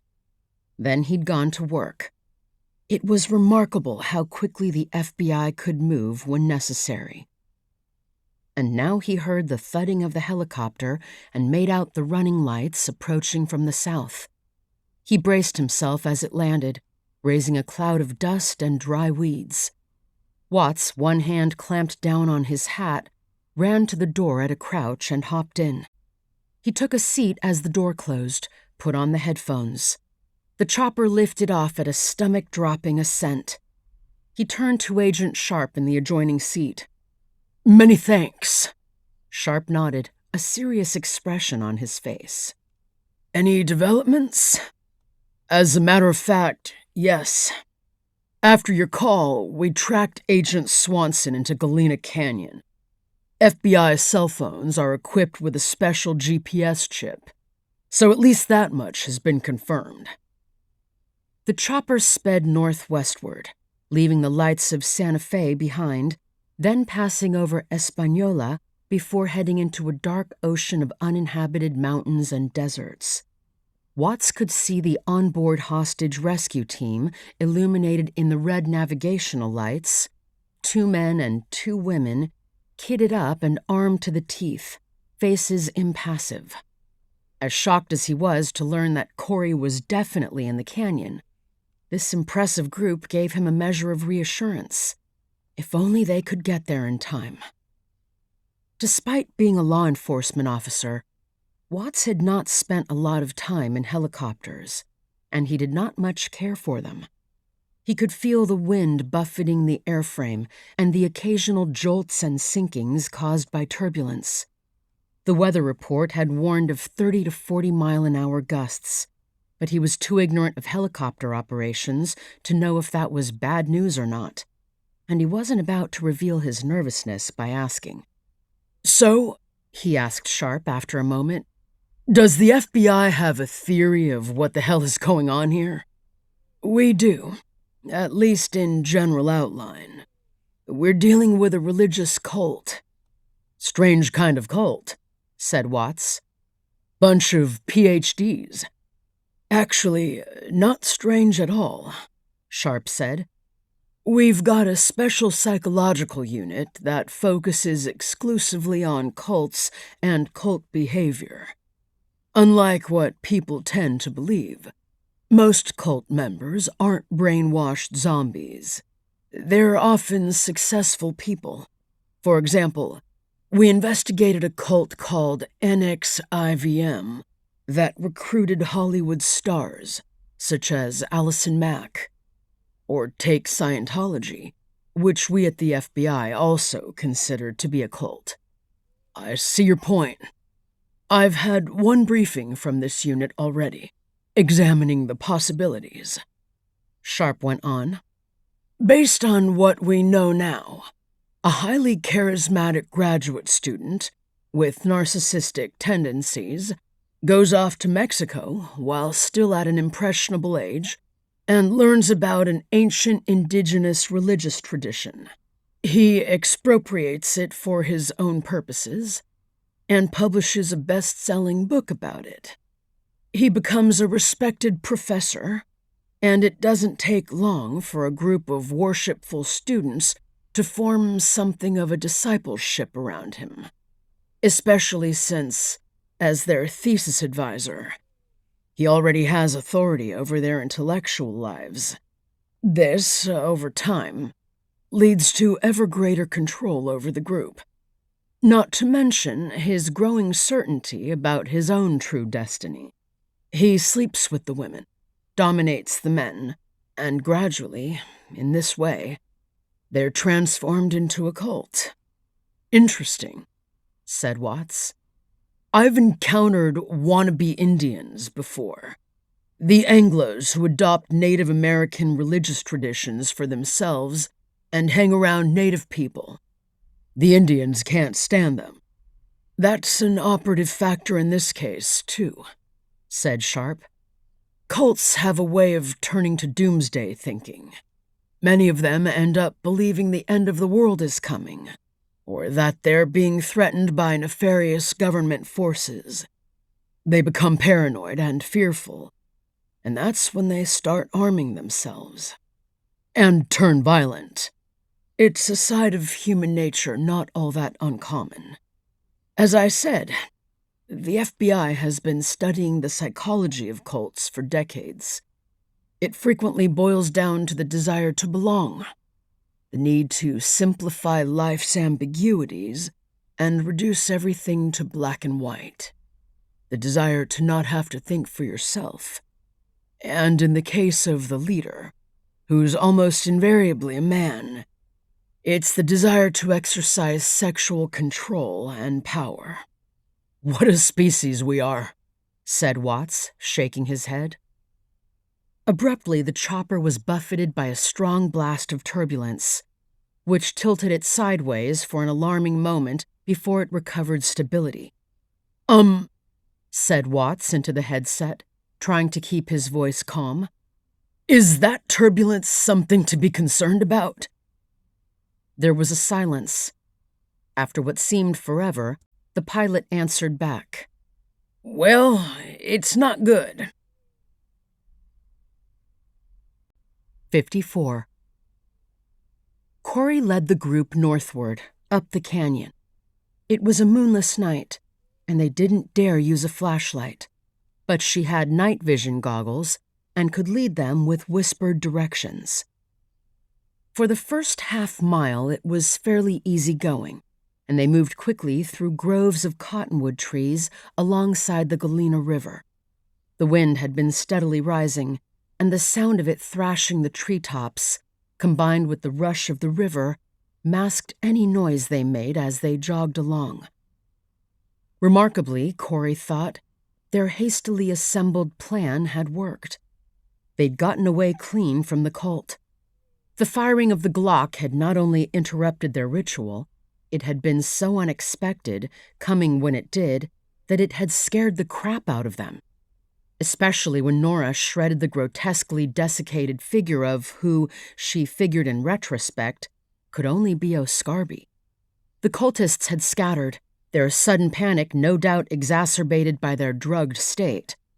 During the attack, the only one who'd kept his shit together was the presumptive leader, but he'd been forced to deal with the chaotic aftermath of the shooting, giving the three of them precious minutes to add some extra distance. Their stratagem of going eastward in a feint, as if heading back to their vehicles and then cutting northward, had also worked.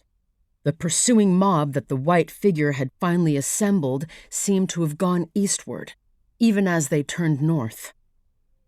The wind gusted harder, and Corrie could smell dust in the air. As they fled, she tried to put out of her mind the sight of Nash's hanging, burning, grease-dripping corpse surrounded by a painted and chanting mob. Nothing in her training had prepared her for such crazy, unbridled savagery.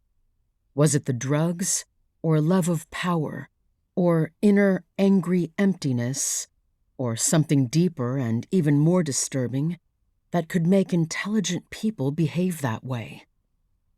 She felt the reassuring weight of her Glock tucked into her pocket. Nora had returned it, minus the 4 rounds she'd fired during the rescue. That left 11. Still, she wished to hell she'd brought the extra magazine from her car. The cultists had a weapon too, a big, loud, monstrous thing that reminded her of certain handguns she'd helped seize in an arms smuggling raid. "I think they've got a tourist judge," she panted. "Fires both .45 cartridges and shotgun shells. But that guy in white didn't seem familiar with it." "Judge," the zonked-out Skip repeated, as if by word association. "Raging judge." So perhaps it had belonged to Edison Nash, Corrie thought. The gun he waved around at those roughnecks. That made sense. The canyon became narrower and steeper, and, constrained by rock walls, the river flowed faster here as it tumbled over boulders.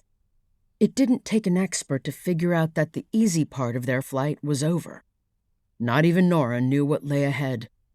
This part of the Chama wilderness was little, if ever, visited. "Ow, shit," Skip muttered, tripping and falling. Corrie paused while Nora helped her brother up, warning him to keep quiet. They continued on at a more gingerly pace, relying on Corrie's whispered directions for the location of rocks and fallen logs.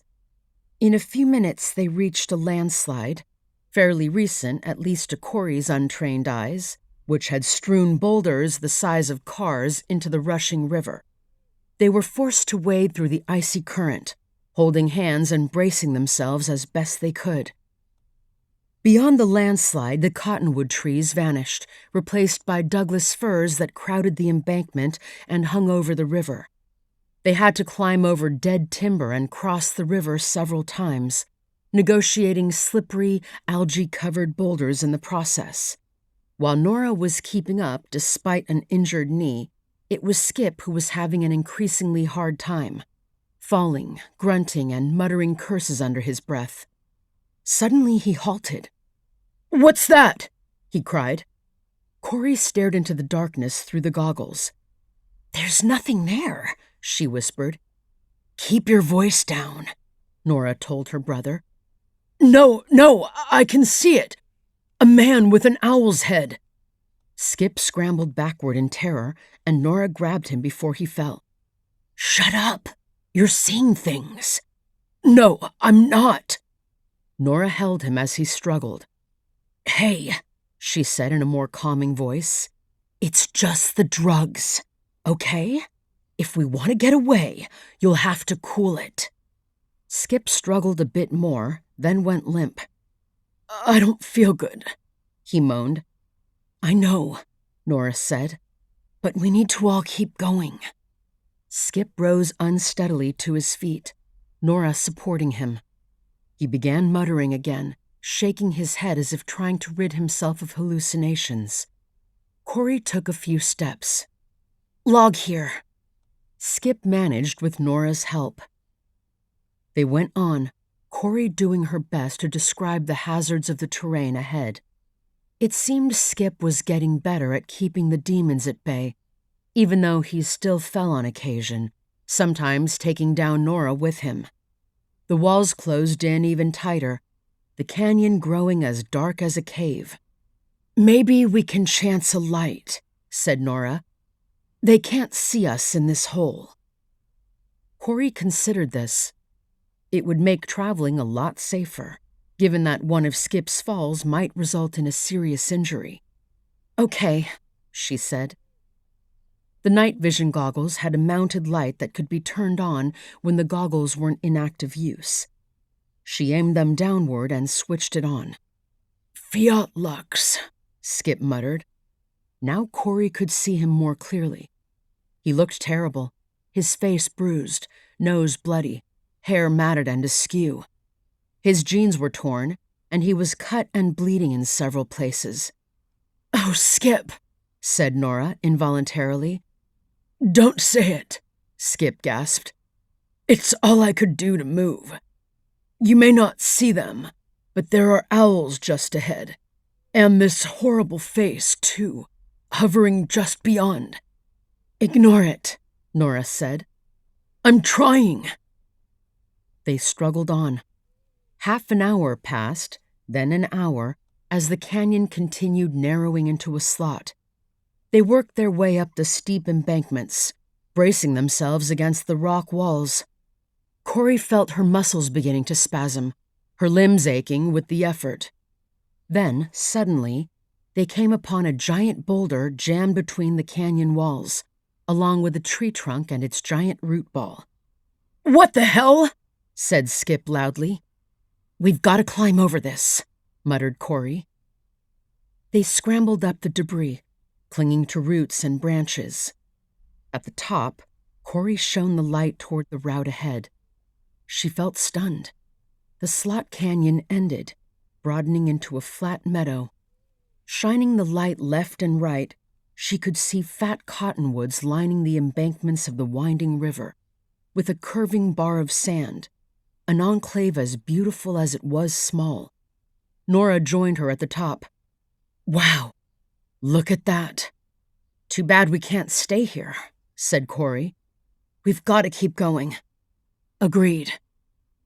Skip pushed up beside Corrie, all three now atop the debris. There was a drop-off on the far side, and it looked to Corrie like a bitch to descend. "That face," said Skip loudly. "Don't go down there." "There's nothing down there," said Nora. "No," said Skip, grabbing his sister. "Don't. You mustn't. There's a face." Nora shook him off. "It's the drugs, Skip." "Corrie," said Skip, his voice rising, tight with fear. "Take out your gun. Get ready." "It's nothing," she replied, trying to keep the annoyance out of her voice. "I need my hands to climb." "Let me go first," said Nora. "I've got the experience." She began working her way down through the debris choking the canyon ahead, soon disappearing from view. After a minute, Corrie turned to Skip. "You're next." "I'm not going down there." Corrie took a deep breath. "You want to go back? And face that fucker in white again?" There was a silence. Then Skip gave a loud sigh and started down, grasping at roots and branches, his feet scrabbling on the sloping face of the boulder. Corrie leaned over to shine her light down as an aid, but the slope's angle was too steep, and he too disappeared from view. "Clear?" she called quietly after a moment. No answer. She leaned over the edge of the rock and shone the light down. Skip wasn't visible, and neither was Nora. She looked out across the open canyon, but she couldn't see them there either. On the other hand, The auxiliary light of the goggles didn't reach very far into the blackness. "Hey!" she said, raising her voice a little. "Where are you?" No answer. Clearly, they couldn't hear her over the sound of the wind and water. She started down slowly, one hand and one foot at a time. It wasn't far, about 15 feet. It wasn't even as hard as it had looked from above. A moment later, she felt her feet land on a solid bed of sand. She sighed with relief, then started to look for Nora and Skip.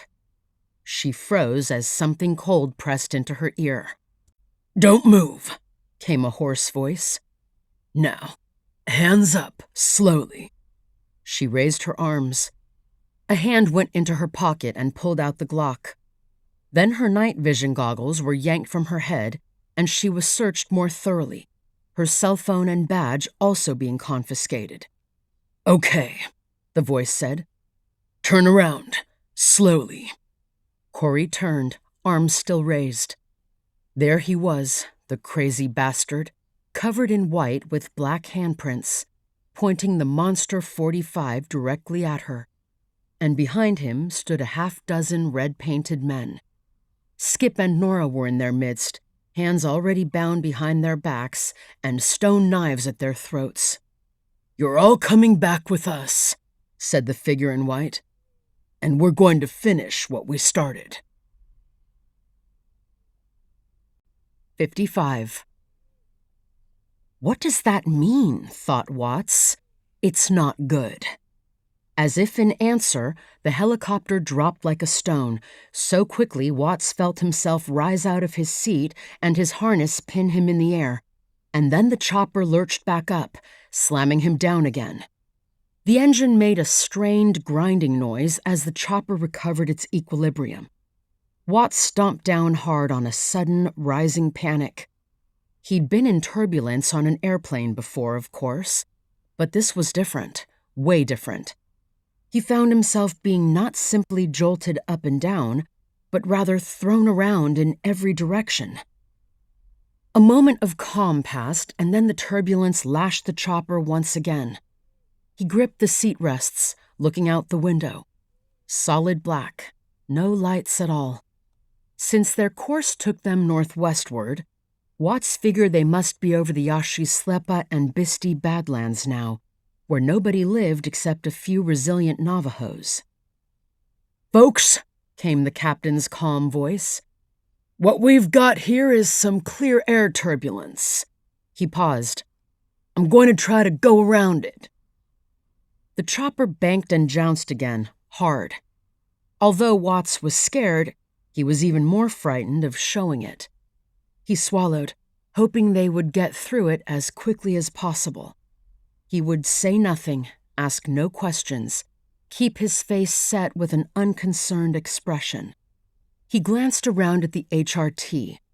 Their faces were still impassive, but he could guess that similar thoughts were probably going through their heads. He looked over at Sharp, who was shrugging around in his seat, eyes closed, as if finding the most comfortable position for a nap. There really wasn't anything to worry about, Watts told himself as he watched Sharp settling down. The FBI had top helicopter pilots, and they wouldn't be flying if it wasn't safe. Would they? Nobody spoke as the chopper continued thudding through the night. Watts looked up and saw the stars through a faint haze of dust. He was familiar with this kind of weather in New Mexico, one of those weird windstorms that arrived on a clear night in the desert, a night without clouds or rain, just brutal gusts and scarifying dust. Lowering his gaze, he could now make out the faint glow of a town on the far northern horizon. Actually, two faint glows, side by side, which could only be Farmington and Bloomfield. That meant they must be planning to circle around the turbulence from the north. "How long is this detour going to take?" he asked the pilot. "Hard to say. 30 minutes, maybe more. The problem is you can't see clear air turbulence on radar, so I can't determine precisely how extensive it is." That's what makes it dangerous. That, along with updrafts and dust. Watts sat back, frustration mixing with his nervousness. A lot could happen to Corrie and the others in 30 minutes. 56. Hands bound behind their backs, Nora and the rest were marched up and out of the canyon on what was evidently a hidden trail the cultists had used to get ahead of them, circle around, and set up their ambush. Nora realized that as they'd been struggling up the slot canyon, thinking they were escaping. The cult members had evidently divined their plan and been lying in wait, ready to spring their trap. The head cultist, the figure in white, was carrying a big mag flashlight in addition to the revolver. Several others had headlamps strapped around their red-painted hair. Nobody spoke except Skip, who, his tongue apparently loosened by a cocktail of dismay, resentment, and drugs, started up a refrain of insult. "You people are a bunch of posers," he was saying loudly, "and wannabe jerk-offs playing Indian with stone knives and fake rituals, supposedly divining the wisdom of the ancients. But modern conveniences like flashlights and guns are okay. Is that it? And too bad we shot up your founding Dickster, O'Scarby, into confetti." He was ignored until he said, "Nora, can you believe this clown in white, with all the scary handprints all over him, is by day just a slope-shouldered academic named Bromley?" This was when the figure in white turned abruptly and whacked Skip upside the head with the butt of his gun, sending him sprawling on the ground. Two handlers seized Skip and hauled him back to his feet, dazed, blood streaming down his face. For an instant, Nora was overwhelmed by shock and disbelief. The vicious, bloodthirsty leader was Bromley, the jerk Corrie had interviewed? But almost immediately the pieces fit together and it began to make sense. He hadn't looked like a mentally disturbed cult leader, a Charles Manson type, but wasn't that what people always said about serial killers when it was too late? But here, in this getup, a full-blown psycho. Skip, drugged or not, seemed to have learned quite a bit since he was initially captured.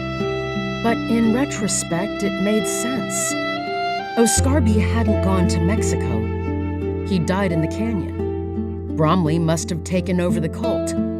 Briefly, she wondered how O'Scarby had died. In any event, his acolytes had lovingly preserved his body, while no doubt feeding the rumors that he'd gone back to Mexico. Skip, bleeding and now silent, was pushed forward along the trail, followed by Nora and Corrie and the rest of the cultists. The trail ran along the canyon rim for several miles before plunging down through a hidden cleft in the rimrock. It occurred to Nora that, from this vantage point along the rim, someone could possibly make out flames at the spot where Skip and Edison had made camp. And somebody with powerful enough binoculars could keep a watch over that side of the river to see if, indeed, she and the rest had tried escaping in that direction. The cleft descended to the canyon through a series of steep stone staircases, cleverly constructed within cracks and fissures in the rock, clearly an ancient trail. When they emerged onto the canyon floor, Nora could see the glow of the fire on the mesa, the place where the rituals were being conducted. They were marched along the canyon bottom, then up to the mesa top.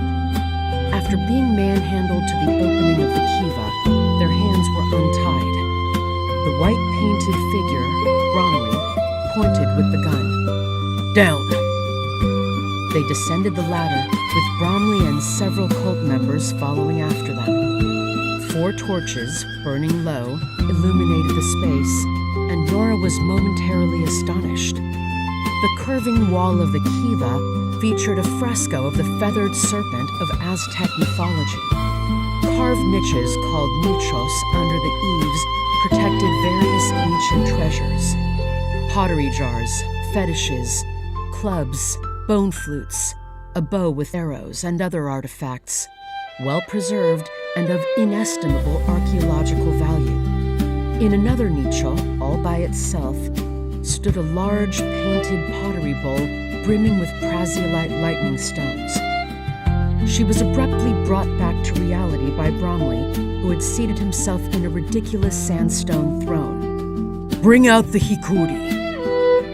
Two cultists fetched a mortar, from which Bromley removed a waxy substance that he rolled into a large greenish-brown lump. A cult member grabbed Nora from behind, and she felt the cold edge of a stone knife against her throat. "Take," Bromley said, rising and approaching her, the greasy ball held out in one hand. She felt a concomitant tightening of the knife against her skin. She opened her mouth and he put the disgusting ball in. "Chew and swallow." Nora chewed up the horrible stuff, then swallowed, trying not to vomit, knowing that would only mean a second helping. Next came a bowl of some foul soup, with bits of dead insects floating in it. "Here comes the happy juice," Skip said loudly. "Drink." This procedure was repeated with Corrie. They left Skip alone. Following this nasty ceremony, Bromley stood back, staring at them through his mask while his followers kept the knives at their throats. "Well, Professor," said Nora, "What now?" "What now," spoke Bromley, "will be a demonstration of power so incredible that, though you witness it with your own eyes, you will not believe it." His voice fairly quavered in triumph. "Nevertheless, you will be given the privilege of seeing it before you're passing to the higher plane." Nora began to reply, then stopped herself. It was all too obvious, from his tone and the bloodshot, maniacal eyes behind the mask, that the man was beyond all powers of persuasion or mercy. "Yeah?" said Skip, still high. "And meanwhile, you can go fuck yourself." Rather than doling out another blow, Bromley turned to him. "Even you will be rendered speechless. But there's one final step. Tie their hands again." Their hands were rebound behind their backs. Bromley made a gesture, and one cultist removed the torches from their wall niches and doused them, plunging the kiva into darkness. After a moment, Nora heard a faint clicking noise, then saw flashes of green light as a whispery chant began to rise before them. Bromley was rubbing the lightning stones together, causing them to sparkle and flash in eerie green light as he chanted. He was mad, Nora knew. Mad with the lust and power that drove all cult leaders, made all the more dangerous here by the actual scholarship of Oscarby and the treasures of the Galena that surrounded them, from which Bromley had gleaned God knew what. But that very madness made what, in a very different context, might be risible into something terribly lethal. Now the others took up lightning stones in turn, and a chorus of chanting began as they moved around the three prisoners, the soft clicking of the stones and the flickering of lightning like green fireflies drifting through the darkness. There has to be a way out of this, Nora thought. These people were not only crazy, but, Bromley accepted, potentially malleable, gullible. That was one weakness of cults, and it just might give them an opening. But what? 57. Another buffeting of the chopper that threw them all sideways, harder even than before, was followed by a sickening drop and then gravel blowing against the helicopter's plexiglass canopy that sounded as violent as birdshot. Abruptly, the pilot spoke through their earphones. "We're close to Galena, but the terrain is such that we're in for a lot more turbulence. These freak dust storms coming out of nowhere can wreak havoc with everything from navigation to rotor lift. Our comms have been dropping out too. I've been in and out of touch with base. I'm going to try and approach from another angle, but we may have to abort." "That's not acceptable," said Sharp, opening his eyes. "As captain, it would be my decision," came the chilly response. "We've got an agent out there in trouble. I'm acutely aware of that, Agent Sharp. You said it yourself. We're almost there." This clipped exchange ended when the pilot didn't reply. Nervous as he was, Watts hoped to God they didn't abort. He had a bad presentiment about what might be happening in Galena Canyon right now, his imagination made all the darker by his feelings for Corrie. The helicopter continued over the dark terrain, pitching and yawing, sometimes to a terrifying degree, but always managing to recover. Watts didn't know how much longer he could take this endless battering. He tried forcing himself to think of other things besides pancaking in a ball of fire, cleaning his revolvers, riding his horse, eating a hot chili. When none of those worked, he escalated. A toga party at Hugh Hefner's mansion with champagne fountains of vintage brut. That didn't distract him either. The headphones crackled, then the pilot's voice came on again. "I just received a report from our ground team. A haboob is now being tracked in the Badlands." "A what?" Watts asked. "It's an intense dust storm that pushes on ahead of a weather front. Very dangerous and unpredictable." Wasn't this weather unpredictable already? "No abort, I hope." "Not yet. They're monitoring it and updating us constantly. When they can get through, that is. Our comms are cutting out more and more frequently." 10 minutes of tense silence passed, then the pilot's urgent voice broke across the intercom once more. "Base just reported that Agent Swanson's cell phone was destroyed." "When?" Watts cried. "Just 2 minutes ago," said the pilot. "How do you know?" "FBI cell phones are equipped with a SAT connection and emergency reporting software," Sharp told him. Every minute counted, Watts thought. Maybe every second. "Circling back around toward the LZ," said the pilot. At that moment, the chopper was buffeted so hard it was turned 90 degrees on its side. The rotors squealed in protest against the violent change in air pressure, and the engine seemed to cough as dust and sand were sucked into its turbine intakes. Watts clung to his restraints in a panic as the bird began to spin, slowly at first, engine grinding, and then faster, whirling them around. "Brace! Brace!" came the captain's voice. "Auto-rotation! We're going down!" Watts could hear fresh waves of gravel breaking loudly against the fuselage. He took a grip on the restraints as the tail boom whipped around and around, beginning to spin uncontrollably. There was a horrifying jerk, followed by the sound of tearing metal as a shower of sparks whipped by outside the canopy.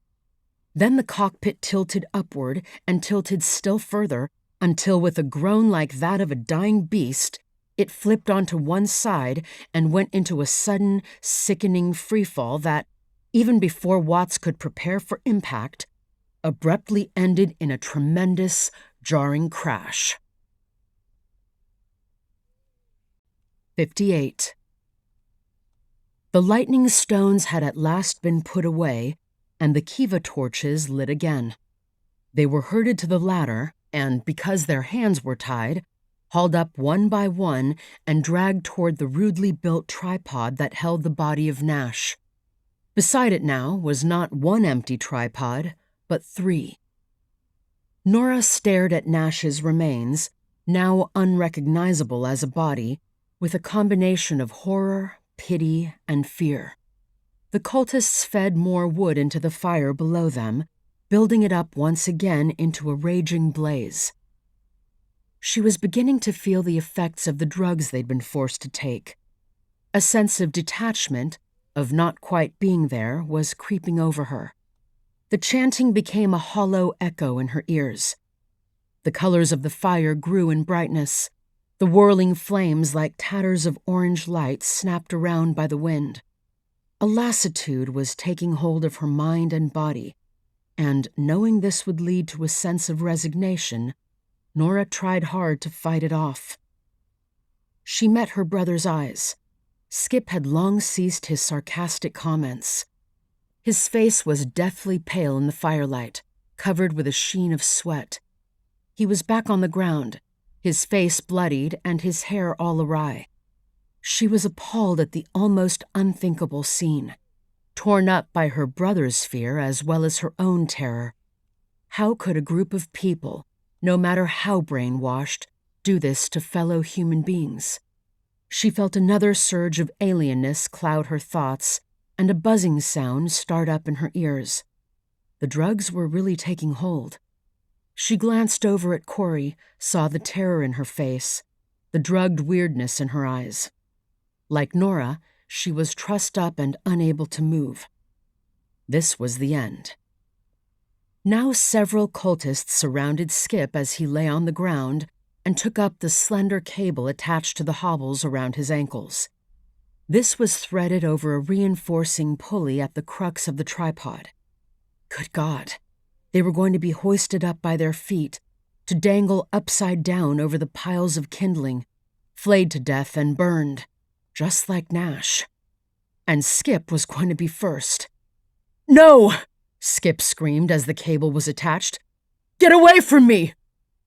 But the painted figures ignored him and continued their work. He twisted and fought as best he could, but despite his struggling, the figures began pulling on the cable now, in a rhythmic, chanted cadence, preparing to hoist Skip up. "Don't do this!" Skip screamed. Slowly, Skip's legs were raised from their prone position. The cable snagged in the pulley, and they stopped momentarily to fix it. Meanwhile, the fire beneath Nash's corpse, fed fresh wood, was growing in size. What remained of the body, a lump of burnt flesh with charred ends of bones protruding, was on fire itself, swinging back and forth like a macabre pendulum, gusts of wind tearing off burning bits that swirled into the dark night. "No," said Nora. "No, no!" The buzzing in her head increased, and the sounds around her grew distorted, as if her skull had expanded into a huge echo chamber. She desperately tried to keep a grip on reality, but that same reality was a mad froth of panic and disbelief. "God!" Skip screamed as he was pulled into position and began to sway, upside down, stiff hair just brushing the tips of the logs and branches assembled below. In her drugged nightmare, Nora became aware that Corrie was struggling wildly, trying to wrench herself free. Nora began to do the same, flailing at the nearby guards with her tied hands, trying to headbutt them and lash out with her hobbled feet. She screamed maniacally, cursing Bromley, his twisted gods, and his false religion. "Shut her up!" cried Bromley. They smacked her and kicked her as she lay on the ground, but she continued to fight and shriek, drowning out the chanting. "Put her in the kiva!" Bromley yelled. Now 2 of the figures dragged her once again to the rough, round opening and dumped her in, hands and feet still tied. She hit the dirt floor below with a violent impact, briefly stunning her. Then, almost against her will, she swam back into consciousness as Skip's cries and pleadings drifted down from above. 59. Corrie watched as Nora, screaming and fighting, was thrown into the kiva. Skip was now hanging above the pile of wood, trussed up like a deer about to be butchered. He'd stopped pleading and screaming, and she was wondering if he'd passed out, mercifully, or if he was just too paralyzed with fear to make any further protest. That was going to be her fate as well. They'd had a good plan, and they'd executed it well, but it had failed, and now there would be no getting out of this. The wind had picked up tremendously, roaring and gusting down the canyon, tearing at the fire and sending embers streaming off into the darkness. If only she'd waited to make voice contact with Watts before heading out of cell range. If only she'd told Sharp about her plan. If only. Even if she had, even if by some chance law enforcement had deduced where she was, deduced what dire straits they were all in, she felt certain no rescue chopper could fly in this weather. Now 2 of the brutes approached Skip, wielding obsidian knives. Jesus Christ, she thought in horror, recalling the appearance of Edison Nash's body before it was burnt. They're going to flay him alive. One gripped his torso while the other sliced off his baggy shirt, tossing aside the pieces and exposing his pasty white chest. This roused Skip again, and he began shouting and twisting, pleading incoherently as he writhed. Was this really happening? It felt like a dream, a ghastly, unreal nightmare. It had to be a nightmare. Something this awful didn't happen in real life. It was found in only the darkest recesses of subconsciousness. With Skip's shirt off, one of the cultists steadied the flailing body, gripping it hard in order to make the job easier, while the other ran a thumb along the edge of his knife, testing it for sharpness. Then he approached the upside-down figure, raising his knife hand and readying it for a cut down Skip's back. Corrie turned away, unable to watch such cruelty, such pure evil. 60. From time to time during his life, Watts had been plagued by a recurring nightmare of being trapped in a fire, paralyzed and unable to move, unable to breathe, unable to cry out for help as the flames crept closer. But this time, as he swam back into consciousness, he realized this was no nightmare. He was in a real fire and couldn't move. It came back to him in a rush. The turbulence, the sandstorm, the crash. And now, behind him, fed like a blast furnace by the wind, was the fire. And he was trapped. It was uncannily like the dream. No matter how he thrashed, he seemed to be bound up, paralyzed, unable to gain traction. And then, as both consciousness and reason fully returned, he realized he was suspended in the air, hanging from straps and webbing. He stopped thrashing uselessly about and fumbled around for a buckle, found one, and unlatched it. But that wasn't enough. He was still tangled up in webbing as the unbearable heat of the fire drew closer. In desperation, he felt around for the handle of his fixed-blade knife, pulled it out, and slashed at the webbing. He freed himself, falling to the padded metal beneath. He sat up and looked around through the smoke, gaining situational awareness. There was another person, Sharp, also caught up in the webbing. Watts crawled over and, with another swipe of his knife, released him from the nylon web. The man fell to the ground, conscious but dazed. Choking on the acrid smoke, Watts seized Sharp under the shoulders and dragged him out of the wreckage, upwind, to a safe distance from the brutal heat of the fire. One of Sharp's legs was twisted at an odd angle. He left Sharp and went back into the wrecked chopper, which was lying on its side. He saw that the fire had started in the engine housing and was propagating fast in the blowtorch wind. At any moment, it would reach the fuel tanks and the damn thing would explode. The pilot, still in the cockpit, was horribly mangled and clearly dead. What about the others? As he cast around, he saw a hulking figure stagger out of the smoke, walk several feet, then fall to his knees, coughing. Watts turned his attention back to the wreckage. There were 3 others in there. He rushed toward the billowing smoke and climbed in again, holding his breath. Glimpsing another figure through the swirls of ash, Watts freed her and dragged her outside, only to find that, like the pilot, she was mangled and clearly dead. He eased her body down, and as he turned to go back for another, there was a massive whump, and a blast of heat and pressure threw him to the ground. In a second, maybe 2, the chopper changed from wreckage into a ball of fire.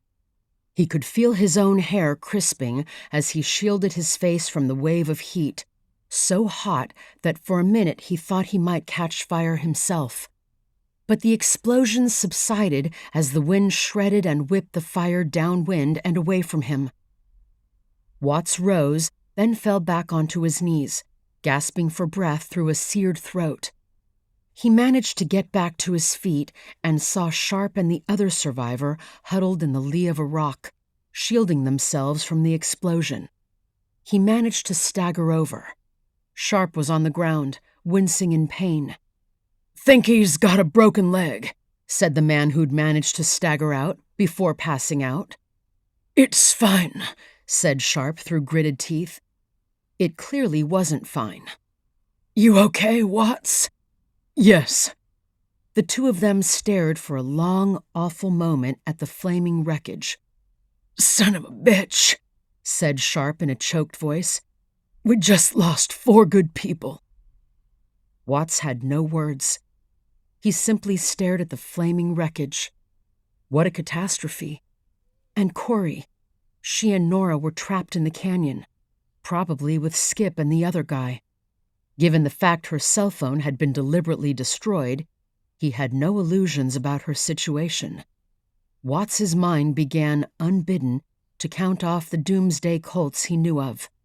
Jim Jones, Heaven's Gate, the Branch Davidians. When they killed themselves, they inevitably took innocents with them. He collapsed on his back, groaning, energy gone. The wind was screaming along the ground, gravel pelting and lacerating him like buckshot. He was forced to close his eyes and shield his face with his arm. He cursed out loud the crash, his helplessness, the loss of life, his fear for Corrie. What the hell would they do now? "Where are we?" he shouted over the wind. He heard Sharp reply, "Help me reach my cell phone." Keeping his face from the wind, Watts twisted to one side, reached into Sharp's singed jacket, found the cell phone, and plucked it out. "Give it to me." Wincing afresh with pain, Sharp swiped and fiddled with it. "Working?" asked Watts. "Yes," said Sharp. "I've got a SAT connection. It shows—" He paused. "It shows we're on the western rim of the canyon, about 2 miles southwest of our planned LZ. Watts sat up, momentarily forgetting the wind. "You sure?" "Think so. Looks like—" He stopped to take a few breaths. "Looks like the pilot completed his turn and was headed toward the canyon from the west. The ground team will know the chopper crashed and send out a rescue." "I can't wait," said Watts. "I'm going to find them." He lumbered to his feet after briefly checking on the unconscious man. Sharp looked at him. "Take my gun. And good luck." 61. Nora writhed on the floor, struggling to break free of her bonds. The leather around her wrists had been tied so tightly that, struggle as she might, she couldn't work it loose.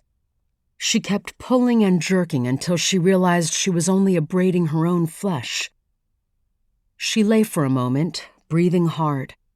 Skip's distant crying echoed weirdly down into the kiva, and she shook her head, trying to clear the drug-induced fogginess, but only partially succeeding. Damn it, think. She glanced around in the dim torchlight. The nichos along the kiva walls were filled with ancient artifacts, masks, flutes, pottery, lightning stones, and obsidian blades. She managed to wriggle herself over to the nearest wall. She braced herself against it and, with a mighty effort, forced herself into a kneeling position. There were the obsidian spear points, stacked in a bowl in one nicho. She leaned her head toward the niche and, grabbing the edge of the bowl in her teeth, pulled it free. It fell and shattered, scattering spear points over the hard-packed surface of the floor. Falling back onto the ground, She rolled atop one of them, fumbling around with her fingers. It took only a moment for her to grasp it and press it edgeways into the dirt floor. Then she positioned her wrists over it and used the exposed edge to saw through the leather binding. Despite its age, the obsidian was still incredibly sharp, and within moments she'd cut her hands free. She grabbed the blade and quickly sliced the hobbles from around her ankles. She staggered to her feet only to feel an overwhelming sensation of dizziness. Skip was still sobbing and pleading. At least he was still alive, thank God. But now she heard a new sound, a guttural snarling that she knew instinctively could not be human. What the hell kind of an animal was it? There weren't many apex predators in New Mexico other than cougars and black bears, and this didn't sound like either. She looked around, trying to focus. She was free, but what now? How was she going to prevent her brother from being killed? Even as she tried to think, she caught movement out of the corner of one eye. It seemed to be coming from the far wall of the kiva, and she turned toward it quickly. It was the feathered serpent on the wall. It was starting to move, slithering itself free of the adobe, taking form and sliding toward her. She slapped her own face hard to rid herself of the hallucination. Shaking her head into a semblance of clarity, her cheeks stinging, she headed for the ladder. Then she halted once again. Climbing up to fight them, willy-nilly, would be stupid. There were a dozen of them or more, and they had a gun. No, 2 guns. Bromley had taken Corrie's Glock. Christ, she needed a plan, right now. But what? She cast frantically about the kiva. Weapons. There were weapons in some of those niches. A bow and arrow, a club, some obsidian knives with bone handles. She grabbed the bow and arrow. With a rush of relief, she noticed it was still strung. She hadn't shot an arrow since Girl Scouts, but maybe if she could take down Bromley, the rest would fold. Wasn't that how cults worked? She drew the bow back and the wood immediately snapped. Dry rot. Son of a bitch. She seized the biggest knife. It was razor sharp, but what did that matter against a dozen people out of their minds with bloodthirst and armed with guns? A futile slash or two, then they'd cut her down. Nevertheless, she tucked the knife into her belt and continued to look, but there was nothing. She felt overwhelmed by panic. If she couldn't fight them, could she do something else? Knock over the tripods with the club? If only she could find a way to interrupt the ritual, something to disrupt the ceremony. As she tried to focus, she heard from above Skip's cries intensify into a scream. She could also hear Corrie's slurred voice yelling at them to stop, her shouting abruptly drowned out by the hideous shriek of the bear or whatever animal was up there, being tortured or something. Something to disrupt the ceremony. Her eyes lit upon the bone flutes. She grabbed one, put it to her lips, and blew. Nothing.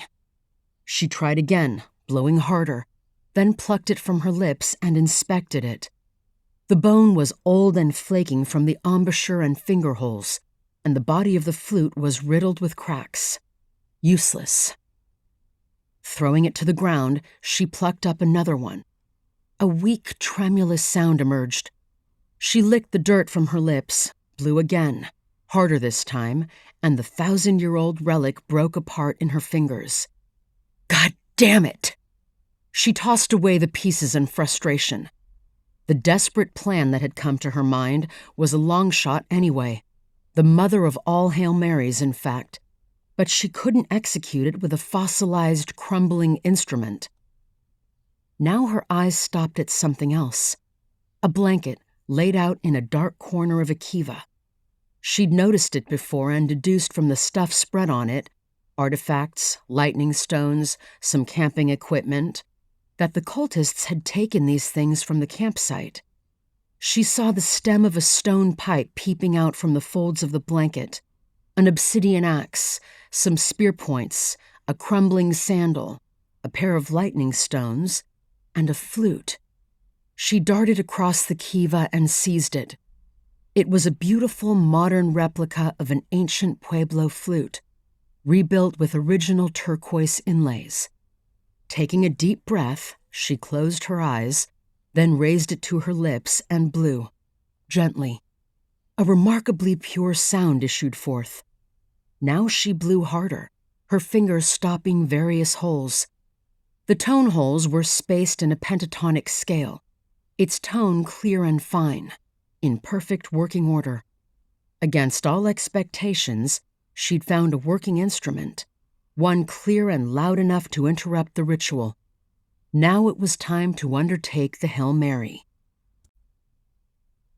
She rushed to the ladder and scaled it, emerging into the heart of a seething ritual. Skip, strung up by his ankles, was missing his shirt, and blood was running down his back. He seemed unconscious, a strip of skin about to be peeled off from between his shoulder blades. But the torture of him had stopped. The attention of the group had shifted from Skip to the charred corpse of Edison Nash, hanging from the nearby tripod above a raging fire. The cultists were transfixed by the corpse, staring, frozen with awe, including Bromley. She followed their gaze. What had fixated their attention wasn't the corpse exactly, but rather what was inside it, a nebulous apparition, appearing and disappearing amidst flames and smoke. Something was animating the charred bones and flesh, and it was also where those muffled animal sounds were coming from. She stared, uncomprehending. She was still hallucinating, of course. Or was she? No. No. A hallucination, drug-induced or otherwise, could not possibly seem this real. And this overwhelming realization left her paralyzed. 62. Nora watched, transfixed. Something had begun to emerge from what was left of Nash's body in a series of spastic, organic contractions, almost as if the burnt corpse were giving birth. Wreathed in smoke, it slowly squeezed out of its womb of charred bone and meat. The shapeless thing that emerged cried out again, not the muffled, guttural sound Nora had heard before, but a soul-chilling shriek so loud and full of triumph that she felt the pinpricks of faintness come over her. In the roiling smoke, she saw two dark spots form, resolving into slitted lizard eyes. Soon the manifestation of a face formed, with a black mouth, which began to move, opening and closing like a fish's, and then a body, appearing and disappearing in the whirling smoke and fire. Then, abruptly, clouds of smoke billowed out on either side of the thing and began to form into a pair of wrinkled wings. Nora watched as the creature flexed them, slowly at first, as if testing, before starting to unfold them.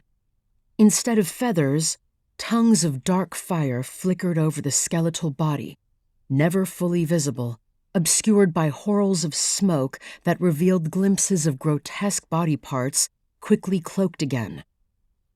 Now the smoke creature moved its wings, fully unfurling them so that they seemed to cover half the night sky.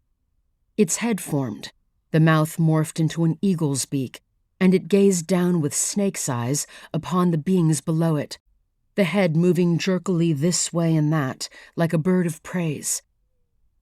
Nora stared at this summoned thing, wreathed in appalling black flame, slowly fanning its skeletal wings. It seemed to be waiting, looking down at the puny creatures that had summoned it, waiting for purpose.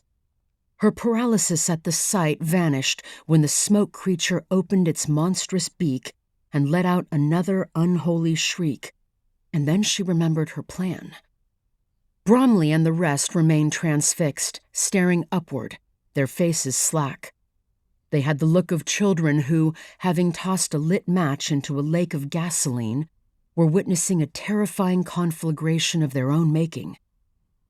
Tearing her gaze away from the creature, Nora put Nash's flute to her lips and blew a note, and another. She closed her eyes to shut out the horrific sight, but especially to recall the ancient melody from the wax cylinder that she had played with Skip. It was in a pentatonic scale, but with added quarter and half tones, which she had earlier learned how to make by half covering the holes with her fingers. Eyes still squeezed shut, but confident now, she raised the flute skyward and unleashed the 1,000-year-old melody, the song to repel skinwalkers.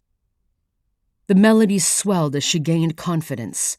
Louder, faster, the notes rising cleanly above the snarl of wind and fire. It had an instantaneous effect.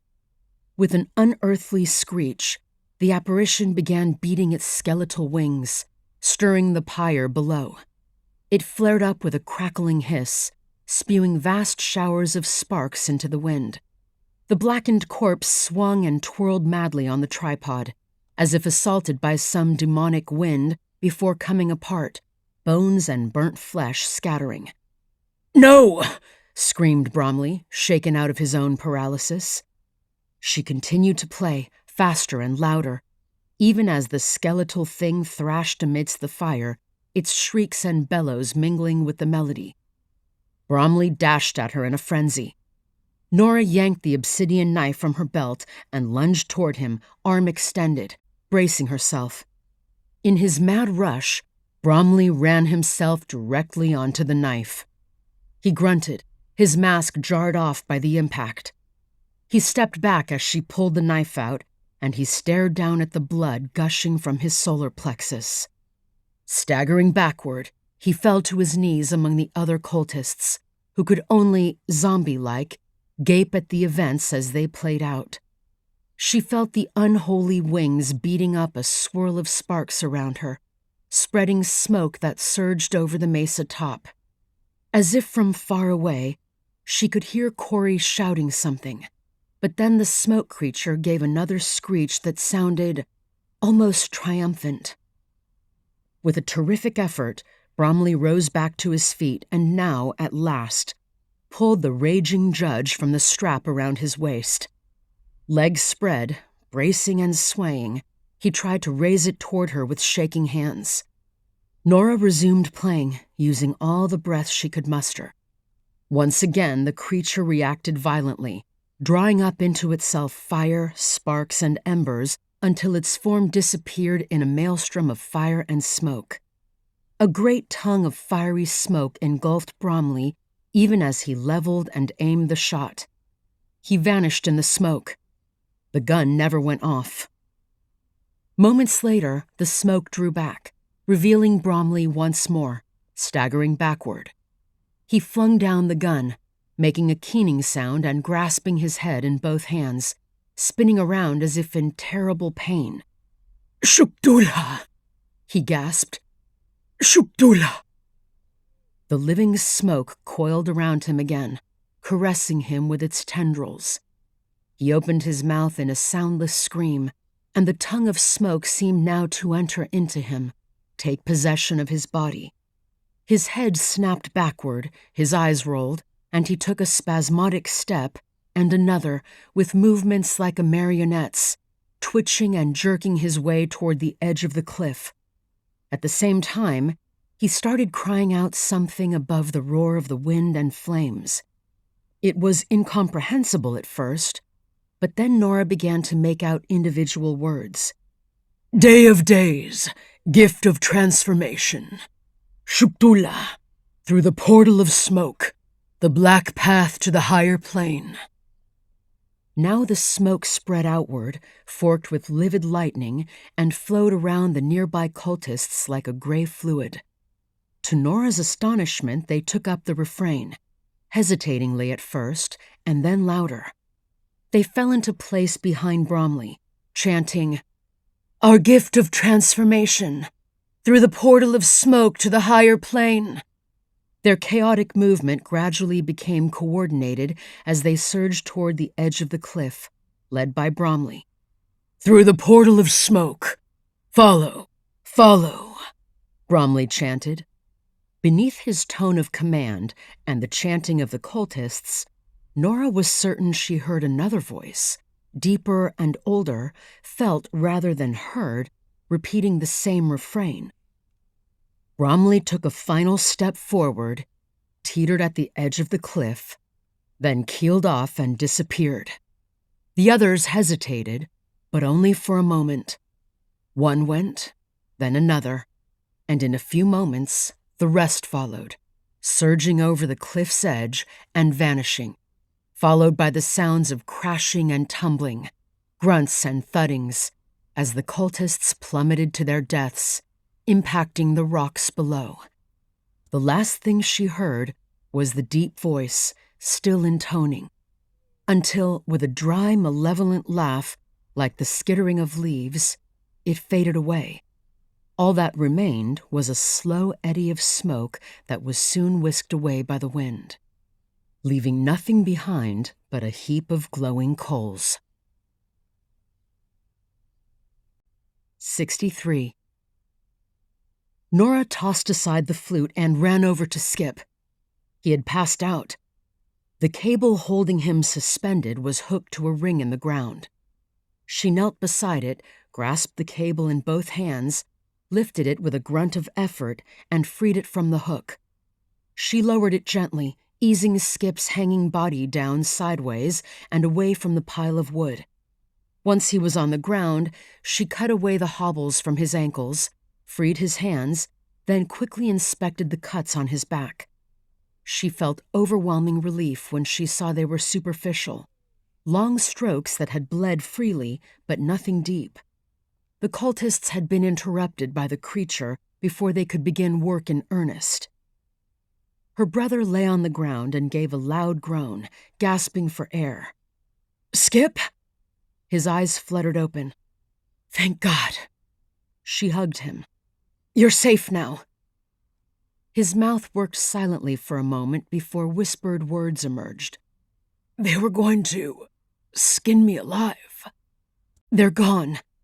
Skip's eyes opened wider, as if in disbelief. "What? Mass suicide. They all went off the cliff." He tried to lift his head and look around. "Oh my God." He laid his head down again. "They were chanting. I could feel the knife." Gently, Nora put a hand on his shoulder. "They're gone. All of them."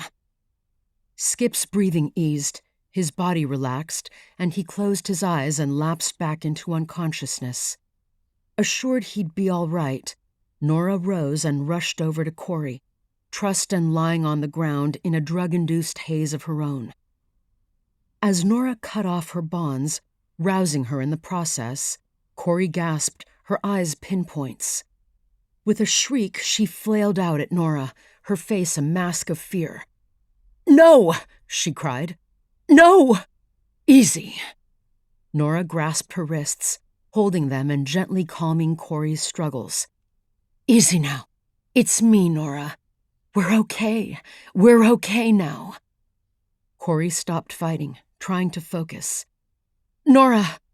Oh my God! What was that thing? Jesus, I saw it rise from the smoke and flame. I was sure it was going to kill us all." So she'd seen it too. The rational part of Nora had hoped she hadn't. "It was the drugs," Nora said, disbelieving her own words even as she spoke them. "Just the drugs." Corrie lay back, eyes wild and confused. "Drugs? But it was so real." "Just the drugs," Nora murmured again. The mesa top was quiet now. The wind was at long last dying away, and the fire under the first tripod had burned down into a heap of smoldering coals. Nothing was left of Nash's body, just a meat hook dangling from the cable. Nora's blood froze as she heard a sound from the edge of the mesa, a rough scrabbling in the loose rocks. Someone was laboring clumsily up the slope. Shit! Could one of the cultists have survived the fall and was now making their way back up the mesa? The gun. She needed the gun. Where was it? The only light now came from the glowing heap of coals. She rose to her feet and scrambled to the spot where Bromley had dropped it. There it was. She seized it. It was heavy as hell, a big, stupid revolver. She held it up to the reddish light and could see 2 rounds left in its 5 chambers. Grasping it in both hands, she took a deep breath, braced herself, and raised it, aiming toward the sound of grunting and scrabble of footsteps just below the mesa rim. A head appeared, obscured in shadow. "I've got a gun!" Nora cried out. "Don't fucking move!" Sudden silence. "Put your hands in the air!" she shouted, her own voice strange in her ears. "Step forward into the light, slowly, so I can see you." Jesus, the head. Black against black, it was strangely oblong, with wings, inhuman. Nora's heart accelerated again. "Easy now," came a familiar voice. "It's just me, Homer. Sheriff Watts." Nora, astonished, squinted into the darkness. As he rose to his full height and came forward into the faint glow of the coals, she realized that what she'd taken for a head was really just Watts's cowboy hat, dented and badly dinged. The man himself appeared dinged up, sooty and ragged, as if he'd been in a fire. "Homer?" Nora lowered the gun. "What in the world?" He turned slowly, his eyes wide, taking in Corrie and Skip stretched out on the ground, the tripods and the remains of bonfires, the masks and other detritus littering the top of the mesa. He holstered his gun. "Well, I was expecting to be the cavalry, come to rescue you all. But I can see you've done all right on your own." Now Nora heard another sound, the distant thudding of rotor blades. Watts gestured toward it. "Here come the rest of them." Even in the faint light, Nora could see Watts was struggling to contain his shock. Nevertheless, he spoke to them calmly. "Those choppers will have you out of here before you know it. We'll get you back to Santa Fe and medical attention. You must have been through hell up here, but they'll get you patched up and it'll all be good." He went over and knelt by Corrie, who lay on the ground wide-eyed and silent, still in profound shock. He took her hand and murmured, "Corrie, you're safe now. Everything will soon be normal again." They might be safe, Nora thought, but nothing would ever be quite normal. Never again. 64. 4 months later. Nora had never heard of Piscator, a restaurant recently opened in the Sandia Heights neighborhood north of Albuquerque. But when out of the blue she received Corrie's invitation for dinner at the place, she'd accepted without hesitation. It looked upscale, and she figured Corrie probably wanted to thank her for all she'd done, or perhaps apologize for once again dragging her into unexpected, unwanted craziness. In any case, Nora was eager to catch up. The usual law enforcement proceedings had followed their ordeal, debriefings, questioning, depositions, until the red tape finally died away of its own accord. The media did not make a huge fuss about the story, for the simple reason, she assumed, that its pieces were too widely scattered and bizarre to connect. In the end, all there had been were a few notices about suicides in the desert, some obituaries and stories about the sudden, tragic death of Edison Nash, wealthy young collector and archaeology enthusiast, and some passing mentions of the arrests of a few professors at the University of New Mexico. Nothing more had trickled out, and thank God for that. She bundled Skip into the car and headed south on I-25. While Skip hadn't technically been invited, Nora felt she could hardly leave him behind. His trauma had been greater than theirs, and he'd taken a lot longer to recover from it. During his recovery, Nora had realized more than ever what her brother meant to her. He was the only family she had left. Lucas Tappan, due back from the East Coast next week, might in time end up as family. That remained to be seen. But these days she felt more protective of Skip than ever. In the 2 months he'd taken off from the Institute to convalesce, lying around their house, catching up on his reading or playing the ancient and irreplaceable Martin ukulele, she'd become aware of just how much he reminded her of their father, and also, in certain ways, of her deceased husband, Bill Smithback. But after a rocky few months, Skip had returned to his old wisecracking, quasi-irresponsible self, leading life on his own idiosyncratic terms. Piscator was even nicer than she'd expected. A sleek, minimalist restaurant serving continental fare perched in the shadow of Sandia Peak on a small height of land above a golf course. Almost immediately upon entering, she saw Homer Watts sitting at a large round table set before a picture window with a gorgeous vista. Seeing them approach, Watts rose. The three embraced and spent a few minutes in small talk, laughing and smiling in the manner of old friends temporarily out of touch.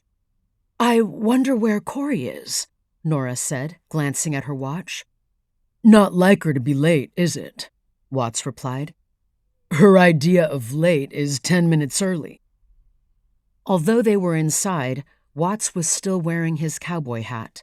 A new one, Nora noticed, creamy silver, along with a silk high-style cowboy shirt, tight jeans, and ostrich boots. He made quite a contrast to Skip, dressed in an NRBQ t-shirt and baggy shorts. 20 minutes later, Corrie came hurrying toward their table. "Sorry," she said as she took a seat. "Sharp called me into a last-minute meeting." She smoothed down the front of her jacket and accepted a glass of wine. It seemed to Nora that Corrie's face was aglow, and she wondered idly if some field assignment had left her sunburned. They ordered and soon were digging into impeccably prepared dishes. The conversation had wandered all over the place, casual banter that nevertheless pointedly avoided the nightmarish situation they'd all recently experienced. It was Skip who ultimately brought it up. "I've been doing some research these last few months," he said abruptly, out of nowhere. "Anyone care to guess the subject?" The table went silent. Nobody needed to guess. "And no matter how many other examples of cults I came across, I just couldn't see any way this one matched the standard pattern." "How exactly?" Corrie asked. "How? Is that a rhetorical question?" Skip asked. Then he raised his hands apologetically. "Sorry. Okay, in certain ways, it was a standard cult. The charismatic leader, the shared beliefs, the sexual domination." He leaned forward, flourishing a fork laden with swordfish and caperberries. "But they didn't do any recruiting. Job number one for any cult what wants to maintain its membership. Not only that, but the members were almost universally successful, high-functioning members of society, and they flew under the radar for years. Even after the death of Oscarby. Can you imagine the discipline necessary to maintain that kind of facade when you meet up with your fellow acolytes only once or twice a year?" "Yes," Corrie replied. "It's the lack of cognitive dissonance. The cult members presenting as normal, productive people. That's what has the FBI behaviorists baffled the most." "Have the FBI found out any more about Oscarby or the cult since?" Nora asked. Corrie hesitated. "Not so much about the cult members. They seem to have been fanatically careful to maintain their facades and left little useful evidence. But, well, we were able to do a deep dive on Oscarby. And?" Corrie hesitated again. Then she lowered her voice. "I won't bore you with oaths of secrecy and all that bullshit, only because you deserve to know. But what I'm telling you is totally confidential." There was a nodding of heads, and Corrie continued. "In that kiva, We found a trove of Oscarby's notes, journals, and papers, along with some of Bromley's. They were stored in a secret compartment, as if they were holy writ. She paused, looking around her, her gaze finally settling on Skip. You sure you want to hear this? It's rough stuff, and maybe you'd just as soon not know more. After spending weeks on research, looking for crumbs? Asked Skip. You're damned right I want to hear more. Both Nora and Watts nodded. Okay, some of this you already know. Corrie took a deep breath. It starts a quarter of a century ago. A young graduate student named Oscarby is looking for a topic. He somehow hears about a Totontiac Indian named Don Benicio who still observes the traditional religious practices of his ancestors in the Sierra Madre of Mexico. Oscarby goes to Mexico to become his acolyte. But when Oscarby grows morbidly interested in the more dangerous aspects of those beliefs, specifically the path to wielding the powers of darkness, Benicio sends him away. So he returns to the States. He writes a book that taps into the new century zeitgeist and becomes a bestseller. In reality, it's more fiction than fact, including fascinating but ultimately unimportant bits and pieces of his year with Benicio, tossing in some pseudo-academic jargon to give it a glossy veneer. But he keeps the really important stuff to himself. On the strength of the book, he gets a plum appointment at UNM as an associate professor of anthropology. He's hip, popular, charming, and good-looking.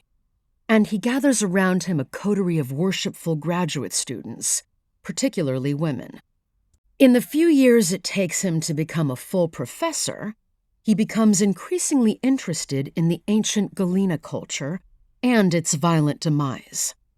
He develops a theory. The Galena were a branch of the Totontiac Indians who, like him, were expelled for dabbling in dark practices. These renegade Totontiacs migrated northward into New Mexico and settled in Galena Canyon. It was there that they practiced their dark arts, and this was precisely what brought them into conflict with the Chaco Canyon people. They were feared and hated as witches, skinwalkers, worshippers of evil, and ultimately they were exterminated in what was apparently a proactive effort of self-defense. Anyway, to prove his theory, Oscarby organizes an archaeological field expedition into Galena Canyon, bringing along graduate students. And on the very first expedition, 15 years ago, they discover the great kiva of the Galena people, the one we all saw, filled with priceless treasures. This discovery was not considered a mere stroke of luck. Rather, it seems to have triggered the development of the cult, whose goal was to revive the malevolent powers of the Galena Indians. Oscarby now shares the darkest and most powerful of the secrets he'd learned in Mexico with his students. They begin coming into the canyon every summer under the guise of field excavations to take drugs and perform ceremonies to renew their bond and deepen their connection to the dark powers. This is how the cult sustains itself. Corrie took a sip of wine. All goes well for 4 years. Then tragedy strikes. Oscarby dies in a fall off the cliff near the kiva. She set down her glass. The table remained utterly silent, waiting for her to continue. It might have been an accident. Or maybe Morgan Bromley gave him a well-timed shove. Bromley had become a sort of deputy to him, his right-hand man. Bromley steps into Oscarby's shoes and into the beds of those women.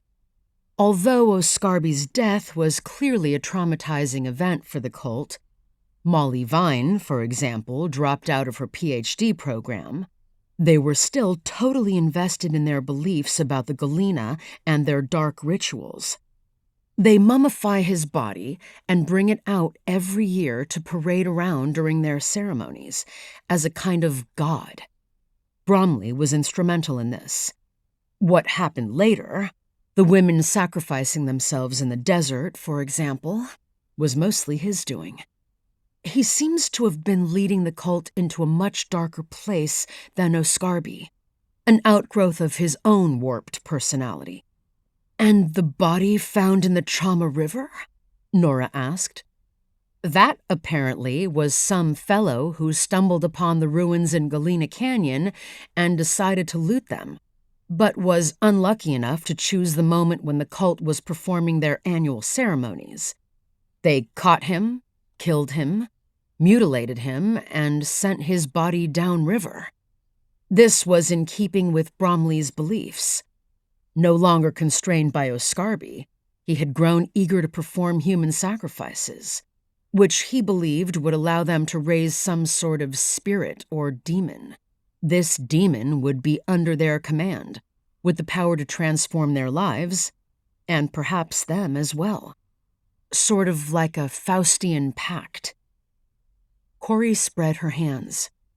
And that was the horrifying ceremony we all walked into. After a moment of silence, Watts cleared his throat. And what does Sharp think of all this?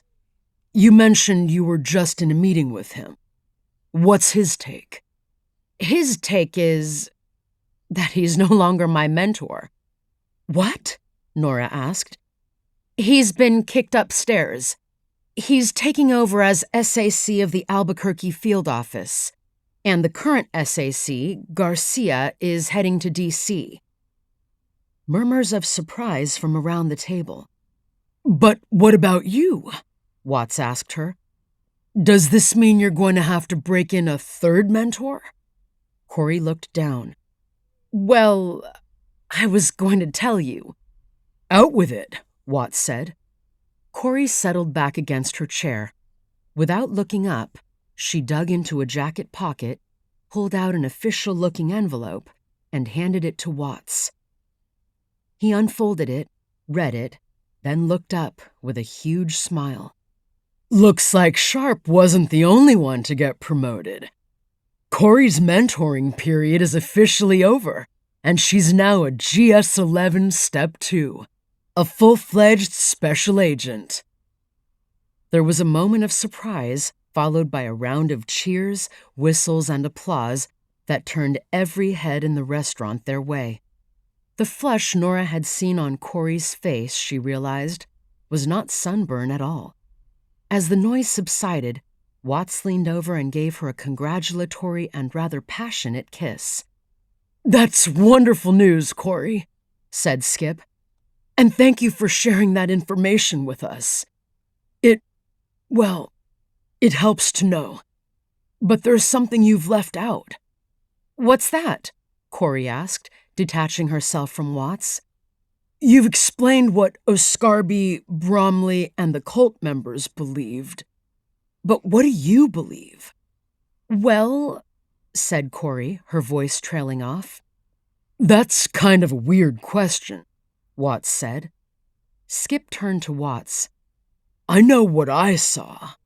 I want to hear from the others. What you saw, Watts replied, were drug-induced hallucinations, right?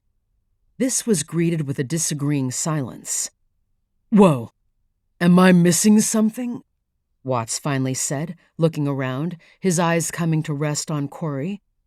What I saw, Corrie said, was quite enough to last me a lifetime. Wait a minute, Watts said in a low voice. You don't actually believe you saw the raising of some fiend from the underworld. Is that in your report? There was another long, awkward silence. What I saw, said Corrie finally, sure as hell did not go into my report. She gave the envelope a flourish. If it had, instead of this, I'd be in the FBI psychiatric unit. As far as that goes, Skip added, you all know what I think. But am I going to wander around the Institute telling anyone who will listen That I was almost sacrificed in some demon summoning ceremony? I'm not stupid. Watts turned to Nora. And you? You think what you saw was real? Nora gave him a long, level gaze before answering. You heard what Corrie and my brother just said. I'm keeping my mouth shut too. But we three, were there. It's like Hamlet told his friend, Skip said. There are more things in heaven and earth, Horatio, than are dreamt of in your philosophy. That's right, Corrie said, looking at Watts. Her voice, which had gone tight for a moment, was once again back to normal. And just what do you have to say to that, Horatio? This was so unexpected they all laughed, even Watts. Well, shoot. Watts took off his hat, turned it in one revolution, smoothed down the brim, then replaced it on his head. Maybe I shouldn't have skipped that Shakespeare assignment in high school. And he grasped Corrie's hand with a smile as laughter went around the table, dispelling the dark mood. That conversation's over and done with. Nora felt more than a touch of relief, looking around the table. She caught Corrie's eye, then Skip's. Whatever ended up in the official reports, they had a shared understanding that required no further words. We three, were there.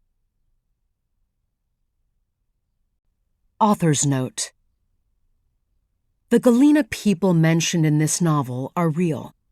They were a mysterious culture who lived in Galena Canyon and surrounding areas in northern New Mexico during the pre-European period, from around 1100 to 1275, when they suddenly vanished. The few archaeologists who have worked in this remote canyon discovered evidence of extreme violence directed against the Galena. Most of the 100 or so remains of Galena people found in the canyon show evidence of violent murder, and this is true for all age groups, men, women, and children. These discoveries have led some archaeologists to hypothesize that the Galena were the victims of a campaign of genocide. Who the perpetrators were and why the Galena people were targeted remains a mystery. In our novel, we speculate the enemy of the Galena might have been the people of Chaco Canyon.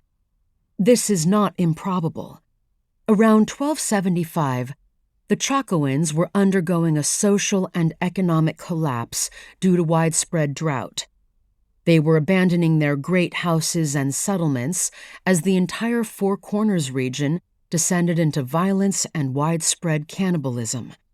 It appears that the destruction of the Galena culture happened during this period of turmoil.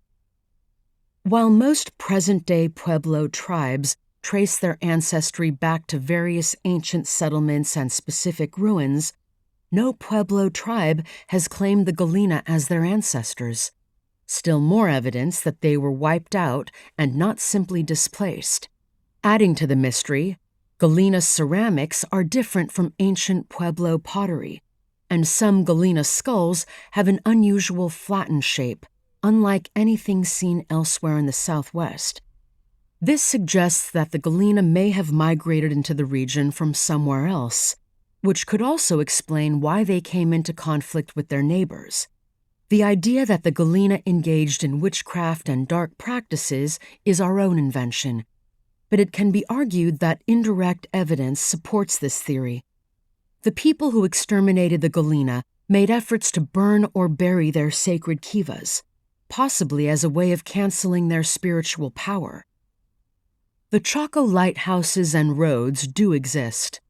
The 7 lighthouses the novel describes along the Galena frontier are, however, fictional. While the landscapes mentioned in the novel exist and are described accurately, Ashislepa Wash, the fracking Badlands, and Galena Canyon, among others, we took some liberties in moving elements of the topography around to suit the needs of the story. There is indeed controversial fracking taking place in these Badlands, which is strongly opposed by the Pueblo people, who are the descendants of the Chacoans. In any case, in addition to our own fictive representation of the long-vanished Galena culture and its equally fictive relationship, or lack thereof, to any known culture, extant or extinct, all characters related to that history and the equally fictitious cult, Oscarby, Don Benicio, Bromley, and its practices that we describe in the novel are entirely creatures of our imaginations. Throughout and at all times, we have approached this subject with the greatest respect, while at the same time doing our best to create a novel both exciting and, in many ways, informative. This leads us, finally, to the topic of names. All people, of course, have the right to name their cultural affiliation as they wish. One of us, Doug, has spent half a lifetime in New Mexico and lived on both the Zuni and Navajo Indian reservations.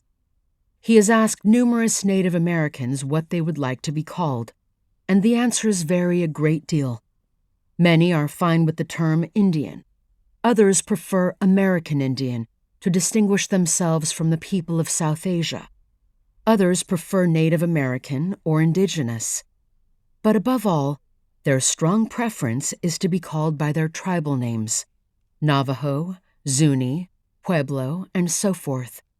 Finally, the term Anasazi, which means ancient enemy or ancient stranger in Navajo, for the ancient people of the Southwest, has been retired in favor of the more accurate and respectful term ancestral Puebloans. This has been a Hachette audio production of Badlands, a Nora Kelly novel, written by Douglas Preston and Lincoln Child, read by Cynthia Farrell, produced by Melanie Schmidt, engineered by Tiffany Rotash, post-production by A1 Sound Studios, post-production supervised by Laura Zaccardi, quality control by John Colucci. Badlands is also available in print and as an ebook from Grand Central Publishing, a division of Hachette Book Group. For more Hachette audio productions, visit us at hachetteaudio.com. Thank you for listening. Text copyright 2025 by Splendide Mendax Inc. and Lincoln Child. Audio production copyright 2025 Hachette Audio. All rights reserved. Hachette Book Group supports the right to free expression and the value of copyright. The purpose of copyright is to encourage writers and artists to produce the creative works that enrich our culture. The duplicating, uploading, and distribution of this audiobook without permission is a theft of the author's intellectual property. If you would like permission to use material from the audiobook, other than for review purposes, please contact permissions@hbgusa.com. Thank you for your support of the author's rights. This audiobook is a work of fiction. Names, characters, places, and incidents are either the product of the author's imagination or are used fictitiously, and any resemblance to actual persons, living or dead, events, or locales is entirely coincidental.